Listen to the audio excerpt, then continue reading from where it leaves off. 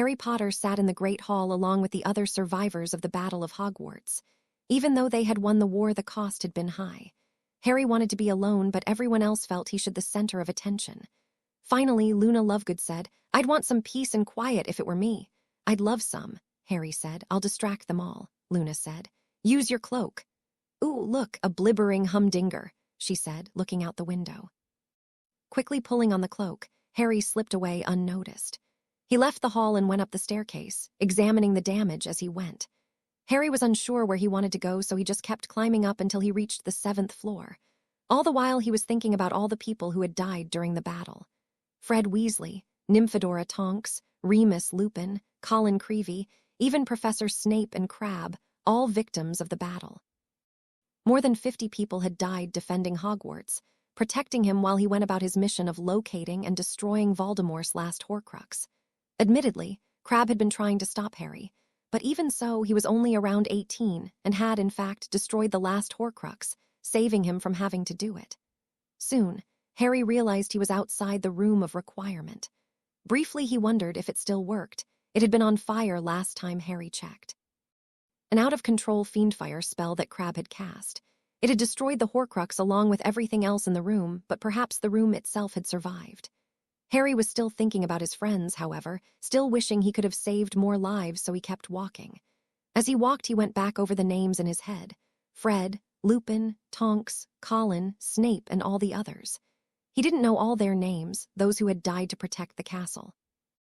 And then there were the others who had died before the battle.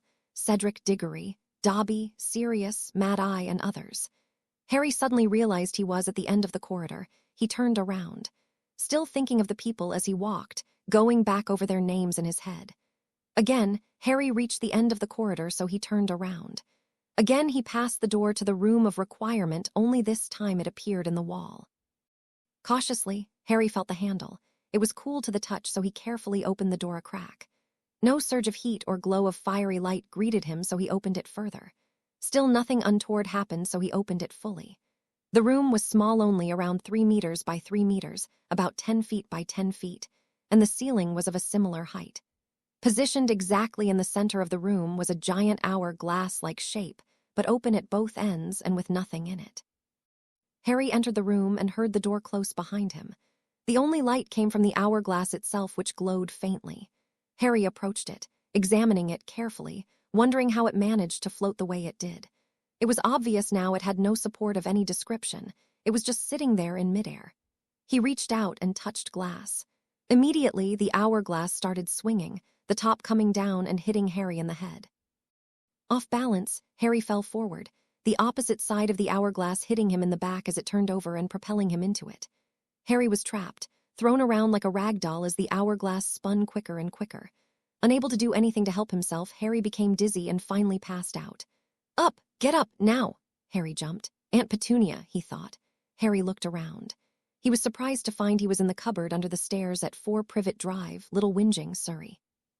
Harry didn't know what had happened. How had he ended up here? Just then Petunia returned. "Are you up yet?" she demanded. "Nearly," said Harry. "Well, get a move on. I want you to look after the bacon. And don't you dare let it burn. I want everything perfect on Dudley's birthday." Harry couldn't believe it.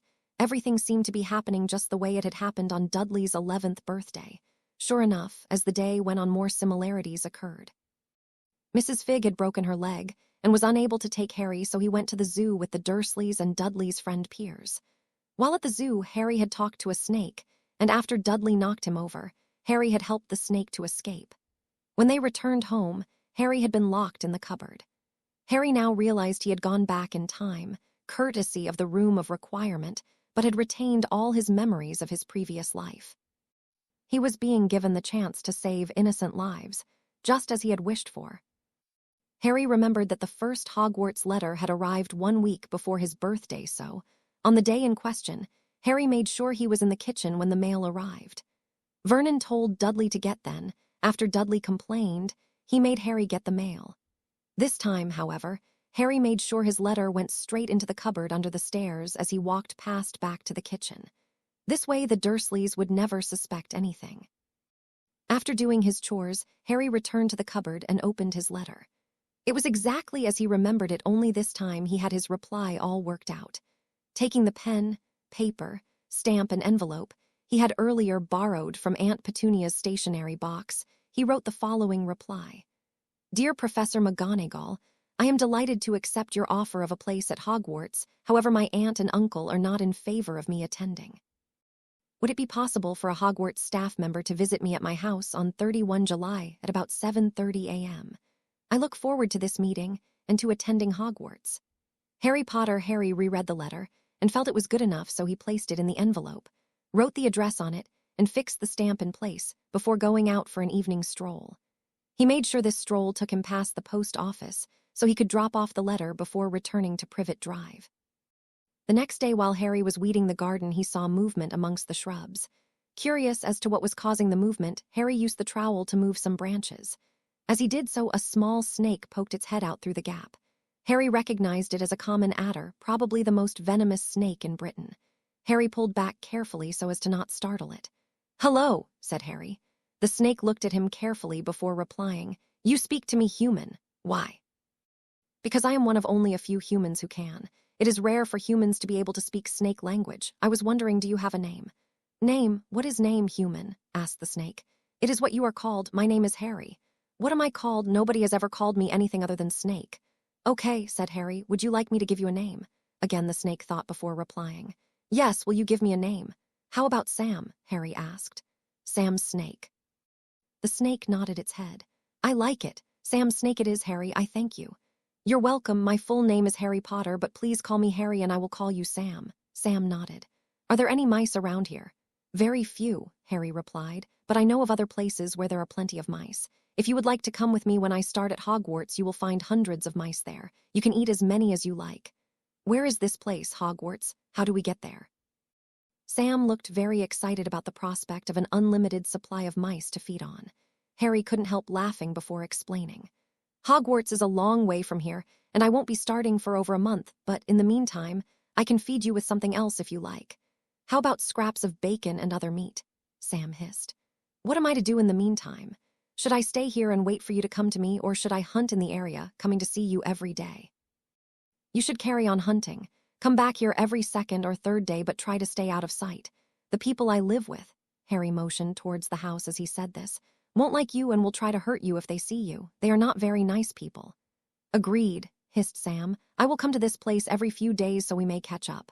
I am looking forward to this Hogwarts place. It sounds like a good place for a snake to live." "I agree. It is a good place for snakes." "I had better get back to work. I'm supposed to be weeding the garden, and the people in there won't be happy if they find it still a mess when they come to check. Make sure they don't see you hanging around here. Goodbye, Sam." "Goodbye, Harry. It was nice speaking to you."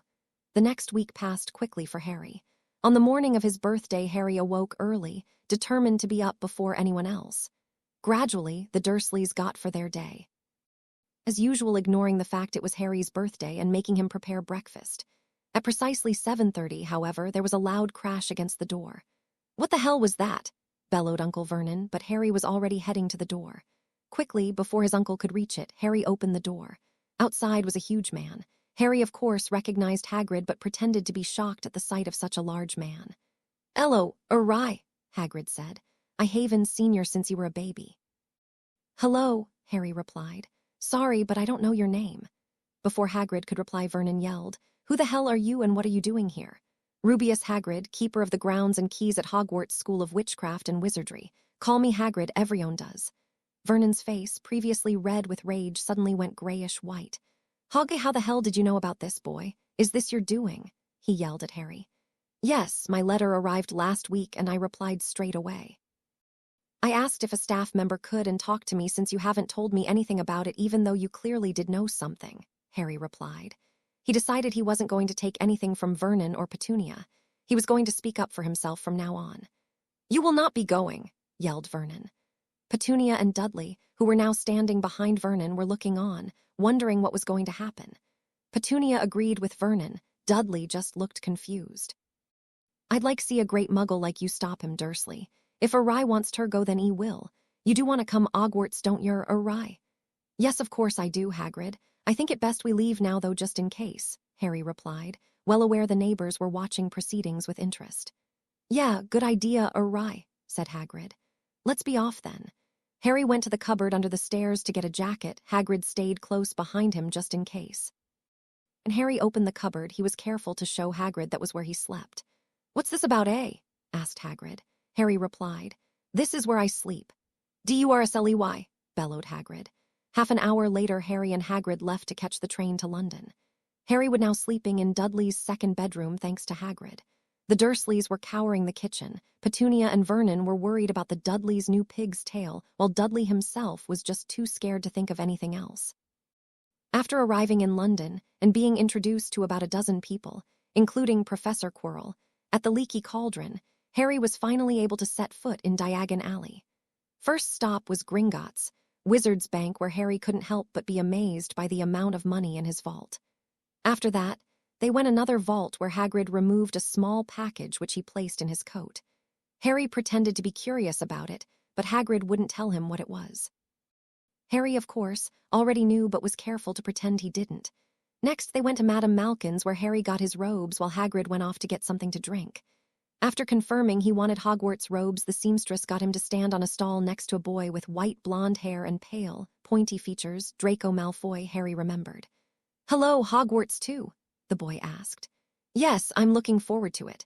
I can't wait to start," said Harry. "Are you alone?" "Where are your parents?" Harry thought for a second, then replied, "My parents were murdered by Lord Voldemort." Both staff members jumped at the name. The boy yelped, "Watch where you stick that pin, will you?" "Sorry," said the seamstress. "It's just the name," she added in a whisper. "Are you Harry Potter?" the other boy then asked, rubbing his ankle where the pin had struck him. "Yes," Harry said. "What's wrong with saying his name? And by the way, what is your name?" Only someone really brave or really dumb says his name. Most people are scared to say it out loud. "My name is Malfoy, Draco Malfoy. I'm not afraid of the coward who killed my parents and then tried to kill me. I'm going to keep saying his name," Harry said. At this point, Hagrid tapped on the window, showing Harry the 2 ice creams he was carrying by way of explanation for why he wasn't coming in. "Who's that?" Draco asked. "That's Hagrid," Harry replied. "He's here to escort me while I get my school stuff." "Oh, I hear he's a servant of some sort at Hogwarts, right?" "He's the groundskeeper," Harry replied. Harry tried to keep his voice even, despite Draco having already slipped back into his condescending personality. He was determined to try and become friends with Draco. After all, Mrs. Malfoy was Bellatrix Lestrange's sister, and probably had access to Bellatrix's vault, which was where Helga Hufflepuff's cup was, and that would need to be destroyed before Harry could defeat Voldemort. "All done," the seamstress said to Harry. "We'll send them out to you when they are ready." "Thank you," Harry said. "Friends, Malfoy?" "Yeah, I guess," Malfoy said, holding out a hand for Harry to shake. Harry shook Draco's hand before leaving. The rest of the trip through Diagon Alley was uneventful until they reached Ollivander's wand shop. Just as had happened last time, Harry chose the Phoenix wand and Ollivander explained how its brother had given Harry his scar. Harry's reaction was different, however. This time he smiled at the thought of being able to block Voldemort's curse when the confrontation came along. Both Hagrid and Ollivander noticed his reaction. "You seem pleased, Mr. Potter. I wonder. Is there a reason for your reaction?" "It's just that I have a powerful wand, as you put it. I hope I can live up to your expectations," Harry said, hoping he had successfully covered up his reaction. Ollivander replied. Harry thought that Ollivander did not believe him but decided to let it go and hope for the best. Hagrid also did not seem to believe him, however. "You all rig there, awry?" Hagrid asked as they left the shop. "Yeah, I'm fine. Just excited, that's all," Harry replied.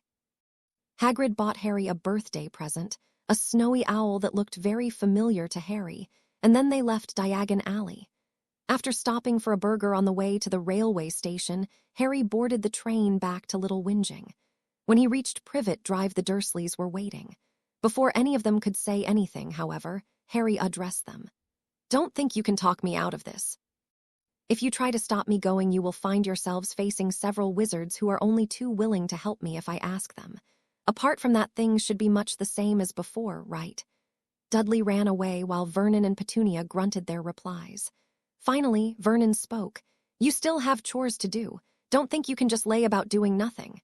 Harry nodded. "Sounds fair. Good night." The day before Harry was due to catch the Hogwarts Express, he approached Uncle Vernon, asking if he could get a ride to London the following morning. Vernon agreed, adding his usual disparaging comments along the way. After that, Harry went into the garden where Sam was waiting for him.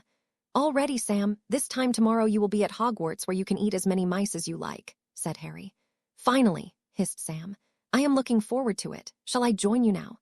"Yes." "It's time for me to take you inside. You'll have to ride in my trunk tomorrow, but I'll make it as comfortable as possible. Remember, don't come out until I say you can. I'm not really supposed to have a pet snake, you see," Harry replied. After going into the house, Harry introduced Sam to Hedwig, his snowy owl. Neither animal was all that happy to see the other, but eventually, Harry managed to get them to not dislike each other at least. The following morning, Vernon was being unusually nice to Harry.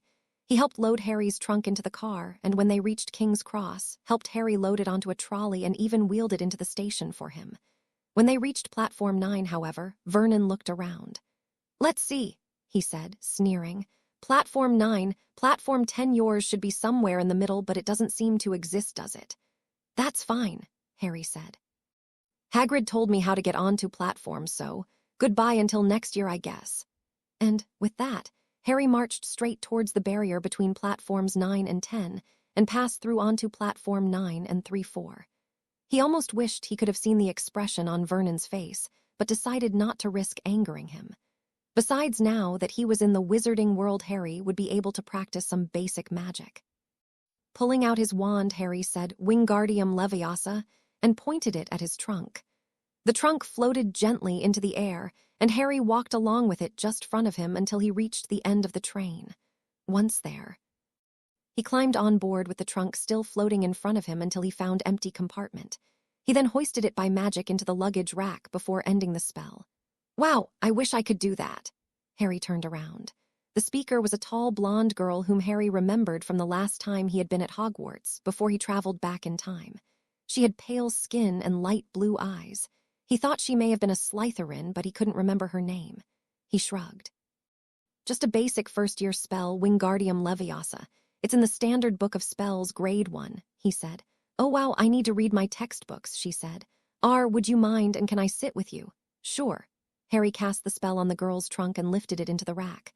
"My name's Harry Potter, and you are?" "D. Daphne Greengrass. Are you really Harry Potter?" She frowned before continuing. "Sorry, silly question. Of course you are Harry, sorry." Harry remembered her now. She was one of Pansy Parkinson's closest friends. He was wondering if it was such a good idea to be talking to her, but then he remembered he had met only a few people outside Gryffindor last time, and that was something he wanted to change this time around. Harry motioned to the seat opposite him, inviting Daphne to sit. She sat just as another girl poked her head into the compartment. "Hi, Daph. Mind if I join you?" The new girl was shorter than Daphne, in fact only around Harry's height, and she had collar-length brownish blonde hair, olive skin, and dark brown eyes. Harry thought she was quite pretty. Daphne looked at Harry. "Do you mind?" she asked. "Number come in," he said to the girl. "Asking permission of a boy, Daph, what's happened?" the new girl asked. "This is Harry Potter," Daphne replied. "Harry, meet Tracy Davis, she's my cousin." Tracy blushed. She dragged her trunk into the compartment and was about to lift it when Harry pulled out his wand. "Wingardium Leviosa," he said for the third time. Tracy's trunk floated up and into the rack. Tracy stood there, mouth open. "Hey, flycatcher, sit down," Daphne called out, laughing at her cousin. Tracy blushed even more. "Don't mind her, Harry, she's not as sophisticated as we purebloods," Daphne said in a condescending tone. Tracy opened her mouth to speak, but Harry got in first. "Actually, I'm a half-blood too." Harry had been wondering how Daphne had ended up in Slytherin, but he thought he now knew why. Although she was related to a half-blood, she apparently had pure-blood beliefs. Daphne's expression had changed to a mix of surprise and embarrassment. Tracy, however, was laughing as she sat next to Daphne. The three of talked about various things as the train traveled north out of London and through the countryside. When the food trolley arrived, all three of them bought a variety of items and shared them around. Harry was keen on collecting the cards from the chocolate frogs, while both girls seemed to like the chocolate more. After a while, talk turned to families. "How are you two related?" Harry asked. "My father's sister is Tracy's mother," Daphne replied. "So I assume your father is a Muggle born?" Harry asked Tracy, but she shook her head. "My father is a Muggle." Mum didn't tell him she was a witch, and he got pretty upset when he found out. That was when my brother got his Hogwarts letter. Dad accused Mum of lying to him and walked out. As a result, I have to spend part of my school holidays with him and his new wife. What's your brother's name? Robert. He's in 4th year now and he's supposed to be looking out for me. Not that I mind him not being here, though. Do you have any brothers or sisters, Daphne? Harry asked. A sister, Astoria. She's 2 years younger than me, Daphne replied. You're an only child, right? Harry nodded. Already he was wishing the topic of family had never come up. Tracy seemed to pick up on this first and she moved to sit next to him, taking his hand as she did so. What are your relatives like? She asked. Harry thought about an answer for a few seconds before replying. They're not all that nice. They don't seem to like me at all. Tracy hugged him tightly, kissing him on the cheek. What sports do you like? Asked, clearly trying to change the topic. I don't know really. I'm looking forward to Quidditch, though. I hear it's a great sport. It's okay, said Tracy. I was asking about Muggle sports, though. Do you like football? Which team do you support? Before Harry could reply, the door opened. A short, plump boy, Neville Longbottom, Harry remembered, had a quick look inside before asking, Has anyone seen a toad? He run away from me. Not in here, no, Daphne said. Maybe you should try somewhere else. As she was speaking, Harry noticed, once again, the condescending tone of her voice. It was as if she felt toads were beneath her, as were people who owned them. The boy retreated out the door, closing it as he left. Harry heard Tracy sigh softly, as if she too had noticed the tone of Daphne's voice. Anyway, Tracy said, as I was saying, do you follow football at all? Not really. I liked cricket more than football, but I wasn't very good at it. It just seemed like fun, said Harry. Tracy whispered in Harry's ear, Don't mind Daphne. She only uses that tone of when she's nervous. She thinks you are judging her. Just then the door opened again. The boy who had lost a toad was back, this time with a girl with bushy brown hair, Hermione Granger, Harry thought. It was the girl who spoke. Has anyone seen a toad? Neville here has lost one. She had a bossy sort of voice, and Harry remembered what she was like the first time around. He also realized why he didn't remember Tracy at all, despite having been in classes with her for 5 years.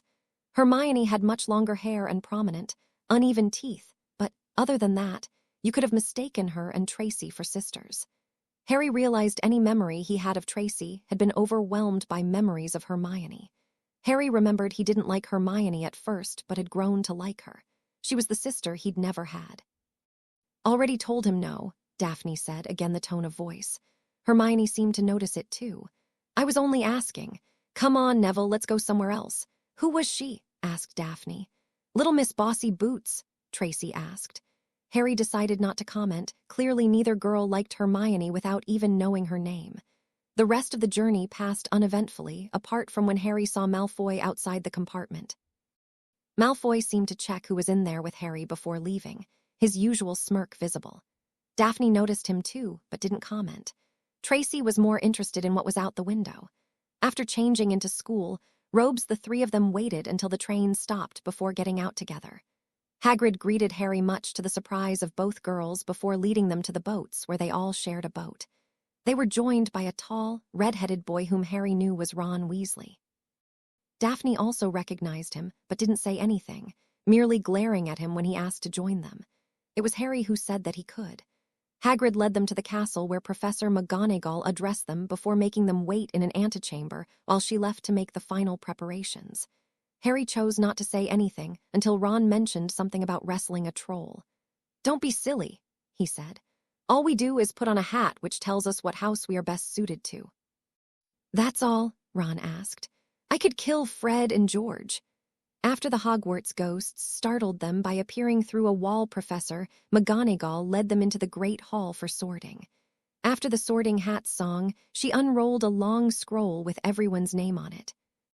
Abbott Hannah Hufflepuff Bones, Susan Hufflepuff Boot, Terry Ravenclaw Brocklehurst, Mandy Ravenclaw Brown, Lavender Gryffindor Bulstrode, Millicent Slytherin Corner, Michael Ravenclaw Cornfoot, Stephen Hufflepuff Crab, Vincent Slytherin Davis, Tracy Slytherin, just as she'd expected. Harry thought in Twistle, Kevin Ravenclaw Finch Fletchley, Justin Hufflepuff Finnegan, Seamus Gryffindor Goldstein, Anthony Ravenclaw Goyle, Gregory Slytherin Granger.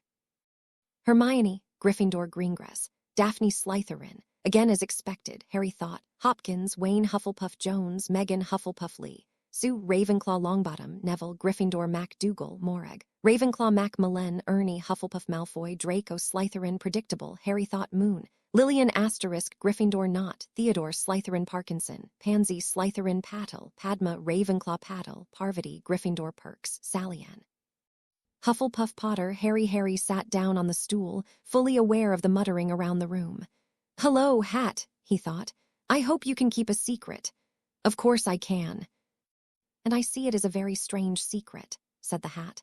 "Your mind tells me you've been here before, but I do not remember you. I can remember every student I've ever sorted. Oh yes, I can, but I don't remember you. You must be a time traveler.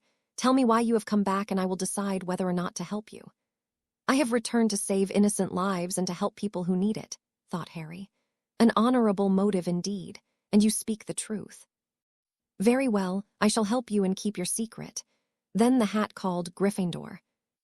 "Rivers, Quincy asterisk, Hufflepuff Roper, Sophie asterisk, Gryffindor Runcorn, Beverly asterisk, Slytherin Smith, Zacharias, Hufflepuff Spinks, Catherine, Hufflepuff Thomas, Dean Gryffindor Turpin, Lisa Ravenclaw Weasley, Ronald Gryffindor Zabini, Blaze Slytherin. After the sorting was finished, Professor Dumbledore said a few words, strange words, Harry noted, and then the feast began.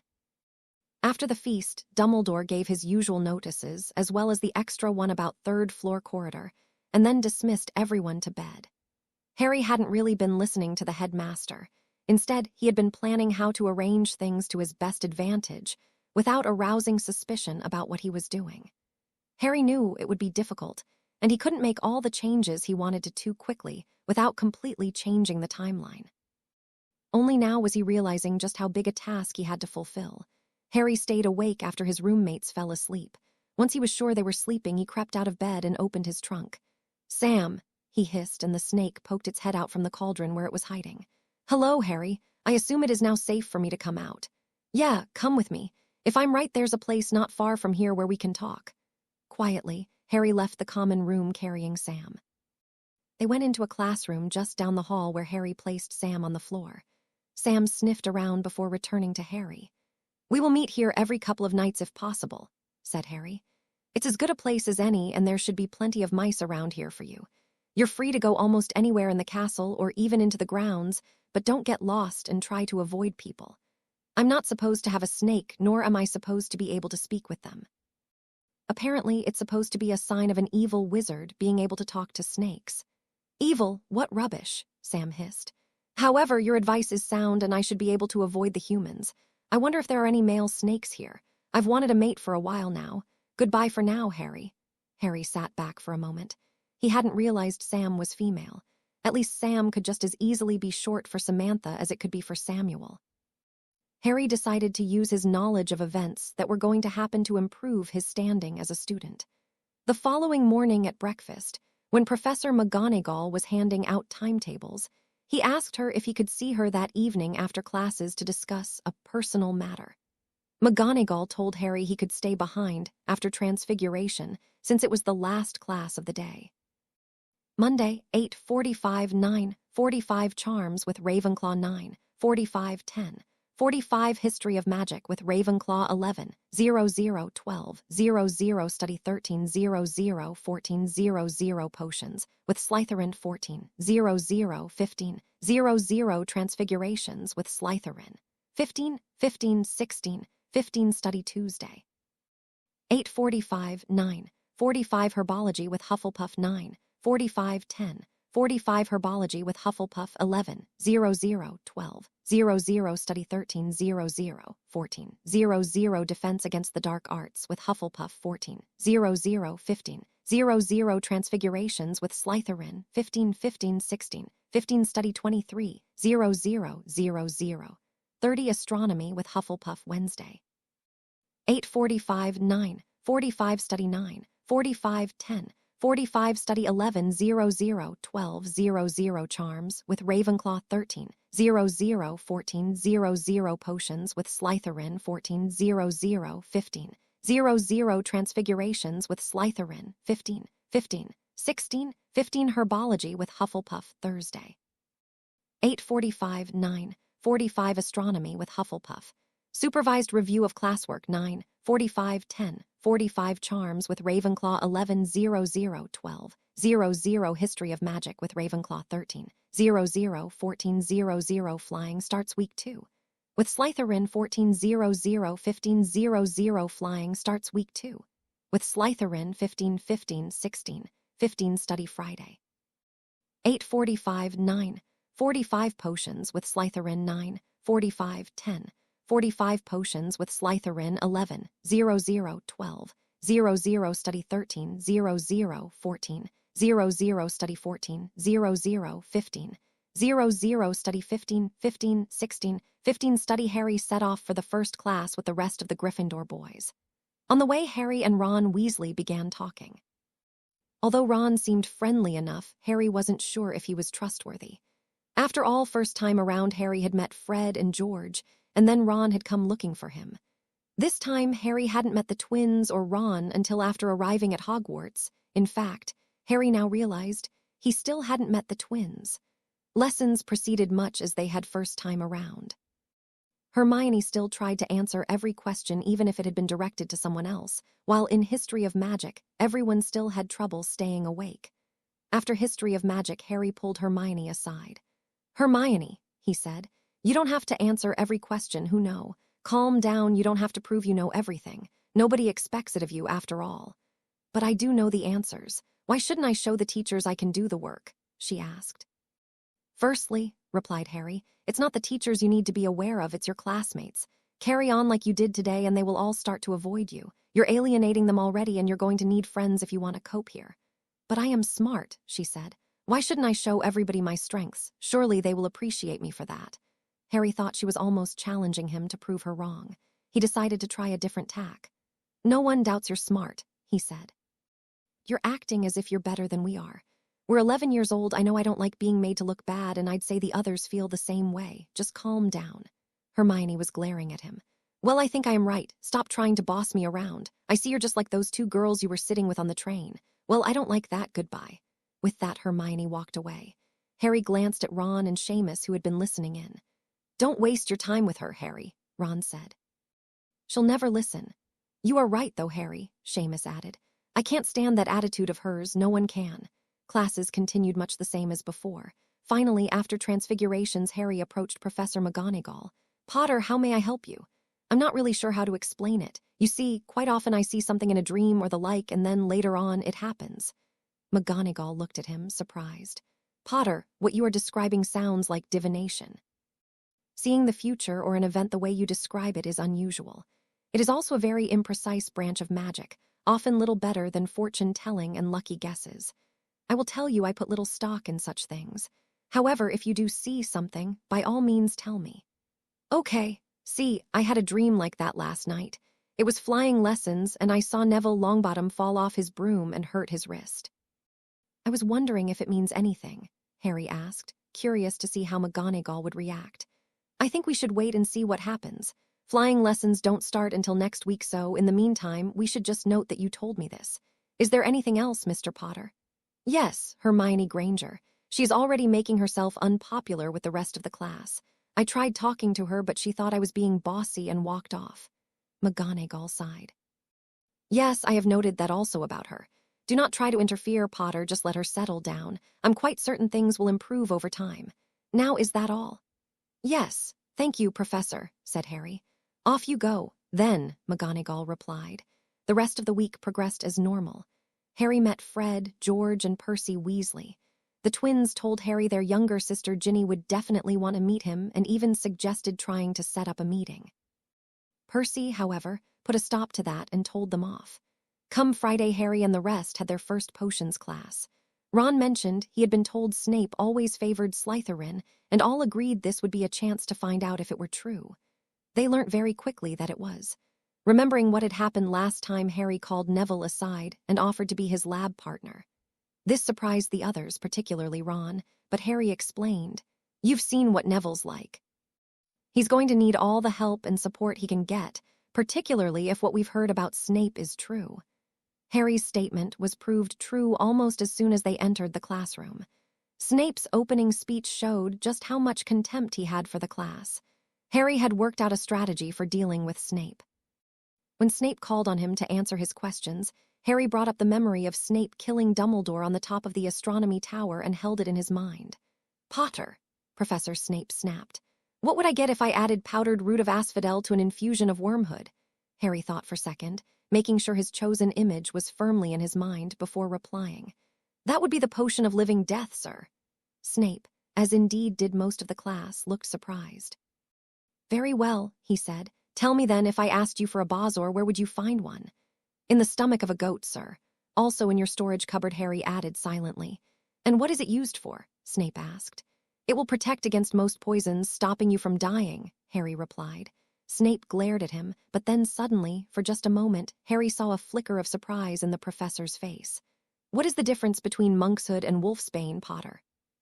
Snape asked. Harry feigned confusion. "I thought they were the same plant, also called aconite, sir." Throughout this time, Hermione had her hand in the air, clearly eager to answer Snape's questions. After Harry had answered each question correctly, she finally put her hand down, looking disappointed.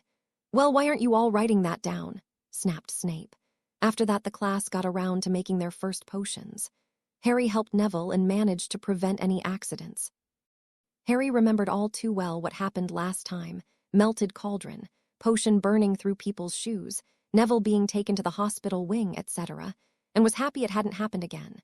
Snape prowled around the class, although strangely stayed away from Harry and Neville, choosing instead to criticize Ron and Seamus's work. Harry got the impression Snape was avoiding him, so, after class, he decided to stay for a few minutes. "Go on ahead," Harry told the others. "I'll catch up with you." "Are you sure?" Ron asked. "Yeah, Snape doesn't look very happy," added Seamus. That was true, Harry realized, but he was determined to talk to Snape. After all, Snape had known his mother and was almost the only person who could tell Harry at the moment what she had been like. Cautiously, Harry approached the desk. "Professor Snape," he asked. "What, Potter?" "I know you were at school with my parents, and I'd just like you to know that, even though I look like my father, I am more like my mother in personality." "Good afternoon, sir," he said. As he left the classroom, Harry noted the silence behind him. Snape had stopped writing. After lunch, Harry headed down to Hagrid's with Ron tagging along. After introductions, and after Fang drooled over Harry's and Ron's robes, Harry asked Hagrid why Snape seemed to dislike him. Harry already knew the answer, of course, but he had to pretend he didn't because it was knowledge he shouldn't have. Hagrid told Harry it wasn't true, but neither Harry nor Ron believed him. They then talked about Ron's brother, Charlie, who worked with dragons in Romania, and then Ron noticed the Daily Prophet. The headline was about the break-in that happened at Gringotts on Harry's birthday. Harry asked if this may have happened while they were there, but Hagrid clearly didn't want to talk about it. Later that evening, Harry went to the classroom where he had left Sam. The snake hadn't been back there, but Harry wasn't worried. Sam was probably too busy eating mice to care about talking to him. This time, however, Sam was waiting for him. "Hello, Sam," he hissed. "Hello, Harry, how are things with you?" she replied. "Not bad, how are you getting along?" She shrugged. "Oh, okay, I guess. There are a lot of mice here, so I'm well fed. You should eat a few yourself, you still look underfed." Harry wasn't sure he liked the idea of eating mice, but chose not to say this. "Anything you want to talk about?" he asked. Sam nodded. "Yes, there is a strange rat here. It smells strange, like a human rather than a rat, and it seems to spend a lot of time near here. Ron, he's a friend of mine, has a pet rat. It's missing a toe on one of its front paws." "Yes, that's the one, it is missing a toe," Sam interrupted. "It's not a rat, though, it smells human." "Well, it could be an animagus, that's a wizard who can turn into an animal," said Harry. "I wonder if Ron knows that. Would you mind if I bit this animagus thing?" "I don't trust what doesn't smell right, and this thing doesn't smell right. I don't want you to get caught. I'm not allowed to have a pet snake, and I'd probably be in a lot of trouble if you did get caught. There are many pipes in this place. I could hide in them after I bite him," she said. "Let me bite him." "Why are you so keen to bite a rat?" Harry asked. "It's not a rat," Sam hissed angrily. "All right, if you can do it safely, then go ahead. But be careful, I don't want to lose you," Harry said.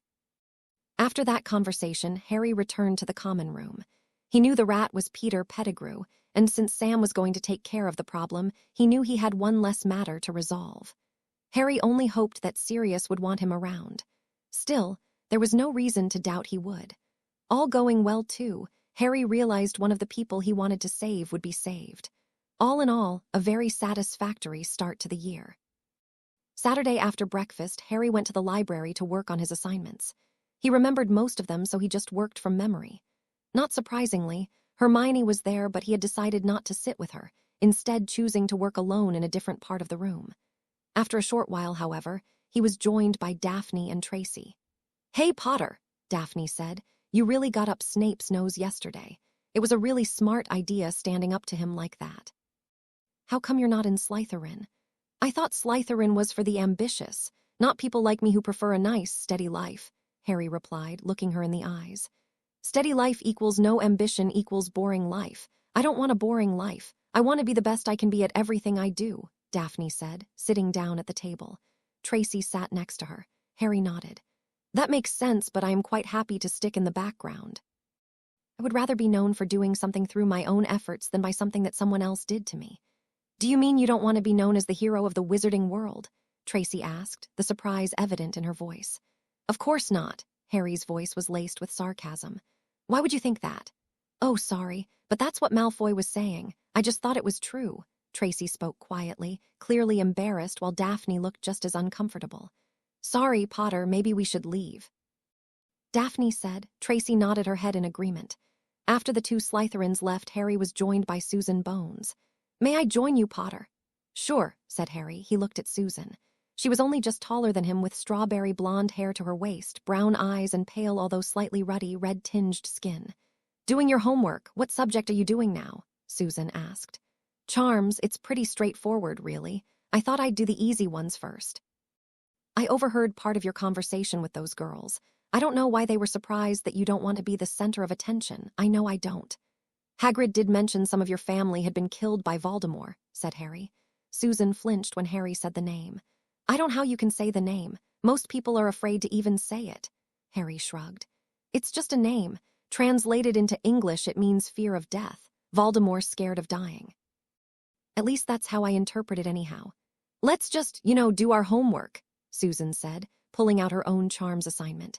Harry and Susan talked quietly about different things. The more they talked, the more Harry found himself liking her. Her aunt was the head of the Department of Magical Law Enforcement, a topic Harry found fascinating. He still wanted to be an Auror, so asked about the jobs within the department. Susan was happy to talk about it. Indeed, she seemed to enjoy talking to Harry as much as he enjoyed talking to her. By the time they left the library for lunch, Harry realized this had been the easiest conversation he'd ever had with a girl. Ginny and Hermione could both be quite bossy, while Luna was different to anyone he'd met before. Susan, however, was nice. He could think of no other way to describe her. After lunch, the Gryffindor boys went outside together, enjoying the good weather. Harry had nearly finished all his homework. He only had Snape's potions assignment to do, and that wasn't due until Friday, so there was no hurry. It was just a good, fun way to spend a sunny afternoon. Sunday followed Saturday's format. Before lunch, Harry finished his last assignment, then coached Ron through his assignments while the other boys watched on, trying to copy Harry's notes. After lunch, the boys went outside again. It was another warm, sunny day, and they couldn't see any reason not to enjoy it. Eventually, Harry and Ron went over to Hagrid's, where they talked about various things, including some of the creatures that lived in the forest. Monday saw the resumption of classes. Harry was again able to master the spells easily along with Hermione, but Harry was still concerned with her attitude. He'd taken on Professor McGonagall's advice about her, but still felt some need to help her. Hermione totally lacked social skills around people her own age. She was obviously an only child, something Harry could relate to. After classes, Monday, Harry was in the library when Daphne and Tracy approached him. "Hello, Potter," said Daphne. "Greengrass Davis. I think I was a bit harsh with you Saturday, and for that, I apologize, but I don't like to talk about what happened to my parents. It is a topic I'd prefer not to discuss." "Let's just pretend Saturday never happened," said Tracy. "We would both like to know you better, though. Malfoy obviously can't be trusted to give an unbiased opinion." "I heard he just does what his father tells him to do," said Daphne. "And my father doesn't trust him." Harry was curious. "What do you mean?" "My family stayed neutral during the, war," Daphne explained. "Lucius Malfoy claimed he was under the Imperious Curse, but my parents don't believe him. Anyway, shall we say I am careful around Draco because of these stories?" Harry nodded. "I heard the same thing about the Malfoys. Apparently the Malfoys are very rich, and I heard a lot of gold changed hands around that time." "See you in class, then?" Daphne asked. "Yeah, I guess," Harry replied as the girls left the table. Thursday afternoon, the Gryffindors went outside where they met the Slytherins and Madame Hooch, the flying instructor. Harry was one of only a small number of people who was able to call a broom to him at the first attempt, but eventually, everyone managed it, although some needed a little help. Next, they were told to mount their brooms, and just as Harry predicted, Neville lost control of his broom and fell off, injuring his wrist. Malfoy picked up Neville's Rememberall, which Harry then tried to retrieve. Both climbed on their brooms while Hermione admonished Harry for not obeying instructions. Malfoy then threw the ball away. Harry shot off after it and managed to catch it just above the ground. After landing to the cheers of the Gryffindor's professor, McGonagall marched out to the group. "Potter, Malfoy, come with me this instant." Draco and Harry walked across to McGonagall. She was eyeing the ball in Harry's hand. "Potter, what is it that you are holding?" "This is Neville Longbottom's Rememberall," he said. "Malfoy, would you kindly explain why you threw this item away?" McGonagall asked. Draco must have realized he was in trouble because he replied, "I don't know, Professor. Don't know. Rememberalls are fragile. It would most likely have broken if at a hard surface. Was this your intention?" "No, I didn't think." "That is obvious," McGonagall interrupted. 20 points from Slytherin for taking an item belonging to a fellow student and attempting to break it. "Potter, I will let you off with a warning since your actions were an attempt to prevent damage to another student's property, but I will say your actions were foolish. Have you ever been on a broom before?" "No, Professor," Harry said, not looking at her. "Very well. Malfoy, you may rejoin your classmates. Potter, come with me." McGonagall led Harry into the castle, up several flights of stairs and down several corridors. Harry had a feeling he knew where he was being taken and was soon proved correct when she knocked on a classroom door. "Excuse me, Professor Flitwick," she said. "Can I borrow Wood for a moment?" Wood was just as Harry remembered him, burly, athletic-looking, and confused. McGonagall introduced them to each other and then said, "Wood, I've found you a seeker." After a short explanation, McGonagall allowed Wood to return to class before taking Harry to another room, this time an empty classroom. "Well, Potter," she said, "I will admit that I am surprised. I spoke to Madame Hooch as she was taking Longbottom to the hospital wing, and she informed me he had hurt his wrist falling off a broom, exactly as you said would happen. Quite a remarkable prophecy. What do you know about divination?" Harry tried to look confused. "Nothing really." "I would like you to see one of my colleagues, Professor Trelawney. She teaches divination, a subject taught to 3rd years and up, but I feel you may have a degree of talent that may be worth looking into more fully. Meet me after dinner this evening and I will take you to her. I shall return Mr. Longbottom's property to him," McGonagall said, reaching out for the Rememberall. "Of course, Professor. May I return to class now?" Harry asked, handing it to her. He was keen to avoid Trelawney, but it looked as if he would have no choice in the matter. "You may go, Potter. Goodbye," she replied. "You're joking," Ron sounded amazed. "You must the youngest person to make a house Quidditch team in a century." "That sounds about right," admitted Harry. "So this is what you get for breaking rules, special treatment." It was Hermione Granger, and she sounded very disapproving. "Actually," said Harry, "the reason McGonagall was watching was because last week I told her Neville was going to fall off his broom and hurt his wrist. She didn't believe me, but she was watching anyway. And I was right. Now she's arranging an appointment with a Professor Trelawney. Apparently she's an expert in divination." "You saw the future," said Fred, who, along with George, had come over to talk to Harry about Quidditch. "Yeah, it's not the first time either, and it's not just the future I can see. Sometimes I can see things as they happen even when I'm miles away." Harry decided that since he was already becoming known as a seer, he might as well exploit his ability, although he decided he would never tell someone their own future. "Huh, impressive, Harry," said George. "Anyway, congratulations on making the Gryffindor Quidditch team," finished Fred. "We're on the team, too." "Beaters," George finished for him. Hermione huffed and walked away. "Still here, Potter." Harry didn't need to look to know it was Malfoy speaking. Already he was wondering if friendship had a different meaning for Malfoy than for everyone else. "And what if I am?" asked Harry. "You think you're so great, how about a duel? Wands only," Draco said. "Agreed. I think we should ask Flitwick to referee, then it's all above the board and we have a neutral referee." "Fair enough," Harry asked. "No deal," Draco said before motioning to Crabbe and Goyle who, as usual, were right behind him. They left for their own table. "Harry, you should have agreed to his terms." Ron sounded disappointed. "No thanks. Besides, Malfoy was just trying to get me in trouble. If he got his way, I'd have been there waiting for him, but instead, a teacher would have found me and I'd get a detention, Harry said.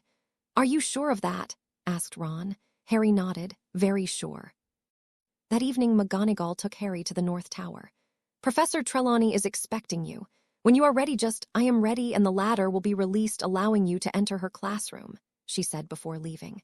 Harry sighed, deciding he might as well get it over with. I am ready. Harry climbed the ladder and stepped into the classroom he had hoped he'd never see again. Looking around and not seeing anyone, he said, Professor Trelawney. Hello, my dear. Please sit down. A voice right behind Harry made him jump slightly. I was surprised when Professor McGonagall said she had a student who could be a seer, but then I remembered something I felt on the first day of school. I felt a strong aura around a first-year student. I now realize it was you, Mr. Potter. Right, anyway, I am supposed to speak to you about seeing, whatever that is. She didn't say how often or how many times I was supposed to come, though, Harry said. How often? Asked Trelawney. As often as you like, and how many? As many as you feel you need. I am here to help you in any way I can. This cheered Harry up considerably. This would be his only visit to this classroom. Right then, he said. What should I do first? From what Professor McGonagall has told me, I think the crystal ball would get the best results. Sit here, Trelawney pointed to the crystal ball on a nearby table. I shall record any visions you may have and give you a copy of them to take to Professor McGonagall. That way we all have a record of this session. I dare say you will want a copy for yourself too. Harry sat down. From what he remembered, he knew he'd have plenty of time to work out a convincing story, so he just relaxed and stared into the ball. Take your time. Most visions come after long minutes of contemplation, Trelawney said. Harry found it easier to think when she was quiet but didn't complain. Look deeply into the orb. Look for anything that appears to have a form to it. After several minutes, Harry spoke. I see a dark cloud over Hogwarts. Harry could hear a quill scratching over parchment. Trelawney was obviously writing down what he said. I sense a great evil hungering for something hidden in the castle, something of great power. In the wrong hands it will bring death, in the right hands it gives life. Great life and wealth and power. It is this power the shadow seeks. The shadow will kill to get this power, kill the innocent, the children, any who stand in its way. Harry knew he was describing Voldemort's attack on his family, but he had worded it in the most ambiguous way he could think of. It should be enough for Dumbledore to realize his meaning, but Harry doubted if too many others would figure it out. After a few minutes, Harry leant back. It's gone. I can't see any more. All right then. Do you wish to try again, or do you think that is enough for now? Asked Trelawney. Give me a few minutes, then I'll try again, he said. Harry had one more story he wanted to plant. After a short pause during which Harry pretended to regain his breath, he returned his attention to the orb in front of him. I'm ready to try again, he said. Once again, Harry waited several minutes before speaking. I see Gryffindor Tower in the common room, no, the dormitories. I see a man. He is fighting a serpent, but the serpent is winning. Harry pulled back sharply. The serpent bit him, it was very clear. It is going to happen soon. I see, said Trelawney, as she finished writing what Harry had said. Do you wish to try again, or do you feel that is enough for one night? Harry shook his head. No, that's enough for now. I'd rather go back to the common room. Professor Trelawney stood up and cast a spell that created a duplicate piece of paper before handing the copy to Harry. Shall we see how these go before arranging another meeting? She said. Yeah, I think that would be a good idea. Goodbye, Professor, Harry said before reaching for the ladder out of the room. As he walked back to the common room, Harry thought over what he had said. He felt he had given a convincing display while keeping it vague so as not to give out too much information. Before reaching the common room, however, he remembered he was supposed to give the scroll he was carrying to Professor McGonagall, so he changed direction, going to her office and knocking on McGonagall's door. Ah, Potter, how did it go? Okay, I guess. How often do I have to see her? He asked. McGonagall took the parchment Harry offered her before replying. Do you feel it was beneficial to you? Not really, Harry said. I don't think I gained anything from it, so. Well, we'll see, shall we? McGonagall didn't seem overly impressed with any of it. Harry remembered she had a low opinion of divination anyway, so he hoped it was finished. On his way back to the common room, Harry heard a sniffing sound. Realizing it was probably Neville, he entered the room it came from. That you, Neville? Harry, thank you for finding me. I've forgotten the password. Neville sounded very relieved. It's Caput Draconis, Neville, same as last week, Harry replied. Maybe you should write it down. Good idea, Harry, thanks. The two of them entered together, joining Ron, Seamus, and Dean, who were playing wizard chess. "So, Harry, how'd it go?" Ron asked. "I am definitely not taking divination when I get into 3rd year." "I had trouble staying awake," replied Harry. "I said a couple of things, both of them I'd seen before going in there. It should keep her happy." The next day they had potions. Harry hoped Snape might treat him a little better this time, but in fact, Snape completely ignored him and Neville. He checked everybody else's work, but he never once approached Harry and Neville. By the end of class, Neville was much happier than usual. He clearly benefited from not having Snape breathing down his neck all the time. After lunch, Harry went down to Hagrid's. Once again, Ron came with him. Amongst other things, Harry asked about Snape's change of attitude. He was genuinely curious as to why this had happened, and although he realized Hagrid might not be able to help him, he wanted to talk to someone about it. Hagrid was unable to offer him any advice, but Ron said it was probably because Harry had correctly answered Snape's questions, and Snape now thought him to be a competent student. Saturday followed the same pattern as the previous week. While in the library, Harry had, once again, been joined by Susan, and the two of them talked quietly while doing their homework. Harry was now certain he liked her company, but he still felt they were too young to be more than friends. Harry was surprised to find he was now thinking in terms of a relationship with a girl he hardly knew even from the last time around. But then again, he had never even met Tracy or Daphne before the recent train ride, and he thought he got on well with both girls. That evening, Harry sat in the common room, all his homework finished and up to date, playing wizard chess with Seamus while Ron, Dean, and Neville looked on. Seamus was closer to Harry's ability level, so it was a much better experience than being beaten soundly by Ron. The game was interrupted, however, by a thud coming from the boys' dormitories. "What was that?" asked Seamus.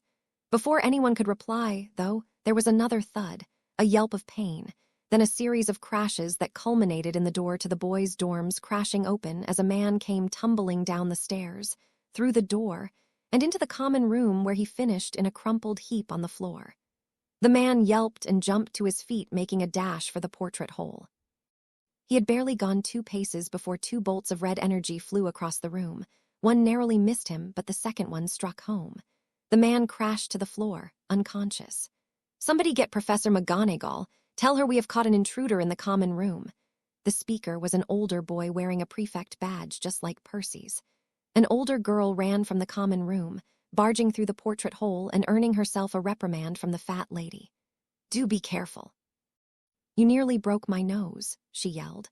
For several minutes nothing happened, then the girl returned with Professor McGonagall.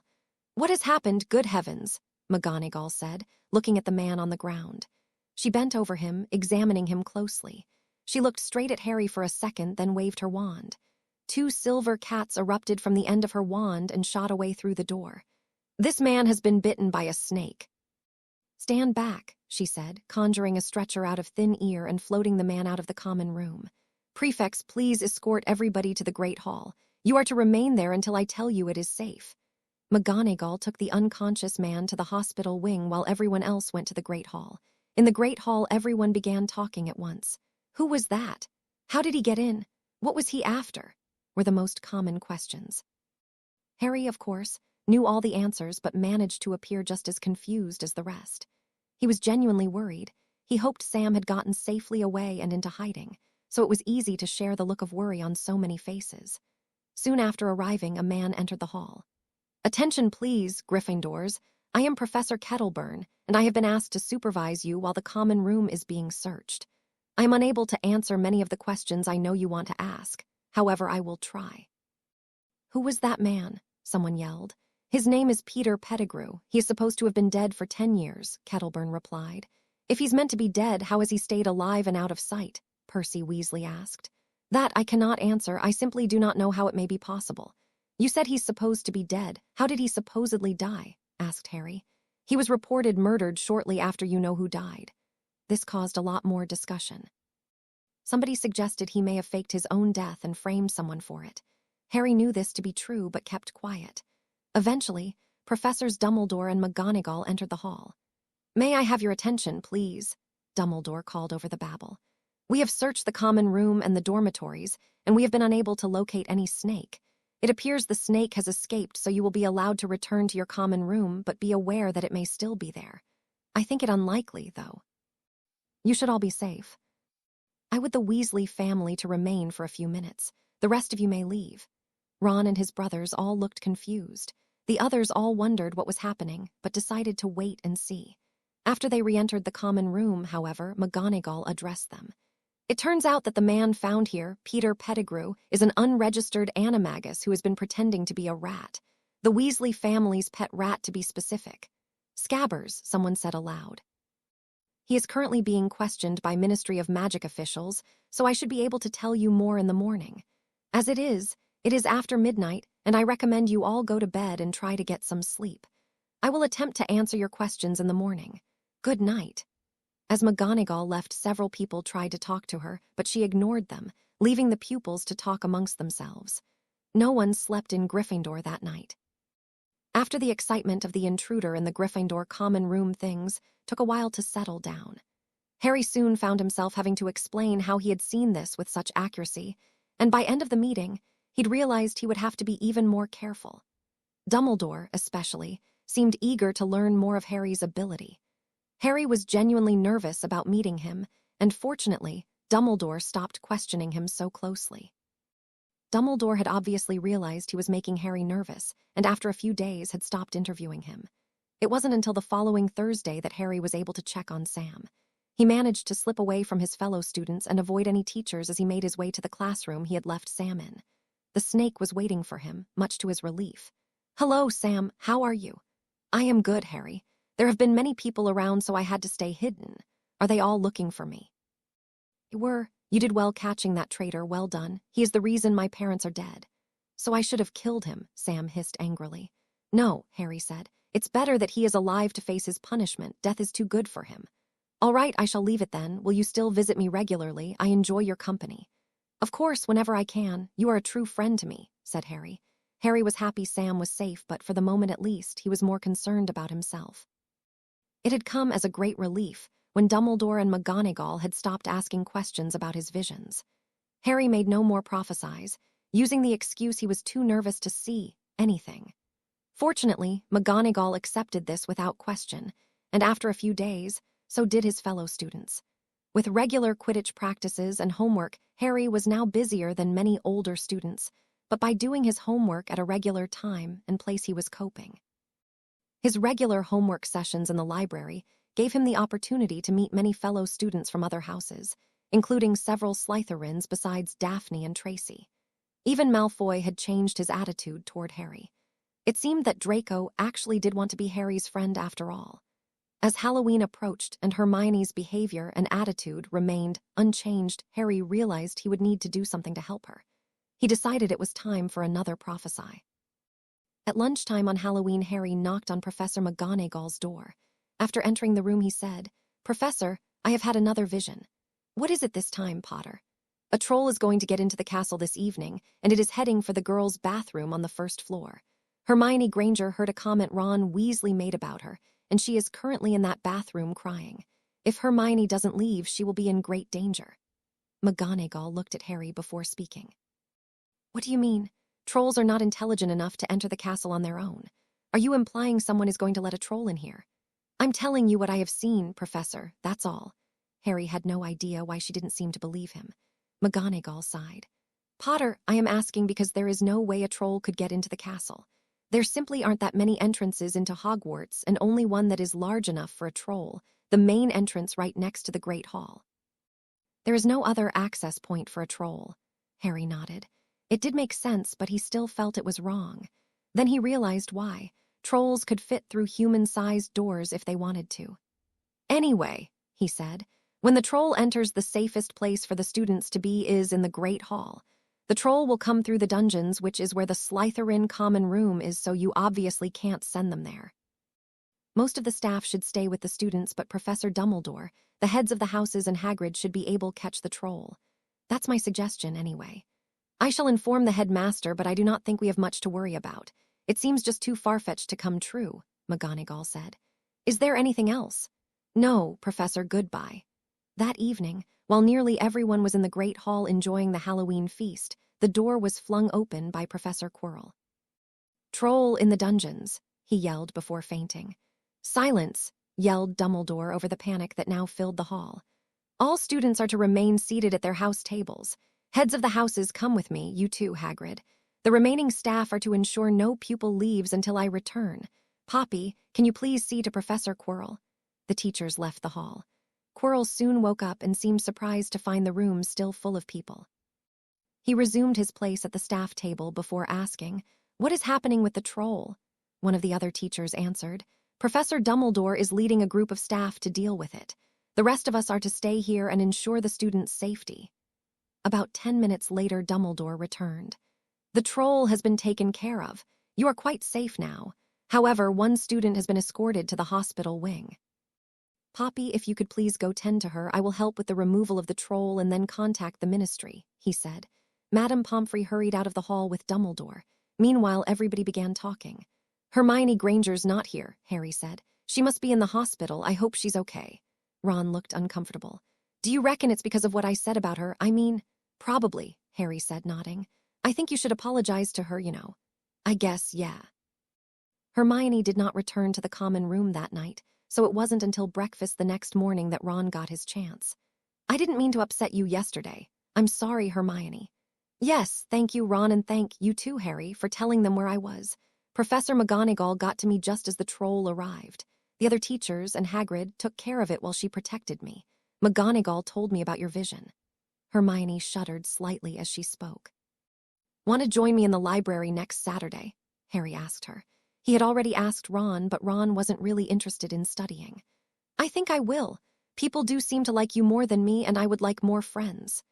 Saturday arrived, and Harry and Hermione entered the library. Harry's usual table was already occupied when they arrived. Susan Bones and 4 Ravenclaws were seated around it. "Hi, Harry," Susan called. "I've saved you a seat," pointing to the empty chair next to her. One of the Ravenclaw boys, Kevin and Twistle, motioned for Hermione to sit between him and the other boy, Stephen Cornfoot. Once all were seated, Susan introduced the others. Kevin was tall and wiry. He looked like an athlete. He had dark hair cut short in a traditional style, fair skin and blue eyes. Stephen had sandy blonde hair in a similar style, though a little longer, and similar skin and eyes to Kevin. The first girl, Sue Lee, had been born in Hong Kong to a Chinese father and an English mother. She had classic Oriental features, dark hair, eyes, and skin. In stark contrast, the other girl, Lisa Turpin, was a freckle-faced blonde girl with blue eyes. All 7 set about their work with a vengeance. The Ravenclaws all seemed determined to best Hermione. Ravenclaw was supposed to be House of the Brainy, Harry knew, so he guessed they didn't want to be shown up by a Gryffindor.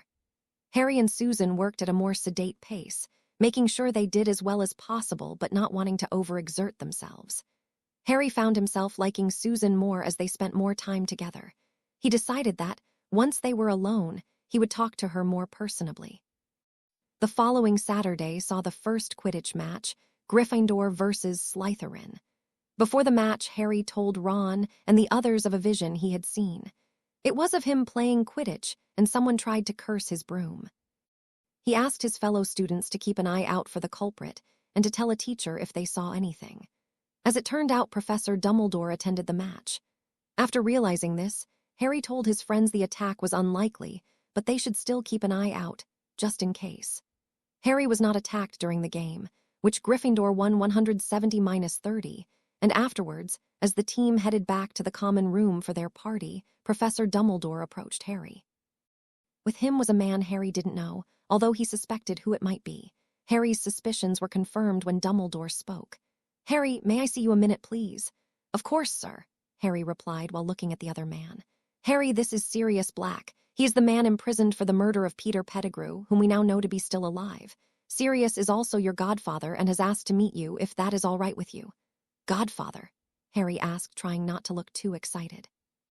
"As in your father's best friend and your magical guardian." Sirius had a raspy voice, as if he were not used to speaking out loud. "Does this mean I don't have to live with the Dursleys anymore?" Harry was struggling to contain his excitement. "No," Dumbledore answered, "but if you are both willing, you could stay with him for a week or so over the holidays. I must admit, Harry, I am surprised you are so keen to leave the Dursleys." "The way they treat me, I don't ever want to go back there," Harry said, his dark mood showing through as he spoke. Harry, I would be delighted for you to stay with me, but I do not currently have a house of my own, Sirius said. I am curious as to why you're so eager to leave your relatives. Dumbledore didn't tell me anything about that. Harry tried not to look too disappointed. He had been expecting something like this, after all. I just want to have a family who care about me. The Dursleys don't. They have never treated me very well. Dumbledore, I think we need to have a discussion about this. There was no mistaking the tone of Sirius' voice as he addressed the headmaster. He was not happy. Harry, your housemates are clearly preparing themselves for a party. Perhaps you should join them. Dumbledore was looking at the group of students standing outside the main entrance. Hermione and the Weasleys clearly visible at the front of the group. Sirius, if you come to my office, I shall answer all your questions and explain my reasoning. Perhaps you and Harry can meet tomorrow for lunch. I will arrange for a special meal for the two of you and any friends Harry may wish to bring along in a private location. Harry decided this would be a good opportunity to get to know Susan better, so, when he went to the library to do his homework, he asked Susan if she would like to go for a walk once they'd finished. She accepted, so they set off for the lake together. From their conversation, Harry learnt that Susan's father's brother had been killed by Death Eaters along with the rest of his family. Harry expressed his condolences, and Susan thanked him before saying she was sorry about Harry's family. Next, they discussed their friendship, and at this point, Harry asked Susan to join him at the dinner Dumbledore was planning for him and Sirius Black. Susan was aware of the situation and readily agreed to attend. Harry realized her aunt might have had something to do with that at least. The week before the end of the school year, Professor Dumbledore sent a note to Harry that the planned dinner would occur that Saturday. He asked if Harry had anyone he wanted to invite, and Harry said yes, giving him Susan's name. Saturday evening, Professor Dumbledore led Harry and Susan to the kitchens where they were to meet Sirius. Upon entering, they noticed a corner had been partitioned off from the rest of the kitchen. Sirius was waiting for them. "Hello, Harry." "Good to see you again," he said, standing to greet them. "Hey, Sirius, this is Susan Bones, my guest." "Hello," Susan said, watching Sirius carefully. The group sat down, Harry on Sirius' left, Susan on his left, and Dumbledore to her left. Dumbledore called a house elf to them. "You may begin serving, Misty." "Of course, sir," Misty replied. Sirius asked, "Susan, am I to assume you are related to Amelia Bones?" "Yes, she's my aunt," Susan replied, looking nervous. "Tell her I want to thank her for so speedily clearing my name. I appreciate it." Susan looked surprised. "Of course, sir." Sirius laughed. It sounded like a dog barking. "It's Sirius, not sir. So, Harry, how is Hogwarts treating you?" "All right, I suppose. It's certainly interesting here, although a map would help me find my way around. It is a bit confusing." Over the next couple of hours, Harry and Sirius talked about many things, including how the Dursleys treated him. Susan was surprised and asked if it was as bad as Harry made out. He said yes, but Dumbledore said although Harry's treatment there was not ideal, it was acceptable. Harry chose not to question that statement, but made a note of it. He knew now that Dumbledore could not be fully trusted. Schoolwork was a much safer topic, and here Susan spoke more than Harry. The final topic was the upcoming holidays. Harry wanted to spend Christmas Day at Hogwarts and New Year's with Sirius. This was agreed to quickly. Susan said she would be going home for Christmas, but would try to come over after New Year's. She also invited Harry to spend Boxing Day with her at her parents' house, and Harry agreed. At the end of the dinner, Harry returned to Gryffindor alone. He was looking forward to Christmas and wondered how much would be the same and how much would be different from last time. Harry decided to do as much of his holiday homework before Christmas. Hermione was, of course, delighted. Ron was horrified. "Harry, it's the holidays. Take a break from work. Let me teach you wizard chess," Ron said when Harry told him of his decision. "Oh, Ronald," Hermione huffed. "I agree with Harry. Do the work now so we don't get overwhelmed trying to do everything at the last minute. Ron, I want to get this out of the way because I plan on enjoying Christmas. I'll be here Christmas Day, then I'm off to Susan's place and then Sirius' place. Will be my first real Christmas, and I don't want it ruined by piles of homework," said Harry. Both Ron and Hermione were surprised to find out Harry would be spending time with the Bones. The next day, Harry and Hermione gathered their work and headed off to the library. Eventually, Ron agreed to join their homework session. On the way to the library, they met Neville and agreed to wait while he got his books and caught up with them. The four of them arrived together and sat down at Harry's usual table. Susan joined them soon after along with several other Hufflepuffs, Ernie, Hannah, and Justin amongst them. Ron did a little bit of work whereas the others did as much as they could. After a couple of hours, Ron decided to visit Hagrid. Harry and Hermione decided to go with him. Neville decided to stay with the Hufflepuffs. After arriving at Hagrid's, the trio talked about different things. Harry decided not to mention what he knew about what was in the castle and what was guarding it. The others, of course, had no idea. "So, awry," Hagrid started. "I hear you're gonna be staying with Sirius for much of the holidays." "Yeah, he is my legal guardian after all, and maybe I will be able to convince him to let me stay rather than having to go back the Dursleys," replied Harry. "I don't suppose you know why Dumbledore wants me to live with the Dursleys, do you?" "Dumbledore'll have his reasons awry, and he usually knows what's best," replied Hagrid. "Harry," asked Hermione, "why don't you like the Dursleys?" "If you had to live there, you'd know why," Harry said, then added, "They don't treat me very well, they don't care about my welfare, and if I left, I doubt they'd even notice my absence." "Surely they're not that bad," Hermione seemed startled. "They are," Harry assured her. After that, the conversation drifted along. Harry decided to mention an incident which hadn't actually happened this time, but he believed the circumstances were similar. "Hagrid, I walked past that third-floor corridor we're not supposed to use, and I heard a lot of growling behind the door. It sounded like a large animal was in there. Maybe several. You don't know anything about it, do you?" he asked. Ron and Hermione were surprised to hear that. They had assumed Harry was spending his free time in the library or somewhere like that, not wandering the castle. "You stay away from there, awry. Fluffy's there for a reason, and it's nothin' ter do why you." Hagrid seemed very agitated at the mention of it. "Fluffy?" asked Harry. "It sounded like several large dogs, but you're telling me there's only one." "Yeah, Fluffy's one dog, and Dawn, you're go pockin' your nose in where it don't belong." "Don't worry about that, Hagrid," said Harry. "You'd have to be mad to go through that door." "Good," Hagrid said. "Now off you go, it's nearly dinner time." With that, Harry and the others left. Harry spent the final week of term planning out the first few days of the holidays. He met with Sam, telling her that they would be leaving the castle for a few days but would soon return. He had decided not to leave Sam behind when he went away, even there were plenty of mice for her to eat. Indeed, Sam was definitely growing and appeared to be very happy with her life at the moment. When the holidays began, and most students, including Susan, had already left, Harry set about exploring the castle. Hermione was going home too, so Ron was the only one to join him. Harry walked past the third-floor doorway, allowing to hear the growls behind the door before heading to kitchens. After that, they returned to the common room where Ron started playing chess against Percy. Taking advantage of this, Harry ducked out and made his way to the room of requirement. After summoning the storeroom, he searched through the various items there before finding the tiara. After putting it in a location where he could easily relocate it when needed, he started planning how to get rid of the basilisk in the Chamber of Secrets. For that, Harry knew, he needed a rooster. Fortunately, Hagrid had several. He'd borrow one, then return it after the basilisk was dead. He also considered the possibility the basilisk might be friendly, although he thought this unlikely. Christmas Day dawned with Harry getting presents for the first time he could remember. At least that was what he told Ron, the only other person left in their dormitory. Harry's presents were as he remembered them, including the invisibility cloak. Ron had one extra present, a note telling him that a special gift would be hand-delivered just before lunchtime. Harry read the note while Ron admired the cloak.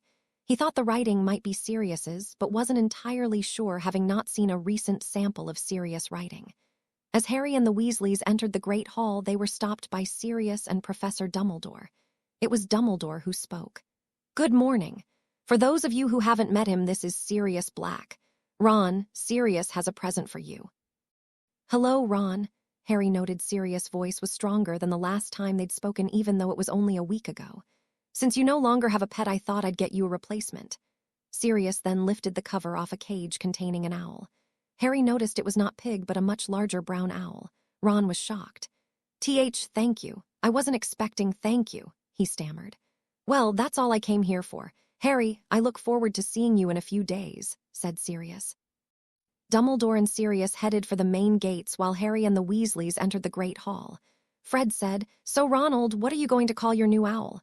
"Something silly," asked George. "Like maybe Percy." "Oh, grow up you too," snapped Percy. Harry couldn't help laughing. That evening, Harry slipped out of the dormitory with his cloak and broom. After collecting Sam from the classroom and placing her inside his cauldron in his trunk, He hurried down to the main entrance wearing the cloak and mounted the broom. It was a cold, clear, calm night as Harry flew to the chicken coop. "Petrificus totalis," he muttered, pointing his wand at the nearest rooster. Next, placed the rooster in the sack he was carrying and then flew back to the castle, through the main entrance, and to Moaning Myrtle's bathroom where he dismounted. He could hear Myrtle in a stall. "Myrtle," Harry called softly. "What are you doing in here?" she snapped. "You are a boy and this is a girl's bathroom." "I know, Myrtle. Would you mind if I asked you how you died?" "Oh, well, in that case." Myrtle's expression changed instantly. "I was right here in this stall crying. Olive Hornby had been teasing me about my glasses, you see.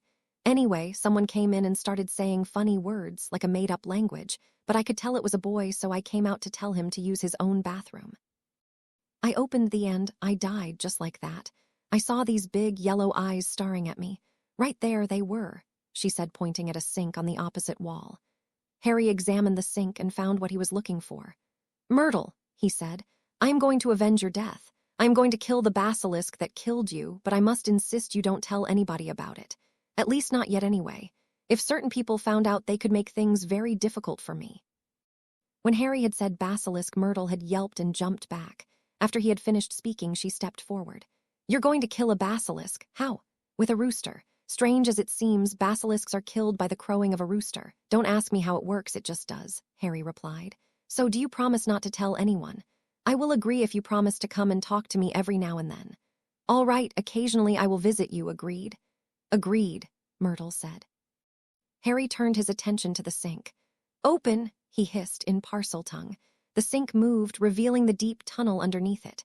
Harry thought for a few seconds, then added, "Stairs." Nothing happened. "Ladder." A golden ladder unwound itself from the ceiling above where the sink had been, falling down the long pipe until the end was no longer visible. "Ooh," whispered Myrtle, looking at the golden ladder. "Right," Harry said. "I'll see you soon." With that, Harry climbed down the ladder carrying his broom, the cloak, and the rooster. At the bottom of the ladder, Harry set off down the tunnel.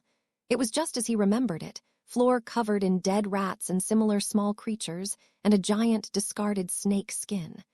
The only difference was that the ceiling was intact. He arrived at the door to the inner chamber. Leaving his broom behind, Harry opened the door. Upon entering the inner chamber, Harry opened the sack, gently placing the rooster on the floor of the chamber. He then cast a spell that created a strong odor designed to mask the smell of the rooster. Finally, he spoke in parcel tongue. "Come to me, Serpent of Slytherin, I wish to speak with you." Harry watched as the mouth of the enormous statue at the far end of the chamber opened. Harry closed his eyes, hearing and feeling for the basilisk. "What is it you wish of me?" the basilisk asked. "Tell me your purpose in this school. Are the stories true?" "My purpose is to rid the school of those who are unworthy." "What are these stories you mention?" "That you exist to kill Muggle-borns, that only those of pure blood are worthy of attending this school." "That is true, only those of pure blood are worthy of the privilege of learning in this great school." "A pity, but not unexpected," Harry said as he turned to the rooster. "Finite incantatum," he said in English. Immediately, the rooster started crowing loudly. The basilisk screamed, throwing itself against the wall. The screaming stopped, and the whole chamber shook as it crashed to the floor, dead. Harry turned to Rooster, which was still crowing loudly and flapping around. Harry now wished he had secured a rope to the bird.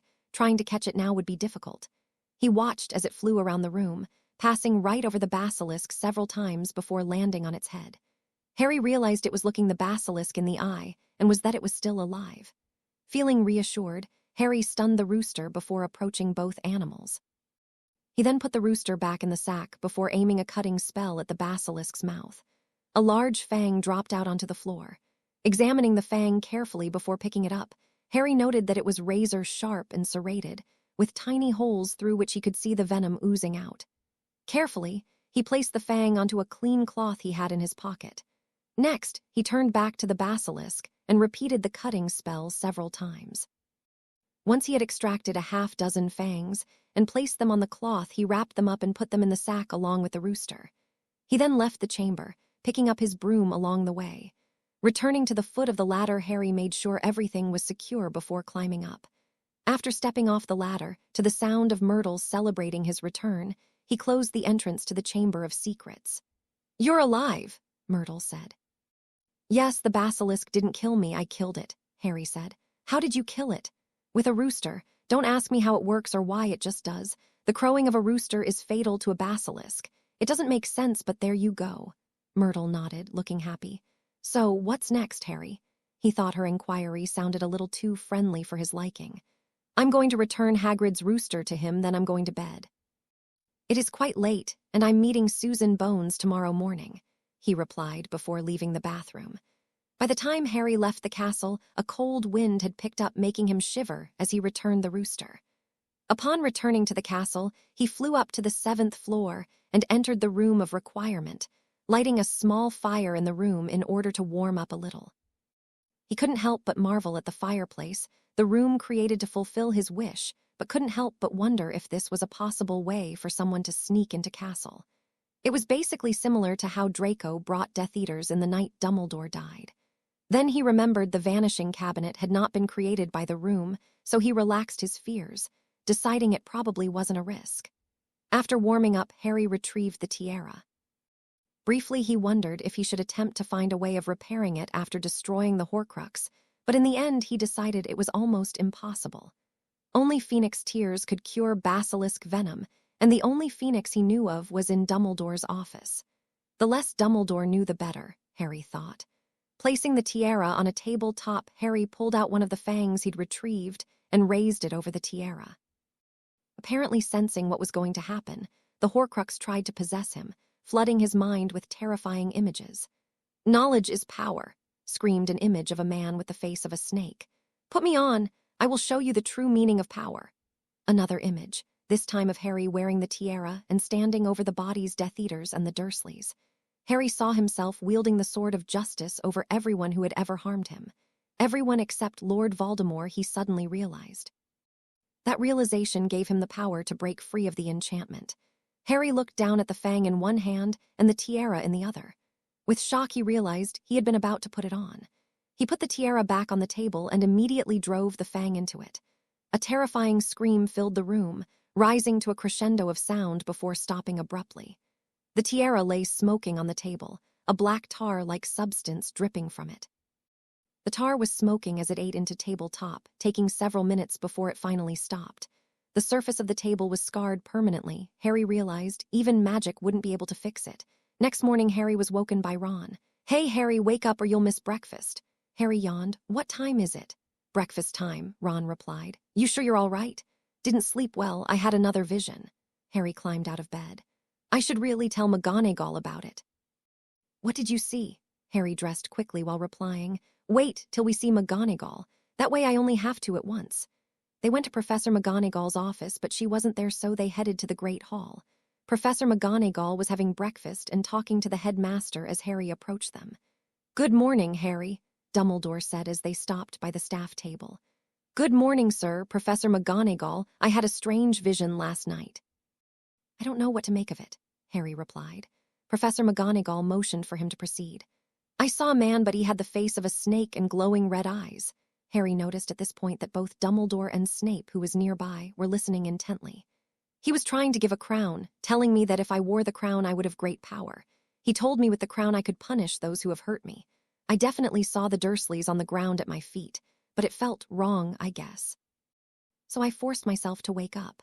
"Are you sure it wasn't a dream, Harry?" Dumbledore asked, but Harry shook his head. "It was too real to be a dream, sir." "Very well, Potter, I suggest you get some breakfast. Mr. Bones will be here shortly to collect you," Professor McGonagall said, as Harry and Ron were leaving. Hagrid approached. "Good morning, Professor Dumbledore," he said. "Funny thing upon last night. When I woke Juice, now I found one o' my roosters unconscious. It had been stunned." Harry suddenly realized in his haste to get to the castle last night he had neglected to revive the rooster he had borrowed. "Is it all right, Hagrid?" asked Dumbledore. "Yeah, Juice a bit cold, but he'll live. Bit odd, though, innit?" "Indeed, I shall look into it after seeing Harry off later this morning. Harry, may I have a word with you after you finish your breakfast?" "Of course, sir." "What do you think Dumbledore wants?" asked Ron. "Don't know. It could be about my vision, I guess," Harry replied. When Harry finished breakfast, he went back to the staff table to await. Dumbledore was deep in conversation with Snape. Snape saw Harry first, but Harry was prepared and put up the image of Dumbledore's death to mask his thoughts. "Are you all packed ready to go?" asked Dumbledore. "Nearly, sir. I just need to collect my trunk from the dorms and then put on a warm cloak and I'll be ready to go." They began walking towards Gryffindor Tower. Dumbledore nodded. Professor Snape has informed me you appear to have mastered occlumency. I refer specifically to that image you showed him of my death. You have used it to successfully block him from your thoughts. Harry was very surprised, but quickly thought up a response. What's occlumency, sir? It is a technique skilled wizards can use to prevent others from seeing their thoughts and memories. Your method of using it appears to be to plant a false image that the viewer finds shocking and which will distract them from their objective. Who taught you that skill, if I may ask? No one taught me, sir. It is a natural ability I have. Harry glanced at Dumbledore and noted he had a worried expression. Wrong answer, Harry berated himself. Why choose that particular image, Harry? Do you have some personal dislike of Professor Snape? Yes, Harry said, trying to shock Dumbledore with his honesty. May I ask why? He's a bully. Haven't you noticed that he picks on students, belittling them rather than helping them? Do you believe he bullies you? He tried, but I was prepared. I'd been told what to expect from him, so I pulled up that vision. It's another prophecy in case you cannot tell, and it will happen if certain other things happen first. They had reached the common room, so Harry left Dumbledore to get his things, leaving the headmaster to think over what he had said. Upon returning, Harry hurried down to entrance hall, keen to avoid any further conversation with the headmaster. Fortunately, Mr. Bones was waiting for him there, passing the time in conversation with Professor Sprout, head of Hufflepuff House. Harry was happy to see Mr. Bones since it meant his haste had been justified. Harry, it's good to finally meet you, Mr. Bones said. Susan has told us about you, of course, and your face. He was looking at Harry's scar as he said it. Is known to all. Hello, Mr. Bones. I'm ready to leave as soon as you are. Harry couldn't wait to get away from Dumbledore. He turned to Professor Sprout. Good morning, Professor. Good morning to you, Potter, Sprout said. Well, I won't hold you up, Charles. I'm quite sure Susan is looking forward to meeting young Mr. Potter outside of school. With that, the two professors returned to the castle, and Harry followed Mr. Bones to the main gate. Have you ever apparated before, Harry? He asked. No, sir. How does it work? Asked Harry. It's advanced magic that you learn in 6th year. All you have to do, however, is hold my arm once we are outside the gates, and I can take you straight to our destination.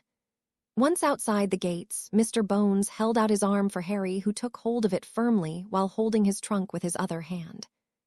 For a few seconds, Harry felt as though he was being squeezed through a tiny tube, but then he was standing in the backyard of a medium-sized house in a semi-rural setting.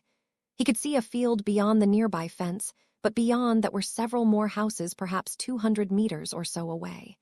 He looked around, familiarizing himself with the setting before turning back to Mr. Bones. So that's Apparition, he said. Yes. Not the most comfortable way of getting around, but by far the quickest, Mr. Bones replied. Sirius will be picking you up around 7 p.m. He knows the address. So, shall we step into the house? Harry nodded, enthusiastically. Harry entered the house ahead of Mr. Bones. Susan was sitting at the kitchen table and stood up to greet him as he entered. Hello, Harry. Drop your trunk off here and let's go, she said, indicating the corner of the kitchen next to a very muggle-looking fridge-freezer. After putting his trunk in the space indicated, he asked, Why the rush? Can't we sit down for a while first? Because it's already after 9:30 and the shops are already open. We have some shopping to do. Shopping. Susan grabbed his hand and led him out the door on the opposite side of the kitchen. After a walk along the hall, they exited via the front door, where Harry saw a green car being driven by somebody who was obviously a wizard. The way he was dressed was a dead giveaway. Also in the car was a woman. Susan introduced her as Amelia Bones, head of the DMLE. After a drive of nearly an hour, they arrived in a medium-sized shopping center on the outskirts of London. Harry had asked why they were going shopping, but no one had told him. They had simply said they were getting some necessities and asked if Harry had any muggle money. When Harry said no, Amelia told him she would take him to Diagon Alley after they arrived at their destination. Amelia found a secluded area from which they could disapparate. One apparition later, and Harry was back in the leaky cauldron, the gateway to Diagon Alley. At Gringotts, Harry spoke to first available goblin. I am Harry Potter. I would like to withdraw money from my vault and change it into muggle money. Do you have the key to your vault? Asked the goblin. Yes, here you go, Harry said as he pulled out the key. That is all in order. Griffook, please take Mr. Potter to his vault. Before we go, can you please tell me if anyone else has access to my vault? I will need to check our records for that information. Do you wish to amend the list of authorized persons? Possibly, but I need to know who is on the list first. Very well. The information you request will be available upon your return. Thank you, Harry said before turning to Griffook. When the formalities were completed, Harry went to his vault and took out 100 galleons, which he exchanged for £475. The balance, about 5%, went on exchange fees. As soon as they left the bank, Madame Bones apparated him back to the shopping center. Susan had already picked out several items of clothing for Harry to try on. Harry now realized why they were going shopping. It was so he could get some new clothes. Nearly 3 hours later, they returned to the Bones house, where Harry put on some of his new clothes before having lunch. After lunch, Harry and Susan retired to a spare room where they talked, played board games, and generally had a pleasant time. Towards the evening, they heard what sounded like a motorcycle stop outside the front gate. A few seconds later, there was a knock on the door. They headed back towards the front door as Mr. Bones opened and Sirius entered the house. "Hello, Harry," Sirius said. "New clothes, I see, good." "It was Susan's idea. How are you?" Harry said. "I'm good, thank you, Susan. Harry did need some proper clothes, and I'm glad I didn't have to take him shopping." Susan said, "I'm glad you approve. Is that your motorcycle out there?" "Yep, that's mine," Sirius replied. "Only just got it back from Hagrid yesterday." "There is plenty of room for both you and the trunk in the sidecar." Sirius drove fast into central London. For a while, Harry wondered why no one had pulled them over for speeding, but then he remembered magic. All the same, he decided to ask Sirius about it. "3 things," Sirius replied. "Firstly, a space-adjusting relativity charm that allows the vehicle to sense the amount of available space and adjust its own dimensions to fit. Secondly, a disillusionment charm, meaning that muggles cannot see the bike. And thirdly, a muffling charm that ensures only people who know of the bike's existence or who know the person riding it can hear it coming. The enchantments are essentially the same as those on the night bus, but modified for a smaller vehicle." Harry nodded his understanding before deciding to ask about the night bus. "It's a form wizarding transport. Really uncomfortable to ride, but it gets you to where you need to be. I've added cushioning spells to the bike to make it more comfortable, and of course, this bike doesn't suddenly jump from one place to another hundreds of miles away like the night bus does." Presently, they arrived on a small cul-de-sac called Grimald Place. "Welcome to the Black Family Mansion, number 12, Grimald Place, London. Since I'm the last surviving person with the black name, I inherited it when my mother died. Even though I don't like it here, I agreed with Dumbledore that it was better I claimed my inheritance than let it pass into the hands of the next in line, my cousin Narcissa Malfoy." "That's not Draco Malfoy's mother, is it?" asked Harry. "I think so, yeah. She has got a son, so I guess that's him. Well, let's get in out of the cold. There are a couple of people I'd like you to meet. They should be here by now." Upon entering, Sirius took Harry straight to the kitchen. There were 4 people in there, drinking bottles of something. Several more identical bottles sat on the table along with a lot of food. Clearly, they were planning a party. "Harry Potter, I would like you to meet my cousin Andromeda Tonks, her husband Ted, their daughter Nymphadora." "Don't you dare call me Nymphadora, Sirius," snapped a young woman no more than 18 or 19 years old, with pink hair that changed color to dark red as Harry watched. "Call me Tonks or Dora." "Tonks," Sirius continued as if there had been no interruption. "And finally, Remus Lupin. After your father, Lupin or Moony was my best friend at school." Harry greeted each in turn before accepting a bottle from Lupin. "This is great. What is it?" he asked. "It's called butterbeer. I'm glad you like it," Lupin replied. Harry already knew that but was pretending he didn't. Harry drank the butterbeer and had a lot of food. As the evening wore on, he approached Tonks. "How did you make your hair change color earlier?" "I am a metamorph magus. It's a talent you have to be born with, so I cannot teach you if that is what you were going to ask," Tonks replied. "Is it just your hair you can change?" "No, I can change my whole face." Tonks demonstrated this for Harry, who was very impressed. "I hope it will be of use to me as an Auror. That's a magical police officer, and that's what I'm training to be." The next morning, Harry got up to find Sirius in the kitchen. "Morning, Harry," he said. "Good morning, Sirius. What's for breakfast?" "Let's see what Creecher has prepared." "Creecher," Sirius called. A strange-looking but obviously old creature appeared, muttering under its breath. Harry had forgotten how much Creecher hated Sirius and just how nasty he could be. He did, however, know how to fix the problem. All he had to do was find the locket. It had been in the drawing room, Harry remembered. After a breakfast of bacon, eggs, and toast washed down with a cup of tea, Harry decided to explore the house. Sirius' bedroom was on the top landing, so he stayed away from there, instead exploring the bedrooms on the same floor as his room. Later, he entered the drawing room and immediately set about trying to find the locket. Once he found it, he headed straight to the kitchen where Sirius was looking at some papers. "Sirius, I was exploring the house and in the drawing room I found this," Harry said, pulling out the locket. "I recognize the symbol on it. It is Salazar Slytherin's personal sign." Sirius looked confused. "What is something belonging to one of the founders of Hogwarts doing here? My family is of noble stock, but we are not descended from any of the founders." Harry decided he was going to trust Sirius, so he told him almost everything. Harry talked about the tiara, how it had belonged to Rowena Ravenclaw, and how he had found it in the room of requirement at Hogwarts.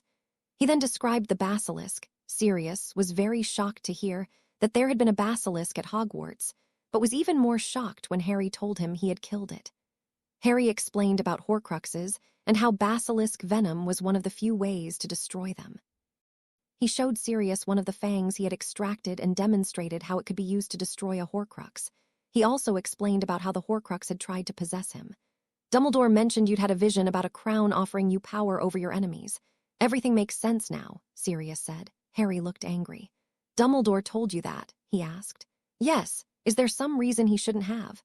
I told him and McGonagall that in confidence. I assumed I could trust them." "Clearly, though, I can't." "Do you trust me?" Sirius asked. "Yes, probably more than anyone now." "I guess you don't want me telling Dumbledore or anybody else about our conversation." "That's correct, yeah," Sirius nodded. "Right then, I guess we should check this locket out, see if it is a Horcrux." "It is," Harry said. "I checked it out before I brought it to you. I think we should ask Creecher to come back in here first. I am certain there is more to this than meets the eye." "Creecher," Sirius called. The house elf appeared, still muttering to himself. "Creecher, do you recognize this?" Sirius asked, showing him the locket. Instantly, Creecher tried to snatch it. "Give it to me," he croaked angrily. "Master Regulus trusted me with that." "Creecher," Harry said, "what has Regulus got to do with it? Filthy blood traitor, how dare you speak to Creecher?" "I can help you destroy it," Harry said loudly. Creecher stopped, looking at Harry with huge eyes. "Creecher has tried to destroy it. Master Regulus wanted Creecher to destroy it, but Creecher failed." "Oh, Master Regulus, Creecher has dishonored you. Creecher is sorry." The elf started crying. "Sirius," Harry asked quietly, "can you make Creecher do what I ask him?" Sirius thought for a minute while Creecher sobbed loudly. "I can give him to you. As his master, I can make him do anything I want, and I don't really want him anyway. Creecher."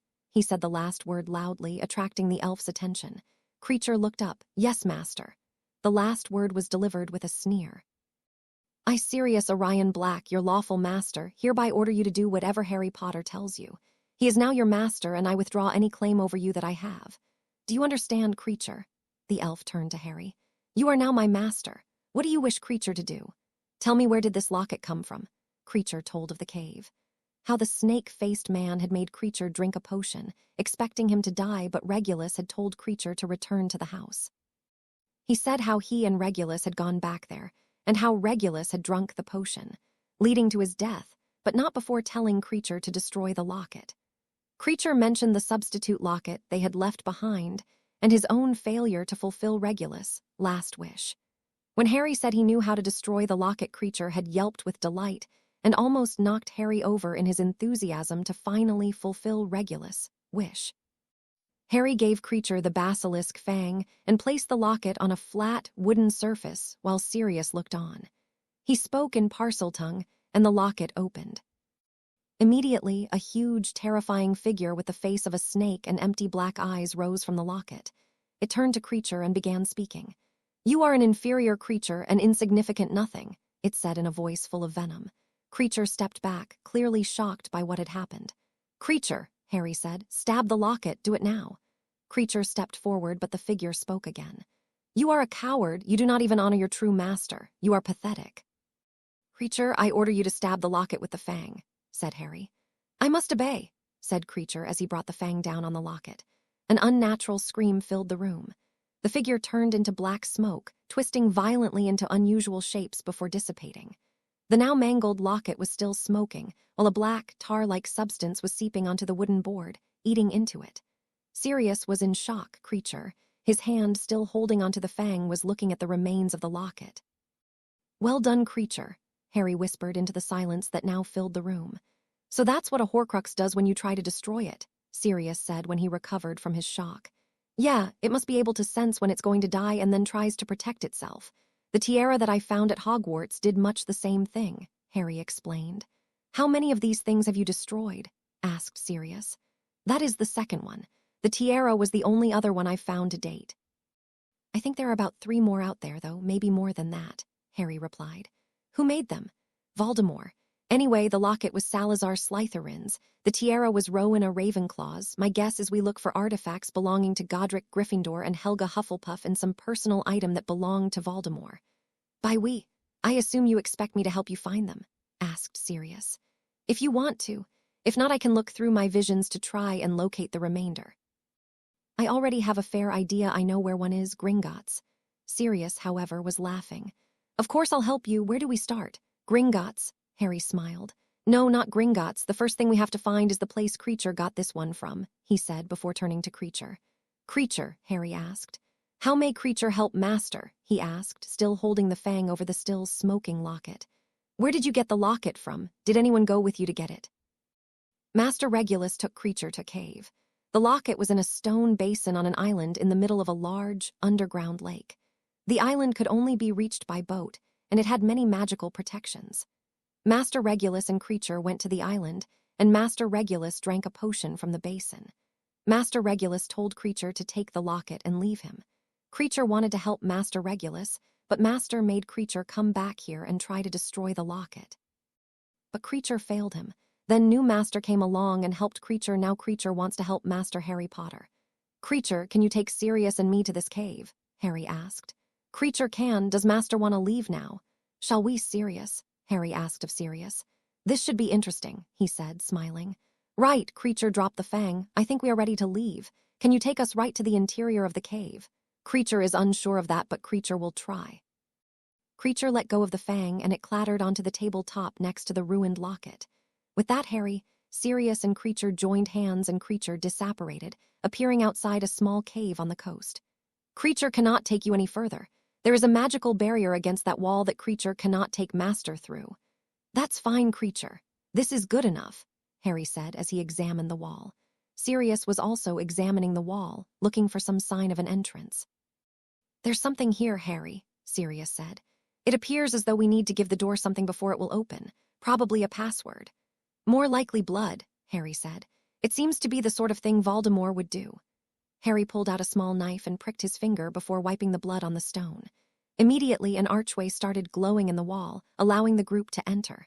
A narrow path ran round the edge of the lake, which they followed until Sirius, in the lead, told them to stop. His hand groped around in the air until he grasped hold of a chain and began hauling something towards them. The something turned out to be a small boat.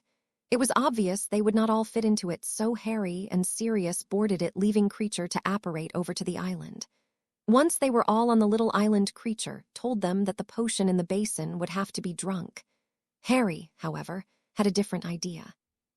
I think if we scoop the potion out into about a dozen goblets, it may be possible to empty it without drinking the potion.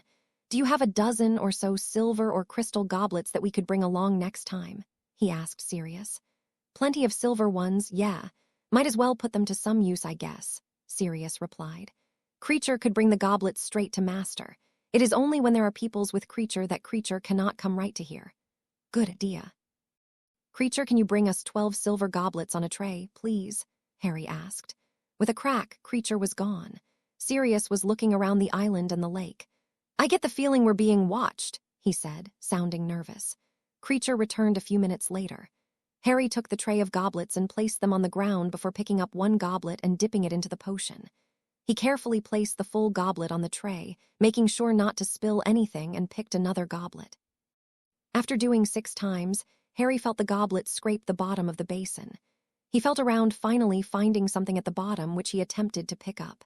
This proved unsuccessful, so he put the full goblet down and picked up a new one. This time he was successful and scooped another locket out of it. That is Master Regulus' locket. The one Master exchanged for the evil one, said Creecher when he saw what Harry was holding. Harry gave the locket to Sirius and began emptying the goblets back into the basin. When he finished, he spoke to Sirius. "Do you want to keep the locket?"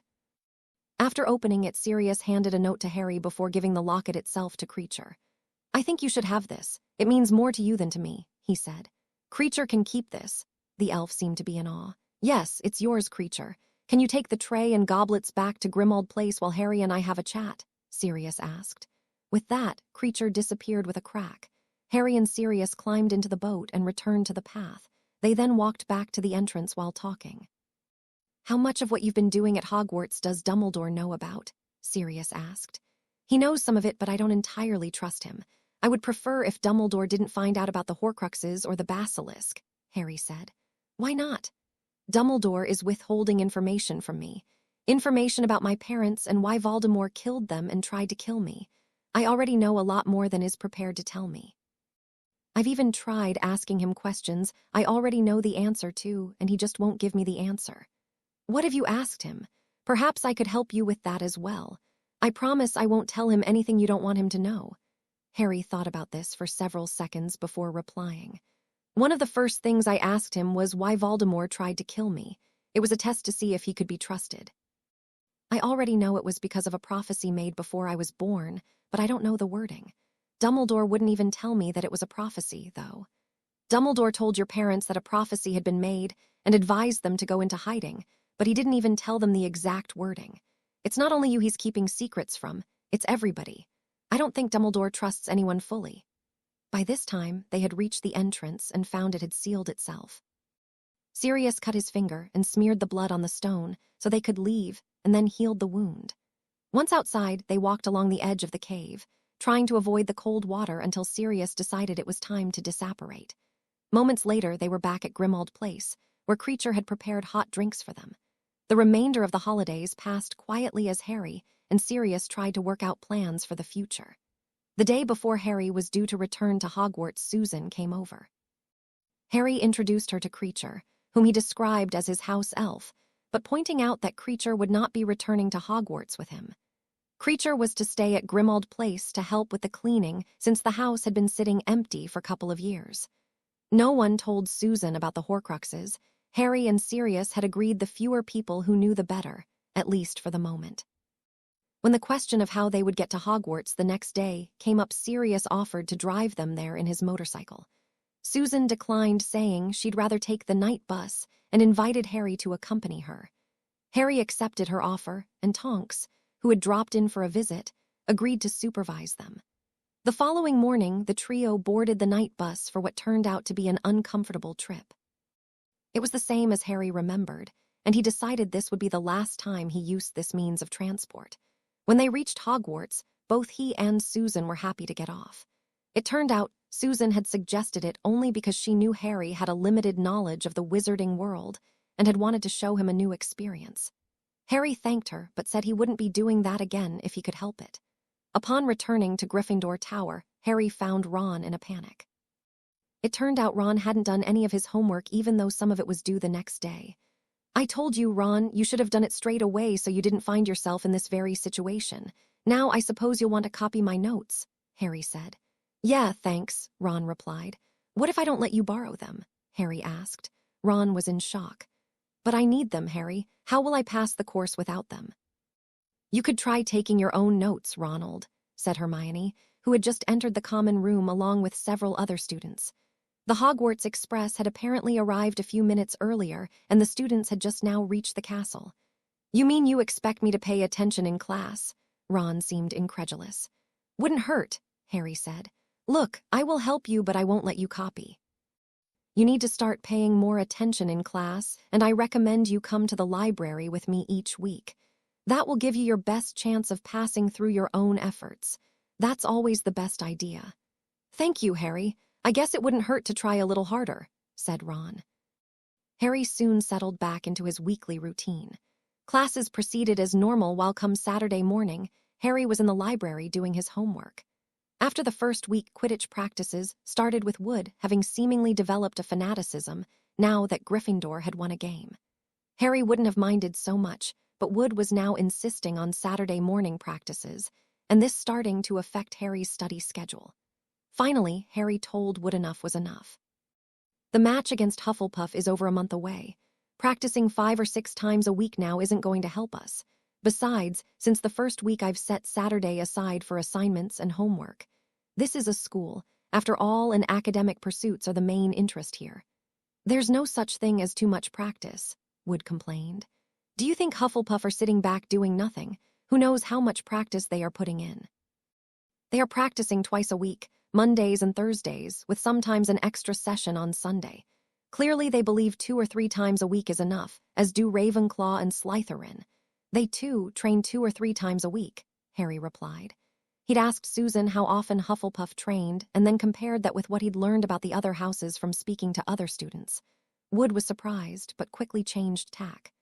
3 times a week, he said, laughing.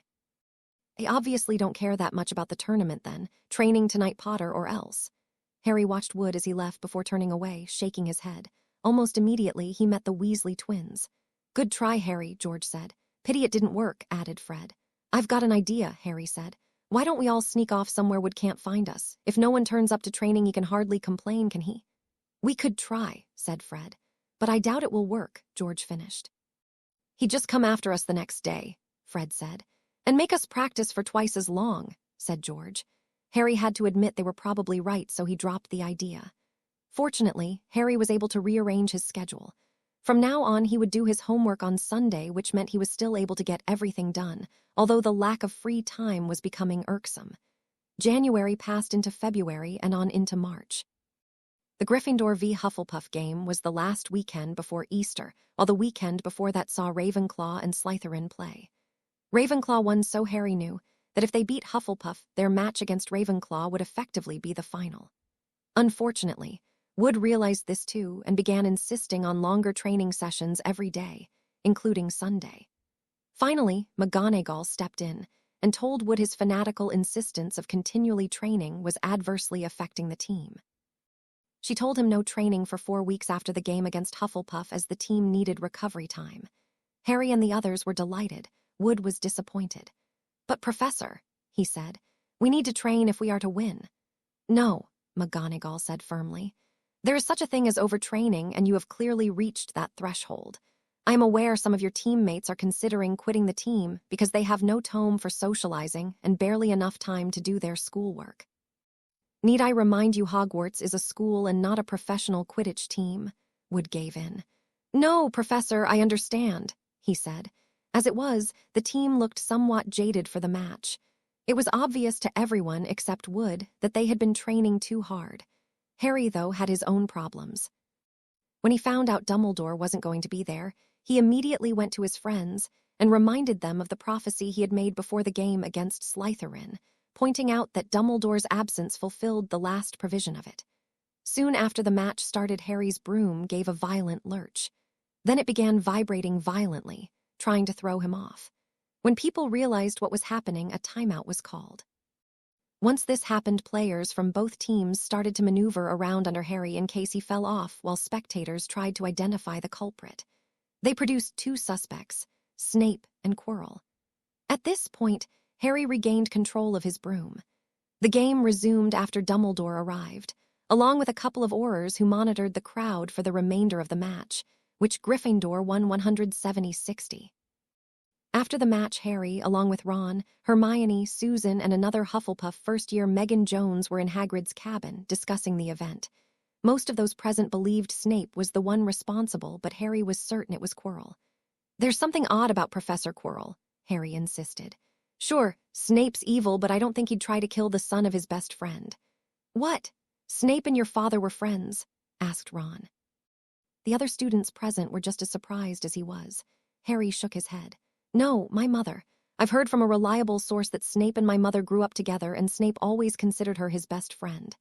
Where'd ye hear that, or why? Asked Hagrid. Aunt Petunia mentioned him. They hated each other, especially after my mother got her Hogwarts letter. Aunt Petunia felt Snape was taking her sister away from her. That's one of the reasons she hates magic so much. You're convinced it wasn't Snape? Susan asked. Hermione had clearly been about to ask the same question. Harry nodded. Yeah, I don't think it was Snape. Are you certain that it's Quirrell then, Potter? Megan asked, speaking for the first time. Harry thought carefully before answering. Not certain, but I believe he is the most likely culprit. "So Quirrell's your prime suspect?" asked Susan, sounding like her aunt. "Yes," Harry replied. "Well, whoever it was, they are clearly dangerous," Hermione said. "I think we need to speak to Professor McGonagall." "What do we tell her?" Harry asked. "Do we tell her someone's trying to kill me? I'm sure she already knows that. Do we tell her who we suspect? We don't have any proof, and as you lot have already pointed out, it could easily have been someone else. I don't think we should tell McGonagall until we have more proof." "Hagrid," Susan asked, "you are the only adult here. Do you think we should summon our suspicions? Couldn't hurt now, could it?" "Juice, tell her you think it mig be Quirrell, but no sure," Hagrid said. Harry, Hermione, and Susan left for Professor McGonagall's office. Ron was going to join them, but Megan asked him to go for a walk with her first. When they reached McGonagall's office, Hermione knocked and led them into the room. Professor McGonagall asked, "How may I help you?" "We think it was Professor Quirrell who tried to knock Harry off his broom today," Hermione said. "We can't prove it, though," Harry added, "although the available evidence does seem to point to him." Professor McGonagall looked at the three students. Harry couldn't help feeling nervous as she did. "You do realize that without evidence, no action can be taken. I assume, Miss Bones, your aunt has told you this." "Yes, Professor. She told me that if I have suspicions about someone else, I should bring them to the attention of an adult." "Very well. Thank you for coming to me with your concerns. I shall inform the headmaster that you believe a teacher is behaving suspiciously, although as you have no evidence, there is nothing we can do." There was another knock on the door at this point. Ron Weasley entered, alone. Harry couldn't help noticing he had a large hand-shaped red mark on his cheek. "What on earth happened to you, Mr. Weasley?" asked a very surprised McGonagall. However, it was Susan who answered. "Megan asked you out and you said no, and she slapped you." Susan almost sounded amused. "Yeah. You knew she would do that." Ron sounded angry. "You're not the first boy to say no to her, nor are you the first one she's slapped. She doesn't take rejection well." "Indeed," said McGonagall. "I shall have a word with Professor Sprout about this matter. I do not approve of students who resolve their differences with violence. You may all leave. I clearly have some matters to deal with." The Gryffindors returned to their common room where a party was in progress. It was the usual post-Quidditch celebration, and the whole house was enjoying it. Inevitably, however, Ron's cheek drew comments from those who saw it, notably Fred and George. "Ronnie has some explaining to do," started Fred. "Well, let's hear it then," added George. "What girl did you ask out?" Fred. "Why did she reject you?" George. "I didn't ask any girl out," Ron snapped. "Megan Jones asked him," Harry said. "Apparently she doesn't handle rejection well." "A girl asked Ron out," Fred. "And he turned her down," George. "Yeah, you'll need to ask him why," Harry said before heading to the food table. Eventually, Harry managed to slip away unnoticed. He headed to the classroom where he usually met Sam. She was in the room along with a second snake. Harry approached cautiously, not wanting to be bitten by either snake. "Hello, Harry," Sam hissed. "I would like you to meet a friend of mine. He doesn't have a name, perhaps you could give him one." "Hello, Sam and your friend." Harry wondered if by friend Sam meant mate. "Hello," the second snake said. "It is rare to find a human who can speak our language. Would it be all right if I called you Stephen?" Harry asked the new snake. "Stephen sounds good, I like it," it replied. "Do you live here?" Harry asked Stephen. "I have lived here for some time. I came from the forest near here. I met Sam and she told me of a human who could speak to us. I was eager to meet you, Harry," said Stephen. "Harry, I would like to stay here from now on. I want to be with Stephen," Sam said. "Of course you may. I hope the two you are very happy together," Harry said. "Thank you, Harry. We wish you all the best. I shall never forget you.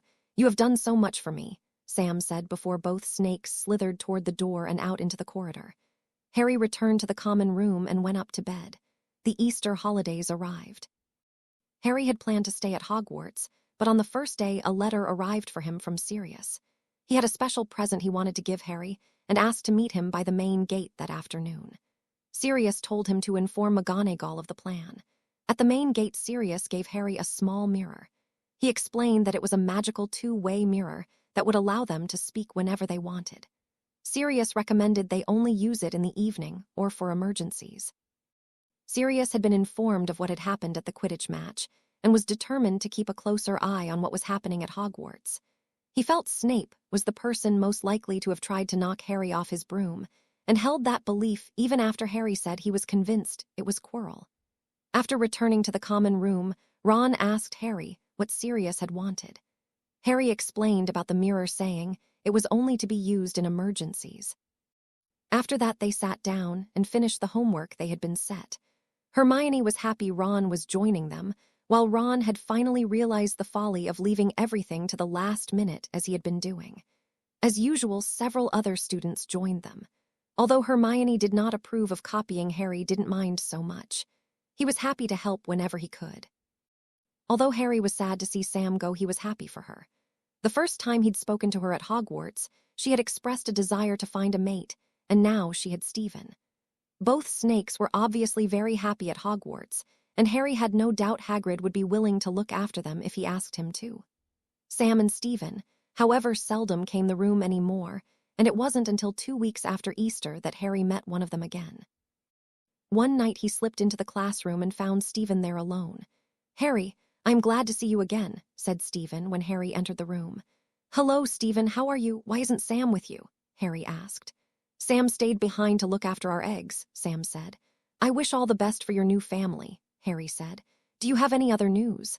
"I was outside near a small building beside the forest when I saw that big man, Hagrid. He was carrying a very large egg, far bigger than a bird's egg. I smelt it when I went to the building, but I could not identify it. I thought you might be interested in this since it smelt unusual." "That is interesting. Thank you for the information, Sam. I will look into it. The house in question belongs to Hagrid, and I see him every few weeks. Next time I'm there, I'll ask him about it. Sam says you should eat some mice. You're too thin, and mice are a good source of protein." Harry blanched somewhat at that. "I don't think I can eat mice. I need some larger items of food." "I'm sure the Hogwarts kitchens are providing the right types of food, but perhaps I could eat a bit more." Stephen nodded. "Perhaps you are right. A mouse would be a small snack for a being of your size. Well, I must be off. I came only pass on the message. Goodbye, Harry." "Goodbye, Sam. All the best." Harry returned to the common room and went to bed. He suspected he knew what the egg might be. It was likely to be Norbert the Norwegian Ridgeback. Norbert, or Norberta, was a dragon that he and Hermione had smuggled to Ron's older brother Charlie, who worked at a Romanian dragon reserve. Harry remembered that, even as a baby, Norberta had been vicious. It had bitten Hagrid, Fang, and Ron, finally landing Ron in the hospital wing. Apparently Norwegian Ridgebacks were venomous, their bite injecting a painful if slow-acting venom which caused massive swelling and could easily kill a small animal. The following Friday, Harry, along with Ron and Hermione, went to visit Hagrid. When they knocked on the door, Hagrid was reluctant to let them in. They noticed the curtains were drawn and a fire burning in the fireplace, unusual since it was a fairly warm day. "Oh, ello you lot. Can let you in, a kinda busy at the moment," Hagrid said when he opened the door. "But Hagrid, we really enjoy our regular chats," Harry said. "Not today, awry. Why don't I come up to the castle later?" "Maybe we can talk then." "Sure, we'll wait for you in Great Hall at dinner time," Harry said before turning to leave. "Well, that's unusual. Normally Hagrid wouldn't hesitate to invite us in," Hermione said as they headed back to the castle. "Yeah, I wonder what is up with that," asked Ron. "I had a vision recently," Harry said. This immediately got the others' attention. "I saw Hagrid with a large creature. It was black and appeared to have wings, sort of like a dragon." "A dragon?" Ron said, sounding shocked. "Really, Ron, even Hagrid isn't stupid enough to get a dragon. He lives in a wooden house," said Hermione.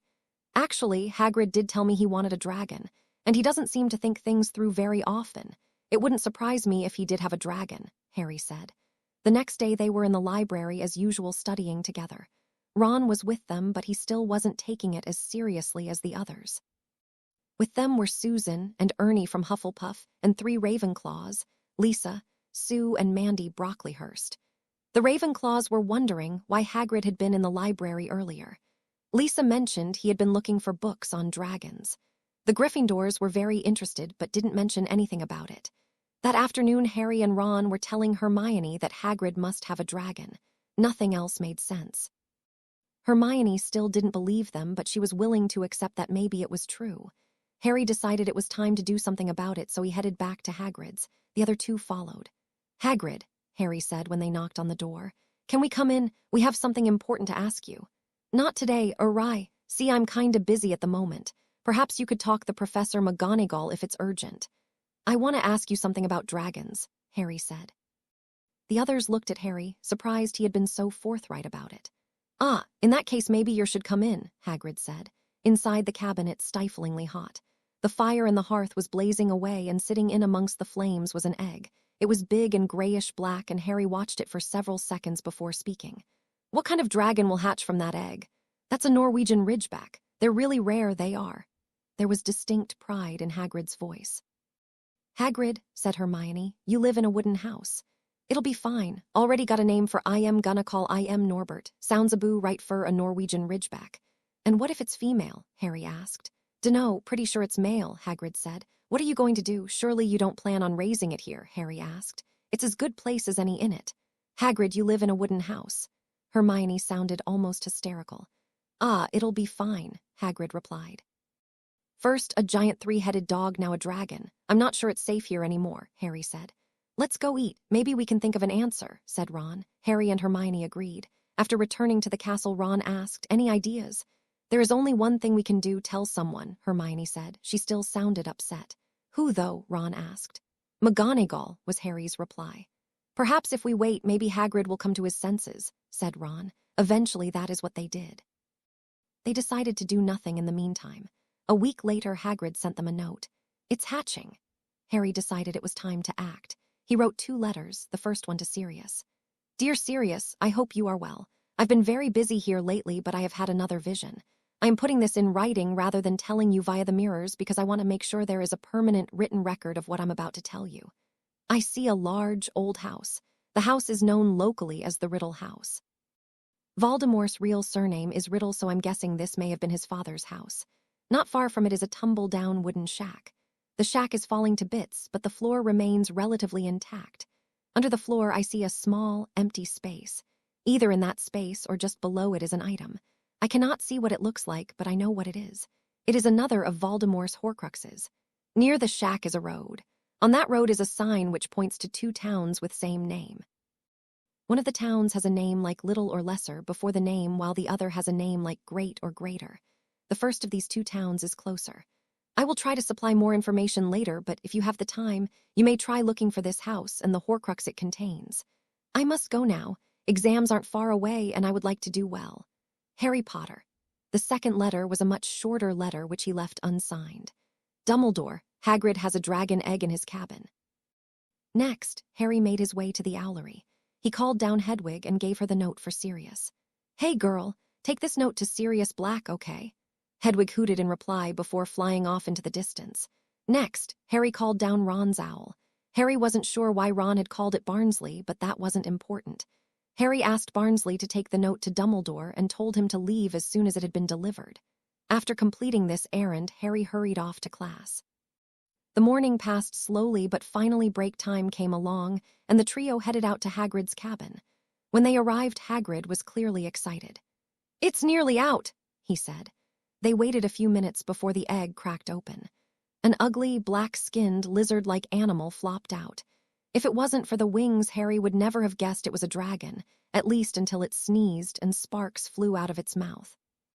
"Look, he's gorgeous," Hagrid said, looking just like a father being given his newborn baby to hold for the first time. Suddenly, Hagrid looked toward the window. "There's someone out there," he said.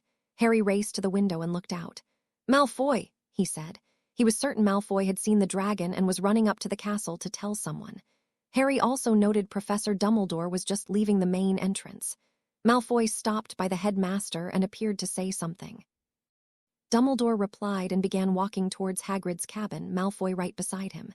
Even at this range, Harry could see the look of surprise on Malfoy's face. "Dumbledore's coming," Harry said to the others. "Oh no," said Hermione. "We are in so much trouble," said Ron. "Out the back way, quickly," Hagrid said. "Maybe you lot 1 get in trouble if Dumbledore don't see yer." "If Malfoy's told Dumbledore, I doubt it'll matter," Harry said. "We might as well stay here and face the music." "I think we should stay here too," Hermione said, as Ron made a move towards the door. "We can always say we were visiting and knew nothing about the dragon until we got here." Presently, Dumbledore knocked on the door. Hagrid opened it. "Good day, Professor Dumbledore. What brings you down here today?" he said, trying to sound innocent. "I received a very interesting letter this morning, Hagrid. Tell me, what type of dragon do you have here?" Dumbledore asked. Ron, Hermione, Hagrid, and Malfoy all looked shocked. Harry pretended to be surprised as well, although he suspected Dumbledore knew it was him who had written the note. "It's a Norwegian ridgeback, sir," Hagrid replied. Well, I think we can leave it here for now, although I would recommend you invest in a good fire hose, just in case, said Dumbledore. It shouldn't take more than a week or so to arrange for it to be sent to a breeding reserve where it can be looked after and raised among its own kind. Ronald, I believe your brother Charlie works in such a place. Perhaps you could owl him and let him know we will be sending him a baby Norwegian Ridgeback shortly. Ron was taken aback but managed to reply, Yes, Professor, right away. He left the cabin quickly. That's it, Malfoy sounded shocked. Well, there's the matter of you all being here instead of in class, but I shouldn't think it will matter. I shall speak with your teachers telling them you were helping me with something urgent. Thus, you will all avoid detention. Thank you, sir, Hermione said before Harry and Malfoy left the cabin. What were you doing down here, Malfoy? Harry asked as they walked back. Following you, Potter, but once again Dumbledore lets you off, Malfoy said, sneering. Actually, said Hermione, he let us all off, including you. Malfoy snorted and set off at a run, clearly wanting to get away from them quickly. As they walked back to the Great Hall for lunch, Hermione turned to Harry. You told Dumbledore, didn't you? Harry nodded. It's a good thing I did, too. Malfoy must have seen us leave, and you saw the first thing he did. He went straight to Dumbledore. He was probably going to find Snape, and that would have been much worse for all of us, including Hagrid. I guess it makes sense, but you should have Ron and me first. I think we deserve that much at least. All right. In future, I will tell you and Ron whenever I decide to do something important like that. And I'm sorry I didn't tell you this time, Harry added as they entered the castle. It took nearly 2 weeks to finalize the arrangements for sending Norbert to Romania, but eventually the dragon was gone. Harry, meanwhile, was having problems of his own. Malfoy had, of course, told everyone in Slytherin, and they had told people in the other houses, and it was by this method that Susan found out. To say the least, she was not happy. Harry Potter, I have just found out you helped Hagrid smuggle a dragon into Hogwarts. Is this true? Clearly the story had become garbled somewhere. No, Harry said. 1, Hagrid already had the dragon. 2, Dumbledore knew about it too. He was the one who arranged for it to be moved out of Hogwarts. 3, the dragon was newly hatched and had never been inside the castle. Hagrid always kept it in his cabin. And finally, Draco Malfoy was there when Dumbledore made the arrangement for it to be removed. Clearly he lied, although I don't know why he would. Regardless, why didn't you tell me? You know my aunt is high up in the ministry. Dumbledore decided that the less people who knew the better. It was a dragon, after all. So you just did what Dumbledore told you. Is he more important to you than I am? No, of course not. I don't entirely trust Dumbledore, but he is headmaster. If he decides only certain people are to know about certain things at Hogwarts, that's his privilege. He decided that we shouldn't tell anyone else. Susan looked hard at Harry. She was deciding whether or not Harry was telling the truth. Harry let her take her time. Finally, she huffed and said, In future, I expect you to tell me if you are involved in anything out of the ordinary. Harry, I care about you, but I don't like being kept out of the loop. I'll tell you as much as I can, Susan, but I will not breach a confidence. If someone asks me to keep a secret, then I will do so. Does that sound fair enough? Susan nodded. If anything comes up that concerns the safety of this school or the pupils, I want to know about it. My aunt can help you and anyone else here, but only if you let her. Fair enough, Harry said. After that conversation with Susan, Harry began thinking that maybe she wasn't entirely trustworthy. He decided to contact Sirius and ask his advice. Pulling out the two-way mirror Sirius had given him, he called up his godfather. Sirius Black, he said into the mirror. Harry, how are you? Sirius replied promptly. I'm good. Sirius, something strange happened recently. It concerns Susan. It was something she said to me that didn't add up. Anything to do with a certain dragon. Exactly. How did you find out? Madame Bones mentioned Hagrid had acquired a dragon, although she didn't say where the information came from. It can only be one of two sources, Susan or Draco Malfoy. I would have suspected Malfoy, but there was something in the way Susan spoke to me that made me suspicious. Now she wants to know everything I'm doing. Sounds like she is concerned for you. Of course, you may be right in that she and her aunt are up to something. I am going to plant a story that may be true but probably isn't. The only person I'll tell is Susan. Sirius, if you hear a story about Snape trying to steal something, call me up as soon as possible. That will tell me whether or not to trust Susan. Okay. Now, about that letter you sent me. I haven't had a chance to visit the site yet, but I have been able to do some research. The town in question is Little Hangleton, and the shack you mentioned was owned by the Gaunt family. The last known owner was a Morphin Gaunt, son of Marvolo Gaunt and brother of Voldemort's mother, Merope. The Riddle house was owned by Voldemort's father's family until they were murdered in 1943. The killer was never caught. I think Voldemort himself might have done it and framed his uncle. It would be the perfect place to hide a Horcrux for that reason alone. Thank you for that information, Sirius. I had better get back to work. Exams are only a few weeks away and I intend to do well. Sirius seemed a little put out by Harry's statement but shrugged. Just like your mother, Harry. She put exams before anything else, too. Still, holidays are nearly here. Next time we speak, I'll outline the holiday schedule with you. Dumbledore is insisting you go back to the Dursleys, but he won't tell me why. Do you know? Not exactly. He claims I'm safe there, but I don't like his definition of safe. Right. Well, I'll talk to you again soon. Until then, goodbye, Harry. Goodbye, Sirius. With Norbert gone, Harry and the others were able to visit Hagrid again. The following Friday, they dropped in for a visit. Hagrid was a little disappointed Norbert was gone, but Harry knew how to cheer him up. You still have several other creatures to look after, Hagrid. I mean, look at Fluffy. Fluffy was a very large, Cerberus, three-headed dog that currently resided behind a locked door on the 3rd floor. Yeah, but a dragon, I've always wanted one. Why is Fluffy there, though? Wouldn't a large dog love to run around in the open? Harry asked. Fluffy's there for a reason, that is all you need to know. It must be there to guard something valuable, Hermione said. Remember what we talked about at the beginning of the year, Ron? Harry asked. That theft from Gringotts. Ron asked. Yeah, that's the one. Hagrid, is that what Fluffy's guarding? Hagrid seemed to fire up at that. Now listen, you lot, thaw's got nothing to do why you're. What Fluffy's garden is between Dumbledore and Nicholas Flamel. Nicholas Flamel, Ron said. Who's that? Hagrid looked furious. Off you go then, and Dawn mentioned thaw to anyone, got it? The trio left quickly. Hermione looked angry. Now look what you've done, Harry, and you too, Ron. Hagrid won't want us back there now. But look what we learned, said Ron. Now if we can find out who Nicholas Flamel is, we might find out what Fluffy's guarding. Whoever Nicholas Flamel is, it's none of our business. I think we should go back there and apologize to Hagrid. At least you two should, anyway, snapped Hermione. Don't either of know who Flamel is? Asked Harry. Both shook their heads. Nicholas Flamel was a 13th or 14th century French alchemist. He is rumored to have invented a philosopher's stone, an object that allows you to turn lead into gold and to make the elixir of life. Drinking the elixir supposedly makes you immortal. If Flamel is still alive today, and it sounds like he is, he must have one. And I'll bet that's what Fluffy is guarding. Ron and Hermione stood looking at Harry in shock. How do you know that? Asked Hermione. Read about a while ago, Harry said, shrugging. Nicholas Flamel is famous in the Muggle world as well as the wizarding world. So Fluffy is guarding Flamel's philosopher's stone, Ron said. And we know somebody tried to steal it from Gringotts. Harry, you don't think the thief will try to steal it from here, do you? I think they've already tried. Remember Halloween, said Harry. You think whoever let the troll in tried to steal the philosopher's stone while we were in the Great Hall? Asked Hermione. I think that was their plan, but it clearly didn't work. I suspect it was one of the staff, and my suggestion that Dumbledore keep most people in the hall thwarted the plan, Harry replied. Who do you suspect? Ron asked before Hermione could say anything. Quirrell or Snape, replied Harry, as they entered the castle.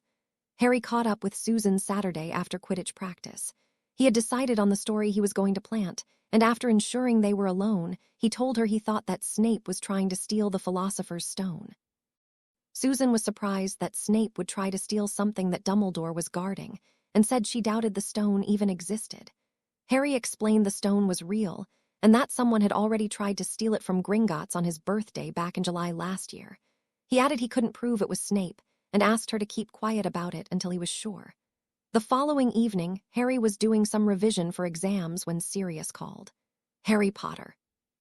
Hello, Sirius, Harry replied, pulling the mirror out of his pocket. I have some news for you. Can we talk freely? Sirius asked. One moment, Sirius, Harry said as he slipped out of the common room for some privacy. Okay. Madam Bones is putting an Auror team together to investigate Severus Snape. She received an anonymous tip-off that he was planning on stealing something called a philosopher's stone, which is being hidden at Hogwarts. I see, Harry said, sounding resigned to the fact. I take it that's the story you planted. Yeah, that's it. No one other than Susan knows that. She was the only person I told. I guess that proves I can't trust her. Perhaps she is worried and decided to bring in some outside help. Could be true, I guess, but I did tell her not to repeat it to anyone.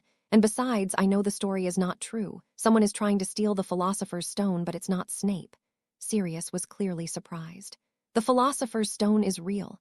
Yeah. That part is true. The part about Snape is the made-up part. I used his name because I knew people would think he'd try to do something like that. Nobody here likes him, after all. I guess I'll have to tell Madame Bones that part at least. She will be pretty unhappy with you, Harry, as will Susan when she finds out what you've done. I can handle Susan. I already know what I'm going to tell her. First chance I get tomorrow, I'll explain why I told her my suspicions, and I'll ask why she breached my confidence. Hopefully, everybody will understand my reasons, and this problem can be resolved quickly. Do you have any idea who the real thief might be or why they want it? Yes to both. I suspect it's one of the other teachers. I won't say who just now, but I will tell you that they want it to give to Voldemort. He's the one who ultimately wants it. I see. Right, I'll talk to Madame Bones and you talk to Susan. Hopefully we can sort it out. Good luck with Susan, I think you'll need it.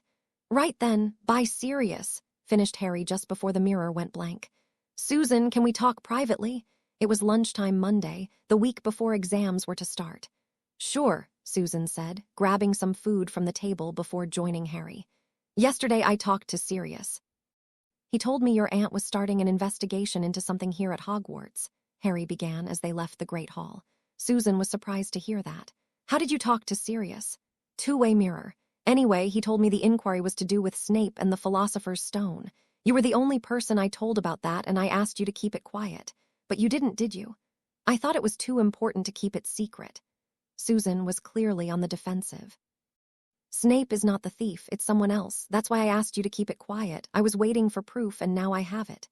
Susan was upset to hear that. Quickly, she changed tack. If you didn't know for sure, why did you tell me? You must have realized I would tell my aunt.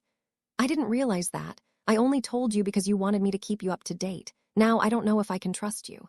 You must have told Hermione or Ron. You tell them everything, Susan said, starting to sound angry. I don't tell them everything. This is one of the things they don't know. They know about the stone, but I didn't tell them who I suspected. You were the only person I told that to. So do you trust me more than your best friends? Susan suddenly seemed more interested than she had a few moments earlier. Not anymore. Sorry, Susan. Fine, be like that, she snapped as she turned to leave. Exams started the following week. Over the course of that week, everyone was too busy on revision to worry about anything else, but Harry knew what was scheduled to happen on the last day of exams. It was in the evening after their last exam that Quirrell had attempted to steal the Philosopher's Stone, and Harry knew it would happen again. As such, the evening before the last exam, he went to Professor McGonagall's office. Professor, he said after being admitted, I had another vision earlier. Very well, Potter. What have you seen this time? McGonagall asked. Tomorrow, early afternoon, Professor Dumbledore will receive an owl from the Ministry of Magic, only it will be a hoax designed to lure him away from the castle. While he is away, someone will try to steal the Philosopher's Stone. McGonagall was surprised to hear that Harry knew about the stone. How did you find out about the stone, Potter? From several different sources. If it's supposed to be a secret, it's not a very well-kept one. McGonagall sighed. All right, Potter, I shall inform the headmaster of what you have told me. But let me assure you the Philosopher's Stone is perfectly safe. There are numerous traps and security features protecting it, as I am sure you already know, and it would be very difficult for anybody to get past them all. Now, is there anything else? No, Professor. That was all, Harry said before being dismissed. Lunchtime the next day, after the last exam was finished, everybody went out into the sun to let off steam. Many students were swimming in the lake, although Harry, Ron, and Hermione weren't among them. Harry had told the others of his vision, and as they lay back in the grass, they were watching the sky. Suddenly, Harry saw a lone owl winging its way toward the castle. That's the one, he said, pointing it out to the others. That's the owl carrying the false message. They immediately stood up and hurried back to the castle, hopping to head Dumbledore off before he could leave. They reached the main entrance just in time to see him leave through a side entrance and disappear into the nearby forest. They hurried after him, but to no avail. Dumbledore had gone. Now what? Ron asked. We go after the stone ourselves. Come on, we need to get organized. Harry, do you think we can actually prevent someone from stealing the stone? Hermione asked as they climbed the stairs to the Gryffindor common room. Yeah, I'm sure we can. I need to do two things first, though, Harry said, pulling out his two-way mirror. Sirius Black, he said into it. "Hello, Harry, what's wrong?" Sirius asked when he replied. "Dumbledore just got an owl from the Ministry. I told McGonagall to tell him the owl was a hoax, but he's gone anyway," said Harry. "You're sure it's a hoax?" "Almost certain of it," Sirius nodded. "Right, I'm coming to Hogwarts. This is the perfect excuse for me to drop in. Madam Bones told me if my contact give me any critical information about the Philosopher's Stone, I was to take another Auror and go straight to the school. I'll be there in 10 minutes. The mirror went blank and Harry outed away. Next he called Creecher. Creecher appeared with a loud crack. "How may Creecher help Master?" "Harry, you've got your own house elf," Ron asked, sounding shocked. "You own him, Harry," said an angry Hermione. "Creecher, these are my friends, Ron and Hermione. I need you to go to the broom shed and bring back one broom. Bring it here in 5 minutes." "Of course, Master. Creecher is happy to assist Master Harry Potter." With that, the elf disappeared with a crack. "Ron, Creecher's former employer was Sirius, but he now works for me, Hermione. Yes, I am Creecher's master, as in his employer, but I don't own him. In fact, this is the first time since Christmas that I've seen him." "Wait here while I get my broom, please." Harry didn't want to have an argument with Hermione at that time. When Harry returned, Creecher was waiting for him. Apparently Hermione had already tried talking to Creecher and Ron had tried to intervene. None of them looked happy. "Master, Creecher has been insulted by this girl," Harry sighed. "Hermione, we are going to talk about this later. Creecher, try to ignore whatever she said that upset you. Humans and elves have different standards, and now is not the time to resolve your differences. Give Ron the broom, Creecher. And wait for Sirius near the main entrance, please. Bring him and his companion straight to the locked door on the 3rd floor. We will meet there as soon as possible." Creecher left to get Sirius. As soon as he'd gone, Hermione turned to Harry. "We are going to talk, Harry, and the sooner the better." When they reached the 3rd floor, they found Professor McGonagall demanding to know why Sirius and a tall, black man whom Harry pretended not to know were inside the castle.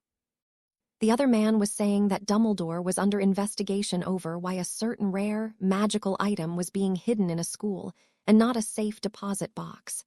Creecher was there, too. As they approached, Sirius turned to Harry. "There you are. We were just explaining things to Professor McGonagall. How much do you know about the safety precautions surrounding the stone?" "There is a large Cerberus named Fluffy on the other side of this door, and there are about a half-dozen other obstacles. One from each of the heads of house, as well as Dumbledore and probably Quirrell," Harry said. "I don't know exactly what they are, but I don't think it will be too difficult to get past them. I think Dumbledore may have deliberately left the castle, so I have to try and find the stone." "My name is Kingsley Shacklebolt," said the other man. "I have been placed in charge of a special task force whose job it is to ensure the safety of Hogwarts students. Are you implying that Professor Dumbledore thinks you are the best person to prevent such a valuable item being stolen?" "That is ridiculous," Professor McGonagall said. "Albus would never endanger a student in such a way." "Actually," Sirius said, "it wouldn't be the first time. Professor Dumbledore has always had a habit of placing high expectations on certain pupils who he feels have special skills that should be developed. So Dumbledore deliberately puts some students into dangerous situations just to see how they react." Hermione sounded outraged. Ron was in shock. Even Shacklebolt and McGonagall were surprised to hear it. "That's what I've been led to believe, yes," Sirius said. "That would be consistent with certain things that have happened this year, including today," Harry added. "I shall inform Madam Bones of this when she arrives," Shacklebolt said. "Madam Bones is coming?" Harry asked. "She was going to wait at the Ministry to intercept Dumbledore, and then they are going to join us. Madam Bones has decided it is time for an investigation into certain things here at Hogwarts," Shacklebolt replied. At that moment, a nearby door opened, and Professor Quirrell stepped through. He stopped short at sight of so many people. Minerva, what's happening?" he stuttered. Immediately, Harry's scar gave a throb. Realizing the significance of this, he stepped up to Quirrell and grabbed his hand. The startled cries from several people were drowned out by a scream of pain from Quirrell. Quirrell pulled away from Harry and grabbed his wand, pointing it at Harry, but before he could cast any spells, several flashes of light and loud bangs echoed through the corridor. Quirrell was thrown against the ceiling by the combined force of the spells before crashing back to the floor. Harry looked around. He saw Sirius, Shacklebolt, Professor McGonagall, Professor Dumbledore, and Madam Bones all had their wands pointing at Quirrell. Also, Creecher was pointing his finger at him. "What happened here?" Dumbledore demanded of the others. "Harry, what did you do?" asked Sirius as McGonagall approached Quirrell. "I've only just realized Quirrell was the one helping Voldemort steal the Philosopher's Stone, so I grabbed his hand to try and stop him," Harry said. Further discussion was prevented when Quirrell opened his mouth. A hideous scream filled the corridor and a shapeless cloud emerged from his mouth. The cloud screamed again, appearing to take on a human form before it charged down the corridor between Dumbledore and Madame Bones, who sent a spell after it. The spell missed and the cloud disappeared. "What was that?" Hermione squeaked. Ron appeared too shocked to speak. "That was Voldemort," said Harry. "Professor Quirrell is dead," said a shocked McGonagall. Immediately Dumbledore and Shacklebolt approached to see for themselves. Madame Bones turned to Harry. "Potter, do you know what spell this elf used?" she asked. "Creecher, what spell did you use?" Harry asked the elf. "Creecher used a petrifying spell to protect Master Harry Potter from that man. So, 5 stunners and a petrification spell." "That certainly could kill a man," Madame Bones said. "I do not believe any of our spells contributed to Professor Quirrell's death. It is my belief that Lord Voldemort had taken over total control of Quirrell's body, and that this death was caused by his spirit leaving the now damaged body," Dumbledore said to the group. "Harry, why did you grab Quirrell's arm?" Dumbledore asked Harry. "I had just realized Quirrell was helping Voldemort, so I grabbed his arm to try and distract him. I didn't know my touch would burn him." Harry knew his excuse was weak, but it was the best he could come up with. Dumbledore, at least, seemed to accept it. "I do not believe Harry had any malicious intent, although his actions were unwise. Minerva could escort Mr. Weasley and Miss Granger to the hospital wing. They have undergone a traumatic experience and could probably use a calming draft." "Of course, Albus. Come along, you two," replied McGonagall as she led Ron and Hermione away. "Madame Bones, if you and Harry would like to come to my office while Kingsley and Sirius complete their examination of the scene, perhaps we can sort this matter out. Harry, I suggest you let Creecher return the brooms and then invite him to join us." Harry nodded to Creecher, and the elf disappeared with a crack, taking both brooms with him. Madame Bones then interrupted. "Orders Shacklebolt and Black. I want a full report on this incident as soon as possible. You may call in others to help if you need it. As soon as you finish your scene examination, I want the body removed and a full autopsy performed. I am likely to be busy for the remainder of the day, but I will notify Cornelius of the situation. When you finish here, Auror Black, you are to come to the headmaster's office. As you are Potter's magical guardian, you should be present at the meeting. Sirius, if you could bring Minerva with you, it would be advantageous. She is Harry's head of house, after all," Dumbledore added. Most of the rest of the day was spent in Dumbledore's office. When Sirius arrived, Harry was asked to make a sworn statement outlining his actions and why he did them. Sirius supervised this and signed it off as Harry's guardian. Later statements were taken from Ron and Hermione, and Creecher was asked for his view of the incident. Finally, after 9:30 that night, Harry was allowed to return to the common room accompanied by McGonagall, who ensured nobody asked too many questions. With the Quidditch final the next day, Harry was grateful for her support in stopping most of the questions. Harry didn't sleep all that well that night. Any hope of having a lie-in were scotched by Wood barging into the dorm at 7:30 saying, "Get up, Harry. Breakfast then warm-ups. I want you on the pitch in 1 hour." Groaning, Harry climbed out of bed, freshened up and donned his Quidditch robes. This way he hoped to grab a few more minutes' sleep before the game. He pulled a cloak over the robes and bundled his regular clothes into a bag before heading down for breakfast. Harry left the hall with his teammates who were all talking excitedly about the game. Harry didn't join in, instead sitting in a corner of the changing rooms relaxing. When Wood called the team together, Harry joined them, feeling somewhat better than he had. Once the game started, Harry searched for the snitch. He decided if it were a quick game, he might be able to get a bit more sleep before the inevitable party. It only took a few minutes, however, to realize their only chance of winning was if he caught the snitch quickly. Barely 15 minutes into the match and Ravenclaw led 60-0 with goals coming at an alarming rate. The Gryffindor chasers were trying everything, but the Ravenclaw keeper, Ryan, was just too good. The Ravenclaw chasers, Troy, Morin and Davies were just as effective at the other end. The score continued to mount as Harry searched desperately for the snitch until, finally, he saw it. Diving swiftly with the Ravenclaw seeker Edwards right behind him, he lunged forward, managing to grasp the snitch. The crowd cheered as Harry landed near the Gryffindor posts. Most of the team were happy Harry had caught the snitch, but Wood wasn't. "Why did you catch it now? We were 150 points behind, so your catch means we only get a draw. Don't you remember what I told you before the game? We had to win the cup. A draw isn't good enough." Wood roared before Fred and George stepped in. "Shut it, Wood," yelled Fred. "We never even looked like scoring today," George added. "Their keeper's just too good," Fred said. "Ryan has only conceded 1 goal all year," George said. "Harry, you did really well to save us from losing. You should be proud," said Angelina. Katie and Alicia nodded their agreement. "Remember, too, Troy, Morin, and Ryan all leave this year. They've all got contracts to play professional Quidditch, and all 3 are in the Irish national training squad. We were never going to beat them unless a miracle happened," Alicia said before Angelina and Katie walked off towards the changing rooms. "May I have your attention, please?" Dumbledore's voice boomed out across the arena. As both teams playing today had won both of their previous matches, the winner of today's game would win the Quidditch Cup. However, as the game ended in a draw, we must resort to a countback of points. From my information, Gryffindor has a score of +250, and Ravenclaw has a score of +420. The rest of Dumbledore's speech was drowned out by the roar from the Ravenclaw supporters. "Yes, Ravenclaws, you are correct. I declare Ravenclaw to be winners of the Quidditch Cup," he finished amongst the roars and cheers of Ravenclaw House.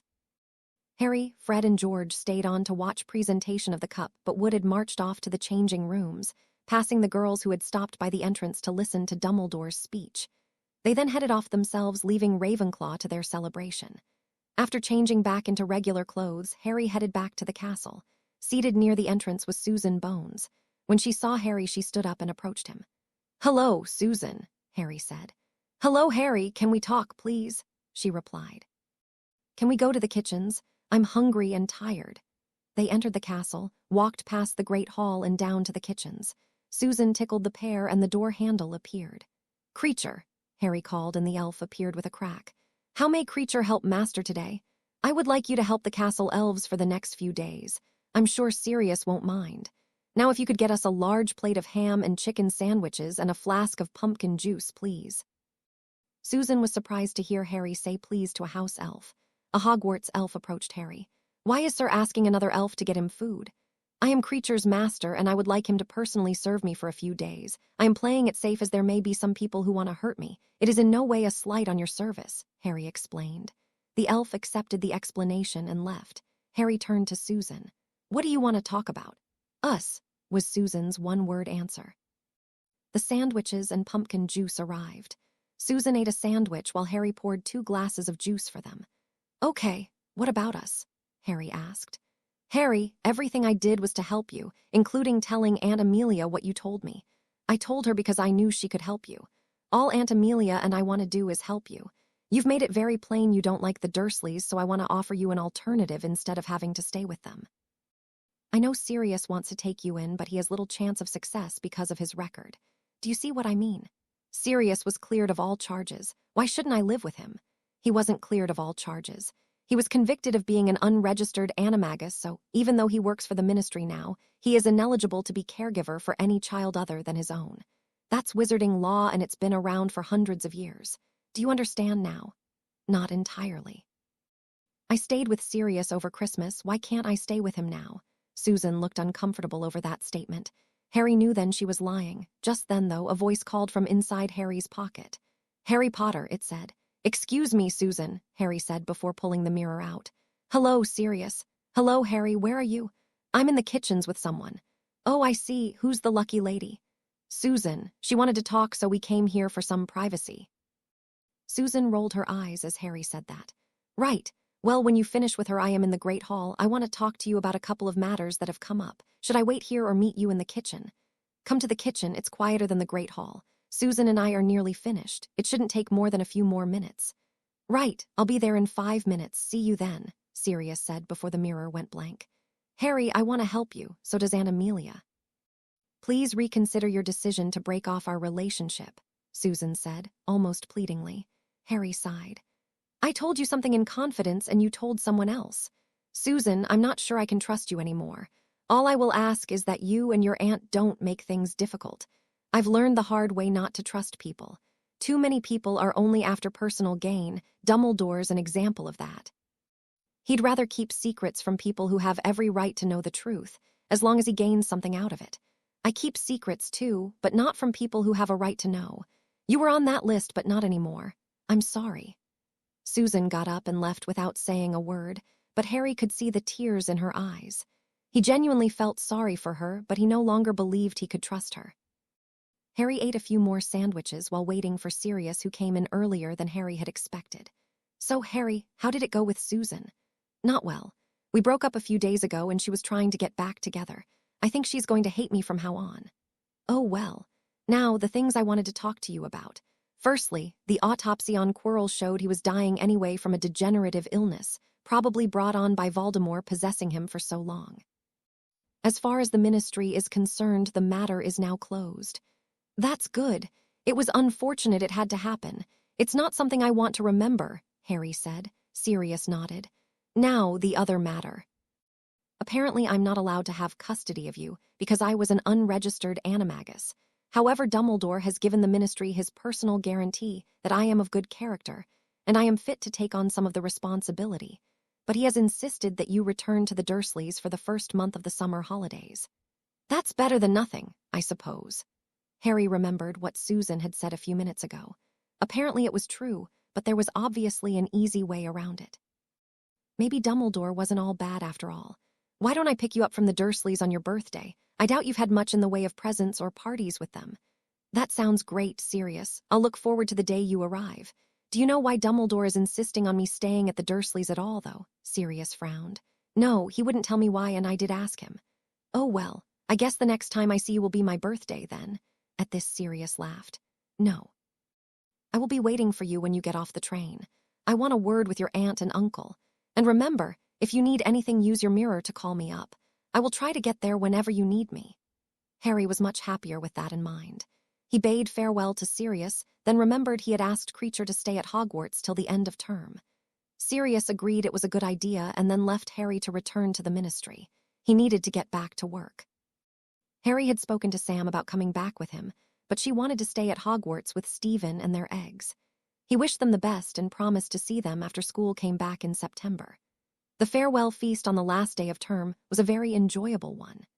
Gryffindor had done enough over the year to win the House Cup, while Harry had achieved excellent exam results, finishing 4th overall amongst the first years with 2 outstanding, and 4 exceeds expectations.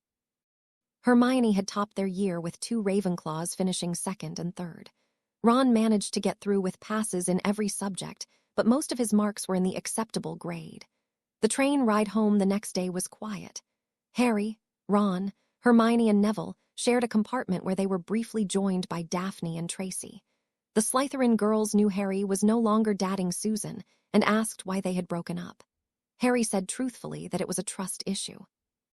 Daphne agreed that trust was important before the girls left. Harry realized Daphne liked him but was prepared to wait until he felt he could trust her more. Harry was happy with that plan. Maybe, he thought, she wasn't so bad after all. Harry exited platform 9 and 3-4 with the others. The Dursleys were standing near the exit with looks of displeasure on their faces. As Harry approached them, he was joined by Sirius, who introduced himself to Vernon and Petunia, and then nodded to Dudley, who looked terrified by the sight of him. "Just so you know," Sirius began in a steady voice, "I am Harry's godfather and his court-appointed guardian in the wizarding world. In my job, I am a law enforcement officer with the Ministry of Magic. I will be in touch with Harry regularly over the holidays and will come around to check on him if he asks me to. Come the 31st of July, I will be collecting Harry so he will have a proper birthday, probably for the first time since he was 1 year old. After that party, he will be staying with me for the remainder of the holidays. I assume you are capable of treating him like a human being for 1 month. You will be checking up on us," Vernon stuttered. "That's right. And I have the Ministry on my side as backup, understand?" Vernon glared at Sirius for a moment, then turned to Harry. "Come on, you, let's get out of here." "Bye, Sirius, see you soon," said Harry. "Bye, Harry, remember the mirror if you need me for anything," Sirius replied. 25 July 1991, Professor McGonagall entered Dumbledore's office. "Albus," she said, "Harry Potter has sent back his reply to his Hogwarts invitation by Muggle post. He says he is happy to accept, but that his aunt and uncle are not in favor. He has requested a staff member visit him on his birthday. Send Hagrid. I have another job for him that day anyway, so he can take Harry with him, he replied. 31 July evening. Hagrid enters Dumbledore's office. Got a rye all sorted and got the other thing for yer, too, headmaster. Thank you, Hagrid. No trouble with the Dursleys, I hope. Mighta accidentally cursed Dudley, but they were insultin', yer and I lost me temper with I am. Oh well, I'm sure there will be no consequences for you. Thank you, Hagrid. Dumbledore had already been made aware of the pig's tale by one of his contacts at the ministry. They had mutually agreed to let the Dursleys sort it out. September 1 sorting ceremony. Dumbledore was a relieved man. Mrs. Weasley had told him they had failed to locate Harry Potter at King's Cross. He had been worried something might have happened, but now he knew Harry had found another person who had helped him onto platform 9 and 3-4. Harry was sorted into Gryffindor, so everything was still on track despite that minor glitch. No harm done. Friday lunchtime, Severus Snape approached Dumbledore. Headmaster, I need to speak with you privately. My office after classes finish this evening. I take it something is wrong. It appears so, yes, Snape finished. That evening. Severus, how may I help you? Asked Dumbledore. Harry Potter, growled Snape. I asked him a series of questions in class today. He answered them all correctly, but as he was doing so, I looked into his mind. Really, Severus? Dumbledore sounded disappointed. What did you see? An image of myself killing you on the astronomy tower. There were several others present. Some of them I recognized, including Fenrir Greyback, the werewolf. Dumbledore was thoughtful. Minerva told me Harry came to her saying he could see the future. It could be what you saw is, in fact, a prophecy. I shall monitor the situation, Severus, but do not intervene without telling me first. Anything else? No, headmaster, Snape said before leaving. Dumbledore decided that Harry would definitely need watching. The next week, Professor McGonagall entered Dumbledore's office. Albus, the most extraordinary thing happened today. Neville Longbottom fell of his broom and injured his wrist, just as Harry Potter said he would. Perhaps Harry is a genuine seer. I must admit I am surprised, he said. I took Potter to Sybil's class. Although I do not think much of divination, I thought it worthwhile to investigate the possibility. He came back with 2 more prophecies, one of which clearly refers to the Philosopher's Stone. You are quite correct in helping develop this talent. Keep an eye on Harry, but do not interfere. The following Saturday, a silver cat suddenly burst into Dumbledore's office, Minerva's patroness. It said, An intruder has been caught in the Gryffindor common room. Come quickly. This was unexpected. Dumbledore hurried down the stairs from his office, sending his own patroness to Snape as he did so. Minerva had probably already done it, but this would let Severus know he was on his way. Moments later, another silver cat charged up. Albus, the intruder is Peter Pettigrew. He has been bitten by a snake. I am taking him to the hospital wing and have evacuated Gryffindor House. Now things really were out of control. The ministry would need to be notified, of course, and then there was Sirius Black. Was he, in fact, innocent? Dumbledore arrived in the hospital wing. Minerva was already there. Severus arrived moments later with a Bezoar and Veritaserum. After the venom in Pettigrew's system was neutralized, Dumbledore alerted the ministry. Madame Bones arrived with 2 Aurors within minutes. Once they were there, Dumbledore told Snape to administer the Veritaserum. Can you hear me? Dumbledore asked Pettigrew. Yes, came the reply. Who are you? Peter Pettigrew. But you are believed dead. How is it you are alive? I faked my death to frame Sirius Black. Madame Bones, Snape, and McGonagall were all shocked to hear that. Why did you frame Sirius Black? Dumbledore asked. Because everyone thought he was the Potter's secret keeper. Who was the Potter's secret keeper? I was, came Pettigrew's reply. Madame Bones was nodding down everything Pettigrew said. Her frown was getting deeper all the time. How have you remained hidden for so long? Dumbledore asked. I transformed into my animagus form. I have been living as a rat, cared for by a wizarding family, the Weasleys, Pettigrew said. Everybody was shocked to hear that. When did you become an animagus? Asked Dumbledore. 5th year at Hogwarts, along with James Potter and Sirius Black. I've heard enough, Madame Bones said. Williamson, Dawlish, remain here until Pettigrew is fit to travel, then escort him to Azkaban. He is to be held there until his trial. Albus, may I use your flu connection to contact Cornelius Fudge? This is a very serious matter indeed, and the minister needs to know urgently. Of course, Amelia, this way. Minerva, Once the search for the snake is completed, send the Gryffindors back to their common room and inform the Weasley children of what has happened with regard to their family pet. I feel I am in for a long night, Dumbledore said, as he led Madame Bones to his office. Halloween. As Dumbledore made his way down to the Great Hall for the annual Halloween feast, Minerva approached him. Albus, Harry Potter, told of another vision earlier. He said that a troll would break into the castle his evening and that a student would be put in danger. Did he say anything else? He asked. He told me how he thought we could protect the students and remove the troll with minimal risk. I must say, though, a troll entering the castle is difficult to believe. All the same, I suggest we prepare for it, just in case. During the feast, Quirrell burst into the hall shouting about a troll in the dungeons before fainting. Dumbledore implemented Harry's plan, taking the nominated staff straight to the bathroom Harry had indicated the troll would enter. They got there just in time.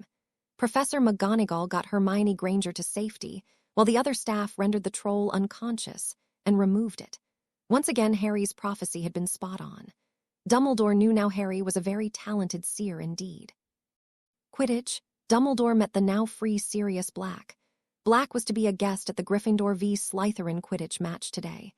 Harry had made another prophecy saying someone would attack him at the game, but Dumbledore hadn't told Sirius that. As it turned out, however, no attack took place. Dumbledore was pleased about that. Now Sirius was to meet Harry for the first time in 10 years. The meeting went well, although Harry had seemed rather keen to leave the Dursleys. Dumbledore decided to tell Sirius that Harry was safest at the Dursleys, but he could have custody for part of the holidays if all agreed. Sirius was happy, all good again. Private dinner. Dumbledore arranged for a private dinner for Harry and Sirius in the kitchen.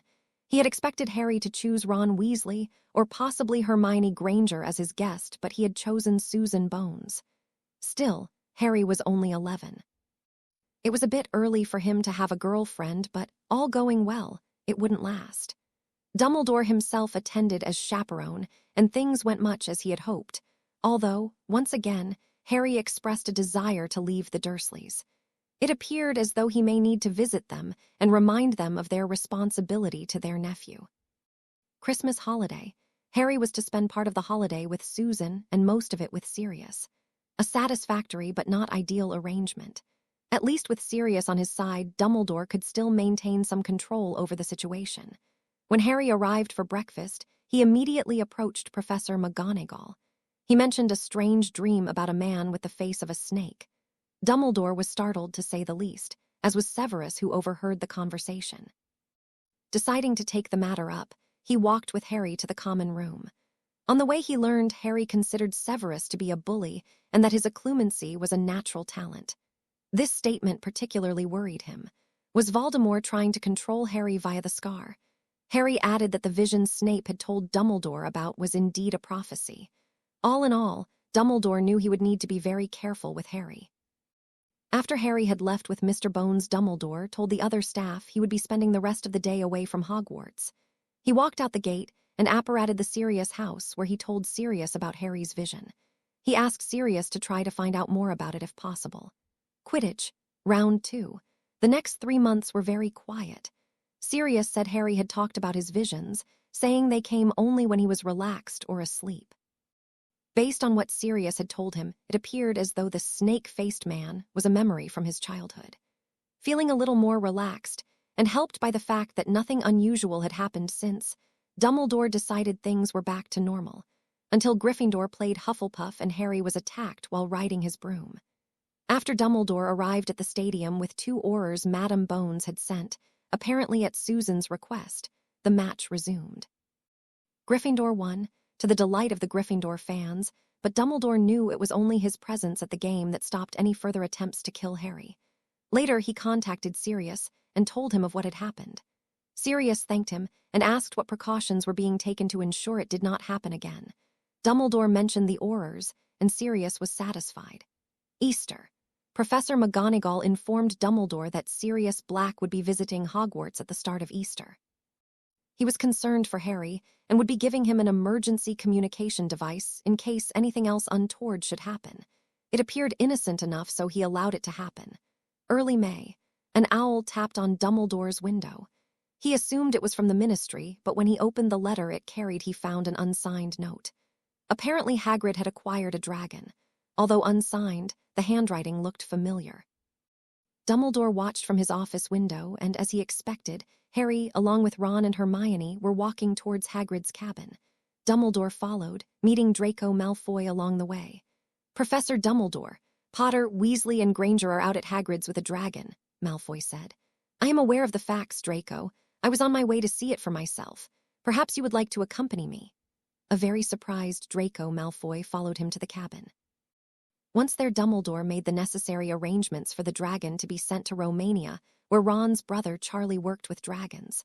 The ministry would have to be informed, of course, since the international movement of dragons was strictly regulated, but Dumbledore already had a story worked out concerning an injured and abandoned baby dragon that Hagrid had found. It should be good enough. Late June, McGonagall knocked on Dumbledore's door. Harry Potter had informed her of another prophecy. It concerned an owl purportedly from the ministry, but which would lure him out of the castle. Dumbledore saw it as an opportunity to force Harry to try and get the Philosopher's Stone. It had taken far longer than expected to get Harry interested in it, but finally, Hagrid had let slip about Nicola's Flamel. Luckily, Harry had already heard of the man, thus making the job much easier. This, then, was the opportunity Dumbledore had been waiting for. Next day, the owl arrived as expected. Dumbledore immediately left the castle via a small side gate and followed the narrow path leading away from it into the forest. Even if Harry and the others tried to follow him, they would be delayed by several minutes. Dumbledore walked up to the Thistral Hagrid had left there for him and cast a disillusionment spell on himself. Half an hour later, nobody had found him, so he flew to just outside the main gate, lifted the charm, and apparated to London. Upon arriving at the ministry, he was immediately collared by Madame Bones. "Ah, Dumbledore.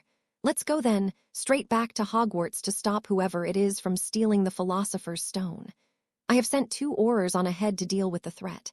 And by the way, you are now under investigation for actions in regard to this matter," Madame Bones said as she prepared to apparate to Hogwarts. They returned to Hogwarts, saw Harry attack Quirrell, and then saw Quirrell die, followed by the escape of Voldemort's spirit. Dumbledore knew then it would be another long night. Final day. Apparently Sirius had given Creecher, the Black family house elf, to Harry. Creecher seemed to prefer Harry over Sirius. The elf was to remain at Hogwarts unless Harry summoned him. It was a minor issue that Dumbledore could tolerate. After all, far worse things had happened in relation to Dumbledore's plan for Harry over the past year. Sirius Black. Sirius was surprised at how quickly Harry had grown to trust him. Things must be really bad at the Dursleys for that to have happened. Harry had mastered a foreign-sounding password to open the cursed locket, and Sirius now knew Regulus had tried to stop Voldemort. That evening, while he was alone in his room, Sirius had mourned for his brother, something he had never anticipated doing. Sirius resolved there, and then to do anything Harry asked him, even if it went against Ministry and/or Dumbledore. Harry was the only thing that mattered to him now. The return to Privet Drive was as Harry had expected. Boring. Admittedly, Dudley was scared of Harry and tried to avoid him whenever possible, a distinct improvement over previous years, but there was little for Harry to be happy about. He no longer had Sam, his pet snake, as she was preparing to raise a family at Hogwarts. He still had all the chores to do, not that he minded this so much as it gave him something to do. He also had homework to do, but since it was fairly straightforward, it didn't really pose too much of challenge. The real problem was that he hadn't received any mail from anyone. Even though he had been allowed to let Hedwig out, the Dursleys refused to allow him to keep her in the house. He had decided to send her to Sirius for the holidays. Before leaving the train, he had told Ron and Hermione that he'd had a vision about someone stealing his mail. That vision had now come true, and he was unhappy.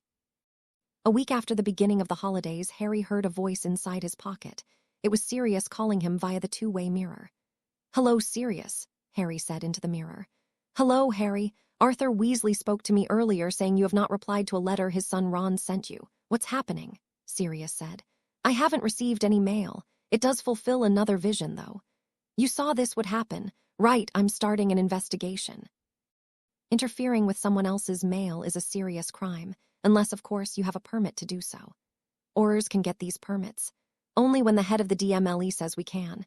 It is obviously strictly regulated, An inquiry into mail tampering is relatively straightforward, however.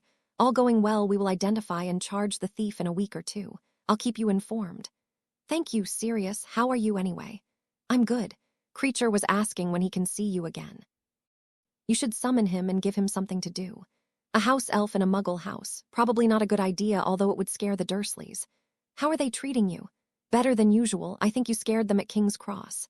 Only too willing to help you out, Harry. Well, bye for now. I'll speak to you as soon as I know something, said Sirius. Bye, Harry said as the mirror went blank. 2 days later, Sirius again called Harry. Hello, Sirius. What's up? Harry asked. We found out who was stealing your mail. Turns out it's a house elf named Dobby. He works for the Malfoys, replied Sirius. So the Malfoys ordered their elf to steal my mail. Harry pretended to be angry. That's what we thought, but it turns out Lucius and Narcissa didn't know Dobby was doing it. Draco was surprisingly angry. Harry, I didn't know you and Draco were friends. I didn't know that either, Harry replied honestly. We shook hands when we first met, but other than that we've hardly spoken all year. Huh. Well, the Malfoys are going to punish the elf themselves and will forward all the mail tomorrow, along with an apology. Looks like they're not so bad after all. Keep in touch, Harry. Sirius, is there any way to ensure Dobby isn't punished too harshly? I dare say he did what he thought was best. I really cannot say. I could suggest they go easy on him, but I doubt it'll make any difference. At least try anyway. Bye, Sirius. Bye, Harry, and the mirror went blank. The remainder of July passed quietly. Things settled down into a routine that, although depressing at times, was at least familiar. On the morning of Harry's birthday, which as usual the Dursleys ignored, he went down to the kitchen intending to remind them Sirius would be picking him up later that day. Start breakfast, snapped Petunia before he could speak. Your uncle and I are hosting an important dinner this evening, so you need to finish your chores early. Actually, today is my birthday, and therefore, Sirius will be arriving shortly to collect me. Once everyone has had breakfast, I will be returning to my room to tidy up, then I will be leaving. I guess Dudley will have to do all the chores today, Harry said before starting breakfast. He's coming today, Petunia asked. Yep, he told me he would be here about 11 o'clock. Sirius had contacted Harry via the two-way mirror the day before to confirm the time. Petunia stood glaring at him before finally saying, Get breakfast ready then, and get rid of all your rubbish. Anything left in that room goes to the dump. After breakfast, Harry cleaned the room. He put everything he owned into his trunk so he could take it all to Grimald Place with him. From now on, even though he still had to live with the Dursleys, he would consider Grimald Place to be his home. Harry heard the growl of Sirius' motorbike just before 11 o'clock. Immediately, he began dragging his trunk down the stairs. Sirius rang the doorbell, but nobody else bothered to open it, so Harry had to do it himself. Come in, Sirius, he said. All set to go, Harry? Sirius asked. Yep, I'll say goodbye and we can leave. Uncle Vernon, Aunt Petunia, Harry called. What? Growled Uncle Vernon. Sirius is here, so I'll be off then. Fine, go, Vernon said. With that, Sirius helped Harry load his trunk into sidecar before Harry climbed in and donned his helmet. They headed straight to a diner on the outskirts of Little Whinging where they had a light lunch before setting off for 12 Grimald Place, arriving mid-afternoon. You go unpack, Sirius said when they arrived. I've got a quick job to do then. In about an hour's time, I will come get you. If you need anything, ask Creecher. I know he'll be eager to see you again. Right, see you in an hour's time, Harry said as he went up to his room. 1 hour later, Sirius knocked on Harry's bedroom door. Everything's set. Time to go, he said. Go where? Asked Harry. You'll see, was all Sirius would say. Curious, Harry followed Sirius down. Instead of going to the kitchen, they went out the front door where Sirius took Harry's arm and disapparated. A moment later, they arrived outside a strange-looking house set in a small clearing. The house was several stories high and looked somewhat lopsided. On the roof were numerous chimneys. Harry recognized it straight away. It was the burrow, the Weasleys' house. He followed Sirius up to the door. We decided that instead of a small party at Grimald Place, we would have a larger party here at the burrow. Mrs. Weasley insisted we come here. So this must be the Weasleys' house then? Harry asked, already knowing the answer. Sirius smiled. We're here, Molly. Is everything ready? Come in, Sirius, Mrs. Weasley called from the kitchen. They entered the house. Mr. Weasley stood to welcome them while Mrs. Weasley set table for 9 people. Once the rest of the family joined them, Mr. Weasley spoke. Well, it's good to see you all here, particularly our guests Sirius Black and Harry Potter. The reason we are here is because it's Harry's birthday. "Happy 12th birthday, Harry." "Happy birthday," several people added. Harry noticed the Weasleys' only daughter, Ginny, seemed to be watching him. When she saw him watching her, however, she went bright red and looked away. "Harry," Sirius asked, "do you want to open your presents now or after we get back to Grimald Place?"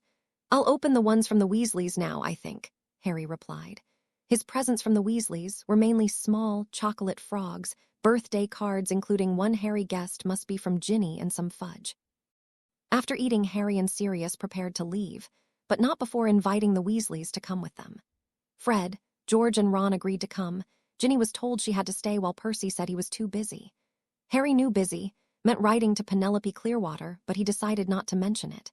Fred, George, and Ron used flew to get to Sirius' house, while Harry and Sirius apparated there. Once inside, Sirius told Creecher to set the table for 8, saying there were 3 more guests still to come. Ron asked who else was coming and was told Hermione would be joining them. Sirius was going to bring her by side along Apparation. The other 2 guests were to be Lupin and Tonks. The reason Hermione would be coming was a personal matter. Harry, Sirius, and Creecher were going to explain to her about house elves. They hoped this would make her realize some important facts about their nature. Tonks arrived soon after, announcing her arrival by tripping over an umbrella stand which set off Mrs. Black's portrait. The Weasleys were shocked to such language from a portrait, or indeed, from a lady, as Tonks herself said a few choice words, mainly over the fact she had gashed her shin. After a couple healing spells for Tonks and a stunning charm for the portrait, things settled down as Sirius explained the reason for these events. Sirius left to get Hermione just after Remus Lupin arrived. When he returned, everybody went into the kitchen to eat. Harry had already given the Weasleys a quick tour of the house in Sirius' absence, and they had generally been impressed with it, particularly after Harry called Creecher, whom the twins hadn't met before. Harry explained to them Creecher was the reason why Hermione was coming. He, Sirius, Tonks, and Lupin were going to try to explain why house elves worked for humans without pay. In the kitchen, everybody sat down to eat. After the meal, Harry received some more presents and cards, which he thanked Sirius and Lupin for, before drinks, butterbeer and tea for the children, fire, whiskey, and mead for the adults. After drinks, the group sat in the kitchen talking, filling in time before the Weasleys had to return home. Hermione would be spending the night as her parents were out of town for the evening. "Mr. Lupin," Harry asked, "what do you do for a living?" "I'm an odd jobs man," Lupin replied. "If a job comes up, I do it, otherwise I read books. And please call me Remus." "You could call him Moony, you know, that's what we called him at school," Sirius added. Harry noticed when Sirius said Moony, both Fred and George stiffened slightly, as if in surprise. "If you're going to call me Moony, we should call you Padfoot, Sirius. It's only fair," Remus said. This time, Harry wasn't the only one to notice the twins' reaction. Sirius saw it too. "Fred, George," Sirius asked, "can I speak to you for a moment, please? Remus, can you come too?" The group left the room, leaving Tonks and the trio alone. Harry asked, "Tonks, how are you able to change your hair color? Could you show Ron and Hermione?" Tonks changed not only her hair but her face as well, turning into an older, gray-haired woman before changing back to her usual appearance. "I am a metamorph magus," she explained. "It is a natural talent that cannot be learned, you have to be born with it." When the others returned, Ron, in particular, was curious over what had happened. All the twins said was they had met 2 of their heroes, and they had agreed to do something in return. Ron was still annoyed when he and the twins left for the burrow. Once Sirius returned, Remus and Harry sat down with Hermione. Their purpose was to try and explain why house elves were treated as they were and why they behaved like that. Quickly, though, they realized Hermione wasn't going to change her opinion anytime soon. Harry remembered she could be quite stubborn at times, and he soon realized this was one of these occasions. After half an hour of fruitless discussion, Harry decided to go to bed. The others soon followed. Next morning, when Harry got up, he found Creecher had made breakfast for him, Sirius, and Remus, but not Hermione. He asked Creecher why and was told that she had decided to make her own breakfast. Creecher wanted to know if he should stop her, but Harry said to leave her to it. He explained that, if she wanted to do it herself, she should be allowed to. He couldn't see any point to trying to stop her when she was so determined about something. Hermione and Remus left after lunch. Remus was escorting her home and would then be doing some odd jobs for friends, so would not be returning for a few days. This would give Harry and Sirius a chance to sort out the Horcrux hunt. They decided to visit Little Hangleton the following morning, giving them the whole day to locate and destroy the Horcrux there. They spent the rest of the day going over Harry's Gringotts account, the goblins having provided Harry with all relevant information at Christmas, but because of other things, this was the first chance they'd had to review it. Apart from Harry himself, the only person with access to his Gringotts account was Dumbledore. He held the title Account Manager, and it noted this would terminate upon Harry's 17th birthday. Also included in the statement was a list of transfers to a Petunia Dursley, described as Harry's legal guardian. Sirius explained that this was standard procedure when a child was orphaned in the wizarding world, although it was rare for the guardian to be a muggle. These transfers had occurred monthly until the 1st of September last year, when Harry started at Hogwarts. It noted future payments would be made on the 1st of July and the 1st of August until Harry's 17th birthday, at which point they would stop automatically. Harry asked if it would be possible to change some of the records, and Sirius told him they would need to visit Gringotts.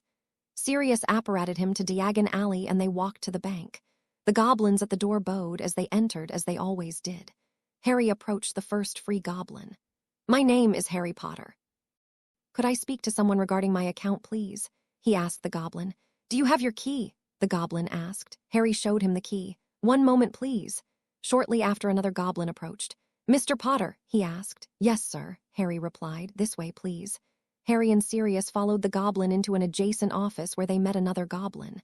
This goblin introduced himself as Sharpclaw. "Mr. Potter, please sit down," Sharpclaw said. "What is it you wish to discuss?" Harry and Sirius sat down before Harry spoke. "I have a query about my account statements. I see that money is being paid into a Muggle bank account in my aunt's name. I assume this money was for my upbringing." Sharpclaw examined the statement. "That is correct. As your legal guardian, Petunia Dursley is entitled to a monthly stipend. That cannot be changed without the consent of your account manager, Albus Dumbledore." "That brings up my second query," Harry said. "Can I make somebody else my account manager?" "No. That change can only be made if the existing account manager dies or otherwise becomes incapable of performing their duty. The existing manager does have the authority to nominate someone to replace them if they no longer wish to have the responsibility, but they must provide a suitable replacement."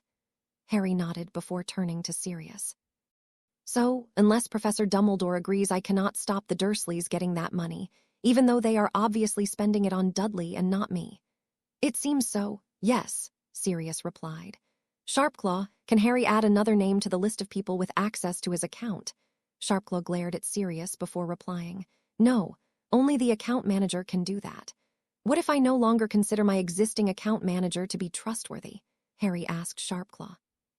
"Do you consider Albus Dumbledore unfit to hold this position?" "I don't entirely trust him. Barely 6 weeks ago, he put me in a life-threatening situation. Luckily, I had already contacted Sirius, and he, along with another Auror, arrived in time. Also, my house elf was on hand in case anything happened, which it did," Harry explained to the goblin. Sharpclaw thought things over before saying, "Is there any record in the Auror office of this incident?" Harry turned to Sirius. "Was that matter recorded?" Harry, of course, already knew there had been a formal investigation but wanted Sirius to tell Sharpclaw this. "Yes, there was," Sirius said. "I personally filed the report which Madame Bones herself reviewed. She was the one to start the inquiry into Dumbledore's actions." "I see," said Sharpclaw. "That changes everything. If the Ministry of Magic is investigating Albus Dumbledore, then you may indeed have a case for having him declared unfit for the title of account manager. You will need to bring a notarized copy of the report with you to this office, along with notarized copies of all relevant documents. Once we have those, we can strip Albus Dumbledore of his authority to access your accounts for a short time at least, although if he is subsequently cleared of any wrongdoing, we will no choice but to reinstate him with a full apology." "I can get the paperwork," Sirius said. "It's my report, so I won't even need to go through Madame Bones, although I will tell her of what is happening. I don't doubt she would back up my actions, since she is the one investigating Dumbledore anyway." Harry turned to Sharpclaw. "Thank you for your help, Sharpclaw. I dare say we will be back next week to sort this matter out. Could we arrange another appointment for, say, next Wednesday?" "Harry, we could come back tomorrow. All I need to do is go to the Auror office and pick up the file, Sirius said. What about our other plans? Asked Harry. We can always go the next day. I think we should get this sorted out quickly, replied Sirius. Harry decided this would be better, so he asked Sharpclaw, would tomorrow be suitable? If you wish to come back tomorrow, that will be suitable. Come in at 11 o'clock. Are there any other matters you wish to discuss at this point? No, thank you, Sharpclaw, Harry said before they left the bank. When they returned the next day, they were met by Professor Dumbledore. Good morning, Sirius. Good morning, Harry. I understand you wish to look into your Gringotts account. As I am your account manager, I have decided to make it easy for you to make any changes, even if you wish to appoint a different account manager, Dumbledore said. Harry was surprised by this and also suspicious. Why would Dumbledore willingly make a change that would not benefit him in any way while, at the same time, giving Sirius more authority? Professor Dumbledore, I assume Gringotts has been in touch with you, Sirius inquired. Not Gringotts, no. Madam Bones informed me that you had retrieved a copy of the file the Ministry holds in relation to Professor Quirrell's death. From that, I surmised you wanted to assess my ability to manage Harry's affairs. I have decided to withdraw from this aspect of Harry's life, since he obviously has complete faith in you. I don't follow the logic of what you said, but it does simplify matters, Sirius said. Might as well get this sorted out quickly, then. I have to get back to work, and Harry is off to visit friends for the rest of the day. Hermione had contacted them the previous evening and invited Harry over. Her mother was in London shopping and had offered to pick him up if he was interested. Harry had, of course, said yes, and they had arranged to meet outside the Leaky Cauldron at 1 o'clock. Harry warned them he may be a bit late, but now it appeared as though he would be early. Their business at Gringotts was completed quickly, and Harry and Sirius were able to head to the Leaky Cauldron where they had lunch. The Grangers arrived at 1:45, and after a brief chat, left with Harry. When they arrived at the Grangers' house, Hermione showed Harry to the room he would be sleeping in that night. The Grangers lived in a modest 3-bedroomed house in a town about an hour's drive from London. Hermione asked Harry what he had been doing, so he explained. Sirius has been helping me sort out my Gringotts account. That involved having him made my account manager instead of Dumbledore. That proved surprisingly easy. Dumbledore himself turned up and personally authorized the change. Why was Professor Dumbledore your account manager? Hermione asked. Harry shrugged. I don't know for sure, but my best guess is that he was responsible for my parents' wills, and he was given financial control out of simplicity. Honestly, he seemed happy to be relieved of the job. Do you have any other plans for your holidays? Sirius and I are planning a day trip to get away from London, and later I'll be going to the Weasleys, because Sirius will need to get back to work. He can't have much leave left available to him after all.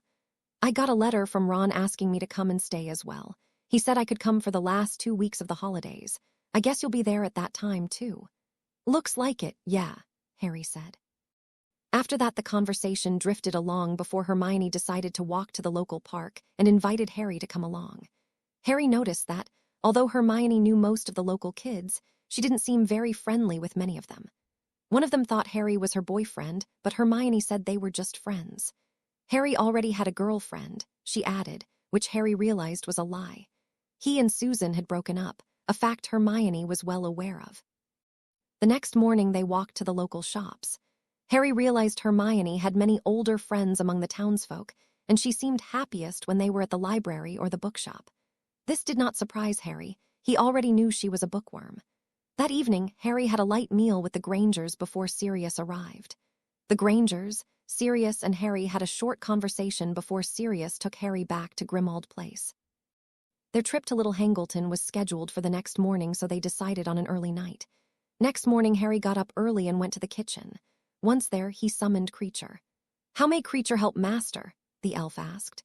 I would like you to prepare 2 servings of bacon, eggs, and toast, along with a pot of tea. Have it ready in 10 minutes, please, Harry said. With that, Creecher popped away. Sirius arrived soon after. Morning, Harry, all set for our little hunt, he said. Harry nodded. Creecher is making breakfast, should be ready in about 10 minutes. Once we've eaten, we should leave straight away. The sooner we start, the better. Sirius nodded in agreement. The sooner, the better. After breakfast, Harry and Sirius prepared to leave. They decided if they found a Horcrux, they would bring it back to Grimald Place, where it could be safely disposed of. Trying to destroy it while still in the tumble-down shack might attract the attention of muggles or even wizards who might be nearby. They told Creecher to be ready for their return by midday. If they weren't back by then, he was to come looking for them. They told him where they would be and advised him to bring a basilisk fang if he did follow them. Sirius? Harry asked as they were about to leave. Yes, Harry. Apparation. How does it work exactly? It's a skill taught at 6th year. The ministry strictly regulates apparation, and they provide instructors to students at Hogwarts once they turn 17. Once you turn 17, you are eligible to sit a test, and passing that test grants you an apparation license, which you are supposed to carry with you whenever you apparate, although very few people actually carry their license with them. The only time you need it is if you splinch yourself. What do you mean by splinch? It means leaving random body parts behind. It really is extremely painful. Splinching feels like you're being ripped apart and can be fatal if the damage isn't repaired quickly. If I tried to apparate now, would you be able to heal me if I splinch myself? Probably not. It's no easy task, and I believe that if the healing isn't done properly, it can lead to permanent disability. Why do you ask? Sirius was clearly becoming suspicious. If I can apparate myself, I won't need people to take me along with them. It would make it easier for me to locate certain things, for example, Horcruxes. True. Perhaps one day when Remus is here we could supervise your training together. Remus knows more about magic than I do. Sirius apparated Harry to just outside of Little Hangleton along the lane to the gaunt shack. Through these bushes, Harry. Sirius led Harry off the path into a small, overgrown clearing which contained the remains of a small building. Stepping carefully onto the front porch, Sirius pulled open the door. The hinges collapsed and the door came away in his hand. This place really is falling apart, Harry said as Sirius lowered the door to the ground before entering the house. Harry followed him in. Inside was dark, although a fair bit of light came in through the holes in the roof where a number of tiles had fallen. So, where's this Horcrux? Sirius asked, looking around the room. My vision said it was under the floor. We should try to find a loose floorboard, Harry said. They began searching the floor, Harry on one side of the room, Sirius on the other. Eventually, Harry found a loose board near the remains of a battered coal range. Sirius, over here, he called. You found it? Sirius asked as he joined Harry. I think so. This floorboard is loose and it is out of the way. It's not the sort of thing you'd notice unless you were looking for it. Sirius carefully pried up the floorboard. Underneath was small, hollow space. Sifting through the dirt, they found a small piece of wood and under it a ring. Sirius picked it up and examined it. I feel a temptation to put it on, he said. Don't, Harry replied. Here, put it in this bag. Sirius placed the ring in the paper bag Harry offered him and then placed the bag in his pocket. Let's go, he said. Harry took Sirius' arm and they returned to Grimald Place where Creecher was waiting for them. We did it, Harry said when they entered the kitchen. Sirius emptied the paper bag onto the table they had used to destroy Locket several months earlier. No sense in damaging another table, he said. Who destroys this one? Go ahead, Sirius. Remember what the locket tried to do, though, and the tiara before that. Before Sirius stabbed it, however, he copied the inscription on the stone. It consisted of a triangle encompassing a circle and bisected by a vertical line. He explained that the symbol looked familiar, and he was curious to know more about it. Once he finished, he picked up a basilisk fang from their secret hiding place and quickly stabbed the stone in the ring before it had a chance to defend itself. As soon as the fang stuck it, the ring screamed and a black cloud erupted from it. A thick tar-like substance ate into the wooden table top, eventually burning through and causing some of the tar to drip onto the carpet, where it smoldered until Sirius drenched it with water from his wand. Finally, the stone, now with a deep crack in it, fell away from the metal of the ring. Must remember that, Harry said. Stab it quickly before it is able to defend itself. Certainly makes it easier than taking careful aim first. It's all about speed, said Sirius. After watching Creecher destroy the locket, I realized that the quicker you destroy a Horcrux, the better. This proves I was on the right track. The now destroyed Horcrux was returned to the paper bag, and Harry placed the bag in his trunk. He would take it to Hogwarts with him when he returned, and put it alongside the other two in the room of requirement. The night before Harry was due to leave for the Weasleys, Remus dropped in for a visit.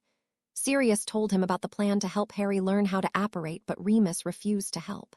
He said it was too dangerous, and he wanted no part of it. However, Tonks arrived soon after, and while Remus was out of the room, she told Harry and Sirius she would help. They waited until after Remus had gone home and then set up a clear space in the drawing room. A clean carpet was placed in the middle of the room. "Right, Harry," Sirius said. "Starting where you are, concentrate on the clean carpet. That is your destination. To paraphrase Apparation instructor Wilkie Twickross and his 3 Ds, you need determination, deliberation, and destination." "Take your time, Harry," Tonks added. "Trying to do it too fast is painful. Trust me." Harry took that to mean she had splinched herself during her training. Harry knew how painful it was. He remembered what had happened to Ron while they, along with Hermione, had been on the run from the Ministry before he came back in time. Equally, he didn't want to do it perfectly first time. He was still trying to hide his true power for fear of what may happen if the truth came out. His first attempt at Apparation was a deliberate failure. Tonks and Sirius gave him plenty of encouragement as he readied himself for another attempt. On his 5th attempt, he decided the time was right for a serious one. He focused on the 3 Ds and made his move. For a split second, he felt as if he were being squeezed through an infinitely small opening. It was a sensation he was well familiar with thanks to all the people who had taken him by side along Apparation, and he remembered it from before. And then it was over. He was standing in the middle of the clean carpet space and there were no missing body parts. "Well done, Harry," shouted Sirius. "Brilliant," Tonks added. "That was one of the fastest successful mastering of Apparation I've seen. Nearly everybody takes longer than that to get it right. That felt okay, but I obviously won't be able to use it when other people are around. Still, if I need it in the future, I know I can do it. Thanks, guys," Harry said to the others. "Next question. How do I become an animagus?" Sirius laughed. "I think that's something we should leave for a while. Becoming an animagus is not something even you would be able to master quickly. It is far harder than Apparation, and in fact, only a tiny number of witches and wizards have ever succeed at it." Harry agreed reluctantly, but asked if there was anything he could do to help towards becoming one later on. Sirius promised to send him some books, but not just yet. The following day, the Weasleys arrived in an old Ford Anglia car. Harry knew straight away it was a Muggle design that had been considerably enhanced magically. Mr. Weasley drove back to Ottery St. Catchpole, the village where they lived, and Harry noticed he seemed to have a pretty good idea of how to drive, although he seemed to take a number of risks. This made Harry suspect the car had the same enchantments on it that Sirius had placed on his bike.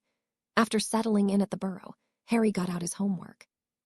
He had not been able to do much at the Dursleys, but he had done a reasonable amount at Sirius. Now the needed to finish it.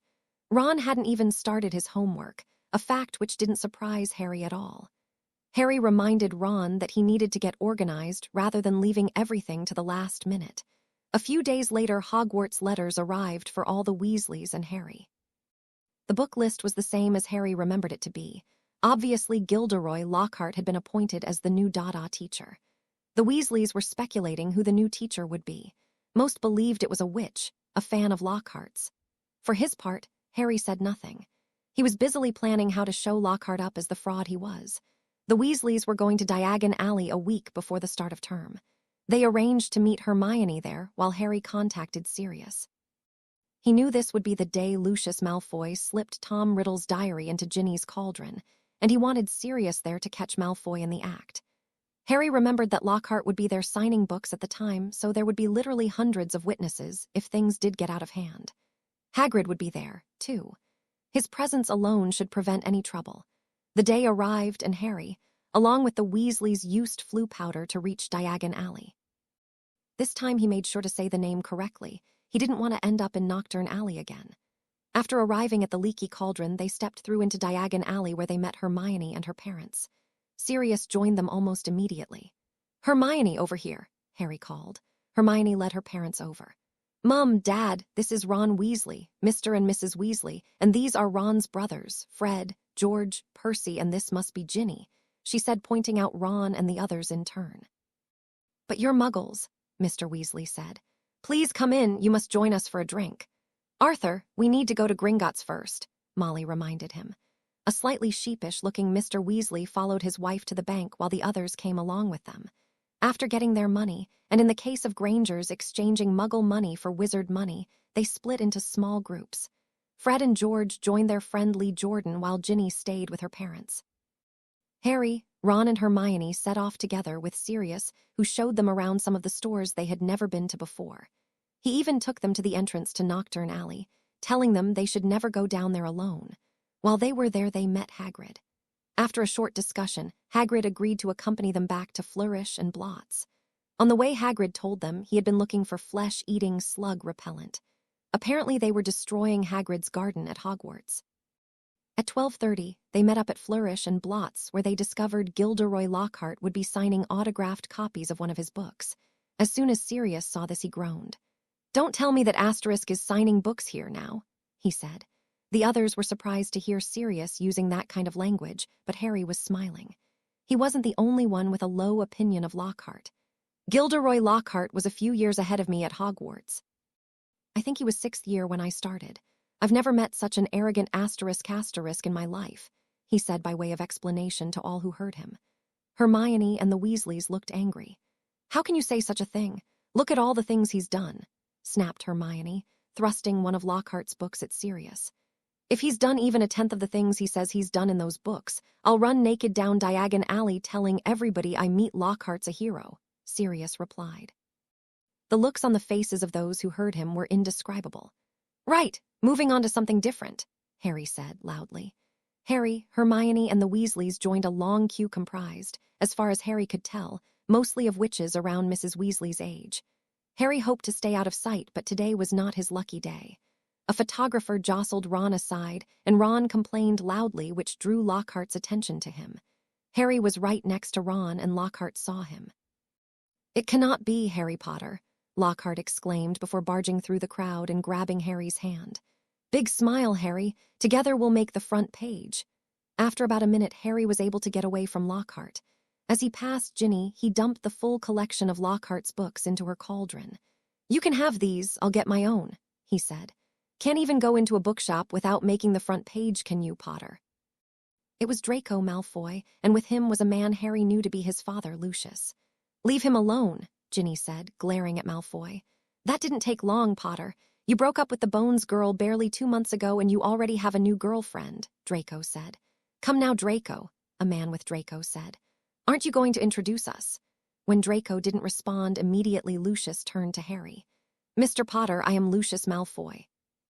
I must apologize for my elf's actions in stealing your mail. Perhaps there is some way I can make it up to you." "I don't think so, Lucius." Sirius had arrived and was standing next to Harry. Arthur Weasley had arrived too. "Sirius, how nice to see you," Lucius said in a voice that made it clear it was anything but a pleasant experience. He then turned to Mr. Weasley. "Arthur Weasley, a pleasure." Clearly he meant it to be anything but. "Lucius," Mr. Weasley said icily. "I do hope the Ministry is paying you overtime for all these raids you are carrying out, although, judging by this, I'd say not." Lucius had picked Ginny's battered second-hand Transfiguration textbook out of her cauldron. Harry was watching closely as Lucius made a small move, briefly hiding the book from view. Harry nodded to himself. Lucius then turned to Hermione. "Miss Granger, I assume." Hermione barely nodded. "The people you hang around with, Arthur, disgraceful." Lucius said the last word very quietly, but Mr. Weasley heard him. In an instant, Arthur lunged at Lucius. Several stacks of books cascaded to the floor as Molly yelled at Arthur. The twins shouted their encouragement before Hagrid forced his way between them, forcing them apart. "Settle down, gents," Hagrid bellowed. "Keep your book, girl," Lucius said as he shoved Ginny's Transfiguration book back to her. "It's the best your father will ever get you." "Just a minute, Ginny." "Can I see that book, please?" Harry asked, reaching for her textbook. After opening it, Harry said, "Sirius, look at this." Harry pulled a small, black book out of the textbook. "A diary," Sirius said after opening it. "There's a name in here, T.M. Riddle. Did you see where this diary came from?" "Mr. Malfoy put it inside Ginny's textbook," Harry said. "Lucius Malfoy, you're under arrest for possession of a cursed artifact and for attempting to place said artifact in the belongings of a child under 17, Sirius said as he pointed his wand at Mr. Malfoy. "What is going on here?" Mr. Weasley demanded to know. Quite a few people gathered around Sirius and Lucius, some looking ready to pull out wands. Harry realized the situation could get out of control. "Creecher," Harry called. "Creecher is here," the elf said upon arrival. Sirius held up the diary, never taking his eyes off Lucius. This diary was found in Ginny Weasley's Transfiguration textbook. Lucius Malfoy was seen to put it there. T.M. Riddle is today known as Lord Voldemort. Care to explain yourself, Lucius? Several people gasped when they heard this. I suggest that we take this to the Ministry of Magic, Sirius. There is no need to disturb all these people.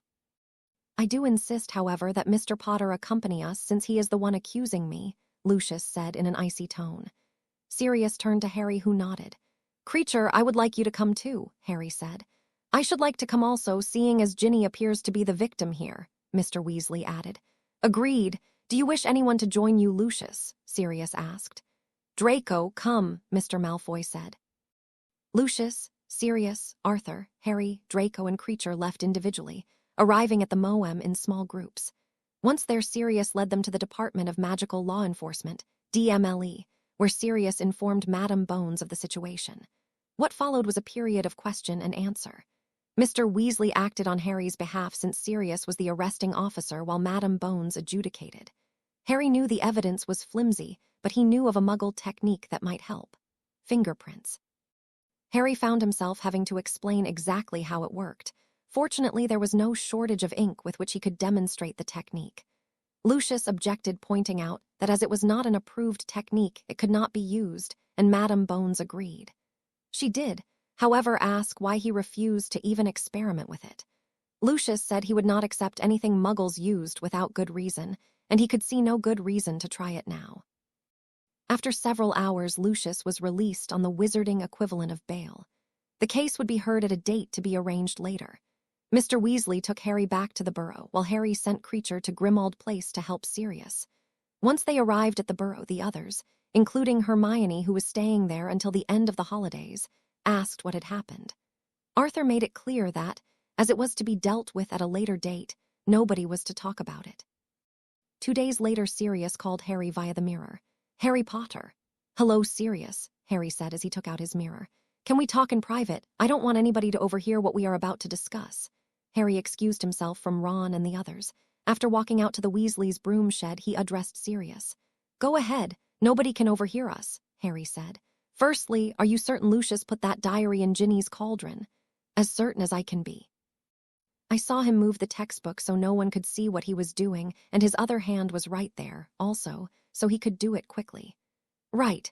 That may not be enough to stand up in the Wisengamot, but I think it may be enough to do a deal. You know it was the Malfoy's house elf who was stealing your mail, correct? Yes. Why is that important? I was thinking of asking Lucius to free his elf. Most house elves don't want to be free, but the Malfoys treat theirs badly, and I think the elf may appreciate a change of owner. And I could use an elf to help around Grimald Place. That sounds like a good idea. Since the diary is a Horcrux, freeing the Malfoy's elf would be a fair bonus on top of the main prize. I'll discuss this with Madame Bones. I think she will accept the deal. After all, these sorts of things happen regularly at the Ministry anyway. Harry was very concerned to hear this. It sounds as though the Ministry has a pretty bad corruption problem to me, he said. Unfortunately, yes. We really do need to sort this out, don't we? While you're here, I have been trying to focus in on that vision I had of a Horcrux at Gringotts. I keep getting an idea of something strange and French-sounding. At the moment, it doesn't really make sense, but I will keep working on it. Strange and French-sounding. All French sounds strange to me, so I can't help you there, Sirius said, laughing. Anyway, Harry, I am sending an owl to the Weasleys tomorrow, inviting you all to stay here for the last night before school gets back in. It's an easy 20-minute walk from here to King's Cross, so it will mean a far less hectic last day of preparations before you leave, and there is something I want to give you, too. I'll tell you about it when you get here. Okay, Sirius, I'll see you then, bye. After returning to the house, Harry mentioned that they may be going to Sirius for the last day of the holidays, but did not mention anything about Lucius Malfoy, although Mrs. Weasley knew that must have been the reason for the privacy request. 31 August dawned fine, but with a threat of rain later in the day. Mr. Weasley insisted on driving the family's Old Anglia to London over his wife's objections. Harry knew 9 people getting out of a small car was going to attract attention, but decided since Grimald Place was a quiet cul-de-sac, not too many people would notice. Once everybody was inside and split into their respective rooms for the night, Sirius asked Harry, Fred, and George to join him. Ron was unhappy about being left out of the group, so Sirius decided he could join them if he promised to keep quiet about what they were doing. Fred, George, Sirius said after closing the door. Thank you for letting me have the map you mentioned. I have made 2 copies of it now. I will keep the original since I am Padfoot, and one of the copies is Harry's since Prongs was his father. You can have the other copy." As he spoke, he pulled out 3 pieces of parchment, one clearly older than the others. He kept the oldest one and gave the 2 copies to their respective owners. The same password will work on all 3. For Harry's benefit, the password is, "I solemnly swear that I am up to no good." Say that while tapping the parchment with your wand. Sirius demonstrated this on his own copy, and everybody watched as a map of Hogwarts appeared before them. A check of the map revealed the castle to be nearly empty. Only 5 figures could be seen. Dumbledore was in his office with Sprout. Flitwick was in the Charms classroom while Snape was in the dungeon. Outside near his cabin was Hagrid. As they watched, Sprout left Dumbledore's office and headed towards the main entrance. "Right, now you've seen how it works. Harry, always remember to switch it off when you're not using it. That password is mischief managed." As the map went blank, Ron asked, "Who are Moony, Wormtail, Padfoot, and Prongs? You only named 2 of them just now." "Moony is an old friend of mine, more commonly known as Remus Lupin. Wormtail is Peter Pettigrew, the scum who betrayed Harry's parents. Murdered 12 muggles and framed me." Harry got up early the next morning. After showering and dressing in some of the muggle clothes Susan had chosen for him the previous Christmas, he went down to the kitchen. Finding it empty, he called Creecher. "How may Creecher help Master this morning?" the elf asked. "Today I return to Hogwarts for the beginning of the new school year," Harry said. "As of this evening, I would like you to work at Hogwarts. In the meantime, I would like you to prepare breakfast. Bacon, eggs, toast, and tea, please. There are quite a few people here, so make plenty." "Creecher is happy to do as Master wishes," he said before hurrying off to start breakfast. Over the next hour, everyone else came down. Percy, Fred, George, Ron, Ginny, and Hermione were supposed to have packed the night before. The Harry was not surprised that some of them hadn't. In fact, only Hermione and Ginny were ready. After a very quick breakfast, Mrs. Weasley sent the rest back to their rooms while Harry and the girls relaxed. Sirius asked if he could speak to Harry alone, so they went into another room. "I have done a deal with Lucius Malfoy," Sirius said. "He will not be charged over planting that diary on Ginny. Instead, he has agreed to surrender their family's house elf to me." "So you are now his master?" Harry asked. "Dobby," Sirius called. The elf appeared with a crack. "How may Dobby help new master?" "Dobby, this is Harry Potter, the person whose mail you were caught stealing. Would you like to explain your actions to us?" Dobby's eyes were as wide as saucers. "Harry Potter must not return to Hogwarts. It is too dangerous." "Does this have anything to do with a certain diary?" Harry asked. Sirius produced Tom Riddle's diary from a bag. Dobby was shocked to see it. "How did Master get it?" "It was confiscated recently," Sirius explained. "Lucius Malfoy tried planting it on Ginny Weasley, but he was spotted and arrested. Part of the deal over not charging him was that he surrender you and renounce any claim he or his family have over you." Dobby is sorry. Dobby wanted only to protect Harry Potter, but now Dobby sees he was wrong to stop Harry Potter receiving his mail. How does Master want Dobby to punish himself? "I don't want you to punish yourself, Dobby," Sirius said. "I only want you to apologize to Harry, which you have now done." "Dobby," Harry said, "I accept your apology. I know you did what you thought was best, but really, you didn't need to do anything. I can look after myself and Sirius, and many other people would be willing to help me if I asked them to." "Thank you, Master. Thank you, Harry Potter," Dobby said before Sirius dismissed him. After Dobby had left the room, Sirius turned to Harry. "I thought about what you told me yesterday, and it occurred to me that strange, French-sounding name could mean Lestrange. My cousin Bellatrix married into the Lestrange family, and she is definitely a Death Eater. She is currently in Azkaban. I will look into it and get in touch if I discover anything." "Oh, good. Thanks for that, Sirius. I look forward to hearing from you," Harry replied before he, too, left the room. Shortly after 10 o'clock, Harry, Hermione, Sirius, and the Weasleys left Grimald Place for walk to King's Cross. They arrived a little after 10:30, leaving them plenty of time to say their goodbyes and board the train. While there, they met up with Neville and his grandmother. After brief introductions, Mrs. Longbottom thanked Harry for helping Neville during their first year, to which Harry replied Neville might do better with his own wand rather than a second-hand one. Neville joined the trio as they set off to find a compartment where they began talking. "I am looking forward to Defense Against the Dark Arts this year," Hermione said. "Lockhart's so brave. Can you imagine doing some of the things he's done?" I can't imagine him doing many of those things, Harry replied. He remembered Hermione was devoted to him even after his incompetence had been revealed last time. What do you mean, Harry? Hermione clearly wasn't happy. For one thing, I asked Sirius about the Homorphous charm. It is used to force an animagus into human form, but it doesn't work on werewolves. And the spell is not as complex as Lockhart makes it out to be either. Clearly, he is not telling the full truth, and therefore I question his other claims as well, he explained. I agree with Harry on this one, Hermione, Ron added. Neville also nodded in agreement. Well, I think he's brilliant, sniffed Hermione. Harry decided to change topic. Ron, I think you might do better with a new wand, too. I remember what Ollivander told me. The wand chooses the wizard, he said. After that, the compartment was quiet until Daphne and Tracy looked in. Hello, Harry, Ron, Neville, Hermione, how are you? Daphne asked. I'm fine, how are you, Daphne, Tracy? Replied Harry. Good, what do you think of Lockhart? I think he's great, Daphne said. I think he's a ponce, Tracy added, much to Daphne's and Hermione's annoyance. Daphne rolled her eyes. You would say that, she said.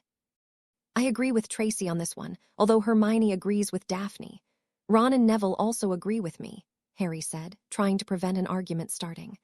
My mother, Daphne's aunt, knew him when she was at Hogwarts. He was a show-off then, and I don't think many people in any of the houses liked him, Tracy added. Can we talk about something else? Where's the food trolley? I'm starving, Ron said. Ron's comment caused laughter amongst those present, and Harry was happy. He really didn't want to talk about Lockhart, and any change in topic was welcome. Harry spent the remainder of the trip to Hogwarts trying to steer the conversation away from Lockhart whenever his name was mentioned.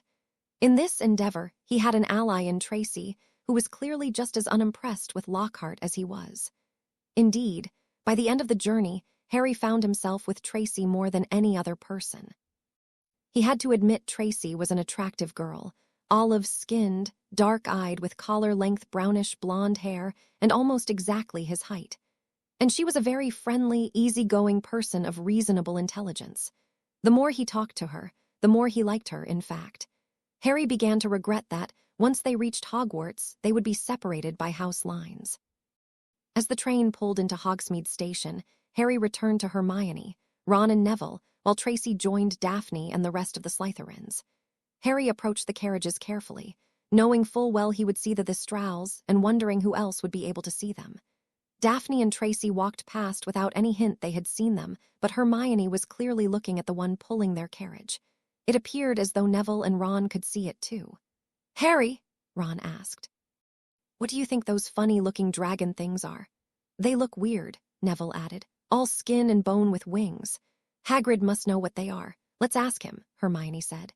They're called the Thestrals, Harry said. The only people who can see them are people who have seen death. Ron, Hermione, and I saw Quirrell die in June. He turned to Neville, waiting. I saw my granddad die a couple of years ago, Neville said as he climbed into the carriage, the others following him into it. Harry was relieved he had the perfect excuse for knowing about them.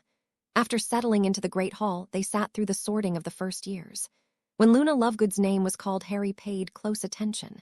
When she was sorted into Ravenclaw, he watched her skip over the table, blonde hair and bottle cork earrings bouncing along. Harry couldn't help sighing. Luna was just as he remembered her. Ginny was, of course, sorted into Gryffindor, and she sat at the end of table, looking very happy. She was the second-last student to be sorted, and was visibly nervous, as she had waited for her name to be called.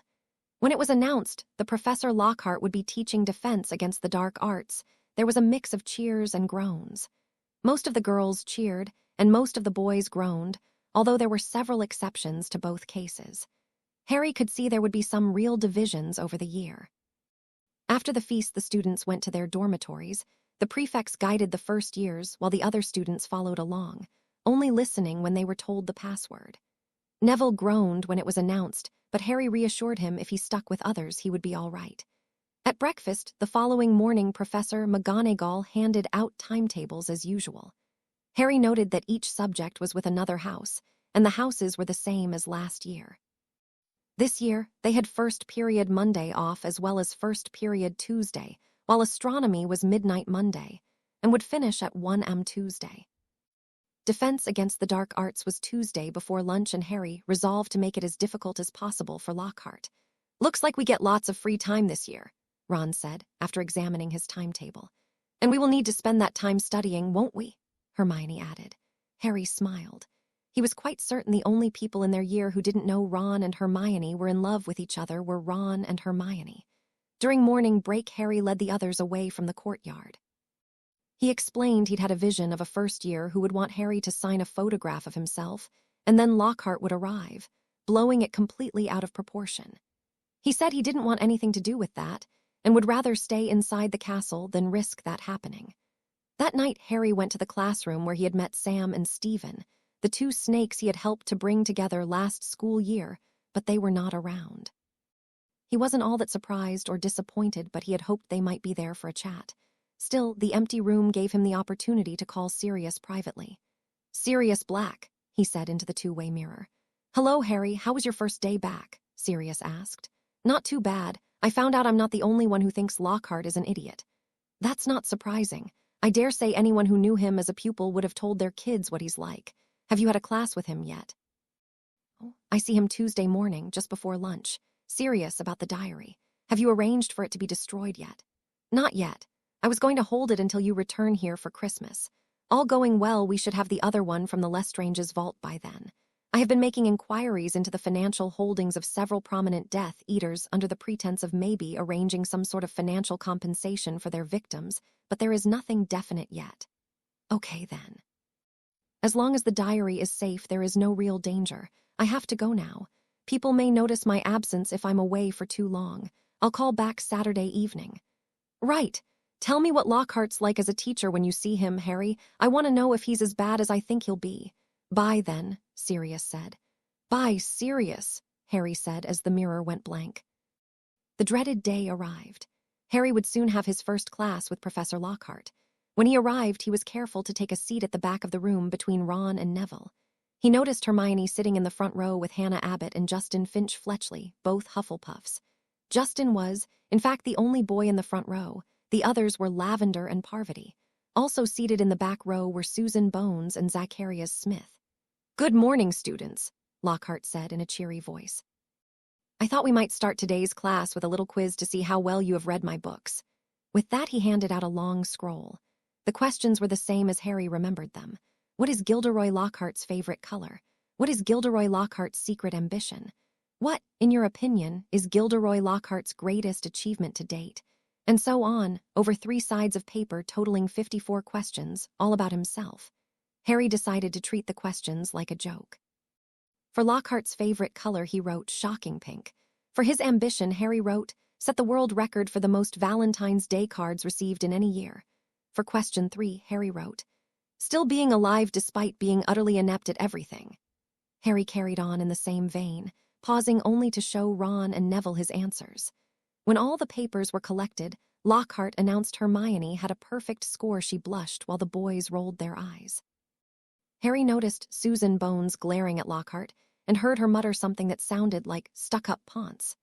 Lockhart then proceeded to release a cage full of Cornish pixies without giving them any instruction on how to handle them. When he said the phrase, pesca pixie pesternomi, which did absolutely nothing, one of the pixies grabbed his wand and threw it out the window. He then fled the classroom, leaving the few students who hadn't yet managed to escape out the door to deal with them. "Creecher, help," Harry called. "How may, arg," yelped Creecher when he arrived, before ducking to avoid a book one of the pixies had thrown at him. "Give us a hand with the pixies, Creecher, and can someone catch Neville?" Harry yelled as he tried Petrificus Totalis on the pixies.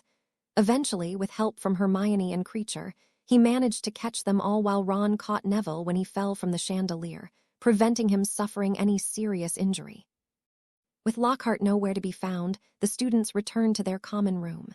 Several said they would complain to McGonagall or Dumbledore at lunch while Harry pulled out his two-way mirror and called Sirius. "What's wrong, Harry?" Sirius asked when he replied. "Lockhart," Harry said the name like a curse. "He gave us the most ridiculous test. All the questions were about him, nothing about defense skills or strategies. Then he set a cage full of pixies loose and ran away." Neville Longbottom had to go to the hospital wing. Ron took him along because he'd been hurt too while catching Neville. "Catching Neville?" Sirius sounded shocked. "Yeah, the pixies hoisted him up the chandelier and left him dangling there. Ron caught him when the chain broke." I will personally take this up with Dumbledore and anyone else who will listen, Harry. I assure you of that, Sirius said in a menacing voice. Lockhart is clearly not fit to be a teacher. I'll call you back this evening to let you know how it went. I'm kind of busy at the moment, but I think this is serious enough to warrant a pause in what I'm doing, but I should get back to it. Remember, Harry, I want to know about anything out of the ordinary. Harry took a deep breath before replying. Thank you, Sirius. Something needs to be done quickly. The safety of students is at risk as long as he stays here. Harry had other problems too. Whereas avoiding Lockhart was easy enough outside of class, trying to avoid Colin Creevey, a first-year boy who appeared to have a hero worship complex with regard to Harry, was far more difficult. As Ron pointed out, Harry had foreseen this happening, so he shouldn't be surprised. The first time Harry met Colin was at lunch straight after Lockhart's first class. Harry had finished talking to Sirius when he entered the Great Hall, taking a seat next to Hermione, Ron, and Neville not having returned from the hospital wing yet. He had barely sat down before a hyperactive first year sat next to him. You're Harry Potter. I'm Colin Creevey, the boy said as soon as he sat down. Harry glanced at Hermione, who appeared both amused and surprised. Hello, Colin, Harry finally said. I am a Muggle born. I had no idea all the funny things I could do were real magic. I mean, I didn't know magic was real, I just thought it was a fairy tale. Well, it is real and here we are, Harry said, trying to end the conversation quickly. Can I take your picture just to prove I've met you? Colin asked. No, I don't give out pictures and I don't like publicity. Please, Harry, one picture and can you sign it for me? Excuse me, Colin, it's lunchtime and I'm hungry. At this point, Ron and Neville arrived. Who's this? Ron asked, pointing to Colin. Just some first year, Harry said, but Colin jumped in. I'm Colin Creevey. Harry was going to sign a photo for me. No, I wasn't, Harry said loudly. Unfortunately, too loudly as several other students heard him. They turned to look at Harry. Harry turned to Colin and spoke quietly. Colin, I do not sign photographs. Only Lockhart is so vain as to do that. If you want an autographed photo, go see him. Now, if you don't mind, I would like to eat my lunch. Colin moved away, looking disappointed. That was rude, Harry, Hermione scolded. Harry turned to her. If you want my opinion, he was far ruder than I was. All I wanted to do was sit down for lunch and he just barges up and asks for my photo. Yes, but all the same, you could have been a bit more polite to him. He's only 11 after all, and this is probably the first time he's met a celebrity. Harry conceded she may have had a point, but it did not change his opinion on the matter. The last thing Harry wanted was to be the center of attention. At least not yet, anyway. Once he had destroyed the remaining Horcruxes, it wouldn't matter as much, and then he would reconsider. He knew, of course, Colin's heart was in the right place, and that he was extremely brave, but this bravery was what had led to Colin's death. At 16, he should not have taken part in the Battle of Hogwarts, but he had stayed to fight and had died as a result. Colin Creevey was one of the people Harry had come back in time to save, and he intended to make sure he did save him. The next time they had DADA, Lockhart's lesson consisted solely of reading extracts from one of his books. Eventually, Lockhart decided to demonstrate a passage from the book. He called on Harry to assist, much to Harry's annoyance. At the end of the class, Harry told Lockhart the next time he wanted to demonstrate something he should call for a volunteer. Harry told him he would not take part in any further demonstrations in front of the class. Lockhart appeared disappointed, but Harry really didn't care. On Friday after class, Harry, along with Fred and George, went to McGonagall's office. Harry knocked and asked if they could have a few minutes to talk about Quidditch. As you know, Professor, Wood's a fanatic when it comes to practice, Harry began. I have noticed that, yes, Professor McGonagall replied. It may interest you to know that Professor Dumbledore has implemented new rules regarding training, mainly because of Wood, I might add.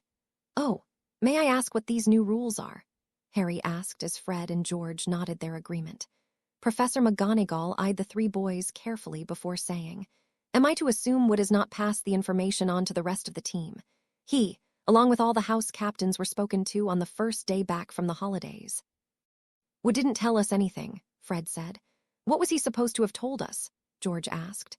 House teams are allowed a maximum of 4 training sessions each week, and these sessions may not exceed 3 hours, McGonagall said. Sounds good to me, Harry said, and the twins agreed. Thank you, Professor McGonagall, Fred said as they left for the common room. Once back, the twins spoke to Angelina, Alicia, and Katie, telling them what McGonagall had said. Harry, meanwhile, was talking with Ron and Neville. He passed on what they had learnt and began preparing for the regular weekend homework session. Neville wanted to come, but Ron was less keen, saying he wanted to think about it more before deciding. Saturday morning, Harry was wakened earlier than he'd wanted by Wood, who was saying something about Quidditch practice. He'd told Ron the day before that it would happen, saying it was a vision, actually a memory. 3 hours later, Wood was still explaining the various diagrams he'd prepared when Harry nudged George, who was sitting next to him, and pointed to his watch. George nodded before turning back toward Wood, who was just finishing his explanation of the last board. "Right, any questions?" Wood asked. "Yeah," Fred said. "Why couldn't you have told us this yesterday when we were awake?" Wood was angry. "Either you lot start taking this seriously or you can go do something else." "I only want loyal, reliable players on my team." "Doing something else sounds like a good idea," Harry said. "We've been here 3 hours already, so training's finished for the day." "Quite true, Harry," said Fred. "Time for us to go do something else," said George. "See you tomorrow," Katie said as she left the room, followed by Alicia and Angelina. The boys followed the girls out into the sunshine, leaving Wood spluttering angrily after them. "What, to do a couple of laps first?" Harry asked. "Might as well, Fred. Seeing as we're already here, George." They took off. As they finished their first lap, George said, "Who's that down there with the camera?" "Just some first year, Colin, I think his name is," Harry replied. "He could be a Slytherin spy," Fred said. "He's in Gryffindor," Harry said. "And besides, the Slytherin team is here in person. Must be their training time now." Harry could see the Slytherin team marching out onto the pitch, so he and the twins headed towards the exit, catching up with Wood, who was apparently having a discussion with Flint, the Slytherin captain. "All yours, Flint," Fred. "We were just finishing, George." "Congratulations, Malfoy. You made the team," Harry. "Well then, Wood. Looks like you are finished after all," Flint said as the rest of the Gryffindor team passed them on their way out. Wood turned and followed his teammates out of the stadium. As they walked to the castle, the twins asked Harry why he appeared so unsurprised by Malfoy's presence. Harry told them of a vision he'd had showing Malfoy playing Quidditch. Hermione, Ron and Colin caught up at this point. "Harry, I got some great pictures of you flying," Colin said as he ran to Harry. "A boy in my dorm told me I can use a potion to make the pictures move. Want me to show you when I've finished?" "No, but thank you, Colin. I'm sure they're great pictures and you should send them to your family." "They'd probably appreciate them," Harry said, before heading over to Ron and Hermione and walking with them. Both seemed quite amused by the first year's behavior. That afternoon, Harry was in the library as usual doing his homework. Several other second years joined him, all keen to get help with their work. Harry was a little surprised Susan Bones was there. He really didn't mind. The truth was he still liked her and hoped she could earn his trust again, although it wouldn't be easy. Hermione still didn't approve of Harry allowing them to copy his work, even after Harry pointed out that they would still need to do the background study to understand it properly. The pattern continued for several weeks. Classes Monday to Friday, Quidditch training Tuesday and Thursday evening, as well as Saturday and Sunday morning, studying in the library Saturday and Sunday afternoons. It was a comfortable routine that allowed Harry plenty of free time, although Ron's laziness still irked him somewhat. Often Ron would leave things to the last minute and then ask for help long after Harry had finished. Indeed, by the week of Halloween, Harry was getting tired of Ron's attitude. Hermione had already largely given up on him, and Harry felt like doing the same. "Ron," Harry said on the Monday before Halloween, "from now on you can come to the library with me Saturdays and Sundays, and I help you with your work then, but at any other time you're on your own. You've had a whole week to do that Transfigurations assignment and it's due today, but you've barely done half of it. That's not good enough." "I'm doing the best I can," Ron said. "It doesn't matter how good I am, everybody just compares me to one or other of my brothers. Between them, they've done everything. There's nothing left for me." "Nobody is comparing you to your brothers except yourself," Harry said.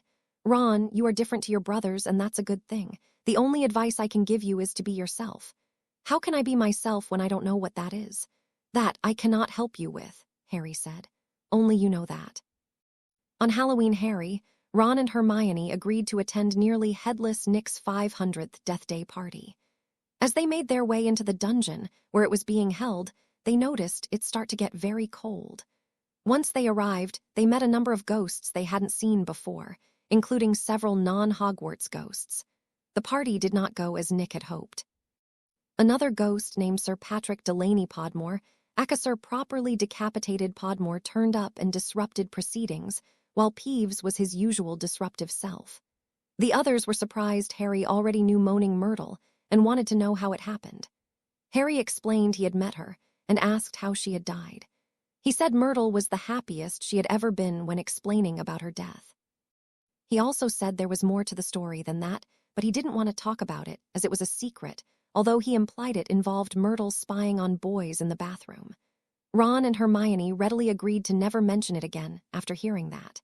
After they left, they headed for the kitchens. Once there, Harry asked Creecher for 3 servings of leftovers from the feast in the Great Hall. Hermione didn't approve, but Ron happily agreed to the idea of food. Harry had, by now, given up on trying to explain to Hermione why house elves behaved the way they did, so he let it pass. After eating, the trio returned to the common room where they relaxed before going to bed. The week after Halloween, Harry's turn came up to role-play another of the characters from Lockhart's books. This time he was to play the role of a werewolf. After Lockhart finished with his story, Harry asked a question. "Professor Lockhart," he began, "you claim you used the Homorphous charm on a werewolf." "That's right, Harry. A very complex charm it is indeed," Lockhart boasted. "Actually, it's not a complex charm, and it won't work on werewolves anyway. The Homorphous charm is used to force an animagus into human form. Used on a werewolf, it just results in a very angry werewolf." Lockhart appeared momentarily surprised, but quickly covered it with toothy smile. "The basic Homorphous charm will not work, but I used a modified version of it, and that version is far more complex. You can't vary the curse. It is designed specifically for Animagi.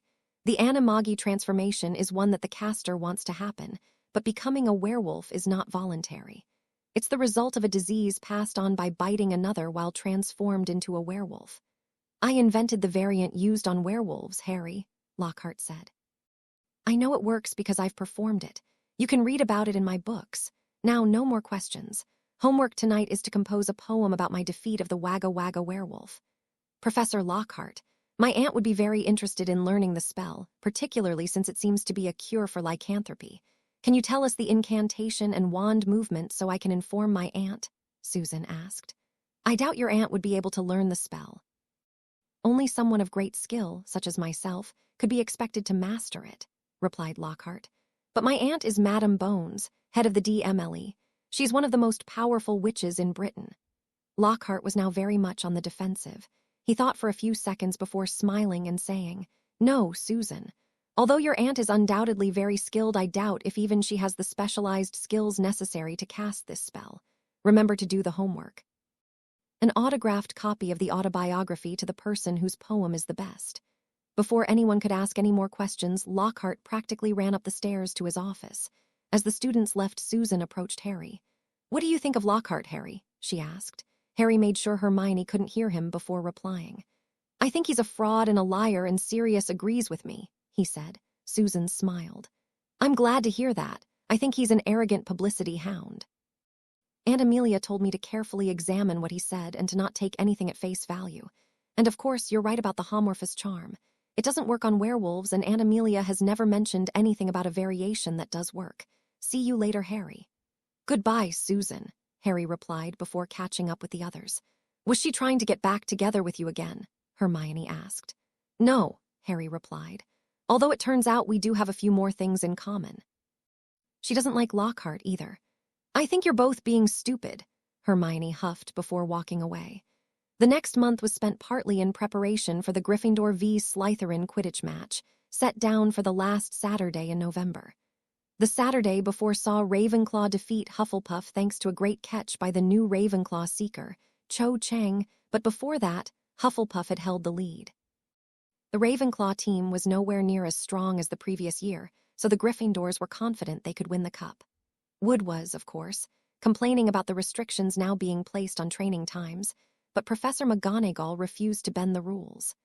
The rest of the team enjoyed the fact they could not train every day, and none of the other houses were complaining either, so Wood was a lone voice on this point. The day of the match dawned with high humidity and the threat of a thunderstorm later on.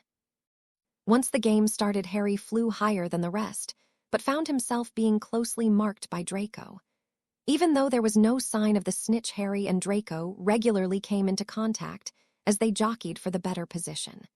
Meanwhile, the game proceeded around them, Slytherin holding a slight lead for the most part, but never by more than 3 goals.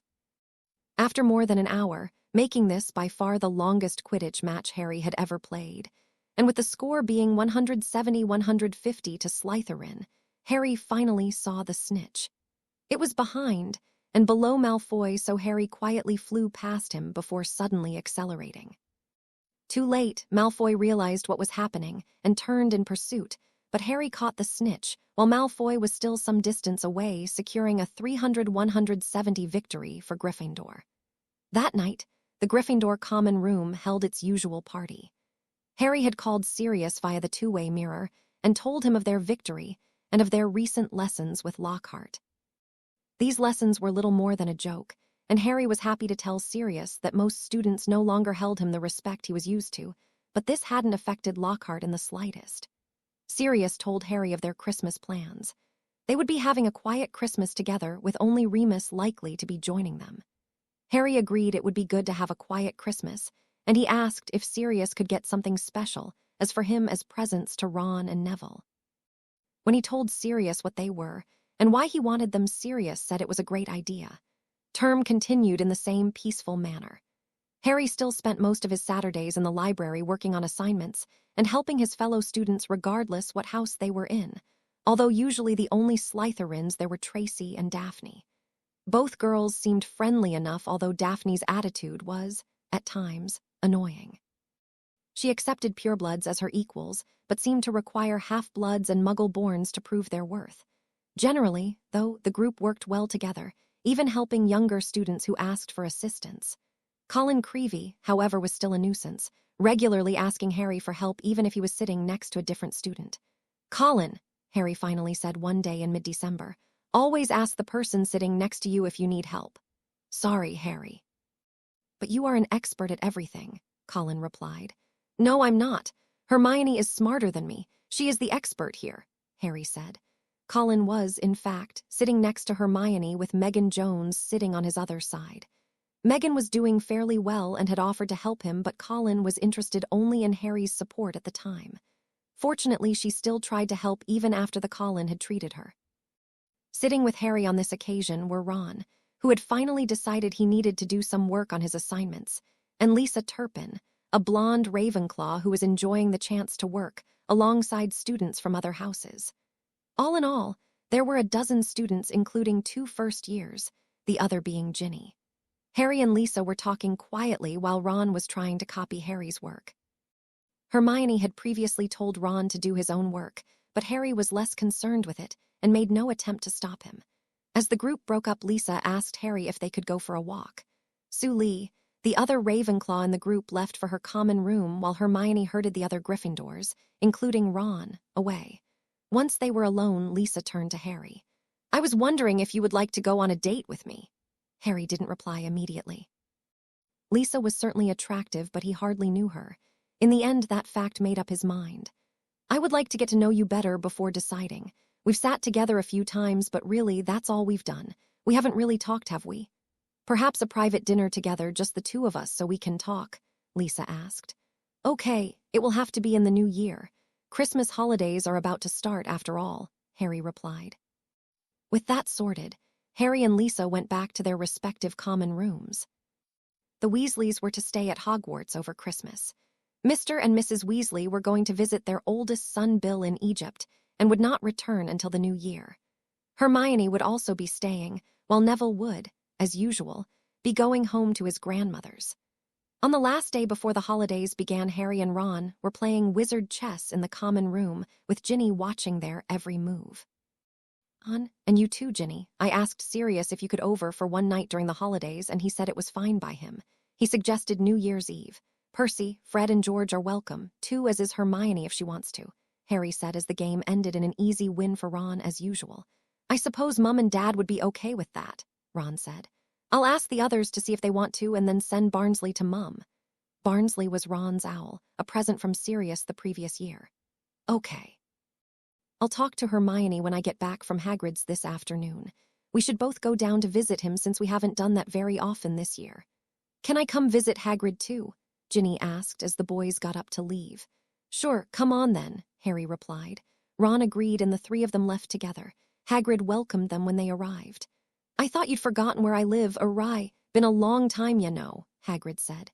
Yeah, sorry, Hagrid. I should have come down more often, Harry replied. Ron shrugged.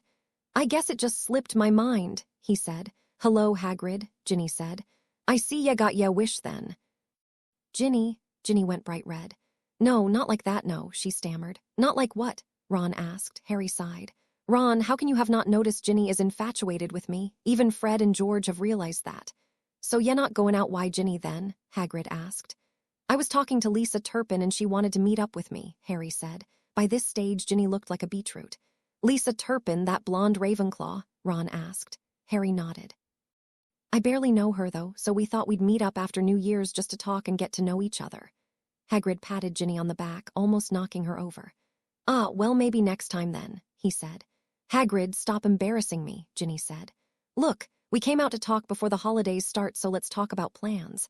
Sirius has said you're all welcome to come over on New Year's Eve. I could ask as if you can come too, Hagrid, Harry said. Do you think he'd let me come? Hagrid asked. I don't know for sure, but I will ask him, Harry replied. Thanks, awry. I think I'll stay here, though.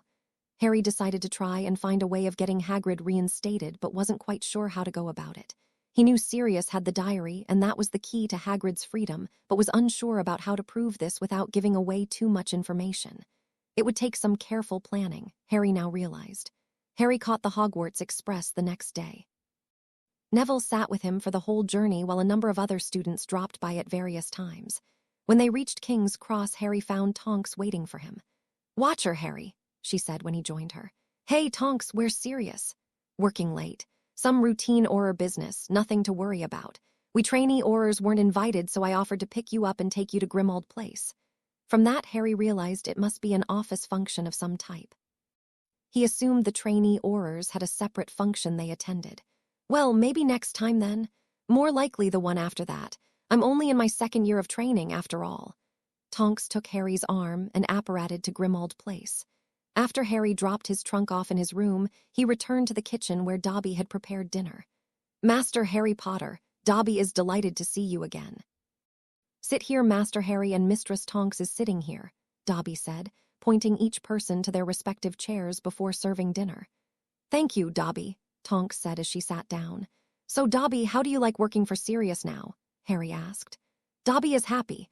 Dobby likes it here much more than at Dobby's old master's house, the elf said. I'm pleased to hear that, Harry said. Harry and Tonks ate in peace until Sirius arrived home an hour or so later. Sirius had obviously had a few fire whiskeys but didn't appear too drunk. Hey, Sirius, how was the urgent business you had to finish? Harry asked. Business? What business? We had our end-of-year celebration, Harry. Of course, trainee Aurors weren't invited, Sirius said. Tonks rolled her eyes. I suggest you go to bed after eating, Sirius. I think you need to catch up on some sleep. The next few days were spent preparing for Christmas. Even though it would be a low-key affair, Sirius still wanted to pull out all the stops. The previous year, he had spent Christmas with the Tonks trying to adjust to being free, and as such, it had been less enjoyable than he would have liked. This year, though, would be different. Christmas would be at Grimald Place with Harry and 2 house elves that were loyal and friendly toward their respective masters. An altogether better proposition. Remus Lupin would be joining them around lunchtime, but said he would not be staying. He planned on catching up with a friend he had met recently. He explained that it was a business deal that would give him up to 6 months regular work, something he hadn't had for some time. Christmas Day itself passed off without a hitch. Harry got presents from all the people he'd bought for, as well as one from Susan Bones. This surprised Harry, who hadn't thought of getting her anything since they were no longer a couple, but Sirius said they could easily fix that. She was probably still interested in him, Sirius explained. Harry decided to get something and give it to her when they returned to school. Boxing Day found Harry and Sirius discussing Horcruxes. The diary had been examined closely, and Sirius had figured out how to use it. Harry told him of a vision he'd had regarding a secret apparently contained in the diary. The secret referred to the Chamber of Secrets. Harry explained that was where he had killed the basilisk, and said he felt the diary might be the key to controlling it. He added that this diary might contain the proof that Voldemort himself had opened the chamber last time. Do you know who was believed to have opened the chamber last time? Sirius asked after Harry voiced this belief. I believe Hagrid was expelled because it was wrongly thought he was the one. It was wrongly thought he was the one. Elif, chamber last time. Knew Hagrid had been expelled, but he wouldn't tell anyone why. So do you think he was framed? Harry nodded. Voldemort framed Hagrid the same way Pettigrew framed you. We will need some extra help with this. I will speak to Madame Bones, tell her of our suspicions, and ask her to start a special inquiry into Hagrid's expulsion. We will need to pull Dumbledore in on this, unfortunately, but I doubt we have any choice here. I hope that for this, at least, Dumbledore can be trusted. We'll see, Sirius finished. Now, remember back in August I asked about animagus training. Any plans for that yet? Harry asked. I was waiting for you to ask about that. The books are in the drawing room. I think they will be suitable for a beginner like you. Harry could hear the laughter in Sirius' voice. Harry spent most of the next 3 days in the drawing room studying the books. Sirius wouldn't let him attempt the transformation, yet because it could go seriously wrong, but he did allow Harry to experiment with some related advanced transfiguration spells. Attempting to become an animagus was complex. It involved looking into Harry's personality and then comparing that to various animals.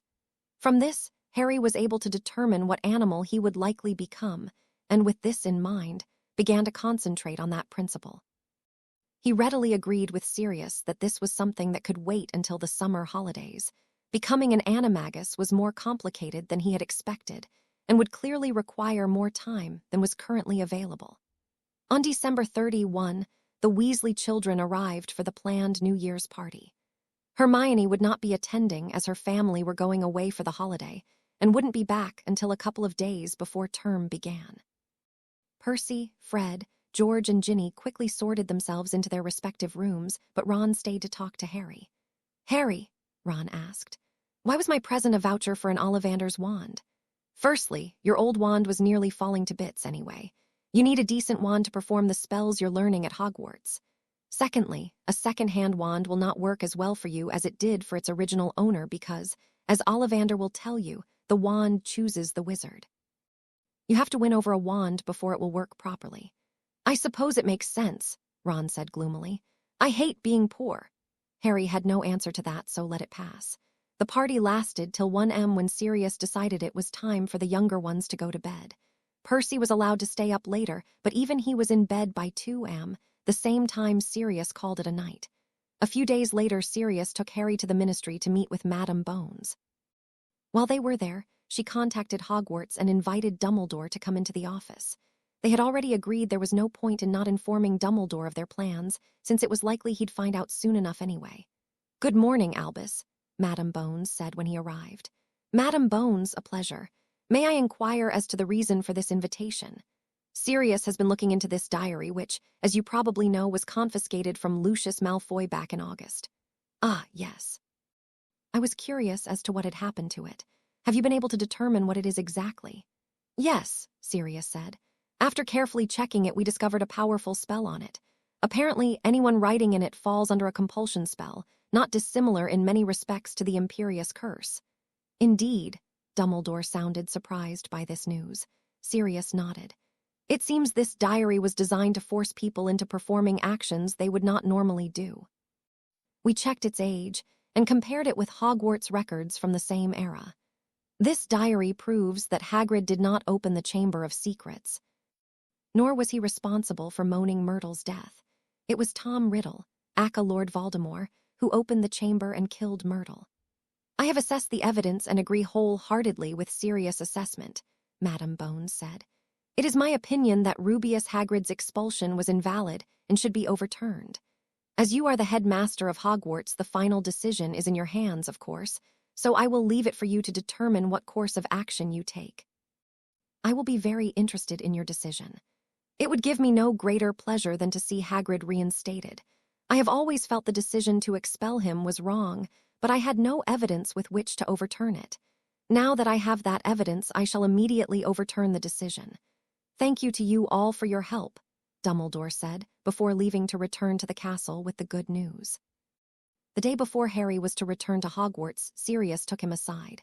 Now that Hagrid had been cleared of any wrongdoing and his expulsion overturned, there was no need to keep the diary. Madame Bones had now granted permission for its destruction and had agreed not to inquire too much about how this was to be done. Sirius told Harry she had apparently realized it was a Horcrux and had become very curious about it. "How much has Madame Bones figured out?" Harry asked. He was both curious and worried by this development. "Quite a lot, I would say, although I don't think she has realized that there are other Horcruxes. All the same, I wonder if we should tell her the truth." "Not just yet. I think if you tell her that there is more to the story and that the fewer people who know the truth the better, at least for the moment, then that might give us more time. Tell her that it involves Lord Voldemort, and I have reason to suspect he has spies within the Ministry." "I hope she accepts that. I will say I don't like keeping secrets from her.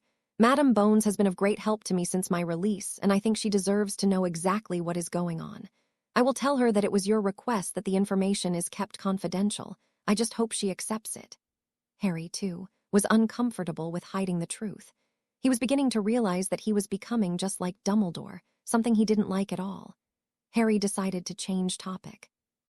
"You know, Sirius, I think we should let Dobby destroy the diary. It was at least in part thanks to him we were able to retrieve it and in doing so prove Hagrid was innocent," Harry said. "Good idea. Dobby," Sirius called. "Dobby is here, Master. How may Dobby help?" "We have decided to offer you the opportunity to take a leading role in stopping Lord Voldemort," Sirius said. "I want you to destroy this diary." Dobby's tennis ball-sized eyes were wide with shock. "Master wants Dobby to destroy the diary." "Yes, take this fang and stab the diary. Do it quickly, otherwise it will try to attack you," said Sirius. Dobby took the fang and looked at the diary, clearly uncertain of what to do.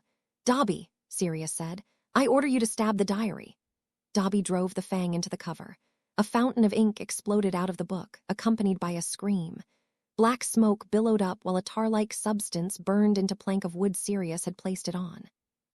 Then there was silence. The smoke cleared away and Harry placed the now-ruined diary in a bag.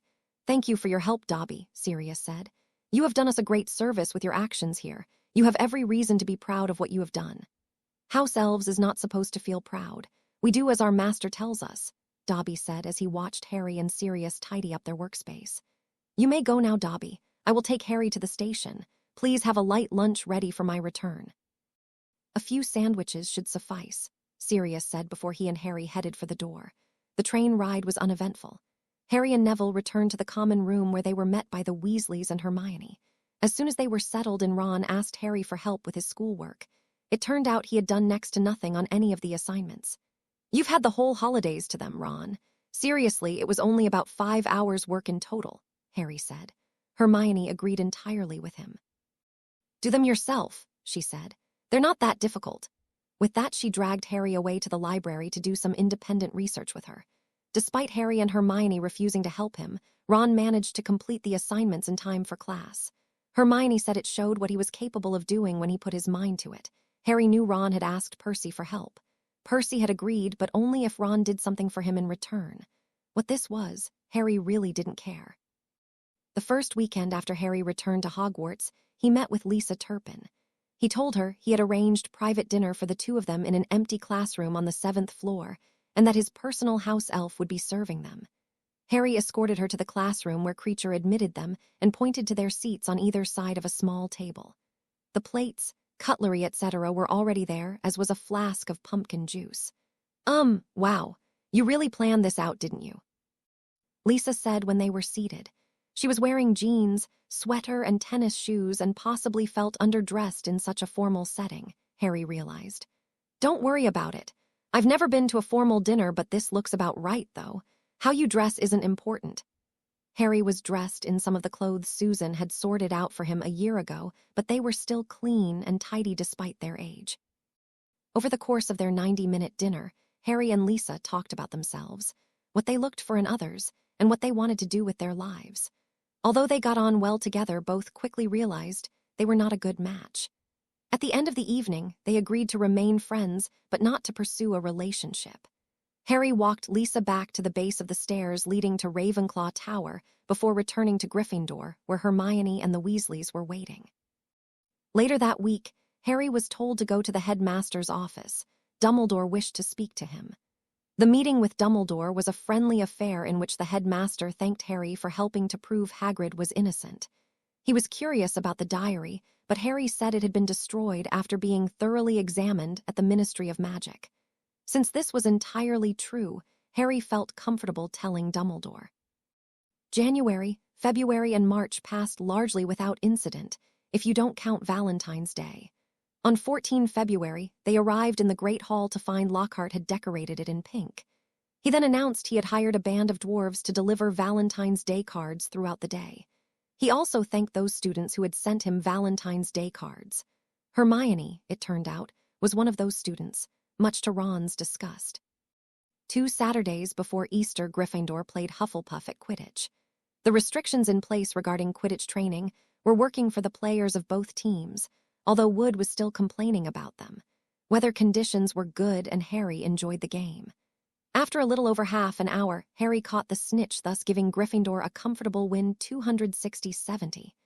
The following week, Slytherin defeated Ravenclaw by a similar margin. The Quidditch Cup was all but in Gryffindor's hands, and Harry, along with the rest of the team, hoped Wood might relax a little, although none of them really expected he would. On the plus side, they had no more training for the remainder of the term, something most of the team appreciated as it gave them more free time. Later that evening, as Harry was sitting in the common room trying to ignore Colin's attempts to start a conversation with him, Sirius called via the two-way mirror. "Hello, Sirius, what's happened?" Harry asked in reply. "Can we talk privately? I have some information for you," Sirius said. "One moment." Harry went to the classroom where he used to meet his pet snake, Sam. "Okay, go ahead, Sirius. Madam Bones has asked to meet you after the beginning of the Easter holidays. She has discovered something about one of her staff and wants to talk over this matter as well as another issue. She won't tell me what the other issue is, but I strongly believe it relates to Voldemort." "That sounds okay. Where will this meeting take place?" "Here at 12 Grimald Place. I will make the final arrangements tomorrow." "Do you know what the staff member is thought to have done?" "No, Madam Bones hasn't told me who it is or what they may have done." "Well, I guess we'll find out at the meeting then. Not much has happened here recently. It's been nice and quiet." "That's good to hear." "I'll pick you up from King's Cross and we'll talk more then, okay?" "Sounds good. Bye." "Sirius?" "Goodbye, Harry," Sirius said as the mirror went blank. A few days before the end of the term, Professor McGonagall gathered the second years and informed them that, starting next year, they would be required to choose additional subjects. She explained there were 5 options and they had to choose a minimum of 2. The subjects were arithmancy, ancient runes, care of magical creatures, divination, and Muggle studies. "What do you reckon?" Ron asked after they were dismissed. "What subjects should we take?" "I'm signing up for everything," Hermione said. The others looked at her in surprise. "Hermione, you are a Muggle-born witch. You don't need to take Muggle studies," Ron said, sounding astonished. "I'm not taking divination," Harry said quickly, trying to avoid another argument between his friends. "Harry, you're a seer. Divination would be perfect for you," Neville said. "I'm a seer, Trelawney isn't. She relies on guesswork and lucky coincidences, in other words, fortune-telling. I think I'll take ancient runes and arithmancy. They would seem to be the most useful subjects. I wonder what care of magical creatures is like." "You get to work with all sorts of magical creatures, learning how to take care of them, learning about what they eat and how they react, that sort of thing," Ron replied. Harry signed on for arithmancy and ancient runes. Ron and Neville both signed for care of magical creatures and divination, and Hermione for everything. Harry was the only member of his close group to be going home for Easter. As such, he shared a compartment with Lillian Moon and Sophie Roper, the 2 Gryffindor girls he still hadn't spent much time with. Lillian was about average height and a little on the chubby side, although definitely not fat. Sophie was taller and thinner than her friend. He, along with everybody else in their house, knew the girls liked each other a lot more than they liked boys, but they were friendly enough when he'd asked to join them. They spent most of the journey talking about classes. Harry asked why they didn't join in with the study group in the library Saturday afternoon, and they said they liked to be together and have some privacy. Harry accepted their explanation and said if they ever wanted a change, they were more than welcome. Sirius picked Harry up and took him straight home, where Dobby had their evening meal ready to go. He told Harry that Madam Bones would be there on Tuesday at 10 o'clock for their meeting. Harry asked what he could expect from the meeting, and Sirius told him she had realized the diary was just one of a number of Horcruxes and was interested to know as much as possible about it. They decided the time was right to tell her the full story, including the fact that they were hunting Horcruxes and had already destroyed others. Most importantly, they agreed to enlist her help if possible in obtaining the Horcrux from the Lestrange's vault. On Tuesday morning, Madame Bones flew to Grimald Place, and after casting several charms to ensure there were no eavesdroppers listening in, began their meeting. Harry wasn't sure what to expect from Madame Bones' visit. As such, he was somewhat nervous as he sat down with her and Sirius for the beginning of their meeting. "It's good to see you again, Harry," began Madame Bones. "Hello, Madame Bones," Harry replied. "There are 2 reasons for my requesting this meeting," she continued. "Firstly, I have discovered the identity of the person who has been passing information on to Albus Dumbledore. I was very disappointed to discover it was one of our most experienced and valuable Aurors, Alistair Moody. As he was less than a year away from retirement, I agreed to allow him to end his employment a few months early and to still receive his full retirement entitlement. So that particular leak has now been plugged. I knew Mad-Eye was a close friend of Dumbledore's, so I guess I shouldn't really be surprised to hear that," Sirius said. "How did he get the name Mad-Eye?" asked Harry. "He was injured while working as an Auror and lost his eye. It was replaced by a magical false eye that gave him special advantages and a very odd appearance. If you meet him, you'll see how the nickname came about," Sirius explained. "Yes," Madame Bones added. "Now, undoubtedly Professor Dumbledore will find someone else to pass him information from within the Ministry given enough time, but, for the moment at least, he will be unable to monitor our affairs too closely. That leads me on to the second reason for requesting this meeting. I know you have been withholding information about he who must not be named, but in spite of that, I have been able to discover a lot of information regarding him and his affairs. I know, for example, that Diary was a Horcrux, and that it was not the only one." Harry tried not to react to that information. Sirius, however, was more willing to speak about it. "You are quite correct, madam. The diary has been destroyed, as have the other Horcruxes we have found," he said. Harry decided it was time to tell the full story, or at least as much as Sirius already knew anyway. "There are, I think, 5 Horcruxes. The diary which Lucius Malfoy tried to plant on Ginny Weasley, a locket, originally owed by Salazar Slytherin, which we found here in this house." "You found a Horcrux here?" asked a very surprised Madame Bones. "My brother found it originally," explained Sirius. "But he was unable to destroy it, so he left it here with Creecher for safekeeping." This wasn't entirely true, but it was close enough. It was unlikely Madame Bones would inquire any further into it. "I see. Carry on, Harry." "The third one was a tiara, originally owned by Rowena Ravenclaw, which Voldemort hid at Hogwarts. That was the first one I found, by the way.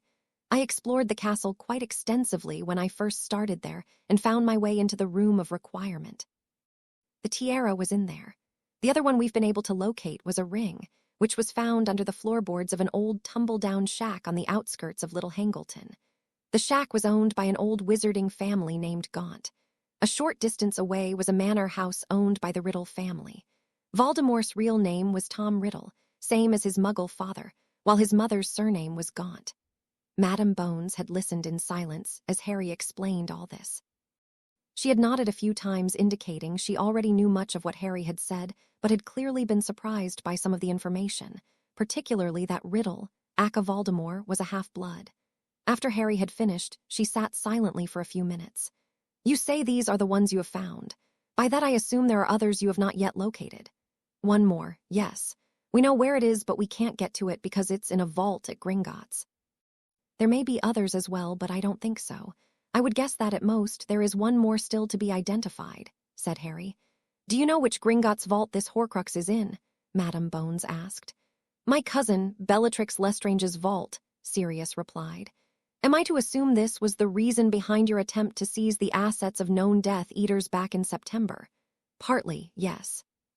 I do, however, believe the victims of Death Eaters deserve to be compensated for their suffering, particularly those who lost close family members," Sirius said. Madame Bones seemed somewhat annoyed with Sirius and Harry. "I cannot allow you to enter a Gringotts vault other than your own for any reason. You know the law, Sirius. If you or any other victim of the Death Eaters want compensation, you have to the matter directly to the Wisengamot." "I am aware of that, yes, but Harry and I have been trying to keep this quiet. Just because you caught one spy within the Ministry doesn't mean there are no more. In fact, Voldemort himself almost certainly has spies within the Ministry. What I was trying to do was to get hold of this artifact without alerting anyone else to what was going on. And I do feel the victims of the Death Eaters deserve compensation for their losses. Madam Bones, Harry said. Yes, Harry, she replied. Are you able to help us in locating and destroying this Horcrux? If not, what other help can you offer us, particularly regarding what Professor Dumbledore is doing? Madam Bones thought about it for a few moments before replying. There is nothing I can do directly to help with the recovery of this Horcrux, particularly since we do not know what it is. I can help you with Professor Dumbledore, however. The Philosopher's Stone incident last year and the decision to appoint Gilderoy Lockhart to teach this year are both matters of concern. The fact that Dumbledore deliberately put the safety of students at risk by hiding a valuable artifact in a school full of children is a serious matter. The Wisengamot, however, appears unwilling to censure one of their own despite the evidence. I could ask the Board of Governors of Hogwarts to suspend him pending an investigation into this matter, along with other matters that have arisen more recently, notably Professor Lockhart's appointment to the DADA role after his questionable teaching methods were brought to the attention of parents and others associated with the school. I would rather Dumbledore stays where he is, at least for the moment. We really do need to get rid of Lockhart, however. With him teaching DADA, it is likely that most Year 5 and 7 students will fail their exam, Harry said. I will speak to the Wizarding Examinations Authority informing them of the concerns being expressed by students, Madam Bones said. In the meantime, I would like you take this scroll, Harry. It is an instant message scroll. Anything you write on it will appear on another scroll which I will keep with me. Susan has one too. That is how she has been contacting me over the last 18 months. Harry took the scroll and folded carefully before placing it in his pocket. Thank you, Madam Bones. About the Horcrux in the Lestrange's vault, I do know what it looks like. I saw it in a vision. It is a small, two-handled cup with a badger emblem on it. I believe it was originally Helga Hufflepuff's. Madam Bones appeared almost shocked as Harry described the cup. Mr. Potter, do you realize Helga Hufflepuff's cup was reported lost over 40 years ago? The family of its last known owner were unsure if it was lost or had been stolen. They only realized it was missing after its last owner was found dead. How did she die? Sirius asked. Apparently, her house elf accidentally poisoned her, replied Madam Bones. Do you think the elf may have been framed? We know Voldemort and his followers like framing innocent people to cover their crimes, Sirius asked. Madam Bones thought about it before replying. It is possible, yes, but we have no proof. We can't do anything about that now anyway. We need to focus on what we can do, Sirius said. Yeah. Madam Bones, I will do what I can about Lockhart, and I promise I will keep you up to date with what is going on at Hogwarts. In return, I would like you to keep quiet about everything that has happened here. I've told you many things that, before now, only Sirius knew about. I am placing a lot of trust in you, and trusting people is not something I do very often. Thank you, Potter. I know all too well that you place trust very highly in any friendships you form, perhaps too highly at times. I assure you nothing that has transpired here will be repeated to anyone outside this room. Your secrets are safe with me. With that, the meeting came to an end. The remainder of the holiday passed quietly. Harry returned to Hogwarts earlier than most of the other students who had gone home. Sirius apparated him to outside the gates, and he walked from there. Creecher had returned Harry's trunk to the castle earlier in the day, so it was an easy walk. Once back in the common room, Harry found Ron and Hermione playing wizard chess. Welcome back. Harry, can you help me with my homework? Ron said the moment Harry sat down. Ronald Weasley, Hermione snapped. Why don't you do your own homework for a change? Ron, you've had 2 weeks and Hermione to help you and you still haven't finished, Harry asked. She refused, told me to do it myself, Ron said. Harry groaned. Saturday, 1 p.m. library. Make sure you're there, Ron. Thanks, Harry, Ron said, as Harry went to the dormitory to unpack. While unpacking, Harry got out the Marauder's map. He hadn't been using it much but decided tonight would be a good opportunity to wander the castle. From the volume of names on the map, he guessed that about a quarter of the students were still on holiday, meaning he would have a good chance of going unnoticed. He studied the map, working out the places he wanted to go and the quickest route between each one. He was about to put the map away when he noticed a large group of students heading towards the side entrance that led to the dock, where the boats the first years crossed the lake in were kept. This surprised Harry since this was one of the few areas of the castle, other than the staff's private quarters, which were out of bounds to students. Harry watched as the group stayed close together all the way to the dock. After staying there for about 30 seconds, they began walking back down the corridor towards the entrance hall. He noticed this time they were somewhat further apart, which led him to believe they had been carrying something between them on the way down. As he watched, they climbed the main staircase and turned down the corridor that led back towards the base of Ravenclaw Tower. Curious, Harry slipped on his invisibility cloak and hurried down through the common room and towards the main entrance. He then went down the same corridor towards the dock, only removing the cloak when he entered the dock area. At first, he saw nothing unusual, but when he looked at the water, he noticed some items of clothing floating around. He retrieved a t-shirt that was near the shore and looked at the name tag. His heart sank when he read the name written on it, Luna Lovegood. Harry looked into water. It appeared as though most of Luna's clothes were floating there. He was deciding whether to start collecting them when he heard someone approaching along the path. He dropped the t-shirt and donned his cloak before stepping away from the water's edge, wand at the ready. Luna Lovegood herself rounded the nearby corner moments later. Harry noticed she was wearing a cloak and was barefoot. Luna stooped to pick up the shirt, turning it over in her hands and feeling how wet it was. Harry removed his cloak and Luna turned toward him. "Hello," she said. "You're Harry Potter." "And you're Luna Lovegood," Harry replied. "Your name was on the shirt." "I should really get my clothes out of the water," she said, dropping the shirt and removing the cloak before stepping into the water. "Ah, Luna, you're well." Harry felt very uncomfortable in the present circumstances.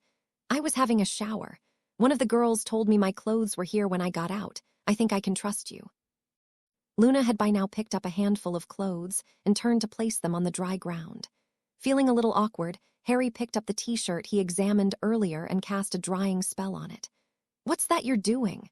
asked Luna. Harry had turned his back towards her but replied over his shoulder. "I'm drying some clothes for you so you can wear them. When you're ready, I'll teach you the spell if you don't already know it, so then you can dry your you."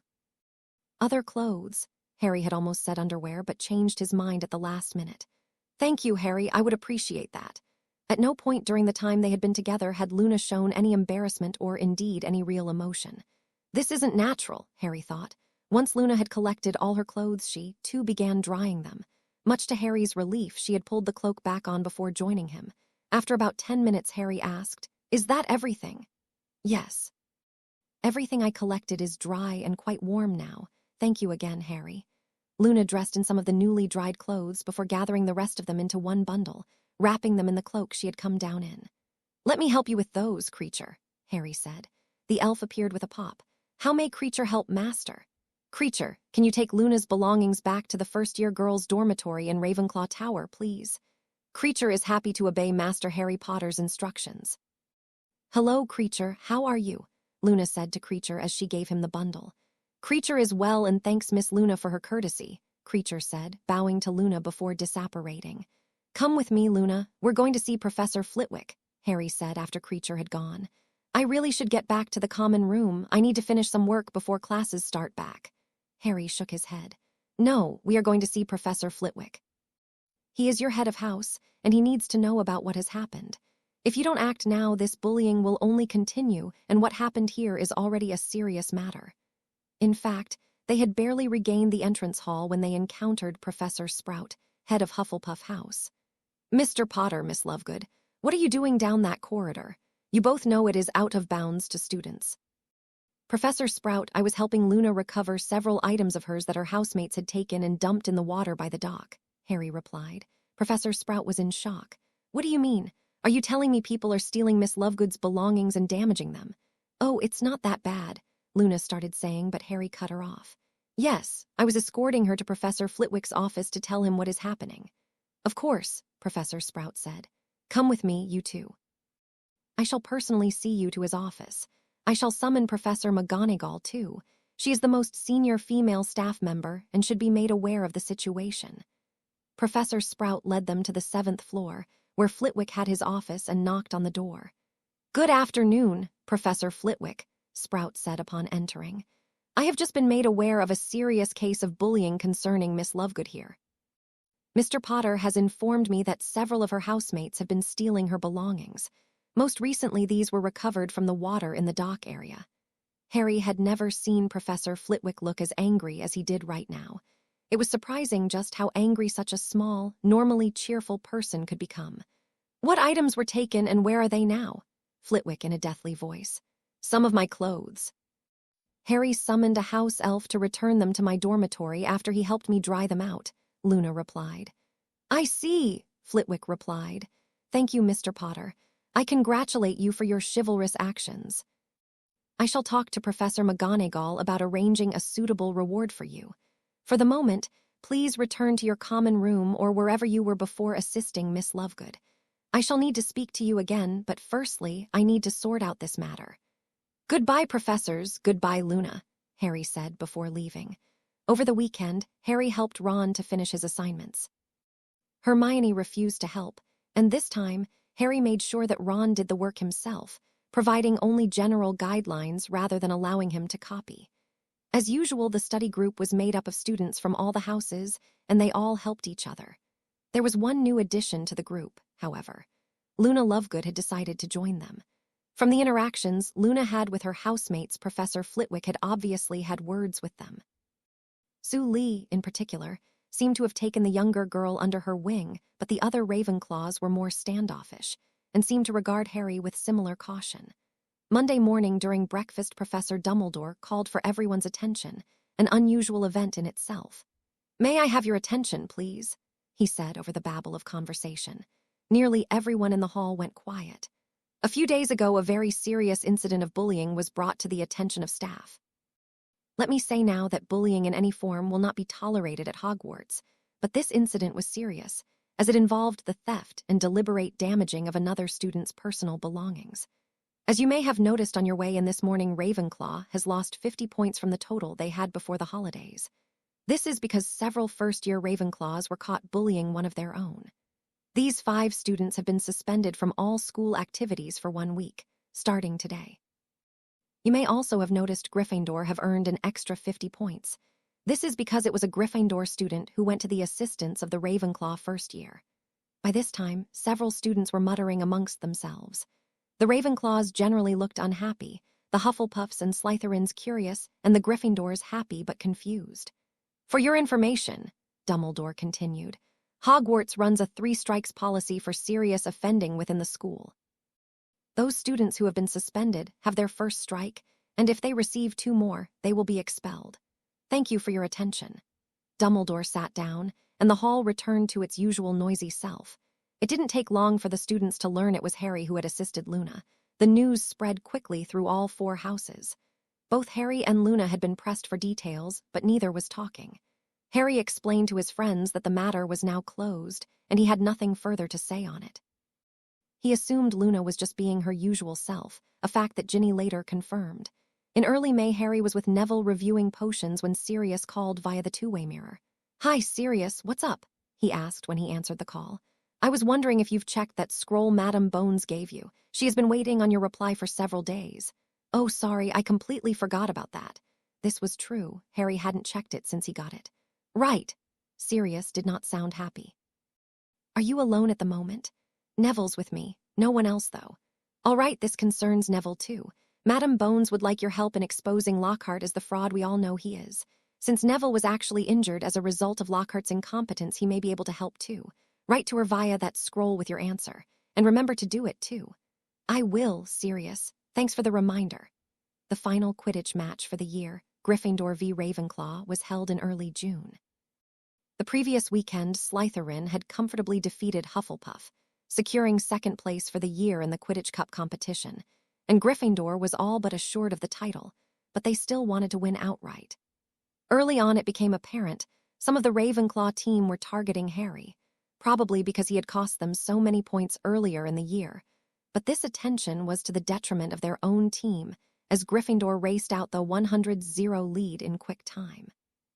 The Ravenclaw captain, Roger Davies, called a timeout and addressed his team sternly, getting their minds back on task.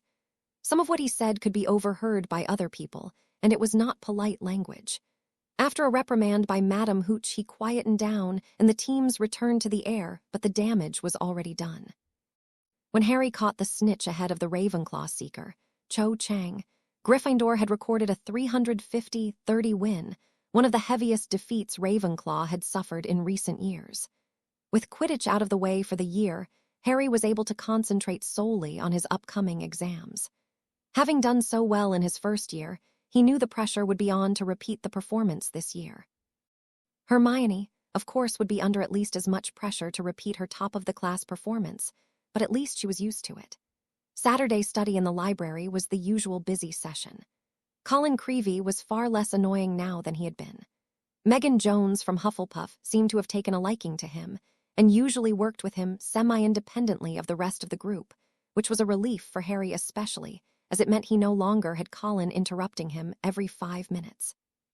As the week of exams came around, Harry was confident he had done as much study as was reasonable and fair. By the end of the week, he was satisfied that he had done the best he could. Hermione, of course, was worried she hadn't done as well as she could, but Harry left Ron to try and sort that out. More important to Harry and Neville was that Madame Bones had contacted them the evening after the last exam to say that everything was ready and Lockhart would be exposed as a liar the following Tuesday. All Harry and Neville had to do was ask some questions during that class. The plan was that other students would follow their lead and cause Lockhart to trap himself in a web of lies. All going well, by the end of the week, Lockhart would be out of a job with his reputation in tatters. Tuesday arrived, and Harry and Neville had their plans worked out. Harry would ask the first question, and Neville, along with anyone else who wanted to, would follow on.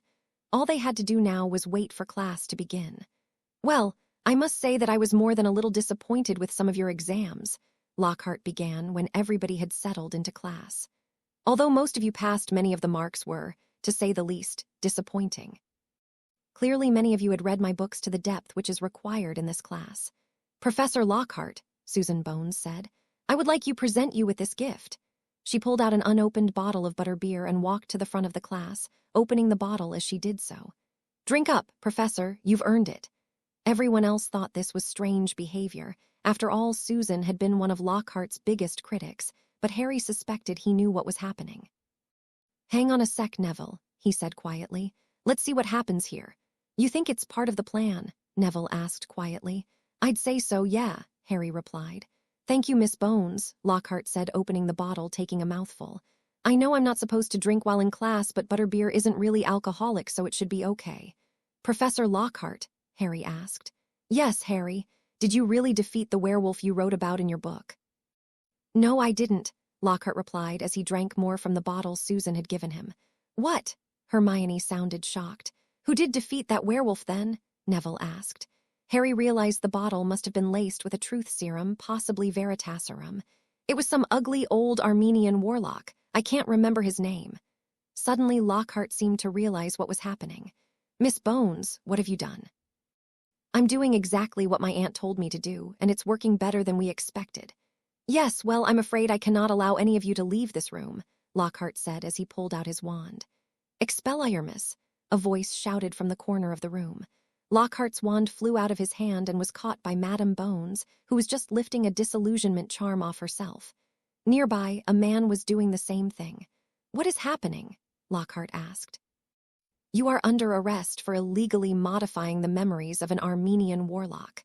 Undoubtedly, there are other people who have fallen victim to your treachery as well.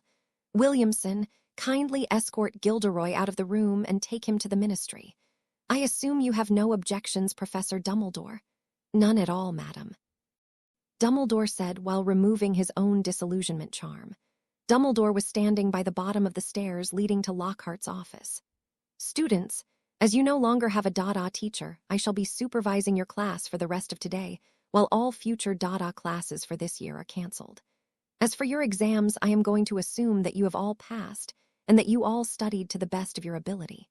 You shall all receive outstanding as your final mark." "What about those of us who got outstanding anyway?" Hermione asked. Dumbledore chuckled. "Miss Granger, you were the only student in the entire school who got an outstanding in DADA. You will still be recognized as having been first in your year." Hermione looked somewhat embarrassed as several of her classmates started laughing.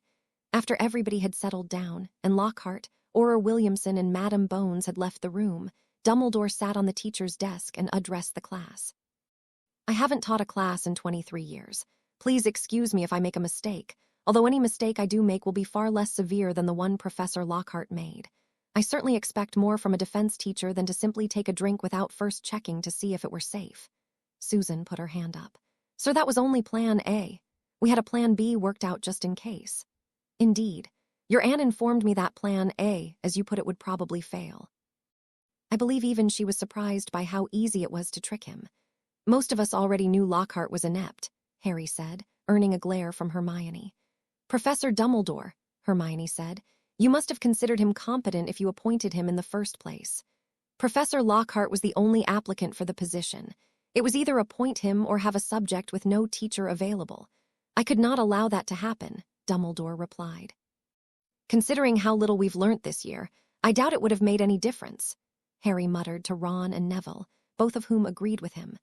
As it turned out, Harry was able to get similar marks to the previous year in all his other subjects. Like last year, Harry finished 4th overall in his year. Hermione, of course, finished top of the year again with the same 2 Ravenclaws finishing 2nd and 3rd. Luna Lovegood did very well amongst the first years, achieving a top 10 grade, while Ginny Weasley was inside the top 1-3 of her year as well.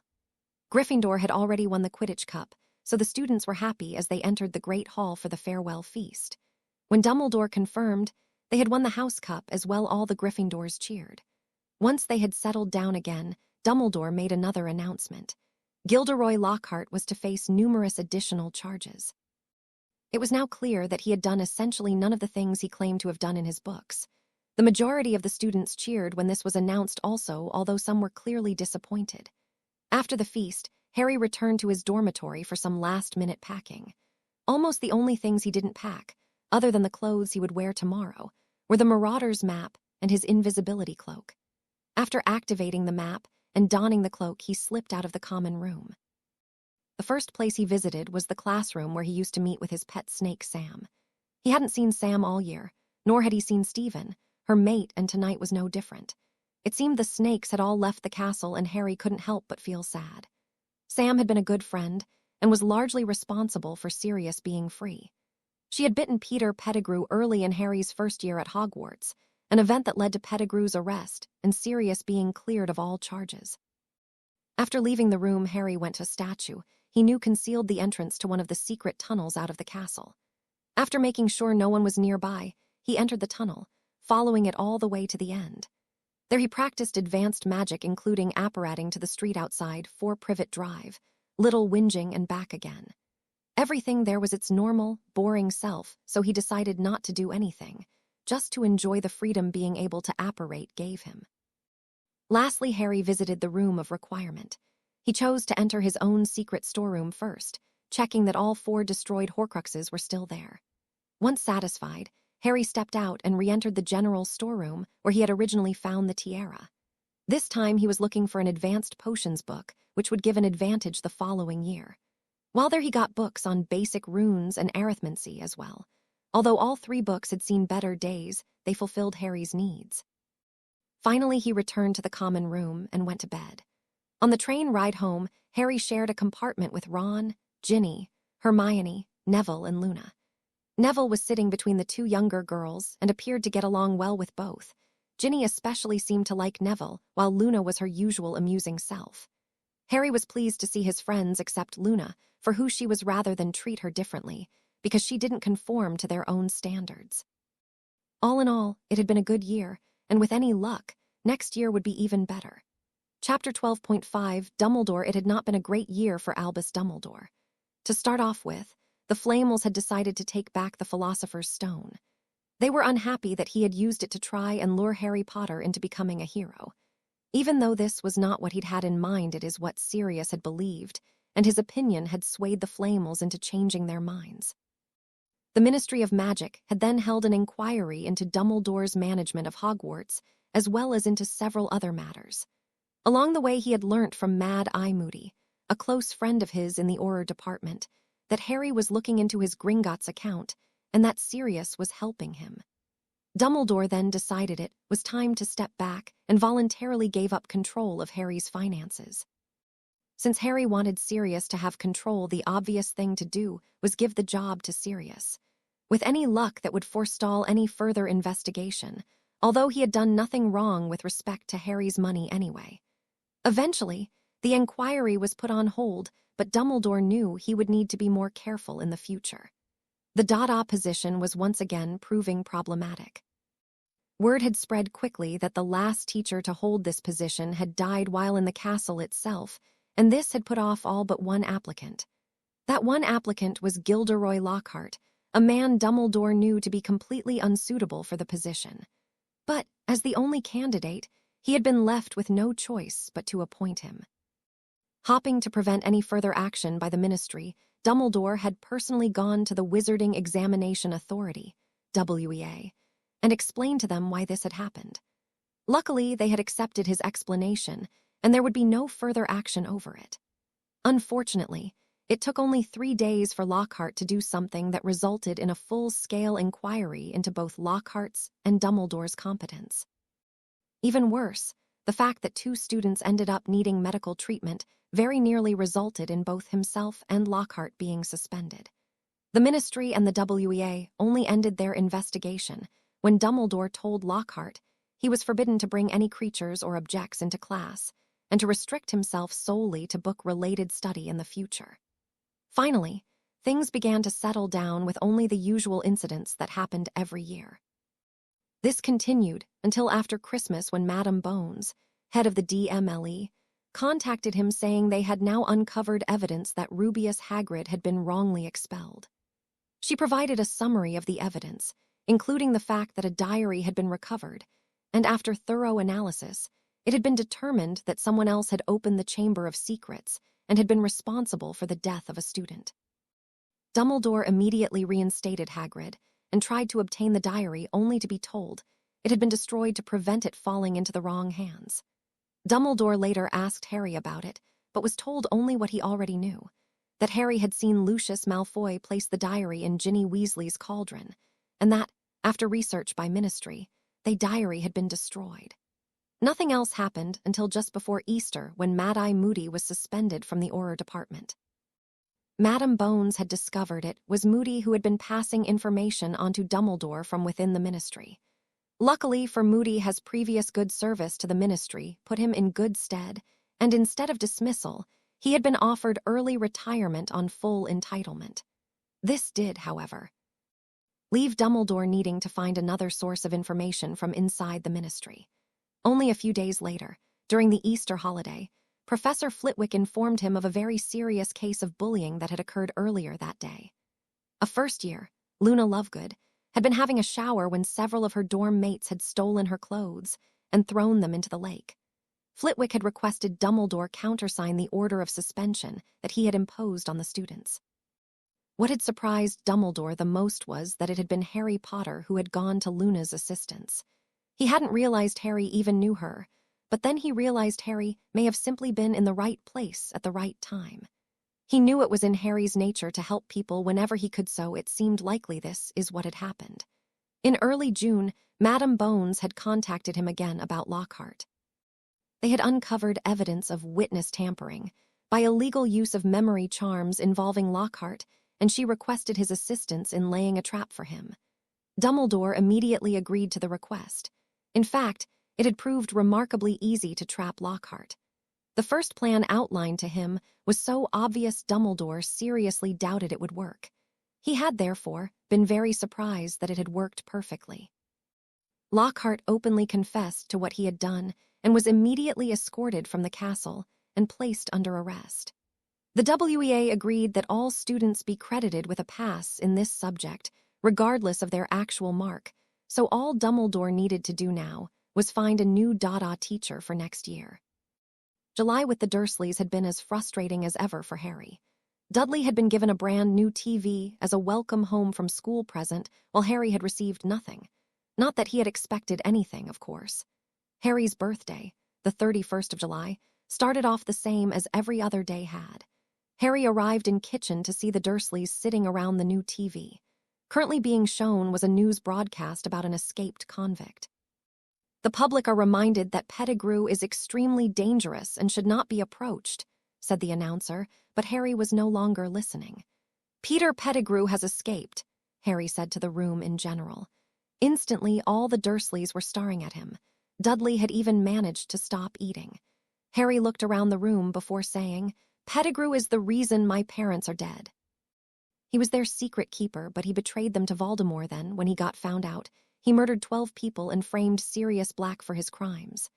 Ignoring the horrified looks on the Dursleys' faces, he pulled out his two-way mirror and the message scroll Madame Bones had given him. The scroll was blank, so Harry addressed the mirror. "Sirius Black." "Hello, Harry. I take it you've just found out about Pettigrew," Sirius replied moments later. "Yes, I have. How did this happen?" "We don't know exactly. The guards were told of his animagus status and were supposed to visually check his cell before opening it for any reason. Either somebody forgot to do their job properly or someone at Azkaban deliberately let him escape. We don't know which yet. Harry, I am in the process of finalizing arrangements to get you moved to Grimald Place. As it currently stands, there are 2 Aurors outside your house and anti-Apparation jinxes are in place. Those jinxes will be dropped at 4 p.m. today, at which time I will be there to pick you up. I will bring my motorcycle, but I will be apparating you away. Once you reach Grimald Place, Creecher and Dobby will be there to keep you safe while I retrieve my motorcycle. In the meantime, I would like you to stay inside the house, or at the very least in the backyard. Do not leave the property. All clear." "All right, I can do that. It's just Uncle Vernon's sister, Marge, is coming to stay. She is due here later this morning and will not like the fact that you are coming. She hates me after all. Vernon's sister, that could complicate matters. Unfortunately, it's too late to change our plans. Harry, is Petunia there?" "Yes, hang on, I'll get her for you." Harry turned to the Dursleys. "Aunt Petunia, Sirius Black would like a word." Petunia looked shocked. "What, why?" "You'll have to ask him that," Harry said, offering her the mirror. Nervously, Petunia reached for the mirror. "Don't touch thing, Petunia," Vernon called, but she took it from Harry. "Hello," Petunia said into it. "Hello, Petunia. I assume Harry has told you who Peter Pettigrew is." "Why, yes, he did." Petunia was clearly very nervous about talking to a mirror. "I've been explaining to Harry about the safety precautions we have put in place around your house. You are perfectly safe. As long as Harry is able to live under your roof, neither Harry nor any of you are in any danger from Pettigrew. Your sister-in-law, Marge, however, will not have this protection. Is it at all possible to postpone her visit until after Harry leaves this afternoon?" "No. Vernon will be leaving to pick her up any minute. We cannot delay her arrival," Petunia said, beginning to sound angry. "I cannot arrive there before 4 p.m., so it looks like we're stuck. You are fully aware of the rules around not revealing our world to Muggles, so I am going to trust you to not reveal the connection between your family and Pettigrew. From that, we will have to play it by ear and hope for the best." "What happens if we decide we don't want him here anymore?" Sirius sighed. "If you do that, then you're on your own. Pettigrew can simply walk up to the front door and kill you, as could any other Death Eater. The protection around your house is for your protection as much as it is for Harry's." "Very well then," Petunia snapped into the mirror. She turned to Harry. "Here, take this." She shoved the mirror into Harry's hand and returned to her husband and son. "I'll see you at 4 o'clock then," Harry asked. 4 o'clock it is. See you then," Sirius said. "Bye, Sirius," Harry said as the mirror went blank. "How did you know Marge was coming, boy?" Vernon growled after Harry put the mirror away. "I am a seer. The ability to see the future is a rare magical talent that only a few wizards have." Harry had deliberately used the terms magic and wizard because he knew what response they would bring. "Freak even by freak standards," Vernon muttered. Vernon left soon after to collect Marge. He had asked Dudley if he wanted to come, but Dudley had said no. For his part, Harry returned to his room and finished packing his trunk. His Hogwarts letter had arrived late the previous night, along with birthday presents from Ron, Hermione, and Hagrid, and somewhat surprisingly, Luna Lovegood. Exactly what Luna's present was he didn't know. It looked like a rotten onion and smelt much the same. Harry had carefully wrapped it in a pair of horrible old socks Vernon had given as a present several years before, but which he had never worn. The other presents had been much more enjoyable. Hagrid's present was some of his home baking, or, as Harry preferred to call them, baked rocks. He knew Hagrid would be teaching care of magical creatures this year, but Harry wasn't taking that subject. If he had been, he suspected Hagrid would have sent him a copy of the text, a book that tried to bite people. Soon afterwards, Marge arrived. Harry tried to stay out of sight, but Marge had other plans. She started bossing Harry around as if he were a slave the moment she entered the house. Still, he remembered, He would be leaving in less than 6 hours, so he just tried to grin and bear it. Once Marge was settled in, Harry was able to slip away and stay in his room reading over the Hogwarts letter he had received. As well as the book list and instructions about catching the train from platform, there was a form to be signed by this guardian, which would allow him to visit Hogsmeade on selected weekends. He knew Sirius would sign the form for him, so he tucked it into his pocket. He would give it to Sirius to sign after he arrived at Grimald Place. At 4 p.m., Harry heard the sound of Sirius' motorbike pull up outside. He went downstairs and opened the door as Sirius walked up the driveway. "Hi, Sirius," he said. "Hello, Harry. I just need a quick word with your aunt and uncle, then I will apparate your trunk to Grimald Place. Do you feel up to apparating yourself, or would you like me to do it for you?" "I think you'd better do it, just to be on the safe side," Harry replied. He went upstairs to get his trunk while Sirius faced the Dursleys, including Marge in the lounge. "Petunia, Vernon, Dudley, and you must be Marge. I'm Sirius Black, Harry's court-appointed guardian. I'm here to take Harry off your hands." Harry could hear Sirius talking from the top of the stairs. Quickly, he grabbed his trunk and dragged it back to where he could hear the conversation. It seemed Marge was demanding to know what Sirius had meant by court-appointed guardian. Deciding to stay where he was, Harry continued listening, but Sirius was already preparing to leave and refused to answer Marge's questions. Moments later, Sirius left the lounge and climbed the stairs to where Harry was waiting. "Everything ready?" he asked, and Harry nodded. "Let's go." With that, they apparated to 12 Grimald Place. "Harry Potter, sir." "Dobby is delighted to see you again," Dobby said as soon as Harry entered the kitchen. "Hello, Dobby, how are you?" he asked as he sat at the table. "Dobby is good, sir. Dobby is happy to be working here with Master Sirius." Just then another elf apparated into room. "Creecher is here to help and protect Master Harry Potter," the elf said. "Hello, Creecher. It's good to see you again," Harry said. "Creecher, take my trunk to my room, then return here, please." Harry ate his snack quietly while 2 elves began preparing dinner for Harry and Sirius. It was a little after 6 o'clock that Sirius arrived back.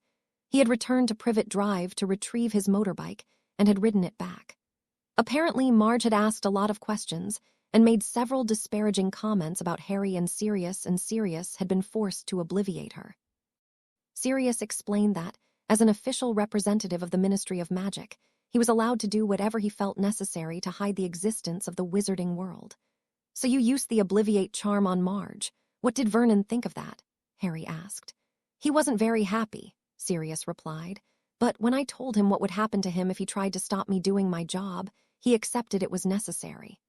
"Am I allowed to ask what would have happened if he'd tried I stop you?" "I would have arrested both him and Petunia for the way they have treated you since Dumbledore placed you in their care.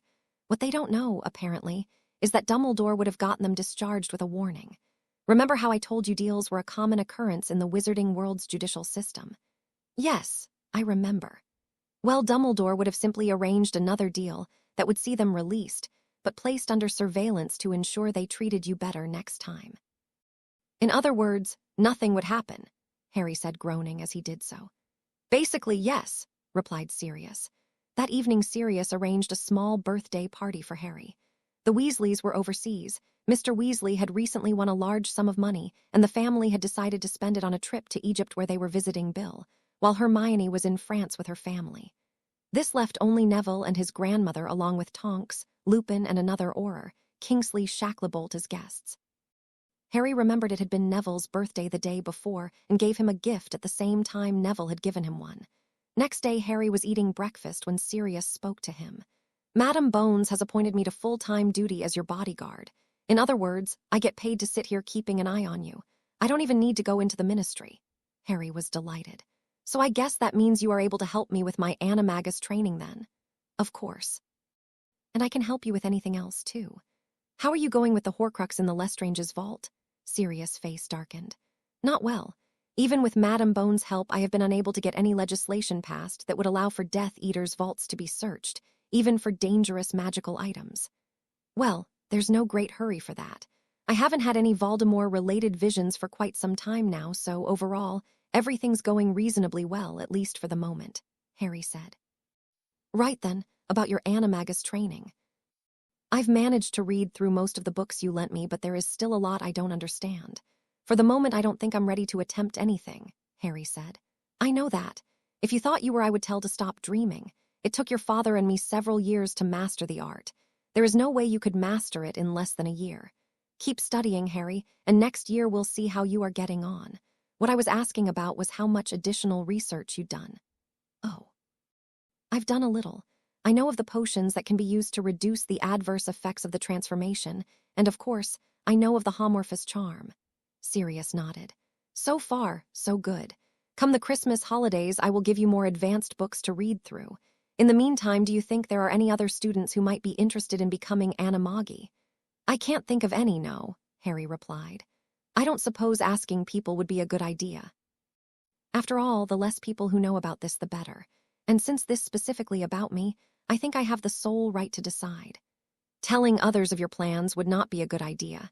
It only takes one of them to blow the lid right off, and then we would both be in trouble. You'd probably be suspended, maybe even expelled, and I would lose my job. For the next few days, Harry read through the rest of the books Sirius had given him. When not doing research and practicing spells for the animagus transformation, Harry concentrated on his homework. Sirius said he would sign Harry's permission slip for Hogsmeade visits the day after they went to Diagon Alley to get Harry's school supplies. Before then, however, they had a few other jobs to do. Even though there were no Horcruxes left that they could locate without breaking into Gringotts, there were other matters to attend to. Harry was taking ancient runes and arithmancy this year for the first time, and after learning Sirius had taken these subjects at Hogwarts, Harry was eager to learn as much as possible before starting. The basics of these classes kept them occupied for over a week. Harry finished all his assignments over the next week. After that, he and Sirius apparated to an open field in northern France, where Harry flew around at low altitude practicing broom skills. Since this was the first time Harry had ever been outside of Britain, he was eager to do some sightseeing around the region. They spent most of the day touring around taking photographs with a Muggle camera they bought in a nearby town. Sirius had a little bit of French money, and they managed to spend it all very quickly. After running out of both money and film, they returned to Grimald Place, where they developed the photos. Late August, Remus Lupin dropped in for a visit. He said he had found regular employment that should last him all year. Sirius asked him what it was, but Remus wouldn't say. The next day, Harry, Sirius, and Remus went to Diagon Alley.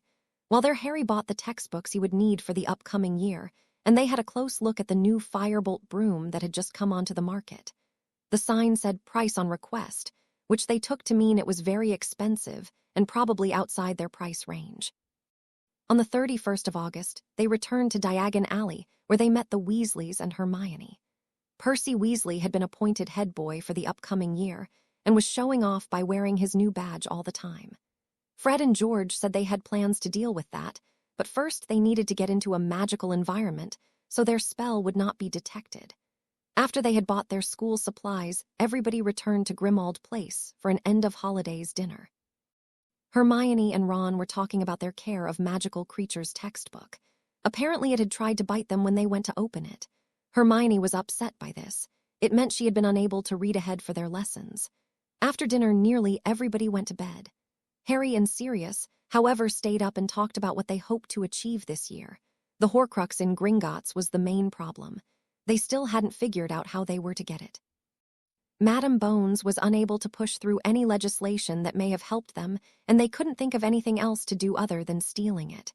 Both agreed this was not an option, so, for the moment at least, they were stuck. Eventually, they agreed to let it lie for a while since there was nothing they could do.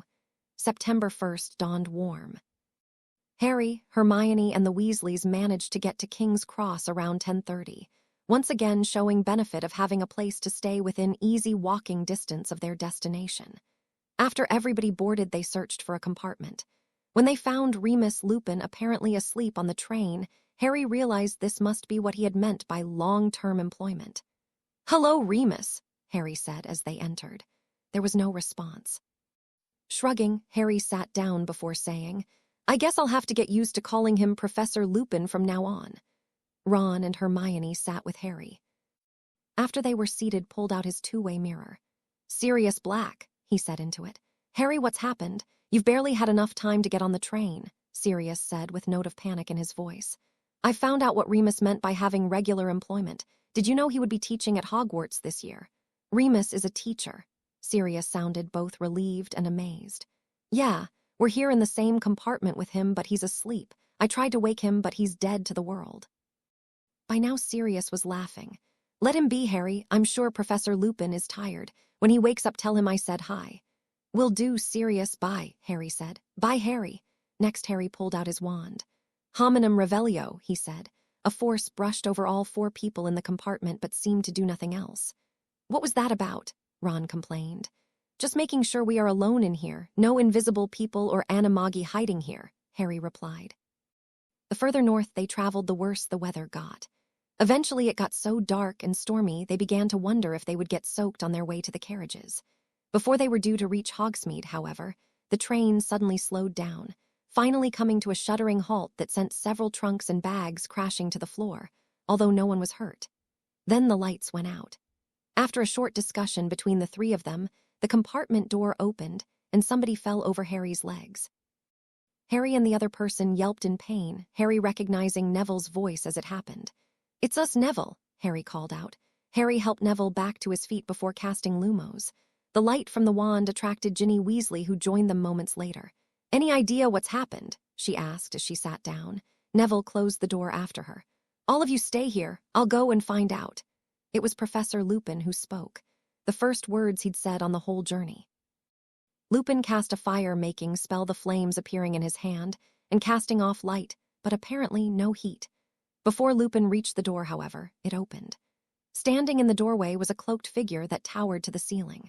A hood completely obscured its face, but a skeletal hand covered with gray, scabbed skin was visible outside the robe. It sucked in a hideous, rattling breath as a wave of freezing cold swept over everyone present. Faintly, Harry could hear someone screaming. Acting on instinct, Harry pointed his wand at the Dementor and shouted, Expecto Patronum. An immense, brilliantly silver light erupted from his wand. It formed into a huge, silver stag that stood facing the Dementor. Behind it, everything was warm. He briefly noticed the shocked looks on the faces of those around him before addressing the Dementor. Peter Pettigrew is not in here. Leave now. The stag advanced, and the Dementor retreated. As soon as it left the compartment, a feeling of warmth and happiness enveloped everyone. Professor Lupin, Harry corrected himself. We should check the other compartments just in case. Of course. Good idea, Harry, said a startled Remus Lupin. Harry put several chocolate frogs in his pockets and headed towards the back of the train. They were in the last carriage, and there were only a few compartments in that direction. First compartment he entered, he found a Dementor standing over 3 terrified first-year girls. At least Harry assumed they were first years since he didn't recognize any of them. The silver stag pushed past the Dementor with Harry right behind it.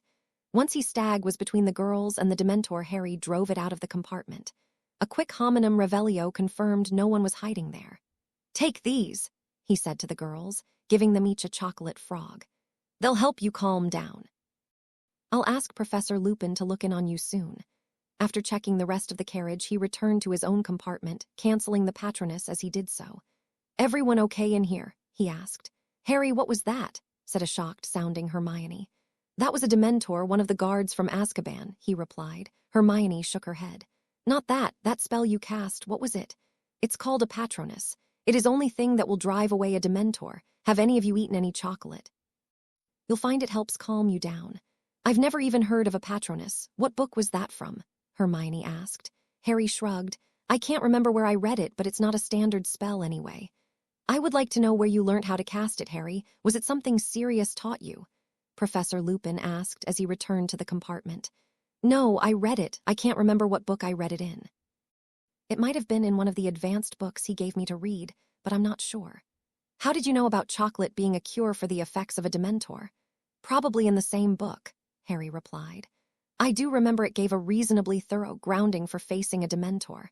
I know it said you have to concentrate on a powerful, happy thought. In my case, it was knowing I didn't need to spend too much time with the Dursleys. Being able to get away from them would make anyone happy. Professor Lupin regarded Harry with suspicion. He knew Sirius was showing him some really advanced magic and was encouraging him to practice, but he doubted even Sirius would teach Harry something so strong, let alone practice such advanced magic. Is everyone all right in here? He asked the others. Everyone said they were fine, then Harry added, Professor, There are 3 students in the next compartment, all first years I think, and they seemed pretty shaken by this. I'll look in on them, Lupin said just as the train started to move again. Until I get back, none of you are to leave this compartment. Understand? They all nodded. After Lupin left, Harry prepared himself for the upcoming interrogation that he knew was on the way. Hermione was the first to speak. Are you going to tell us where you learnt that spell? I said I found it in a book. It was probably one of Sirius, but I cannot remember exactly.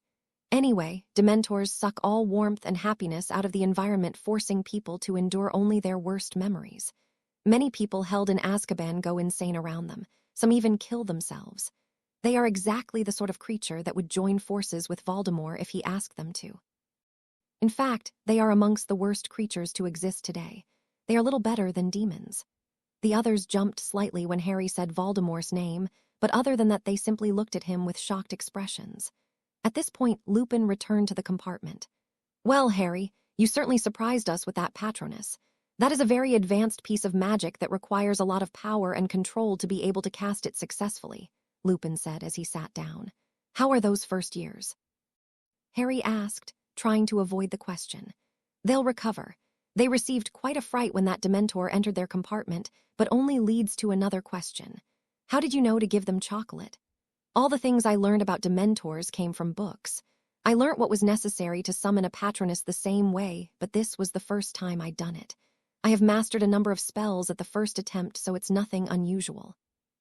Harry knew it was a flimsy story and realized that, sooner or later, the truth would come out. I have sent a message on ahead of the train. Professor McGonagall will undoubtedly want to speak to you about it, Lupin said. I think, for the moment, we should leave it here. We will be at Hogsmeade in about 10 minutes. The remainder of the trip was spent in silence. Although nobody said anything, Harry could tell they were bursting to ask more questions. Harry, meanwhile, was debating what else to tell them. Obviously nothing about Horcruxes or Apparation or even Animagus, but perhaps letting on he was a Parselmouth. He decided it was time to reveal more of his powers and hoped he could trust McGonagall to not tell Dumbledore. He decided, too, that Professor Remus Lupin should be told more about what he and Sirius were doing. It was only then he remembered what Sirius had said earlier. As they disembarked the train, he said, Professor Lupin, I forgot to mention that Sirius says hi. Lupin smiled. You've already spoken to him about me then, have you? I imagine he was surprised to find out I'm a teacher now. He was, yes, Harry replied as he, Ron, Hermione, and Neville boarded a carriage together. Harry had barely entered the entrance hall before Professor McGonagall stopped both him and Hermione. McGonagall led them to her office before speaking. Potter, Professor Lupin sent a message ahead informing the staff that cast a corporeal Patronus on the train. Is this true? Yes, Professor. And I've already told him and the students who were with us about it, Harry replied, hopping to divert some of the questions he was expecting. I am aware of that, yes, but the Patronus is very advanced magic. Quite frankly, I do not understand how someone so young is able to cast such powerful magic. It really is incredible, McGonagall said. I just seem to have a natural ability with complex charms, Harry said, shrugging. Indeed. McGonagall was giving Harry one of her, I know you're not telling me the truth, and I am going to find out why. Looks. Very well, kindly wait outside as I need to talk to Miss Granger about a private matter. We shall join you shortly. Harry waited in the corridor until McGonagall and Hermione joined him. He noticed Hermione had a flushed look on her face, but decided against asking why. He already knew about her time turner from the last time, but nobody was to know about that. He did guess, however, that sooner or later the information would slip out. As they walked along the corridor, Harry turned to McGonagall and asked, Professor, I was wondering if I could add care of magical creatures to my subjects for this year. Any particular reason for this request, Potter? She asked. I had a vision that Hagrid would be teaching it this year, so I thought I'd ask. Hagrid is a teacher now, Hermione asked, sounding surprised. Professor McGonagall was somewhat taken aback. Hagrid will indeed be teaching care of magical creatures this year. I suppose I shouldn't be surprised knowing of your prodigious talent as a seer, but I do wonder why you chose not to take divination. As it is, I shall ask Professor Hagrid if he is willing to let you join the class. I shall inform you of his decision tomorrow morning.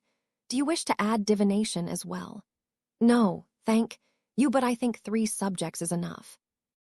And anyway, I had a meeting with Professor Trelawney 2 years ago, and I doubt she could help me in any way," Harry replied. They entered the Great Hall at the same time Professor Flitwick was leaving, carrying the sorting hat as he left. Hermione expressed disappointment at missing the sorting as they sat in the seats Ron had reserved for them. After Dumbledore introduced Professor Lupin and confirmed Hagrid as the new Care of Magical Creatures teacher, they began the feast. Not surprisingly, the main topic of conversation seemed to be Harry's patronus. For his part, Harry wasn't answering any questions and was simply trying to eat, but he listened to what was happening around him. Most people seemed to be in awe of his achievement. After the feast, they followed Percy Weasley up to the Gryffindor common room. Once they reached the dormitories, Harry said if anyone had any more questions about his patronus, he would answer them in the morning. With that, he got into bed. Next morning, the boys went down to breakfast together. There was some discussion about the events of the day before, but most of them, excepted Harry, didn't want to talk about it. The only thing they asked was if they would be able to learn the charm themselves. Harry said it was a very advanced charm that required a lot of mental control to master, but added they would master it eventually. As they descended the stairs to the entrance hall, Harry heard someone call his name. Turning toward the sound, he saw Daphne Greengrass hurrying toward him. "Morning, Daphne," he said as she approached. "How are MMPH?" was as far as he got before Daphne hugged and kissed him. Daphne stepped back before saying, "Thank you for protecting my sister on the train yesterday." At this point, she seemed to realize there were several people watching them. Her face turned bright red. Harry was thinking about the trip. "Which of them is your sister?" he asked. By this stage, everybody else was laughing. It was Tracy who answered. Daphne appeared too embarrassed to speak. "Tallish blonde girl. Looks a lot like Daphne." Now Harry remembered her. One of the girls had been blonde while the other two had darker hair. As they had all been sitting down, he couldn't remember if any of them were particularly tall. As they left for their respective tables, Harry heard Tracy say to Daphne, "You just ran up to Harry Potter in a crowded hallway and kissed him. Now everybody will think you're a couple."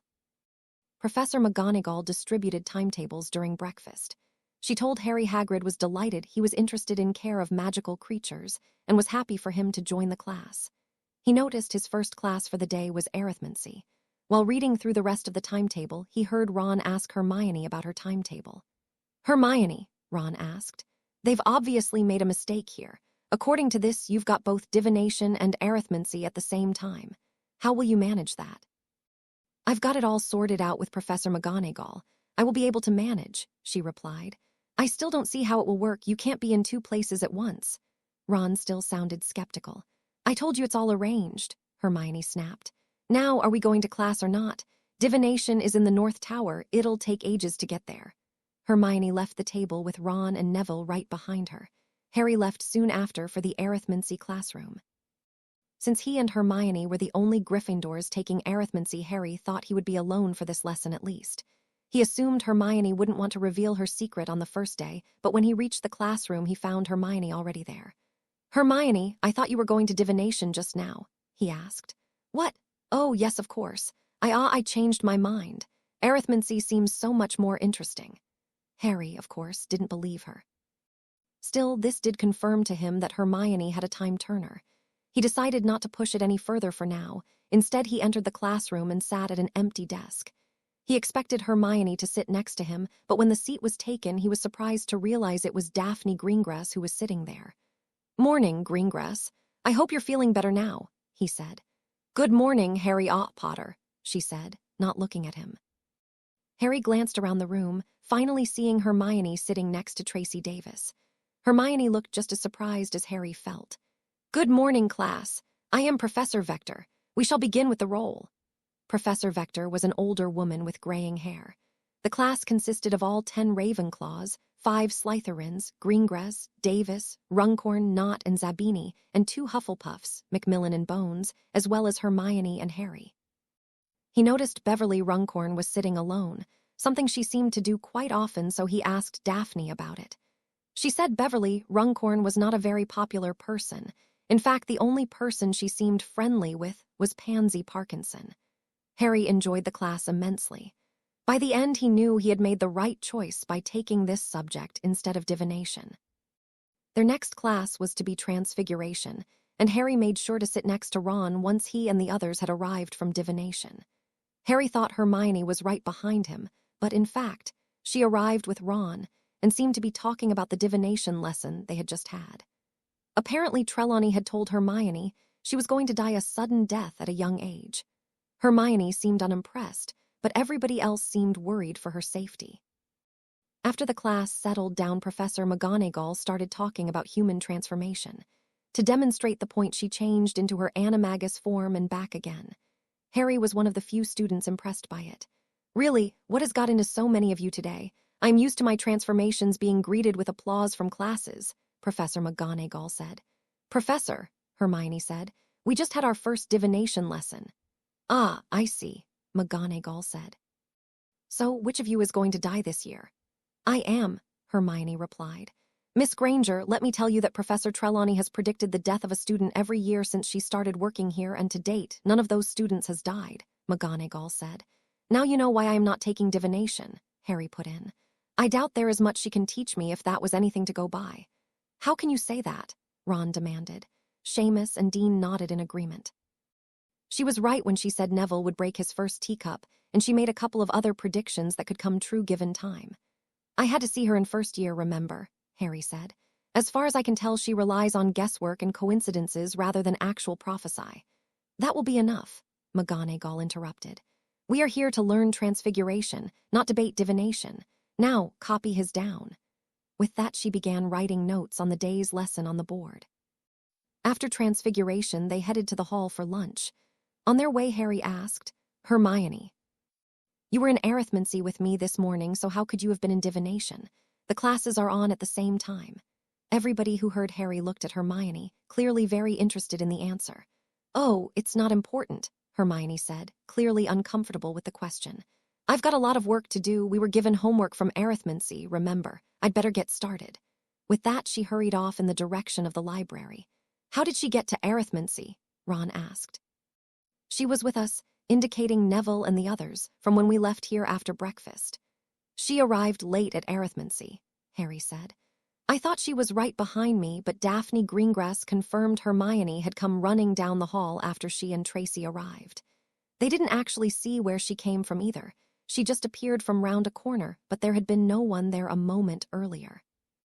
Harry, of course, knew about the time turner Professor McGonagall had given Hermione, but he wasn't going to let Ron or anyone else know about it. It was Hermione's secret, after all.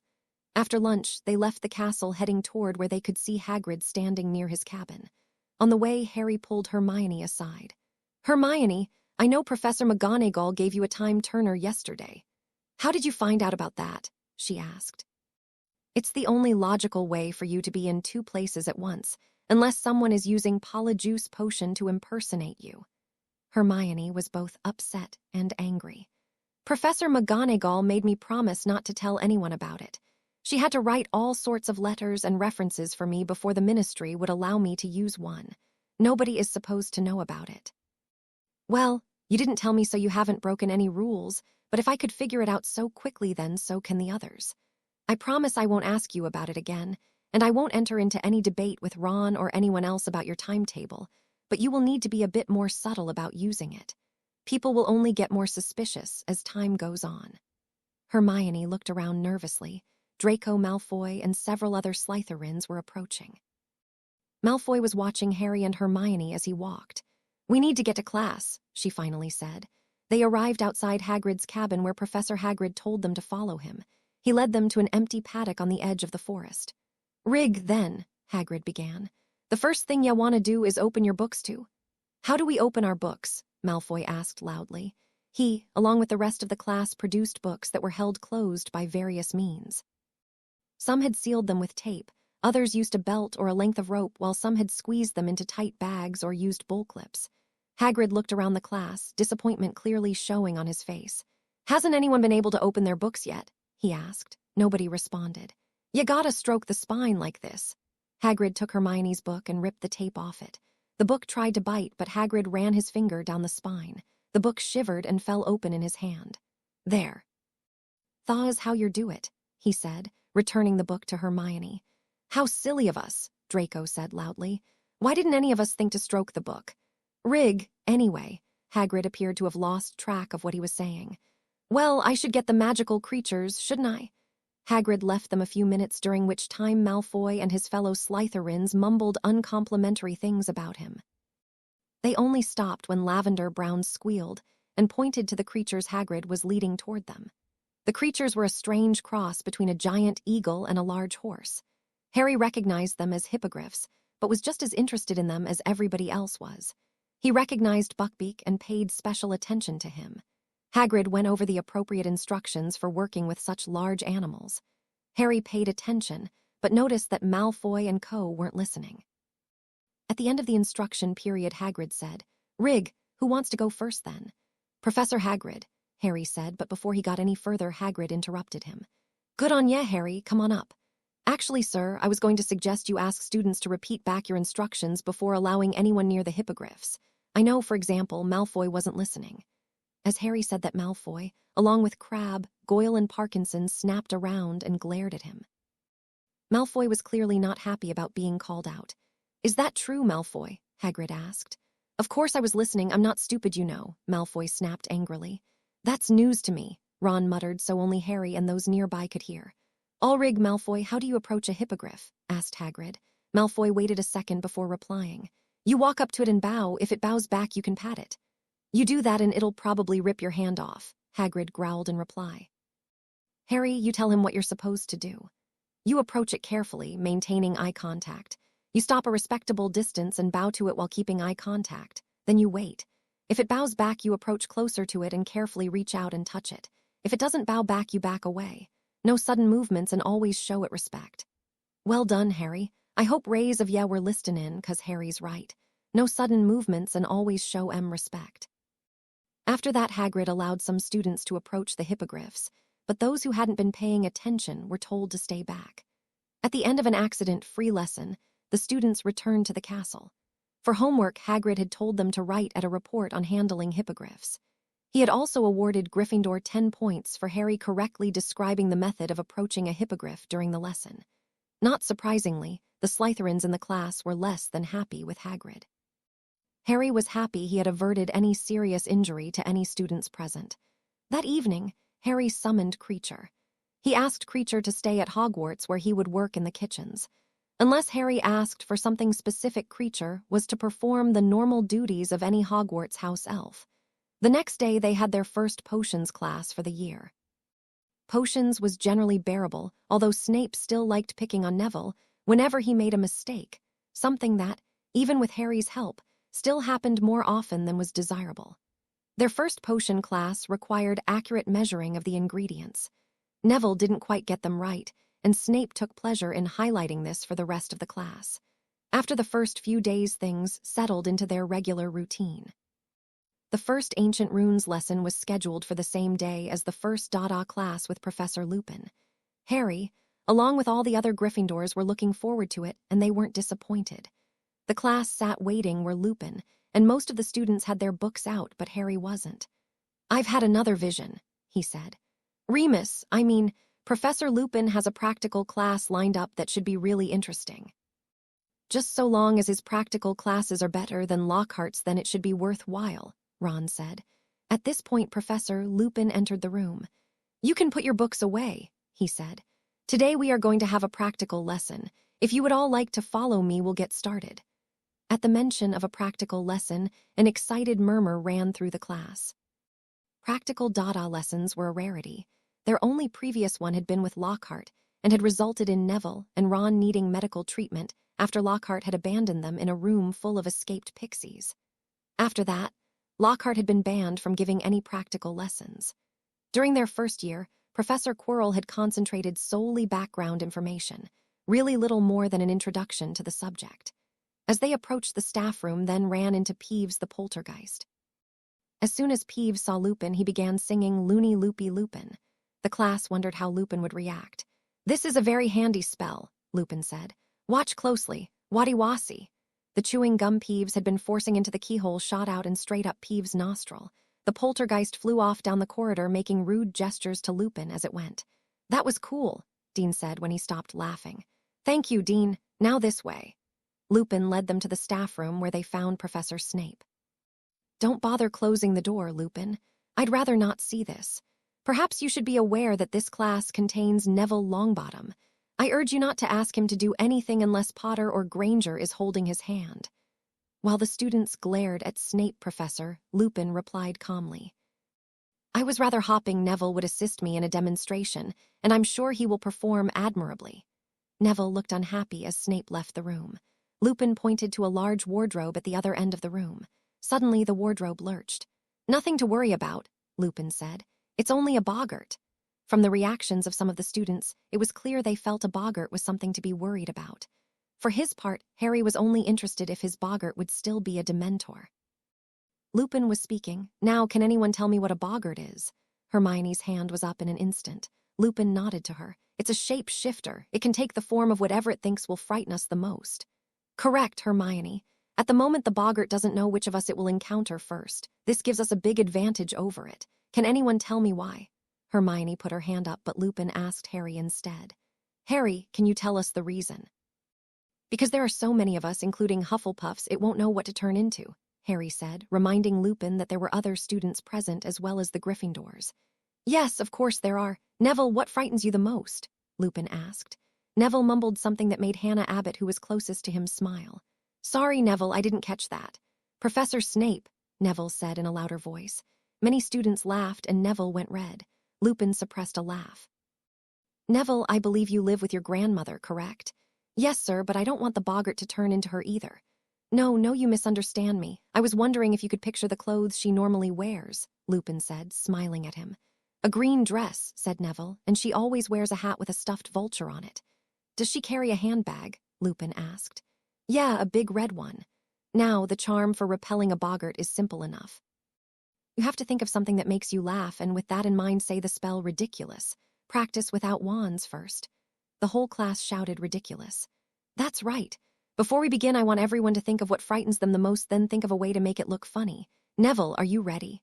Lupin asked. Neville nodded and approached the wardrobe. "Everybody else stand back. Neville, here we go." Lupin opened the wardrobe and Professor Snape stepped out, glaring spitefully at Neville. "Ridiculous," Neville shouted, pointing his wand at the boggart. There was a loud pop and Snape was wearing a green dress and a vulture-topped hat while carrying a big red handbag. Everybody burst out laughing. "Well done, Neville," Lupin shouted. "Come along, who wants to go next?" Several students from Gryffindor and Hufflepuff stepped forward to face the boggart after Neville's success. When Ron stepped up, there were several screams. Ron's boggart was, after all, a giant spider, and that was more than many students could handle. Other than himself, 3 Hufflepuffs, Wayne Hopkins, Sally Ann Perks, and Catherine Spinks stayed near the back. He noticed Hermione near the front, but someone else always seemed to get in front of her. Finally, Harry decided it was time for him to face the boggart. He expected the boggart to turn into a Dementor and briefly considered casting a Patronus against it, but in the end, he decided to treat it as a normal boggart. He stepped to the front, facing the boggart, and watched as it turned into. He expected the boggart to turn into a Dementor and briefly considered casting a Patronus against it, but in the end, he decided to treat it as a normal boggart. He stepped to the front, facing the boggart, and watched as it turned into Dumbledore. Harry was surprised, and he could tell from those around him they were surprised too. After a moment's hesitation, Harry pointed his wand and yelled, "Ridiculous." Boggart Dumbledore was about to say something, but instead swallowed a mouthful of beard and began choking. Professor Lupin stepped up and the boggart changed into a full moon. Lupin said ridiculous, and it became a deflating balloon which charged towards Neville. For the second time, he dressed Boggart Snape in his grandmother's clothes. Neville burst out laughing as the boggart exploded into wisps of smoke. "Right then, everyone. Well done," Professor Lupin said as the smoke cleared away. "Each of you who faced the boggart or answered one of my questions shall receive 5 points. Class dismissed." Harry was one of the first to leave. It had come as a great shock to him to see his boggart was Professor Dumbledore. Could he really consider the headmaster to be a threat? Certainly, Harry had been trying to avoid him for the last 2 years, but that was because he was hiding certain truths from him. Harry had secrets he didn't want Dumbledore to know about. Taken in that context, the boggart started to make more sense. It wasn't Dumbledore he was afraid of, it was what would happen if Dumbledore learnt the truth. Suddenly, someone grabbed his arm.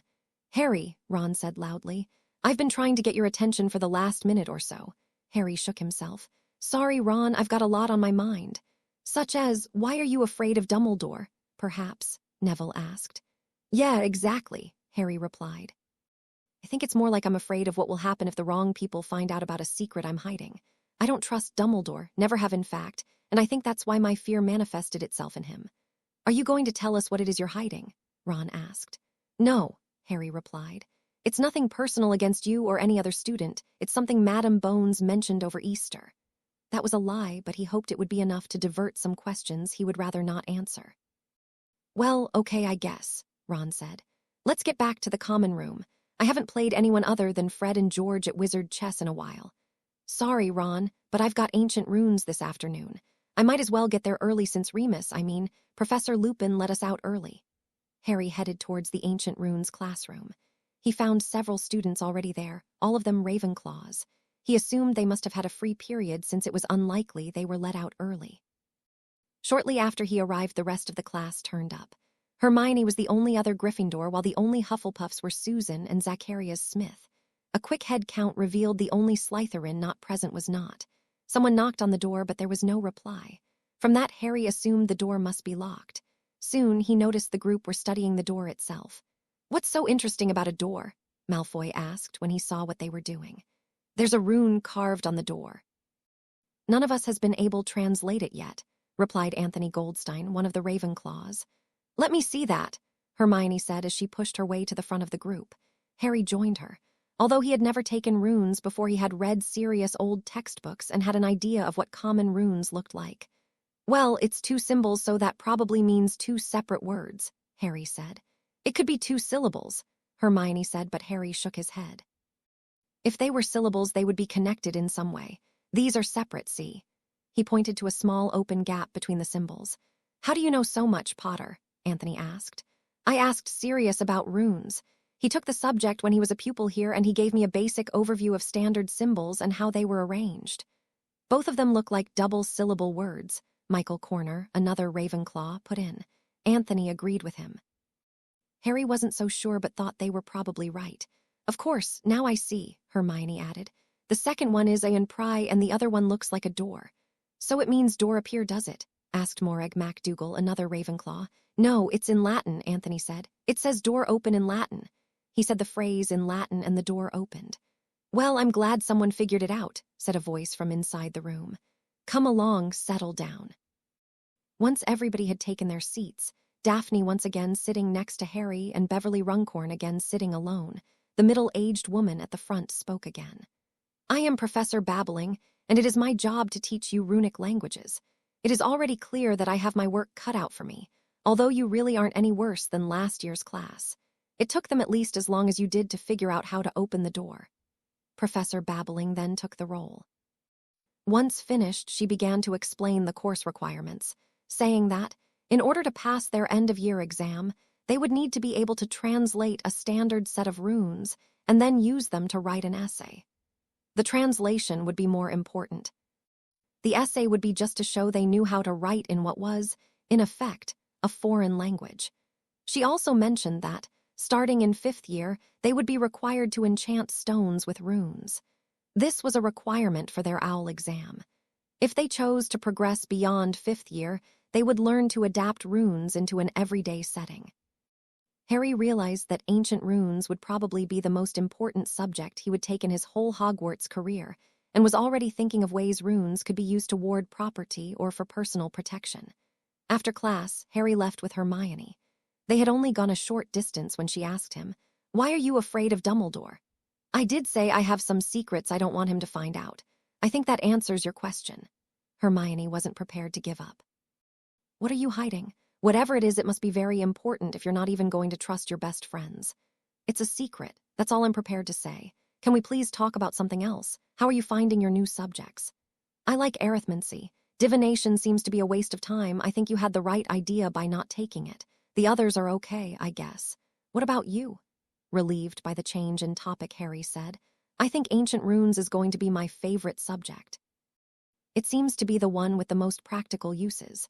I can see places where runes could be used to improve protection around important things or to just enhance the magical effects of other items." They arrived back at the common room. Harry had the rest of the afternoon off, so he took out the Marauder's map and activated it for the first time that year. He decided to experiment with the map. He wondered if it could be asked to locate a specific person within the castle. Taking out his wand, he tapped the map and said, "Locate Luna Lovegood." He chose Luna because he hadn't seen her since the beginning of term. As he watched the map, it changed. Most of the names faded out, leaving Luna's name clearly visible. She was in the potions classroom.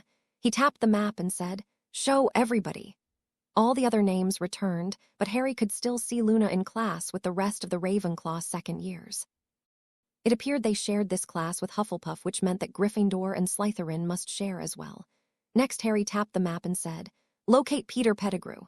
All the names faded away this time, making it clear Pettigrew was not at Hogwarts. Satisfied, he restored the map and closed it down. After returning the map to its hiding place, he went back to the common room and joined Ron, who was playing chess against Dean. "Harry," Ron asked, "can you show me how to cast that Patronus thingy?" "It is a very complex spell. I suppose I could try, but I don't know if I could do it," Harry said. "I don't suppose you want to talk about your boggart?" Ron asked. "No, I've already explained it best I can. Asking for another explanation would be pointless." Harry decided he wanted some time alone. After returning to the dormitory to collect his invisibility cloak, he left the common room and went to the room of requirement. He accessed the storeroom, looking for old books about runes and arithmancy. Once there, it occurred to him he should have asked for a library, so, after leaving the room, he tried for such a place. What he got was a reading room similar to the drawing room at Sirius. He found a number of useful books that had information in them that he could use. After noting the titles of the best books, he left the room of requirement. After checking his watch, he realized he was late for dinner, so he headed to the kitchens, intending to ask Creecher to serve him. He quickly sought out Creecher and asked for any leftovers from the evening's meal. While was eating, the kitchen door opened, and Susan Bones and Megan Jones entered. "Hello, Harry," Susan said. "I didn't think any other students would be in here." "I missed dinner," Harry replied. "We didn't, but we are greedy," Megan added. "Speak for yourself," Susan said. "I'm just here for an evening drink. Can you bring me a cup of tea and some biscuits or cake?" she added, talking to the elf who had approached them. "Certainly, miss," the elf replied. Soon after, 2 more elves arrived, carrying a pot of tea with milk, sugar, and several cups, as well as snacks to accompany it. "May we join you?" Megan asked Harry. "Sure, take a seat," he replied. Harry ate while the girls shared their tea and cake. Eventually, Megan asked him, "Everybody is talking about that spell you used on the Dementor. Do you think you could teach us how to do it? It is a very complex spell. Professor Lupin said it's not even taught at Hogwarts. I doubt even most 7th years could master it." "But you did," added Susan. "So it must be possible for anyone to learn if they try hard enough." Harry sighed. "You're not the first person to ask me to help them learn the Patronus. I suggest you talk to Professor Lupin. He might be able to teach you." "What if he says, 'Number, will you teach us then?'" asked Megan. "Why don't we give you time to think, Harry?" Susan interrupted before Harry could answer. He was relieved. He remembered back in first year where Ron had said no to Megan and earned a slap in the face. "I suppose I could do that," Harry said. He was already planning to talk to Remus and Sirius about other matters. He would bring this up at the same time. "That's all we can ask for, Harry, thank you." "We'll see you later, then," Susan said, as she and Megan left the table. They left the teapot behind along with a cup and some cake, etc. Harry decided, since he was still hungry, he'd finish it for them. That was probably why they had left it after all. Saturday arrived early. Wood dragged Harry out of bed at 6:30 to head down to the Quidditch pitch for training. Wood promised training would be over by 10, but he still wanted to get an early start. Harry wasn't the only one unhappy about having to train so early. The rest of the team grumbled all the way to the pitch. Wood had learnt his lesson from last year. As soon as they assembled on the pitch, they were in the air warming up. Shortly before 10:00, they finished, and the team hurried back to the castle to eat. As they left, however, Wood told them to be ready at the same time tomorrow, and added that they would have a tactics session after lunch as well. Once they had returned to the castle and eaten, they went to Professor McGonagall's office and told her of Wood's plan to have a tactics session after their training session the next day. "Wood knows the rules," McGonagall said. "Teams are only allowed to train 4 times a week, and it is strongly implied that these sessions must be on different days, although admittedly it doesn't say that specifically. I shall be speaking to him about this next time I see him." "Thank you," Professor," Angelina Johnson said as the team left for their regular Saturday pursuits. For Harry, this meant a study session in the library. When he arrived, he found about 20 students already there. Among the newcomers were a group of 3 first years. He recognized them as the students from the train. Astoria Greengrass did look like her sister, while the other 2 also seemed to resemble older students. Daphne introduced the first years as Astoria Greengrass, Rebecca Harper, and Lucille Pusey. "Harry," Susan Bones asked as soon as he sat down, "have you had time to think about our conversation from Thursday yet?" "Not really," he replied. "I was going to talk to Professor Lupin after we finish here." "If anyone does the teaching, it should be him. I'm just a student." "May I ask what conversation you are referring to?" Daphne asked. Clearly others wanted to ask the same question. "Susan and Megan asked me to teach them the Patronus charm, and they weren't the first either." "Well, let's get to work," Hermione said before the conversation could continue. Harry was sitting between Daphne and Susan. He was aware that both girls liked him, and after Daphne's recent enthusiastic display, he felt that Susan had decided to take a more direct approach as well. He decided when he talked to Professor Lupin and Sirius later that afternoon he'd ask for their advice on how to deal with it. The study session went on quite late. By the time they'd finished, most of the younger students had already left. As the numbers thinned out, Harry took the opportunity to talk to Luna Lovegood. "Luna." "Hello, Harry. How are you today?" "I'm fine. How about you? Everything okay?" "Yes, I'm fine, thank you. I enjoy these study sessions. It's almost like having friends I can share things with." Ginny Weasley and Sue Lee both looked up, surprised by Luna's comment. "Luna," Ginny said in an annoyed-sounding voice, "we are friends. We spend time together, we visit each other's houses during the holidays, we work together when we're at school." Harry turned to Sue. "I hope there have been no serious incidents since Easter." "Her housemates treat her okay, although Luna doesn't make it easy. You heard her now, she'd rather be alone than have friends," Sue replied. "Luna, let's go for a walk," Ginny said. They left the table, pausing only to collect their work. Harry excused himself from the table. He headed back to the common room, dropping off his school bag and picking up the Marauders map. After activating it, he confirmed Remus Lupin was in his office, so Harry set off for there. He knocked on the door. "Come in," Lupin said. "Harry, what can I do for you?" "Hello, Professor. I was wondering if we could bring Sirius into the conversation. I've got a special mirror that we can use." Lupin smiled. "Sirius gave you that, did he? I remember how he and your father always used those mirrors to talk to each other whenever they had separate detentions. Place it on my desk here." He placed the mirror on the desk and called Sirius. "Hello, Harry. Nothing wrong, I hope?" Sirius asked. "No, everything's fine." "I'm here with Professor Lupin. I've got some things to discuss with both of you. Remus, it's good to see you again. How is Harry doing in class?" "Very well. You know he cast a corporeal Patronus on the train, of course," Lupin said. "I heard about it, yeah, very impressive, Harry. I think even I may have underestimated you. Remus, is it safe to talk? No eavesdroppers around."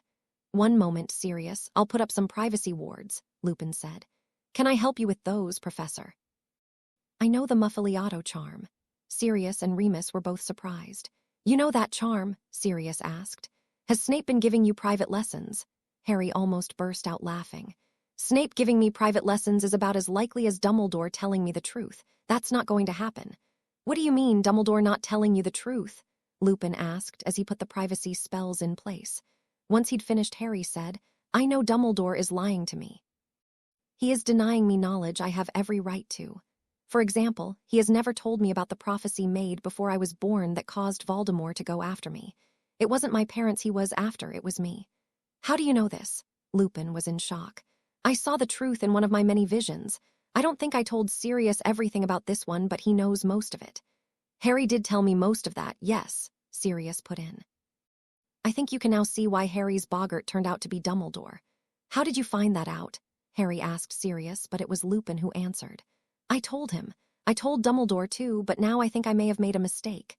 Anyway, Sirius, I think we can trust Remus, Professor Lupin with a few more secrets. What do you say? I assume you want to tell him most of what Madame Bones knows. I think that would be a good idea." "Remus, what Harry and I are about to tell you is confidential. It is important that Dumbledore does not learn of any of it." "All right then. I swear that I will not inform Dumbledore of any of what you are about to tell me. I assume that also includes any other staff member or student as well," Remus asked. "Naturally," Sirius said. "The fewer people that know, the better." "What is it you don't want Dumbledore to find out?" Lupin asked. First of all, Sirius and I are hunting Horcruxes. Lord Voldemort made several, at least 5, that we are aware of, Harry explained. Horcruxes? I don't think I've heard of them. What are they? A Horcrux is a fragment of a person's soul that has been separated from the whole and concealed in an object. Making a Horcrux supposedly makes a person immortal, and Voldemort had at least 5 of them, Harry explained. Between us, Harry and I have destroyed 4 with the help of our house's elves, and we know the location of the 5th. We just can't get to it at the moment, Sirius put in. Why is that? Asked Lupin. It's in a vault at Gringotts, Harry said. At the moment, none of us has access to it. Have you tried asking for the vault to be searched for illegal artifacts? We have to be careful there, Sirius explained. We cannot target that specific vault without tipping off the wrong people. The vault in question belongs to Bellatrix Lestrange. I needn't tell you who she is, of course. Yes, I see what you mean. There appears to be very little I can do to help you, at least for now. How did you destroy them? I imagine it no easy task to destroy something like that. Back in first year, I located the Chamber of Secrets.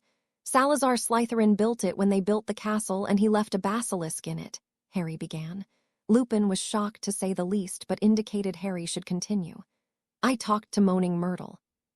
She was killed by the basilisk about 50 years ago and still haunts the bathroom she died in, the bathroom that hides the entrance to the chamber. From what she told me, I realized it was a basilisk, so I researched how to kill it. I entered the chamber with a rooster and made it crow. For some strange reason, the crow of a rooster is fatal to basilisks. After it died, I removed several of its fangs. We've been using these fangs to destroy the Horcruxes. After Harry finished, Lupin sat down. How much does Dumbledore know? He asked. Almost none of what I told you, certainly nothing about basilisks and Horcruxes, said Harry. Was this the only reason for taking me into your confidence? Not entirely, Sirius said. I am pleased Harry has decided to trust you, since there are certain other matters where your help would be appreciated. As you must have noticed, Harry has considerable ability at spell casting. I am trying to expand his knowledge and abilities at an accelerated rate. Since you are now his teacher, you can offer him more assistance than I could. Would that include helping him with Apparation lessons? Lupin asked. No, I can do that already, and I'm pretty good at occlumency too, Harry replied. Lupin looked shocked. You've already mastered Apparation. Yeah, Sirius helped me, and we had other help too. Lupin walked away, trying to calm down. Harry and Sirius waited for him to return. I wonder what other powerful magic you want to learn, Harry, Lupin said. I have a feeling it may involve animagus training, correct? Yes, that's what we mean, Sirius confirmed. Harry nodded in agreement. What about normal schoolwork? Have you considered how much extra you're taking on here? I was looking at once a week, possibly on a Sunday, if you don't mind, Harry asked Lupin. Lupin considered the idea for several moments. Eventually, he decided he would try. I want you to realize, Harry, it is somewhat against my better judgment that I am agreeing to this. And it may happen that the meeting will have to be cancelled. Things may happen that prevent us meeting. It doesn't have to be every Sunday. Once or twice a month should be enough, Professor, Harry said. All right then, Lupin said. Anything else you want to discuss while we're here? Harry took a deep breath. Well, several other students have asked me if I can teach them the Patronus charm. I'll speak to Dumbledore about that, Lupin said. I assume you are reluctant to tutor them yourself. Yeah.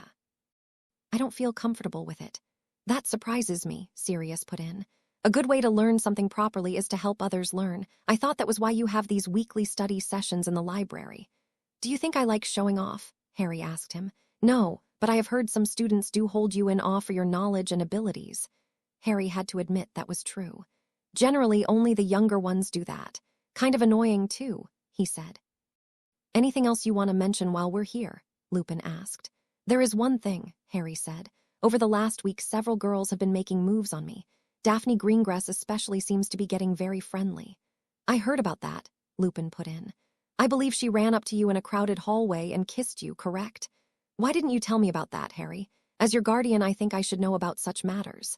It was because I protected her sister on the train.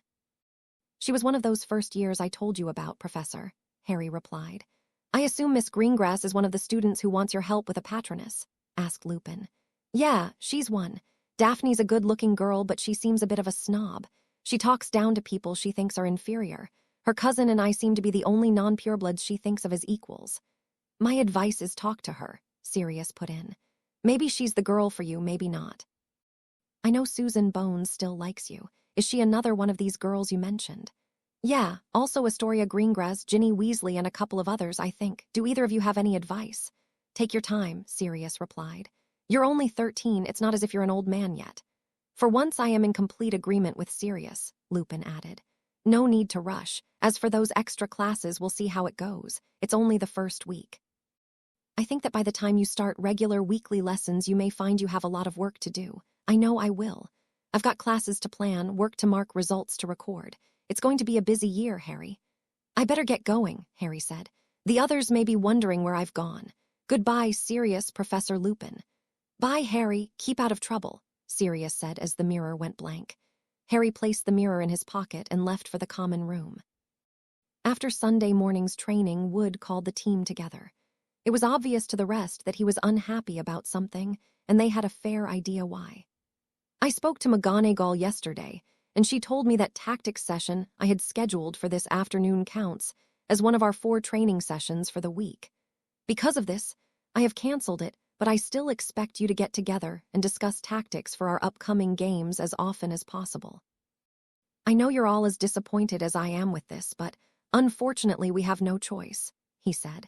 Harry could tell nobody else was disappointed to hear this, but he, like the others, pretended to feel the same way Wood felt. After changing, Harry went to the kitchens to get something to eat. While in the entrance hall, he checked his map and noted that Dumbledore was in the kitchen. Seeing this, he changed his mind and went into the Great Hall.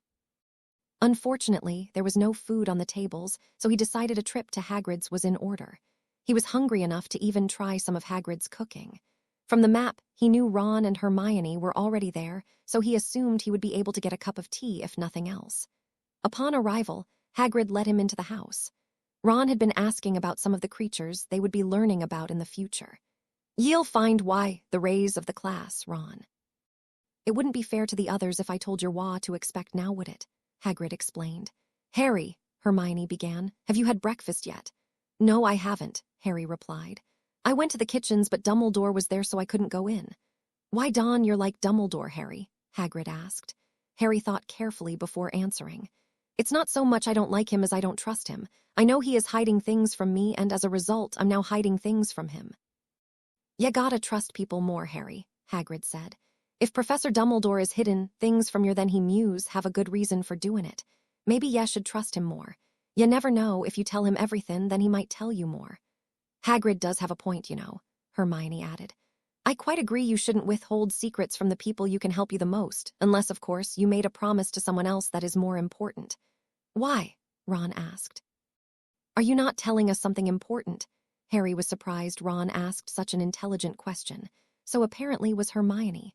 Of course not, Ron. Why would I withhold information from my closest friends? She asked. Anyway, Harry interrupted. Hermione does have a point, though. Perhaps the reason I don't trust Dumbledore is because I am hiding information from him that is not mine to give out. I suppose that could make sense, Hermione said. But who could be more important than Professor Dumbledore? There are certain people I trust more than others, Harry said. I am not prepared to say who they are, but trust me, the information I have is important and should be kept to as few people as possible. And I'm not the only one who doesn't trust Dumbledore. Who else doesn't trust him? Ron asked. There are people at the Ministry of Magic, including Madame Bones. You remember in first year when Dumbledore was hiding the Philosopher's Stone here. There was an inquiry at the Ministry about that as well as other things that have been happening. I think they have the right idea, and that is the main reason I don't trust him. Hagrid listened carefully to what Harry said. When he spoke, he made it clear where his loyalties lay. I trust Dumbledore more than I trust the Ministry, Harry. I think you're wrong to trust them. What has the Ministry done to help you?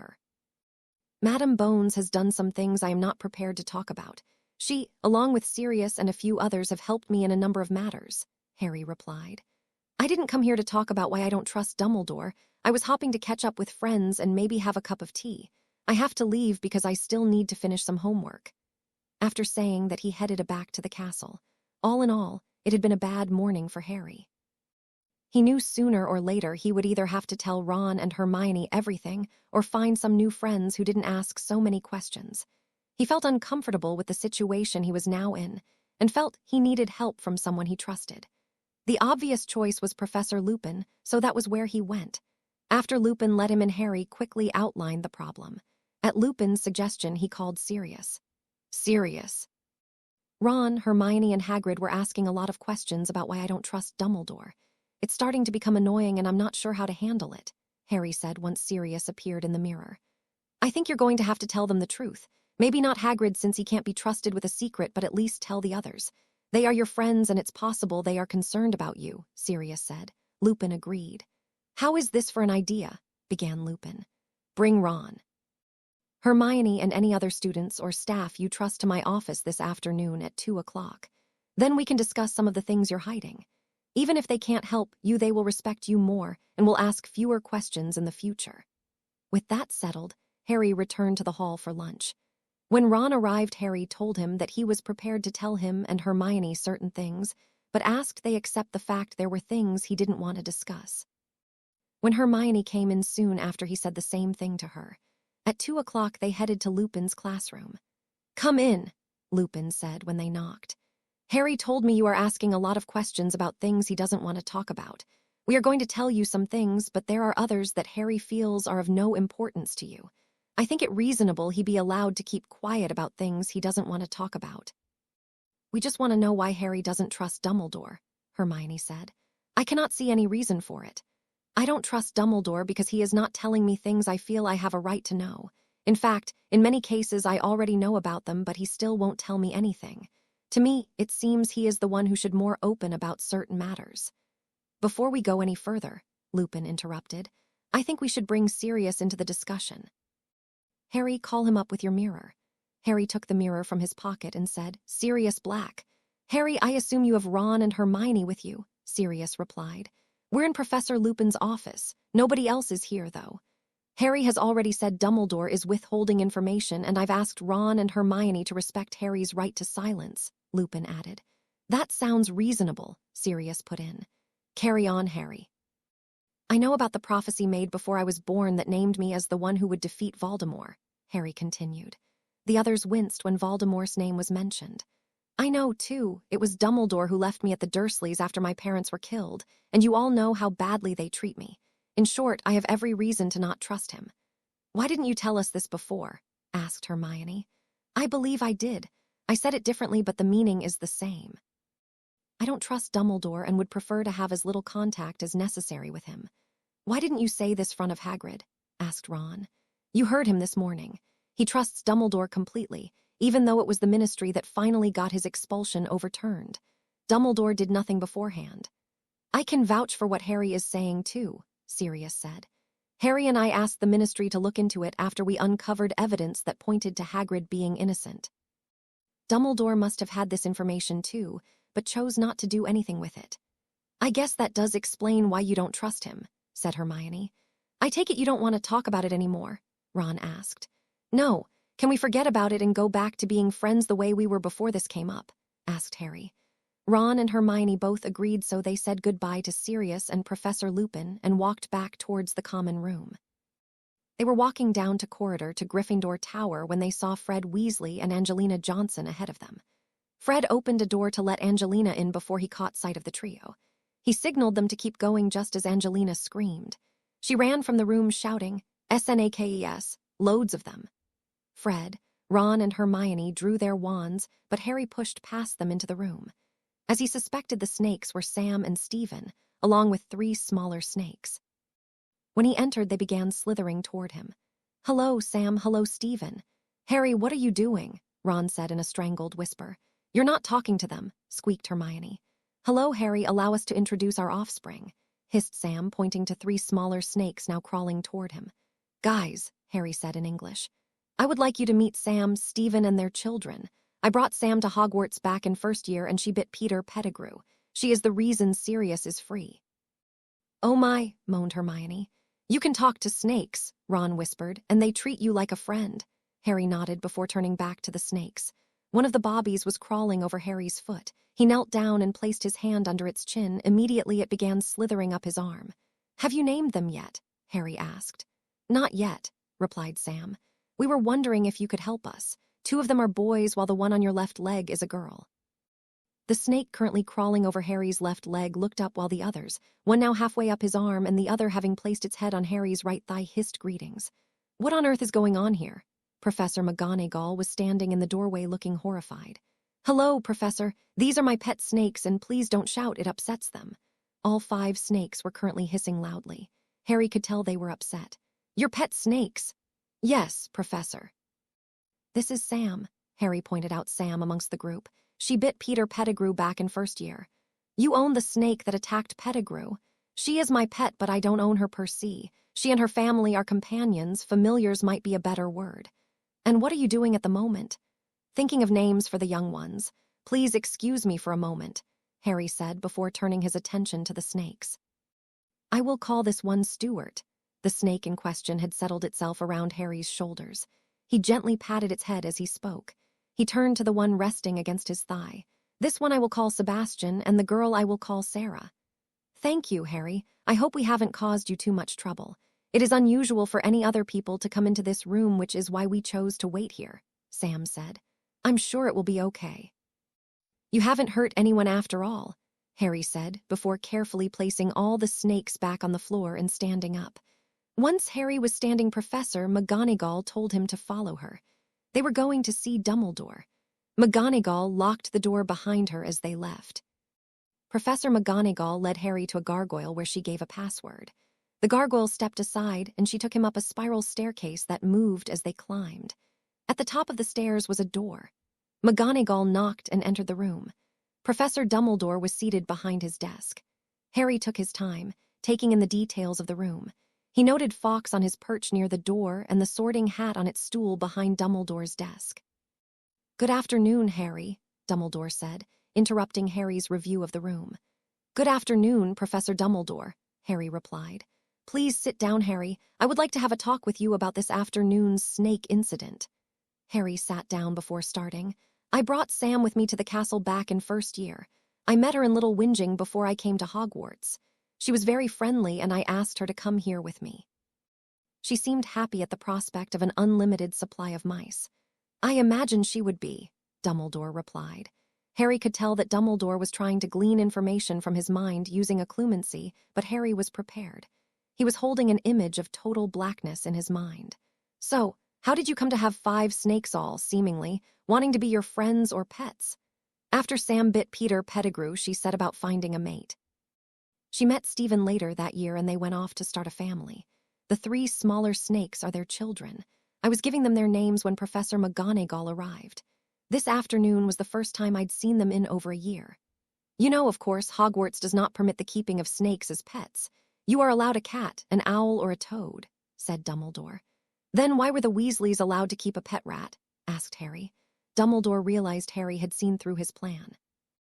He smiled before replying. "Very well. I will allow you to keep the snakes provided you can prove they are not a threat to students or other pets," he said. "That's easy," Harry replied. "All I need to do is to remind them they are not to bite anyone or anything other than mice. Is that all, sir?" "Albus, are you going to allow Potter to keep a family of snakes in the castle?" McGonagall interrupted. "I see no danger to the students or staff. Apparently they have already been helpful. One of them did expose Pettigrew, and are rather a lot of mice in the castle," Dumbledore replied.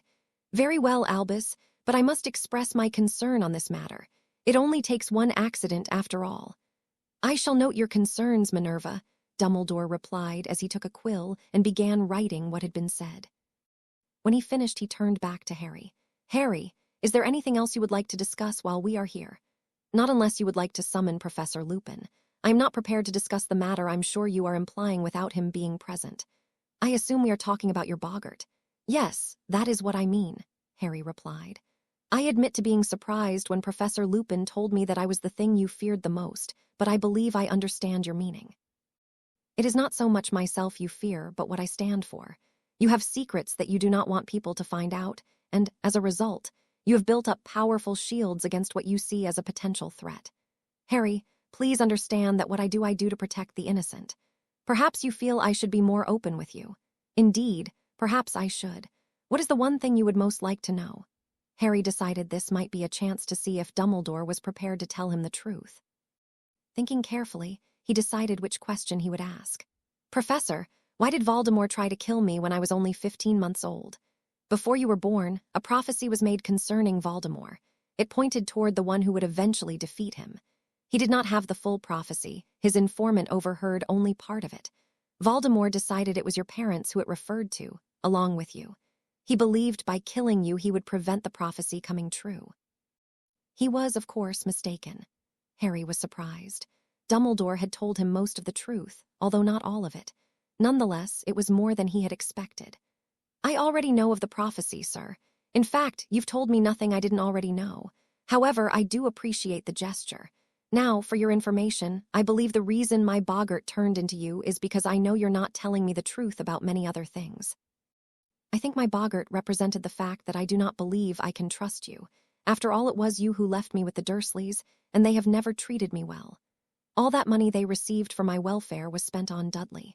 I received none of it, and Sirius has told me it is unlikely I will ever see it again. Very well, Harry. I think we shall leave it there. It is clear I have a long way to go to regain your trust. Perhaps next time we could get together with Professor Lupin and Sirius and have a more open discussion, Dumbledore said. Harry nodded. I'll think about it. Is there anything else, sir? That will be all. Minerva, could you escort Harry back to the room with the snakes so he can inform them of the new arrangement? Of course, Albus. Potter, come with me, McGonagall said as she left the office. After stopping in the snake's room, Harry returned to the common room. He decided to tell the others of Dumbledore's decision before contacting Sirius, but just before he entered the common room, Sirius called him on the two-way mirror. Hello, Sirius. What's happened? He asked when he took the mirror from his pocket. Remus contacted me just now to tell me you have a family of pet snakes, and that Dumbledore was going to let you keep them, Sirius replied. Yeah, Dumbledore just called me into his office and asked about them. You know why he is letting you keep them? Because the Weasleys had a pet rat, turned out to be Pettigrew admittedly, but I was able to use it as a precedent. I have just told them they can stay provided they don't bite anyone. In fact, the only person Sam, she's one of the snakes, has ever bitten was Pettigrew, so it was easy. You've named them, have you? Sirius sounded almost resigned as he spoke. Yeah, Sam is the mother and Stephen is the father. The young ones are Stuart, Sebastian, and Sarah. So, you have 5 snakes that patrol the castle for you and they know not to attack the staff or students. Is there any particular reason you never mentioned them to me? No, although I suppose I should have. Still, they all live here at Hogwarts now, so, unless you come for a visit, you won't meet them. Also, they're free to roam around, but they know to stay out of sight. The only place you might see them is in the room where I meet them, not far from the Gryffindor common room. In future, Harry, I would like to be kept informed of such matters, Sirius said. The way he spoke was clearly an expression of his mood. He wasn't happy. Sorry, Sirius, I'll remember that for the future, Harry apologized. Where are you now? About to enter the Gryffindor common room to face the next round of questions. Good luck with that. See you later, Harry, Sirius said. Bye, Sirius, Harry said as the mirror went blank. Harry entered the common room, and before anyone could speak, addressed the room. Professor Dumbledore has said I can keep all 5 snakes. They will generally stay out of sight and will not hurt anyone who has a right to be in the castle. All students and staff are safe. In case you think being able to talk to snakes is a sign of evil, I should tell you that you are all safer now than before they moved in. It was one of my snakes that bit Peter Pettigrew, one of the most dangerous of Voldemort's Death Eaters, who was living in this common room for many years before being exposed. Are you sure they're safe? An older student asked loudly. If you leave them alone, they will leave you alone. The only danger will be if someone tries to hurt them. Generally, you won't even know they're there, Harry relied. We still only have your word on it, Potter. How do we know you're telling the truth? Another older student shouted. Enough, Percy Weasley shouted over the rest. If Professor Dumbledore said Harry can keep them, then he can. Anyone who doesn't like it should Dumbledore or McGonagall. Thank you, Percy, Harry said. For those interested, Professor Lupin is considering giving lessons in advanced spells such as the Patronus Charm. Any inquiries in this regard should go to him, not me. Most of the students returned to whatever they had been doing before Harry arrived, but Ron, Neville, and Hermione joined Harry before any of them could speak. However, Harry said, "This is why I never told any of you I could talk to snakes. You saw how they reacted when they found out about it. So, we should see Professor Lupin about learning the Patronus Charm," Hermione asked. "Are you willing to help us if we need it?" Neville asked. "Yes to both," Harry replied, "but I recommend you wait. Lupin told me to go back after we've settled into a regular routine. We have a lot of work to do in class." Do you think we could learn snake language? Ron asked. Harry thought for a moment before answering. It is possible, but I doubt you'd be able to master more than a few phrases. I dare say it would be harder to learn snake language than another human language. How is it you can talk to them? Hermione asked. I think it is something I was born with. I really don't know the answer to that question, Harry said. Why don't we go get something to eat? Ron asked. I know I'm hungry. You're always hungry, Ron, Hermione said. How can you eat so much? I know I couldn't, Ron shrugged. The group went down to the hall. Ron went in first with the others behind him. Harry knew that the entire school would probably know about the snakes by now, but he decided to just get it over with. They sat at the Gryffindor table, but were soon joined by Luna Lovegood. Lo, Harry, can I meet these snakes of yours? She asked. Harry was somewhat taken aback by this. He could see the others were just as surprised, too. I guess so. They may not be in the room anymore, though. They're free to roam the castle and the grounds, he said. After eating, Harry took Luna to the room where he met the snakes. They were not there, so Harry told her the next time he met them he would ask if they would like to meet her. Luna thanked him, then left the room. Harry returned to the common room. People generally ignored him as he made his way to the dormitories. Once there, he took out the parchment Madame Bones had given him. He was not surprised to see a message from her asking him about snakes. He wrote that Professor Dumbledore had given him permission to keep the snakes, and that, as far as he was concerned, the matter was now closed. After an exceptionally busy first week, things finally began settling into a normal routine. Harry's new subjects were challenging, but he found he was enjoying them because of this reason. Hermione had come up with a weak excuse about copying Harry's notes and having private tutoring in the subjects only she and Harry were taking, but it seemed the others, particularly Ron, had accepted it. Apart from his new subjects, Harry was coping easily with the workload, a fact he mentioned to Lupin after Quidditch training the following Saturday morning. So, I take it you think you can cope with a little extra work? Lupin asked when Harry said this. I think so, Harry replied. There are a few students who still want to learn the Patronus, although interest in this does seem to have dropped off lately. That was true. In fact, only Hermione now seemed interested. About the Patronus, I've spoken to only 2 people, Fred and George, who have expressed an interest. I admit I was expecting somewhat more than that. Do you have any idea why it has suddenly become so unappealing? Possibly because I'm friendly with so many snakes. I noticed people's reactions to me changed when they found that out. Lupin nodded. I suspected that may be the reason, too. Or perhaps they are beginning to realize how hard the spell is. The offer is still on the table, though, if they change their minds. I'll pass that on to anyone who is interested. As far as animagus training goes, I would like to call Sirius, since he is one he should be able to help me. That is a good idea. Be sure to bring that 2-way mirror with you tomorrow. It should be an interesting exercise, helping you learn a new skill, said Lupin. Harry's next stop was the Great Hall for lunch. After that, it was off to the library for his weekly study session. Upon arrival, he noted there were less students this week. In all, there were only 8 students, well down on the 20 or so from the previous week. He noted Daphne and Tracy were the only Slytherins, while the only Hufflepuff was Susan. Luna was the only Ravenclaw, but Gryffindor was well represented. Ron, Hermione, Neville, and Ginny were all present. Over the next several weeks, a few other students returned to the group, particularly Ravenclaws.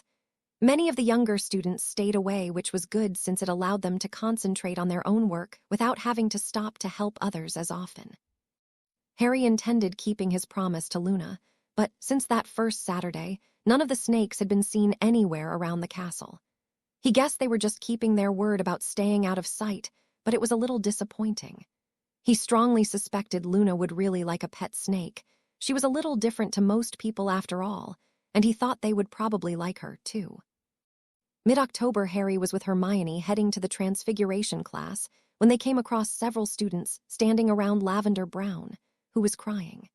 Harry asked what happened, and Parvati said Lavender's pet rabbit had been killed by a fox. Apparently, this fulfilled another prophecy Professor Trelawney had made at the start of the year. Harry knew to keep quiet about his opinions of Trelawney, but wished Hermione would show similar tact. Instead, she blurted out that it was just an unlucky coincidence. All this achieved was an even more upset Lavender and some very angry fellow Gryffindors. Harry decided to quickly enter the room.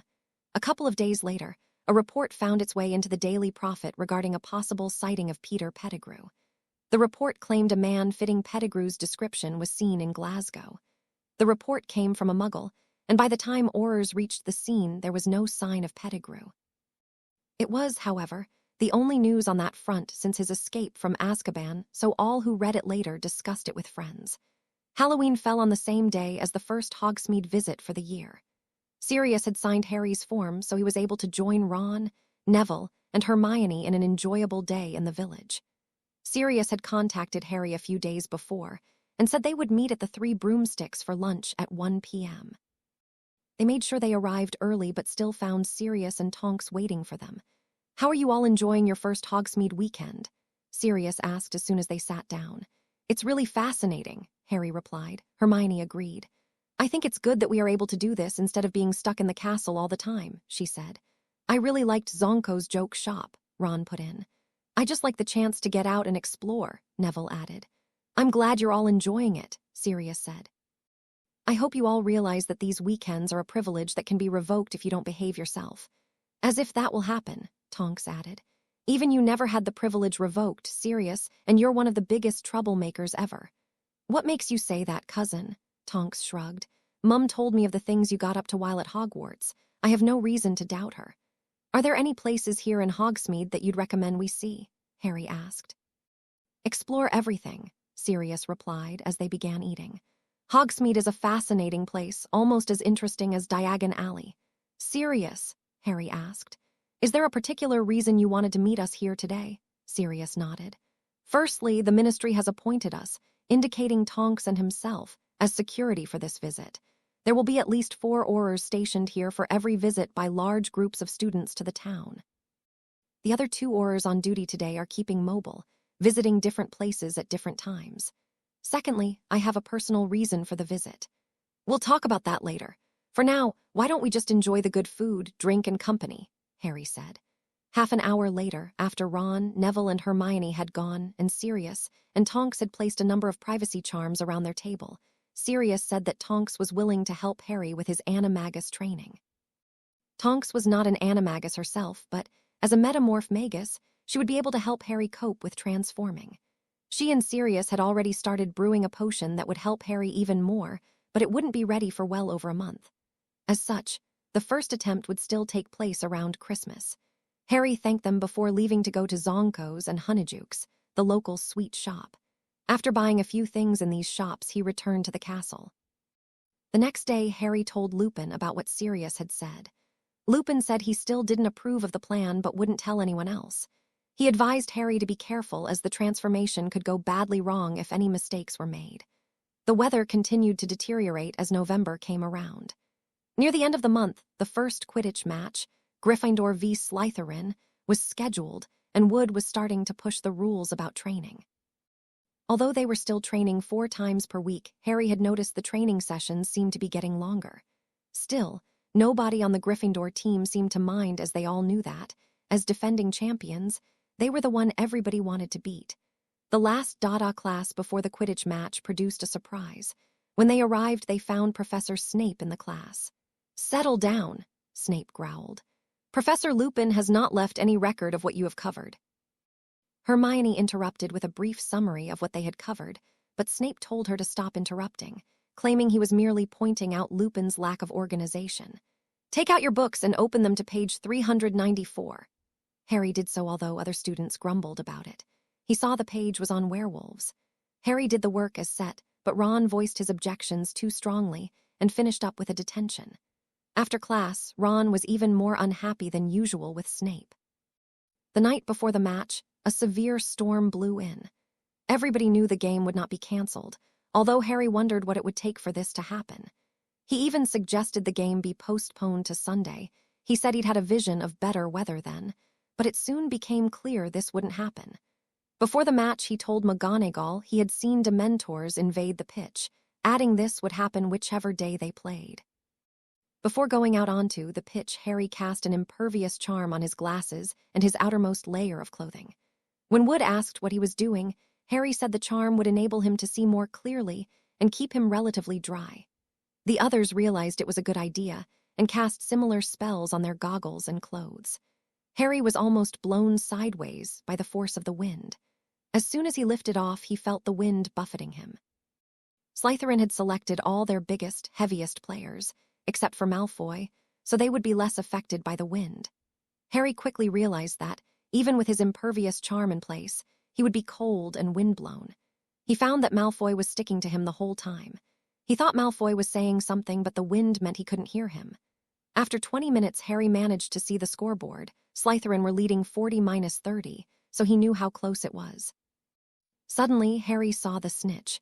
At the same time, a wave of icy coldness, far colder than anything he'd experienced so far during the game, washed over him. He saw Malfoy was affected by it too. A quick glance confirmed Dementors swarming onto the pitch. Harry drew his wand and cast a Patronus charm before turning back to the snitch. As he turned, however, he saw Malfoy fall from his broom. Harry dived after him, catching Malfoy about 3m10 from the ground just as he heard Madame Hooch's whistle. Harry lowered Malfoy carefully before rejoining his teammates. Wood, who had seen the whole thing, was furious. "Potter, why didn't you catch the snitch?" Wood shouted. "Because Malfoy had fallen off his broom." "I thought helping him was more important," Harry replied. "From now on, you are to concentrate on the game. Nothing else matters. Winning is the only important thing. Understand?" "I think saving lives is more important than a game, Wood," Harry replied, getting angry. "What is going on here?" Professor McGonagall came marching up to the team, demanding to know what was wrong. "A matter of team discipline, Professor," Wood replied. He was still glaring at Harry. "And do you believe shouting at someone who has just saved a fellow student from serious injury is a breach of discipline?" McGonagall asked. "Potter's priority should have been the snitch. Anyone could have helped Malfoy. For your information, Wood, no one else had noticed Mr. Malfoy fall from his broom. If Potter hadn't helped, he would undoubtedly have been badly hurt. As it is, the game has been called off. The staff are going to have a meeting to determine what will happen. The current score is 40-all, by the way. And Wood, I want to see you in my office 8 a.m. tomorrow. Do not be late." The team went into the changing sheds to clean up. Harry was still angry with Wood, and it seemed most of the team agreed with Harry. The consensus was Wood had overstepped the mark, and most of the players felt unhappy over his attitude. Later that evening, Professor McGonagall entered the common room and informed everyone the match had been declared a draw due to unusual circumstances. As such, both teams would receive 25 points for their house and 40 points for the Quidditch competition. With the abandonment of the match, Harry suddenly found himself with unexpected free time. Talking with Fred and George, he found out that Alicia Spinnet had scored a goal a few seconds before Malfoy had fallen from his broom. As this happened, the staff were dealing with the Dementors, and none noticed Malfoy had fallen. Snape had been the first to react, having been alerted by Narcissa Malfoy's scream. Lucius and Narcissa were attending the match as Snape's guests. Snape and the Malfoys, along with Wood and McGonagall, were the only people to see the whole incident and were the only ones who knew immediately what had happened, although everybody else had soon realized something had happened. Fred and George had overheard McGonagall describing the events to other staff, which was how they had found out. After a quick lunch, Harry headed to the library. He had expected it to be largely empty, so was surprised to see most of the regular non-Gryffindor members of the study group present. Daphne approached him as soon as he entered their study area. "Potter, I hope your housemates aren't too upset with you for throwing away a chance to win at Quidditch to save Malfoy," she said. "Wood is," Harry admitted, "but he seems to be the only one. Even McGonagall thought I did the right thing. Anyone else comment on it?" Asked Susan, who was now standing next to Daphne. Harry looked between the two girls. Daphne was taller and had platinum blonde hair, whereas Susan was more a strawberry blonde. Susan was a little heavier built, but both girls were attractive, and he knew both of them liked him. He wondered if Susan had decided she needed to make a stronger play if she was to win. Finally, he replied to Susan's question. "Not as far as I know, but it has probably been mentioned a few times." "Well, we promise not to mention it while we are studying," Anthony Goldstein said. "Shall we begin?" Over the course of the afternoon, more students arrived, including most of the Gryffindors. Luckily for Harry, there was very little talk about the events from the match. As the day wore on, the storm continued unabated. All those present agreed it was better to be indoors in weather like this. Although it wasn't all that warm in the library, it was dry, so nobody seemed to mind. As people began to leave, Harry reminded them that Professor Lupin's offer remained open if anyone wanted to take it up. Ron reminded him Lupin was ill at the moment, so there was no real point in seeing him today, but perhaps a few might see him next week. The following morning, Professor McGonagall called the Quidditch team to her office. As a result of yesterday's match, the staff have agreed to make some changes to how matches will be run in the future, she began. From now on, any match interrupted by a pitch invasion of any description will be stopped until the disturbance is removed. Also, as of now, no match will be played in a severe storm. By that we mean a thunderstorm, hurricane, or tornado alert. Well, that's a relief, George said. Do these changes apply to training sessions as well? Asked Fred. It does, McGonagall replied. I assume Wood has been told this, Angelina asked. Professor McGonagall took a deep breath before answering. Oliver Wood is no longer the Gryffindor Quidditch captain. After his behavior at the end of the match yesterday, I have decided to replace him. As yet, I have not decided who the new captain will be. You've sacked Wood? Fred asked, sounding shocked. Does this mean we need a new keeper? Asked George, sounding just as shocked. Several other players expressed their shock as well, including Harry. He had not seen this coming. The reason Wood has been replaced as captain is he clearly felt the life of a fellow student, even a member of the opposing team, was less important than winning. Wood will be allowed to remain as keeper if he wishes to do so, but he will not be captain, McGonagall explained. Who will the new captain be? Harry asked. He was picking Angelina but didn't know for sure. I have not decided yet. Since you are not allowed to train until after Christmas, I will make the decision then. Now, if there are no questions, please return to whatever you had planned for today. Harry remained behind after the others had left. When they had all gone, he spoke to McGonagall. Professor, I'm sure you heard about Professor Snape assigning us an essay about werewolves. I am aware of it, yes, she replied. I already know Professor Lupin is a werewolf and it doesn't bother me, really, Harry said, much to McGonagall's surprise. Did Sirius Black tell you this? She asked. No. I noticed some time ago Lupin always seemed to disappear around the full moon. That led me to suspect it may be the case. Snape's essay merely confirmed my suspicions. I see. Do you have any reason to believe other students may be aware of this? I think Hermione Granger may have figured it out too, Harry said. No one else, though. Thank you for telling me, Potter. I shall, of course, have to inform Professors Lupin and Dumbledore of this, McGonagall said before escorting Harry out. Later that afternoon, Harry found himself once again being taken to Dumbledore's office. He had contacted Sirius earlier and told him what had happened. Sirius' advice was to keep quiet about it and hope nobody else found out. Harry entered Dumbledore's office. Harry, please sit down, Dumbledore said. Harry did so. Sir, werewolves are only dangerous for 2 or 3 nights each month. I don't see any threat. By the way, can I ask why Hermione isn't here too? Harry asked. You just did, Dumbledore replied. Harry didn't laugh. Professor McGonagall is speaking to Miss Granger now. If she has indeed come to realize the truth, she will be joining us shortly. In the meantime, I am curious just how much magical ability you actually have. I do not believe I have encountered a student as talented as you are since Lord Voldemort himself was a student here. If you don't mind, sir, I would prefer not to answer any questions at the moment, Harry replied. Why don't you trust me? Dumbledore asked. I believe I answered that question last time I was here, Harry replied. Dumbledore sat back, thinking about something, but Harry couldn't tell what. It was true, he didn't trust Dumbledore. There were many reasons for this, but Harry knew not to think about them in his presence. Instead, Harry held an image of a blank wall. Harry knew of Dumbledore's occlumency powers, and this was one reason he didn't trust him. Thinking about nothing did seem to work against it. All the same, he was relieved when Professor McGonagall arrived with Hermione. Please sit down, Miss Granger, Dumbledore said when they entered. I have reason to believe you may have learned about Professor Lupin's secret. I don't understand, sir, Hermione replied. Professor Lupin is a werewolf, Harry said. Hermione looked at him, surprised. Mr. Potter is. Of course, correct. Professor Lupin is a werewolf, but there are plans in place to minimize the risk. I believe it is negligible, and Harry appears to agree with me. He has shown no concern about this appointment. A werewolf is dangerous, Hermione said. How can you expose us to this risk? As Harry pointed out before you arrived, a werewolf is only dangerous 2 or 3 nights each month. Appropriate steps have been taken to ensure there is no danger to students or staff. Recently, a new potion was developed, called the Wolfsbane Potion. Although it does not reverse the physical effects of lycanthropy, it does allow the victim to retain their mental capabilities. They are still a werewolf, but they think and act human.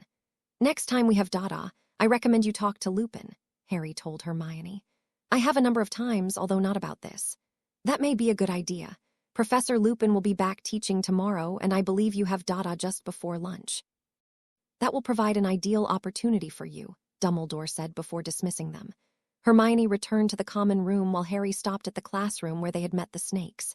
He was pleased to see Sam was there, although she was alone. Hello, Sam, Harry said. Harry, it is good to see you again. Are you well? I'm good. How are you and your family? We are all fine. I have some news for you. That animagus rat from 2 years ago was back, but it fled when we chased it. Outside the gate and vanished. Harry was startled to hear that news. Please excuse me for a minute, Sam. I have something urgent to do, but I will be back very soon. Immediately, Harry pulled out the enchanted scroll Madame Bones had given him the previous year and wrote, Peter Pettigrew has been sighted at Hogwarts. Next, he called Sirius. Hello, Harry, what's wrong? Sirius replied. Pettigrew has been sighted here at Hogwarts. Sam, the snake that bit him 2 years ago, just told me. Have you told anyone else? Sirius sounded worried. I wrote to Madame Bones straight away, then I called you. Go find a teacher, tell them what you've told me, and I'll contact the Aurors. Most important, keep safe. Madame Bones is calling me via the Flu network now. I'll see you soon. The mirror went blank. Harry went straight to McGonagall's office. He knocked and was invited in. Professor, Peter Pettigrew was here at Hogwarts. My snakes chased him off, and one of them came and told me. Are you sure, Potter? Asked a shocked McGonagall. Certain. I contacted Sirius, and he is on his way with an Auror team. I think Madame Bones is coming, too, Harry said. Professor McGonagall waved her wand, and a silver cat erupted from it. She turned back to Harry. Where did this sighting occur? I'll have to ask Sam, but she said they chased him to the gate before he vanished. Very well, lead on. Harry returned to the snake room. Sam was still there, but before Harry could speak to her, Sirius called him. Harry, where was Pettigrew when he was seen? Sirius asked. Near the main gate. I'll tell you exactly where in a minute, Harry replied. We're at the main gate now. We will begin our search here. Have you told the staff? Yes, Professor McGonagall is with me now, and I think she sent a patroness to Dumbledore. Good. Keep me informed, Harry. See you soon. The mirror went blank. Sam, where exactly did you see this rat man? We chased him from near the main entrance around the outside of the castle to the gate. As soon as he was outside the gate, he vanished. None of us got close enough to bite him, though. Harry repeated the information to McGonagall and Sirius. McGonagall sent another patroness to Dumbledore, letting him know. Potter, you are to return to the common room immediately. I shall personally escort you there, as I must address the house as a whole. Sam, can I meet you here tomorrow at this time? I would like to introduce you and your family to someone. She won't be able to speak to you, but I'm sure she will like you. We'll be waiting for you, Harry. Goodbye for now. Goodbye, Sam. Professor McGonagall called all Gryffindors into the common room. I have been informed that Peter Pettigrew was sighted near the main gate to Hogwarts a few minutes ago. The Ministry has been alerted, and Aurors are currently patrolling the area. All students are to remain in their common room areas until tomorrow morning. Prefects, please ensure no one leaves here until then. Is that clear? Several students said yes, while Percy Weasley gave his personal assurance nobody would leave. The Gryffindors weren't allowed out of their common room until breakfast the following morning. Not surprisingly, the sole topic of conversation was Peter Pettigrew. Sirius had been able to confirm Pettigrew had been there, but there was no sign of him anywhere in the area. Most people didn't know Harry's pet snakes had found him first, but Harry had told Ron, Hermione, and Neville. You know, it does seem to be a good thing you can talk to snakes after all, Harry, Hermione said as they left the hall together. I'm glad some people are starting to realize talking with snakes isn't a sign of evil. Sam and her family have proved useful already, not just yesterday, but 2 years ago, too. It was Sam that bit Pettigrew, which resulted in Sirius being cleared, replied Harry. They make their way to arithmancy. After entering, they took their usual seats where they were joined by Daphne and Tracy, as usual. Morning, Harry, Daphne said as she sat down. Do you think it would be possible for me to meet your snakes? I guess so. I was taking someone else to meet them this evening. If you want to come meet me outside the Great Hall after dinner, Harry replied. At the end of class, Hermione hurried off to her next lesson, leaving Harry with the 2 Slytherin girls. They talked about different things, including the rumor that Wood had been sacked as Gryffindor's Quidditch captain. Harry confirmed it before they separated. DADA was just before lunch. Most of the students were relieved to know they didn't have to do Snape's essay, but Hermione complained she'd already done it. Most of the class found this funny, Harry, however, refrained from laughing. After class, Professor Lupin asked Harry and Hermione to remain as he wanted to speak to them. Hermione, Lupin began, I am curious to learn how you found out I am a werewolf. Snape's got me thinking, so I decided to do some background research. I looked up lunar charts and noted you always seem to be absent or ill around the full moon. Then Professor Dumbledore confirmed it in his office, she replied. Lupin nodded before turning to Harry. You, of course, have known me for some time. I am not surprised you figured it out, but I was surprised you took it so calmly. Did Sirius tell you? No, Harry replied. How he behaved did convince me there was no danger, however. Do you agree with Harry and Sirius' assessment that I am not generally dangerous, Hermione? I suppose so. I mean, nobody has been hurt yet, so. Thank you. Now get some lunch. I always feel a good, hearty meal is important after the full moon, Lupin said. That evening, as Harry was leaving the Great Hall, he approached Luna and invited her to join him in visiting the snakes. He said the same to Daphne, and she, along with Tracy, set off with them.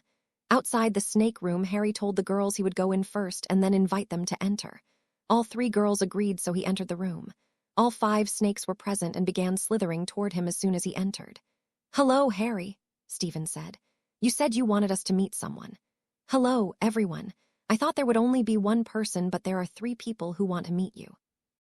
I doubt any of them will be able to speak to you, but they should still be friendly. Harry opened the door and invited them in. Luna, Daphne, Tracy, I would like you to meet the snakes. From left to right they are Stuart, Sebastian, Sam. She's the mother snake. Sarah and Stephen, he's the father. Stuart, Sebastian, Sarah, Sam, Stephen, these are friends of mine. This is Luna. The others are Daphne and Tracy. Luna was already sitting on the floor while the others were standing back a little, looking nervous. Could any of you understand what I said when I was talking to the snakes? Harry asked. They all shook their heads. He had expected as much. Luna was now surrounded by snakes. She seemed quite happy and was clearly not afraid of them. Daphne and Tracy tentatively approached but backed away when Sebastian hissed at them. Harry knew he was only saying hello, but clearly neither girl knew that. It's okay, Harry told them. Sebastian is only saying hello. He wants you to pat his head.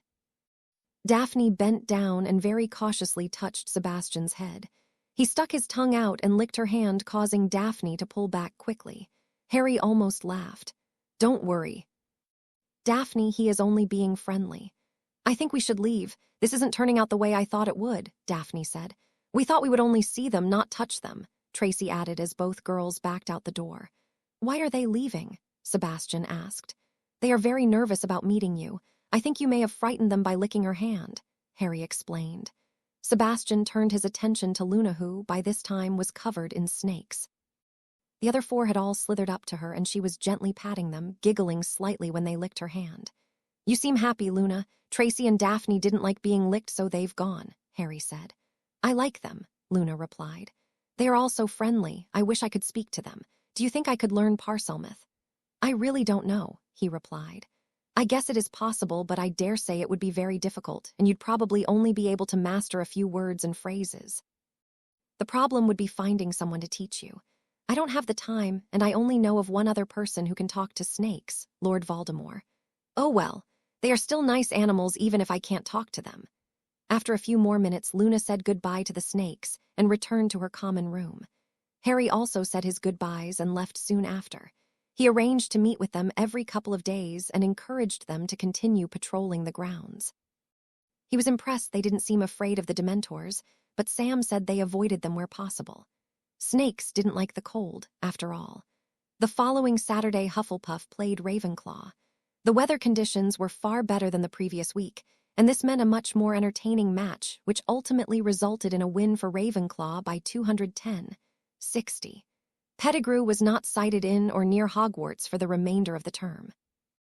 Sirius had contacted Harry to say he was working on a special assignment that would keep him busy for a couple of weeks, and that Tonks would be covering the next Hogsmeade visit, scheduled for the final day of term, with some other Aurors.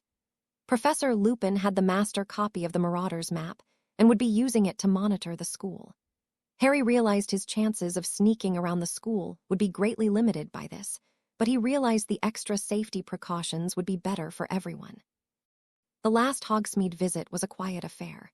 Susan had heard that Harry had taken other girls to meet the snakes, but she had no desire to meet them. It seemed she was happy that Daphne and Tracy had quickly left the room when one of the snakes approached them.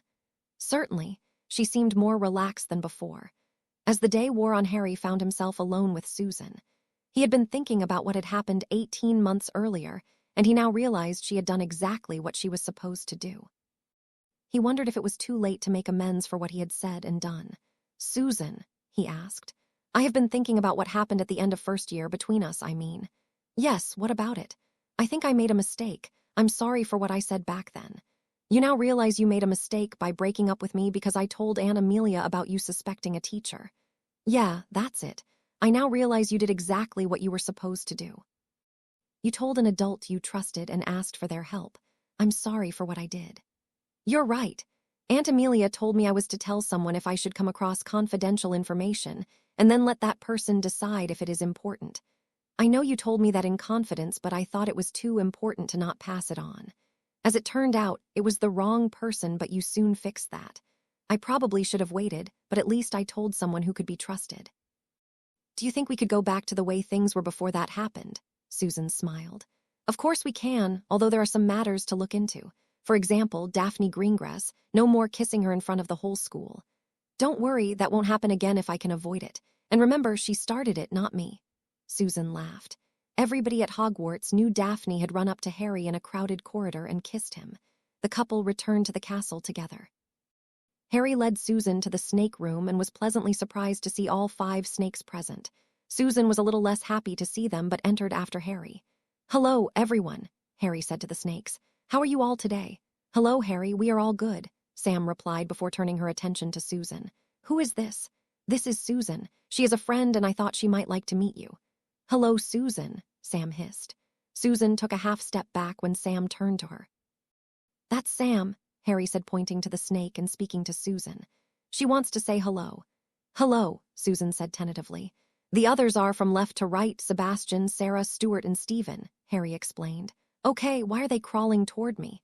"They're trying to be friendly. Hold out your hand and they come right up to you. They may even lick your fingers," Harry replied, trying to encourage her, but she was reluctant to get too near them. "Doesn't she like us?" Sebastian asked Harry. "She is just nervous," Harry replied. "I don't think she will let you touch her. Humans seem uncomfortable around us. Only that girl Luna seems to like us," Stephen said, sounding disappointed. "Do you have any news?" Harry asked.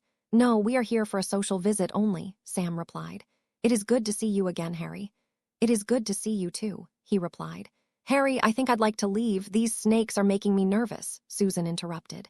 "Okay, let's go." Harry escorted Susan back to the Hufflepuff common room before returning to Gryffindor, where he began packing for the ride back to Sirius the next day. After packing, Harry called Sirius on the 2-way mirror. "Hello, Harry," Sirius said when he answered Harry's call. "Hi, Sirius. All set for tomorrow?" Harry asked. "Everything here is fine. I've got some good news too, but I'll wait until we get back to Grimald Place to tell you." "Interesting. How have you been lately?"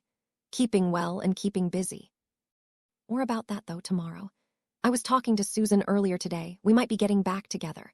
"So you've patched up your differences, then? That's good. Make sure you treat her properly this time. You do realize you were largely to blame for the breakup, don't you?"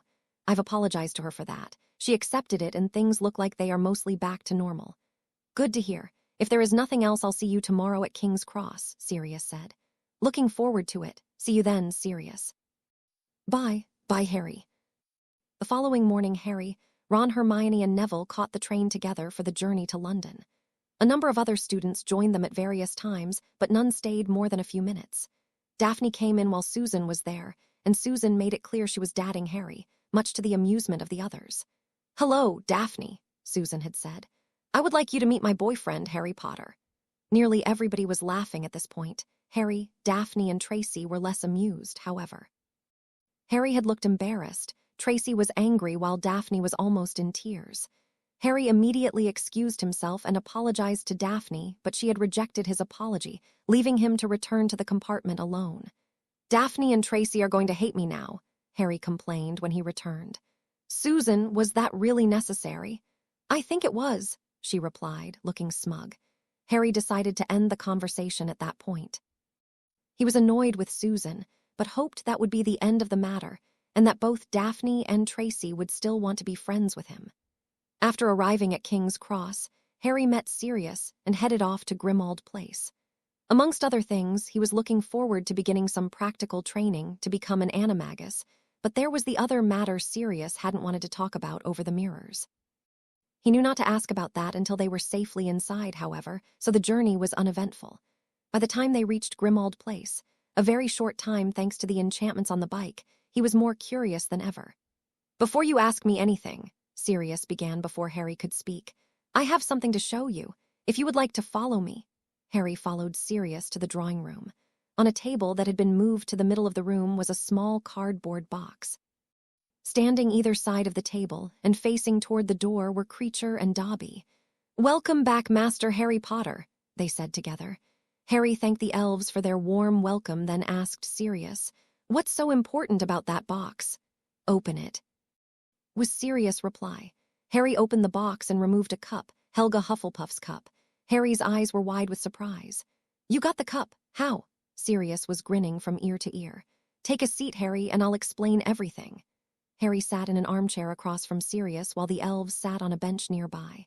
"It began about a month ago at the Gryffindor v. Slytherin Quidditch match," Sirius began. "You no doubt remember that, during the match, the pitch was invaded by Dementors. You cast a Patronus, but Malfoy didn't, and he was badly affected by their presence. He fell off his broom and would have suffered serious injury if you hadn't abandoned the hunt for the snitch to save him. Diving toward the Dementors, you were able to reach Malfoy before he hit the ground, much to Narcissa's relief. After the match was called off, Narcissa came to me and asked that I convey her deepest gratitude to you for saving her son's life. She also asked if there was anything that she and her husband could do to help you in any way. I told her I would forward their thanks and discuss with you a suitable reward for your efforts. That conversation, of course, never took place. Pettigrew's sudden appearance at Hogwarts distracted me, and I admit I forgot about it. A couple of days later, however, I remembered." Sirius paused at this point and sent the elves off to bring them their dinner while he got some bottles of butterbeer for himself and Harry. "The reason I saved Malfoy was because, on the inside at least, he's not that bad," Harry said as they ate and drank. "I get the impression he is, to some extent, being bullied by his father. Generally, he's an okay guy except when his father's around or is being mentioned in conversation." Anyway, when I remembered the conversation a few days later, I realized it might be an opportunity to get legislation through the Wisengamot, specifically the legislation allowing the Ministry to search the vaults of known Death Eaters. I asked Narcissa if she could convince her husband to withdraw his objection to the legislation. "And he did?" Harry asked. Sirius laughed. "No. However, Narcissa did offer to allow me into her family vault as well as the vault belonging to her sister, Bellatrix." Reluctantly, I accepted this compromise offer. "Reluctantly?" Harry asked, clearly not believing a word of it. "Well, I pretended I was reluctant to accept the offer. I said I would have to ask you if you agreed since you were the one backing the proposed legislation, and that myself and Madame Bones were acting on your behalf in attempting to get it passed." "Okay, so Narcissa believed you were doing this because I wanted the legislation passed. At least that much is true anyway," Harry said. "What did she say when you told her I had agreed to the deal?" "Well, firstly, I waited for nearly a week before I talked to her. That way, she hopefully thought you had been reluctant to agree, and I'd had to convince you it was a good idea. After that time, I contacted her and said I had convinced you to accept the offer. That was about a week and a half ago, and we arranged to enter Gringotts last Monday. Narcissa took me to her vault first, and I did find a couple of illegal and deadly poisons while we were there. After that, she took me to the Lestrange vault, telling the goblins that Bellatrix had asked her to remove a few things from there which were to be presents for family members. The goblins weren't entirely happy about that, but they agreed eventually. Narcissa does hold power of attorney over Bellatrix's property, while she is in Azkaban, after all. Once we had entered the Lestrange vault, we discovered the vault had been protected with Gemino and Flagrante curses. Every time we touched something, it burnt us, and multiplied, creating a lot of hot junk. Narcissa was prepared, however, and was able to collect certain items by using a pair of dragonhide gloves. It took a few minutes, but eventually, I collected several files and a few other items of interest, as well as the cup. That was brilliant. What sort of things did you get?" Harry asked. Nothing of any interest to you, Harry. They are the sorts of things Aurors examine as part of their jobs. Anyway, once we had the cup and had returned to the top of the cavern, I quickly cast Obliviate spells on Narcissa and the goblin so they wouldn't remember that I took a cup, only the other items. Why did you do that? I thought it prudent to keep the exact details of what was removed from the vault as secret as possible. I haven't even told Madame Bones yet. Didn't anyone notice you came out carrying a cup along with several other items? I placed everything in a bag marked confiscated items, although I made sure the name was facing away from the crowd in the bank. As it turned out, no one asked what we had been doing, so we just left. I summoned Dobby and Creecher and gave them the bag before escorting Narcissa back to her mansion. Once there, I told Lucius the ministry was no longer looking into his activities and that he had been cleared of any wrongdoing in matters we had previously discussed. You don't need to know what those matters were. They are exclusively ministry-related. Harry accepted this. What really mattered was getting the cup. So now we have the cup, he said. The next thing is destroying it. Do you have any suggestions on who should do this? I think we should invite Remus to do it, Sirius said. He is coming here to stay for a couple of days in the new year, and we can certainly keep it safe until then, especially considering no one outside this room even knows we have it. Sounds good. Professor Lupin would be a good choice, and since it is currently a full moon phase, he obviously can't do it at the moment. When do you intend telling Madame Bones of this? I was planning on telling her after we destroy the cup. If you are right, then destroying it will end Voldemort, which means we can have a big party then. That assumes I am right, of course. I did point out earlier there may be more than the 5 I know about. In fact, I wouldn't be surprised if there was at least one more. One of the first things we learnt in arithmancy is the magical significance of certain numbers. The number 7 does have certain unique properties that the 6 doesn't have, Harry added. I still think that destroying 5 Horcruxes is something worth celebrating. It has taken a long time to get this one, so why shouldn't we celebrate its destruction? Sirius said. If you say so, Sirius, but be aware the job may not yet be finished, and remember to tell only as few people as is necessary. If I am wrong, the worst thing we can do is tip our hand before the game is over. Tonks arrived the next day. Harry remembered she said would be willing to help with Animagus training, but it now seemed she would be spending Christmas with them as well. Harry asked her, and she said she had been appointed by Madame Bones as Sirius' backup while Harry was staying with them. Sirius had asked for her specifically. Harry could guess why. Christmas Day came and went with Harry, Sirius and Tonks relaxing together and planning how to conduct Harry's Animagus experiment. The necessary potion had been brewed and Tonks had given Harry all the instruction she could on effect the change that would happen. She said that the first time would be the most difficult because, until then, you had no real idea of what to expect. Sirius agreed on this point and added if you had any idea of what you might turn into, you should concentrate on that. He explained that he'd always known he would probably become a dog, and so he'd had it slightly easier than Harry's father. Harry thought he may become a stag. His patronus was one after all, and he knew Professor McGonagall's patronus and Animagus forms were the same, and she was the only person, other than Sirius and Peter, he knew to be an Animagus. Sirius told him that was generally true, but there were cases where these forms were different, and Tonks added it was possible for a patronus to change over time, while she didn't know of anyone whose Animagus form had changed. On the 30th of December, Remus arrived and confirmed he was willing to participate in the experiment, although he repeated he did not approve of it. Sirius had been over all the necessary preparation with Harry during intervening days, and Harry felt he was as prepared as he would ever be. It was decided that the first trial would be that evening. First things first, Harry, Sirius said as they met up in the drawing room. Try to relax, empty your mind of the more mundane, i.e. human, thoughts. Think of something you find relaxing. Let your mind drift around this topic. Do not concentrate solely on it. Think of what feelings you associate with your thoughts. Once you've done that, try to relate what you think you will be with what you are thinking about. Put your thoughts into the shape of whatever you think you will be. If you are right, it will be fairly comfortable to become that animal. If you are wrong, the level of discomfort will give you an idea of how close, or otherwise, you were. Harry did as Sirius told him, relaxing both his mind and body, and began thinking of the deer's natural habitat, wondering if he was right. Harry tried to do as instructed. He wanted to relax his mind, but soon realized that thinking about it was actually making it harder. He took a deep breath, closed his eyes, and tried to let his mind drift. A series of strange images entered his mind.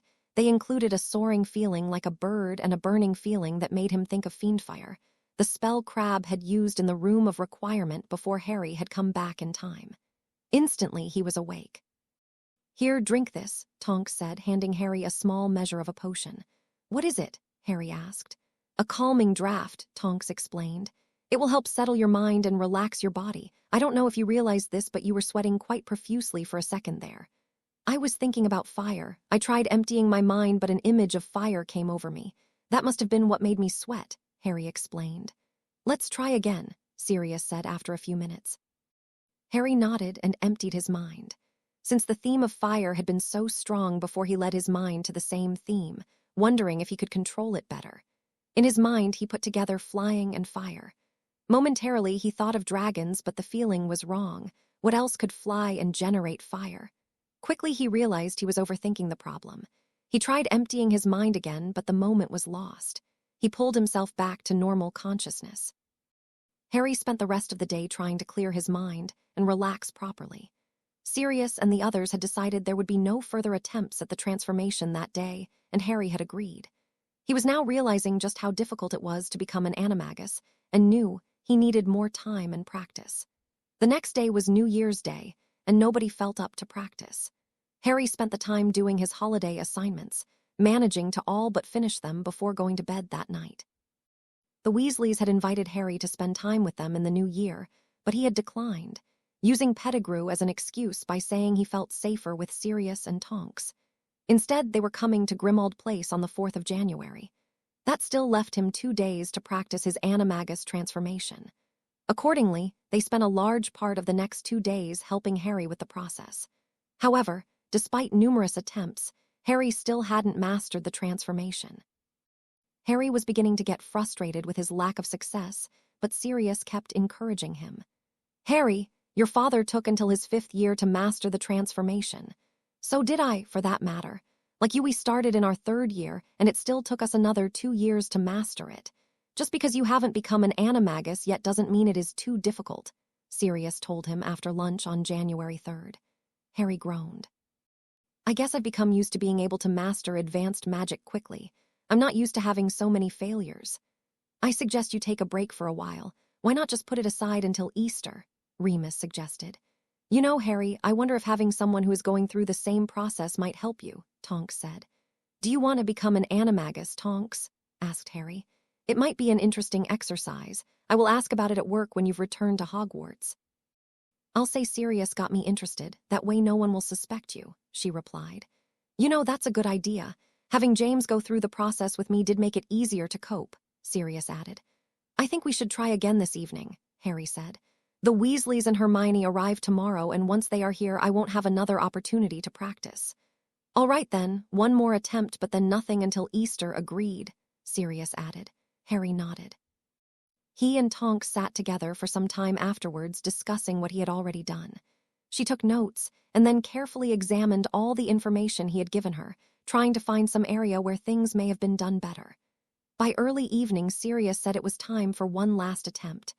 "Remember what we said. Relax. Let your mind float freely," Sirius reminded him as Harry took up his usual place. Earlier, it had occurred to him that dragons weren't the only flying creatures that were associated with fire. He remembered Dumbledore had a phoenix, a bird that burst into flames when it was time to die and was reborn from the ashes. He wondered if it were possible to become a phoenix animagus. After several futile minutes, however, he was no closer to achieving an animagus form. Harry knew what the trouble was. He was thinking too hard and needed to relax his mind. He decided that waiting until Easter was probably a good idea, so instead, he went off and finished his holiday assignments. The next morning, after Tonks had left and before the Weasleys arrived, Sirius and Harry took Remus into a previously locked room where they showed him Helga Hufflepuff's cup. Remus was amazed. "How did you get your hands on that?" he asked. Sirius explained what he and Narcissa Malfoy had done and how he ensured Narcissa wouldn't remember it. Dobby and Creecher had been guarding the cup as their main duty since Harry's arrival before Christmas. a fact which explained why the elves hadn't been seen much around the house over the last fortnight or so. Sirius explained how he had used Harry's name to gain Narcissa's trust, and how he had initially asked her to convince Lucius to drop his opposition to legislation that would allow the vaults of known Death Eaters to be searched, and that she had said she couldn't do that, but had offered to allow Sirius to check the vaults that she had access to. When he had finished, Sirius invited Remus to destroy the Horcrux, giving him a basilisk fang to use on it, and explaining the best method was to stab it quickly before the Horcrux tried to possess him. Sirius placed the cup on a board on a writing desk and stepped back. Remus drove the fang into the cup, which began emitting clouds of black smoke, while a black, tar-like substance began burning into the board. After the cup stopped smoking, Sirius and Remus realized Harry had collapsed. "Harry, are you all right?" Sirius asked, sounding worried. "I think so," Harry replied. "What happened?" "You collapsed," Remus replied. "We need to find out what caused it. It could be serious." "I'm taking you to St. Mungo's, Harry. Whatever caused you to collapse must have been caused by something, and we need to find out what," Sirius said. Harry wasn't happy with this, but Sirius insisted. After apparating him to St. Mungo's, Sirius approached the witch at reception. "My godson here collapsed at home a few minutes ago," Sirius told her. "Take a seat," she replied, sounding bored. "One of the healers will see you shortly." "Sirius, this isn't really necessary," Harry complained. "What are the Weasleys going to think when they arrive this evening? Remus is there, remember. He will just say you were feeling unwell and I took you to St. Mungo's as a precaution. And what will they think when they hear that?" Harry was becoming annoyed. "I imagine they will be worried, but when we get back, they will be relieved to know it is nothing serious. For now, we'll sit quietly and wait," Sirius replied. Harry thought about arguing, but realized it would be a waste of time. Eventually, a healer arrived, and after a series of diagnostic spells, she determined Harry's collapse had been caused by exhaustion combined with too much stress. Her recommendation was a good night's sleep and the couple of days relaxing at home. No strenuous exercise or other activities for a while. Harry was sure his collapse had been caused by the destruction of the Horcrux, but he wasn't going to tell Sirius that. He already had reason to believe Nagini, Voldemort's pet snake, was only turned into a Horcrux after Pettigrew brought him back from Albania, and this incident seemed to confirm that belief. He knew the part of Voldemort's soul in him was not a true Horcrux, but was the bit left over after Voldemort's failed attempt to kill him as a baby, and it seemed, now that was the only thing anchoring Voldemort to the world of the living. Harry felt uncomfortable knowing he was the only thing keeping Voldemort alive. He was going to need a plan on how to destroy that fragment, and that would take time to figure out. By the time Harry and Sirius returned, the Weasleys had arrived. They were naturally worried when Remus had told them Harry was at St. Mungo's. They were very relieved when he returned. "Harry, are you all right?" Mrs. Weasley asked as soon as they were inside. "I'm fine. All I need is some rest," Harry replied. "I think we should eat, then Harry goes to bed," Sirius added. Harry was going to argue, but decided against as clear Mrs. Weasley agreed with Sirius' assessment. Over the remainder of the holidays, Harry had no opportunity to practice his animagus transformation. Hermione arrived a couple of days after the Weasleys, and she was just as worried, having heard of Harry's collapse. As a result, Harry had been left with no free time. Someone was always with him.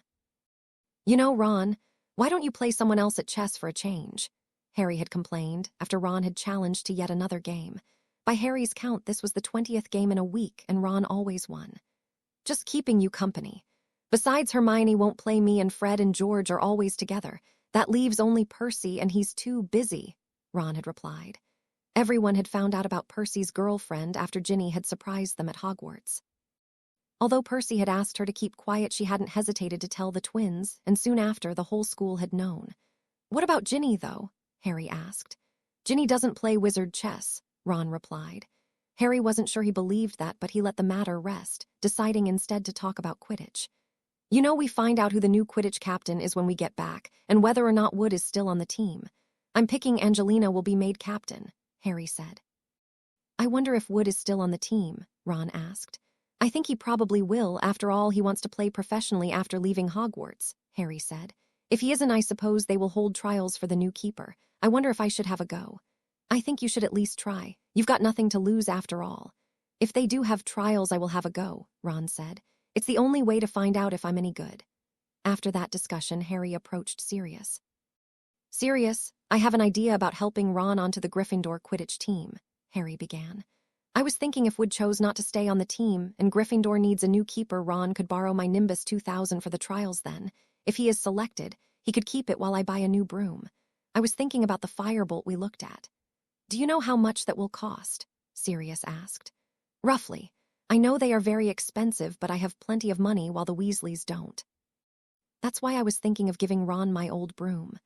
Think carefully about what you are saying, Harry. The firebolt is a very expensive thing. You do know it's the broom the professionals use, don't you? They are not toys. I know. It's only an idea, and if Wood decides to stay, it won't matter anyway. It's just something maybe we could think about, okay? If it happens, then I'll think about it, but not before then, Sirius said. Harry thanked him and left for bed. Harry, Hermione, and the Weasleys caught the train back to Hogwarts at the start of the second term. Neville sat with the trio, and they were soon joined by Susan, Megan Jones, and Hannah Abbott.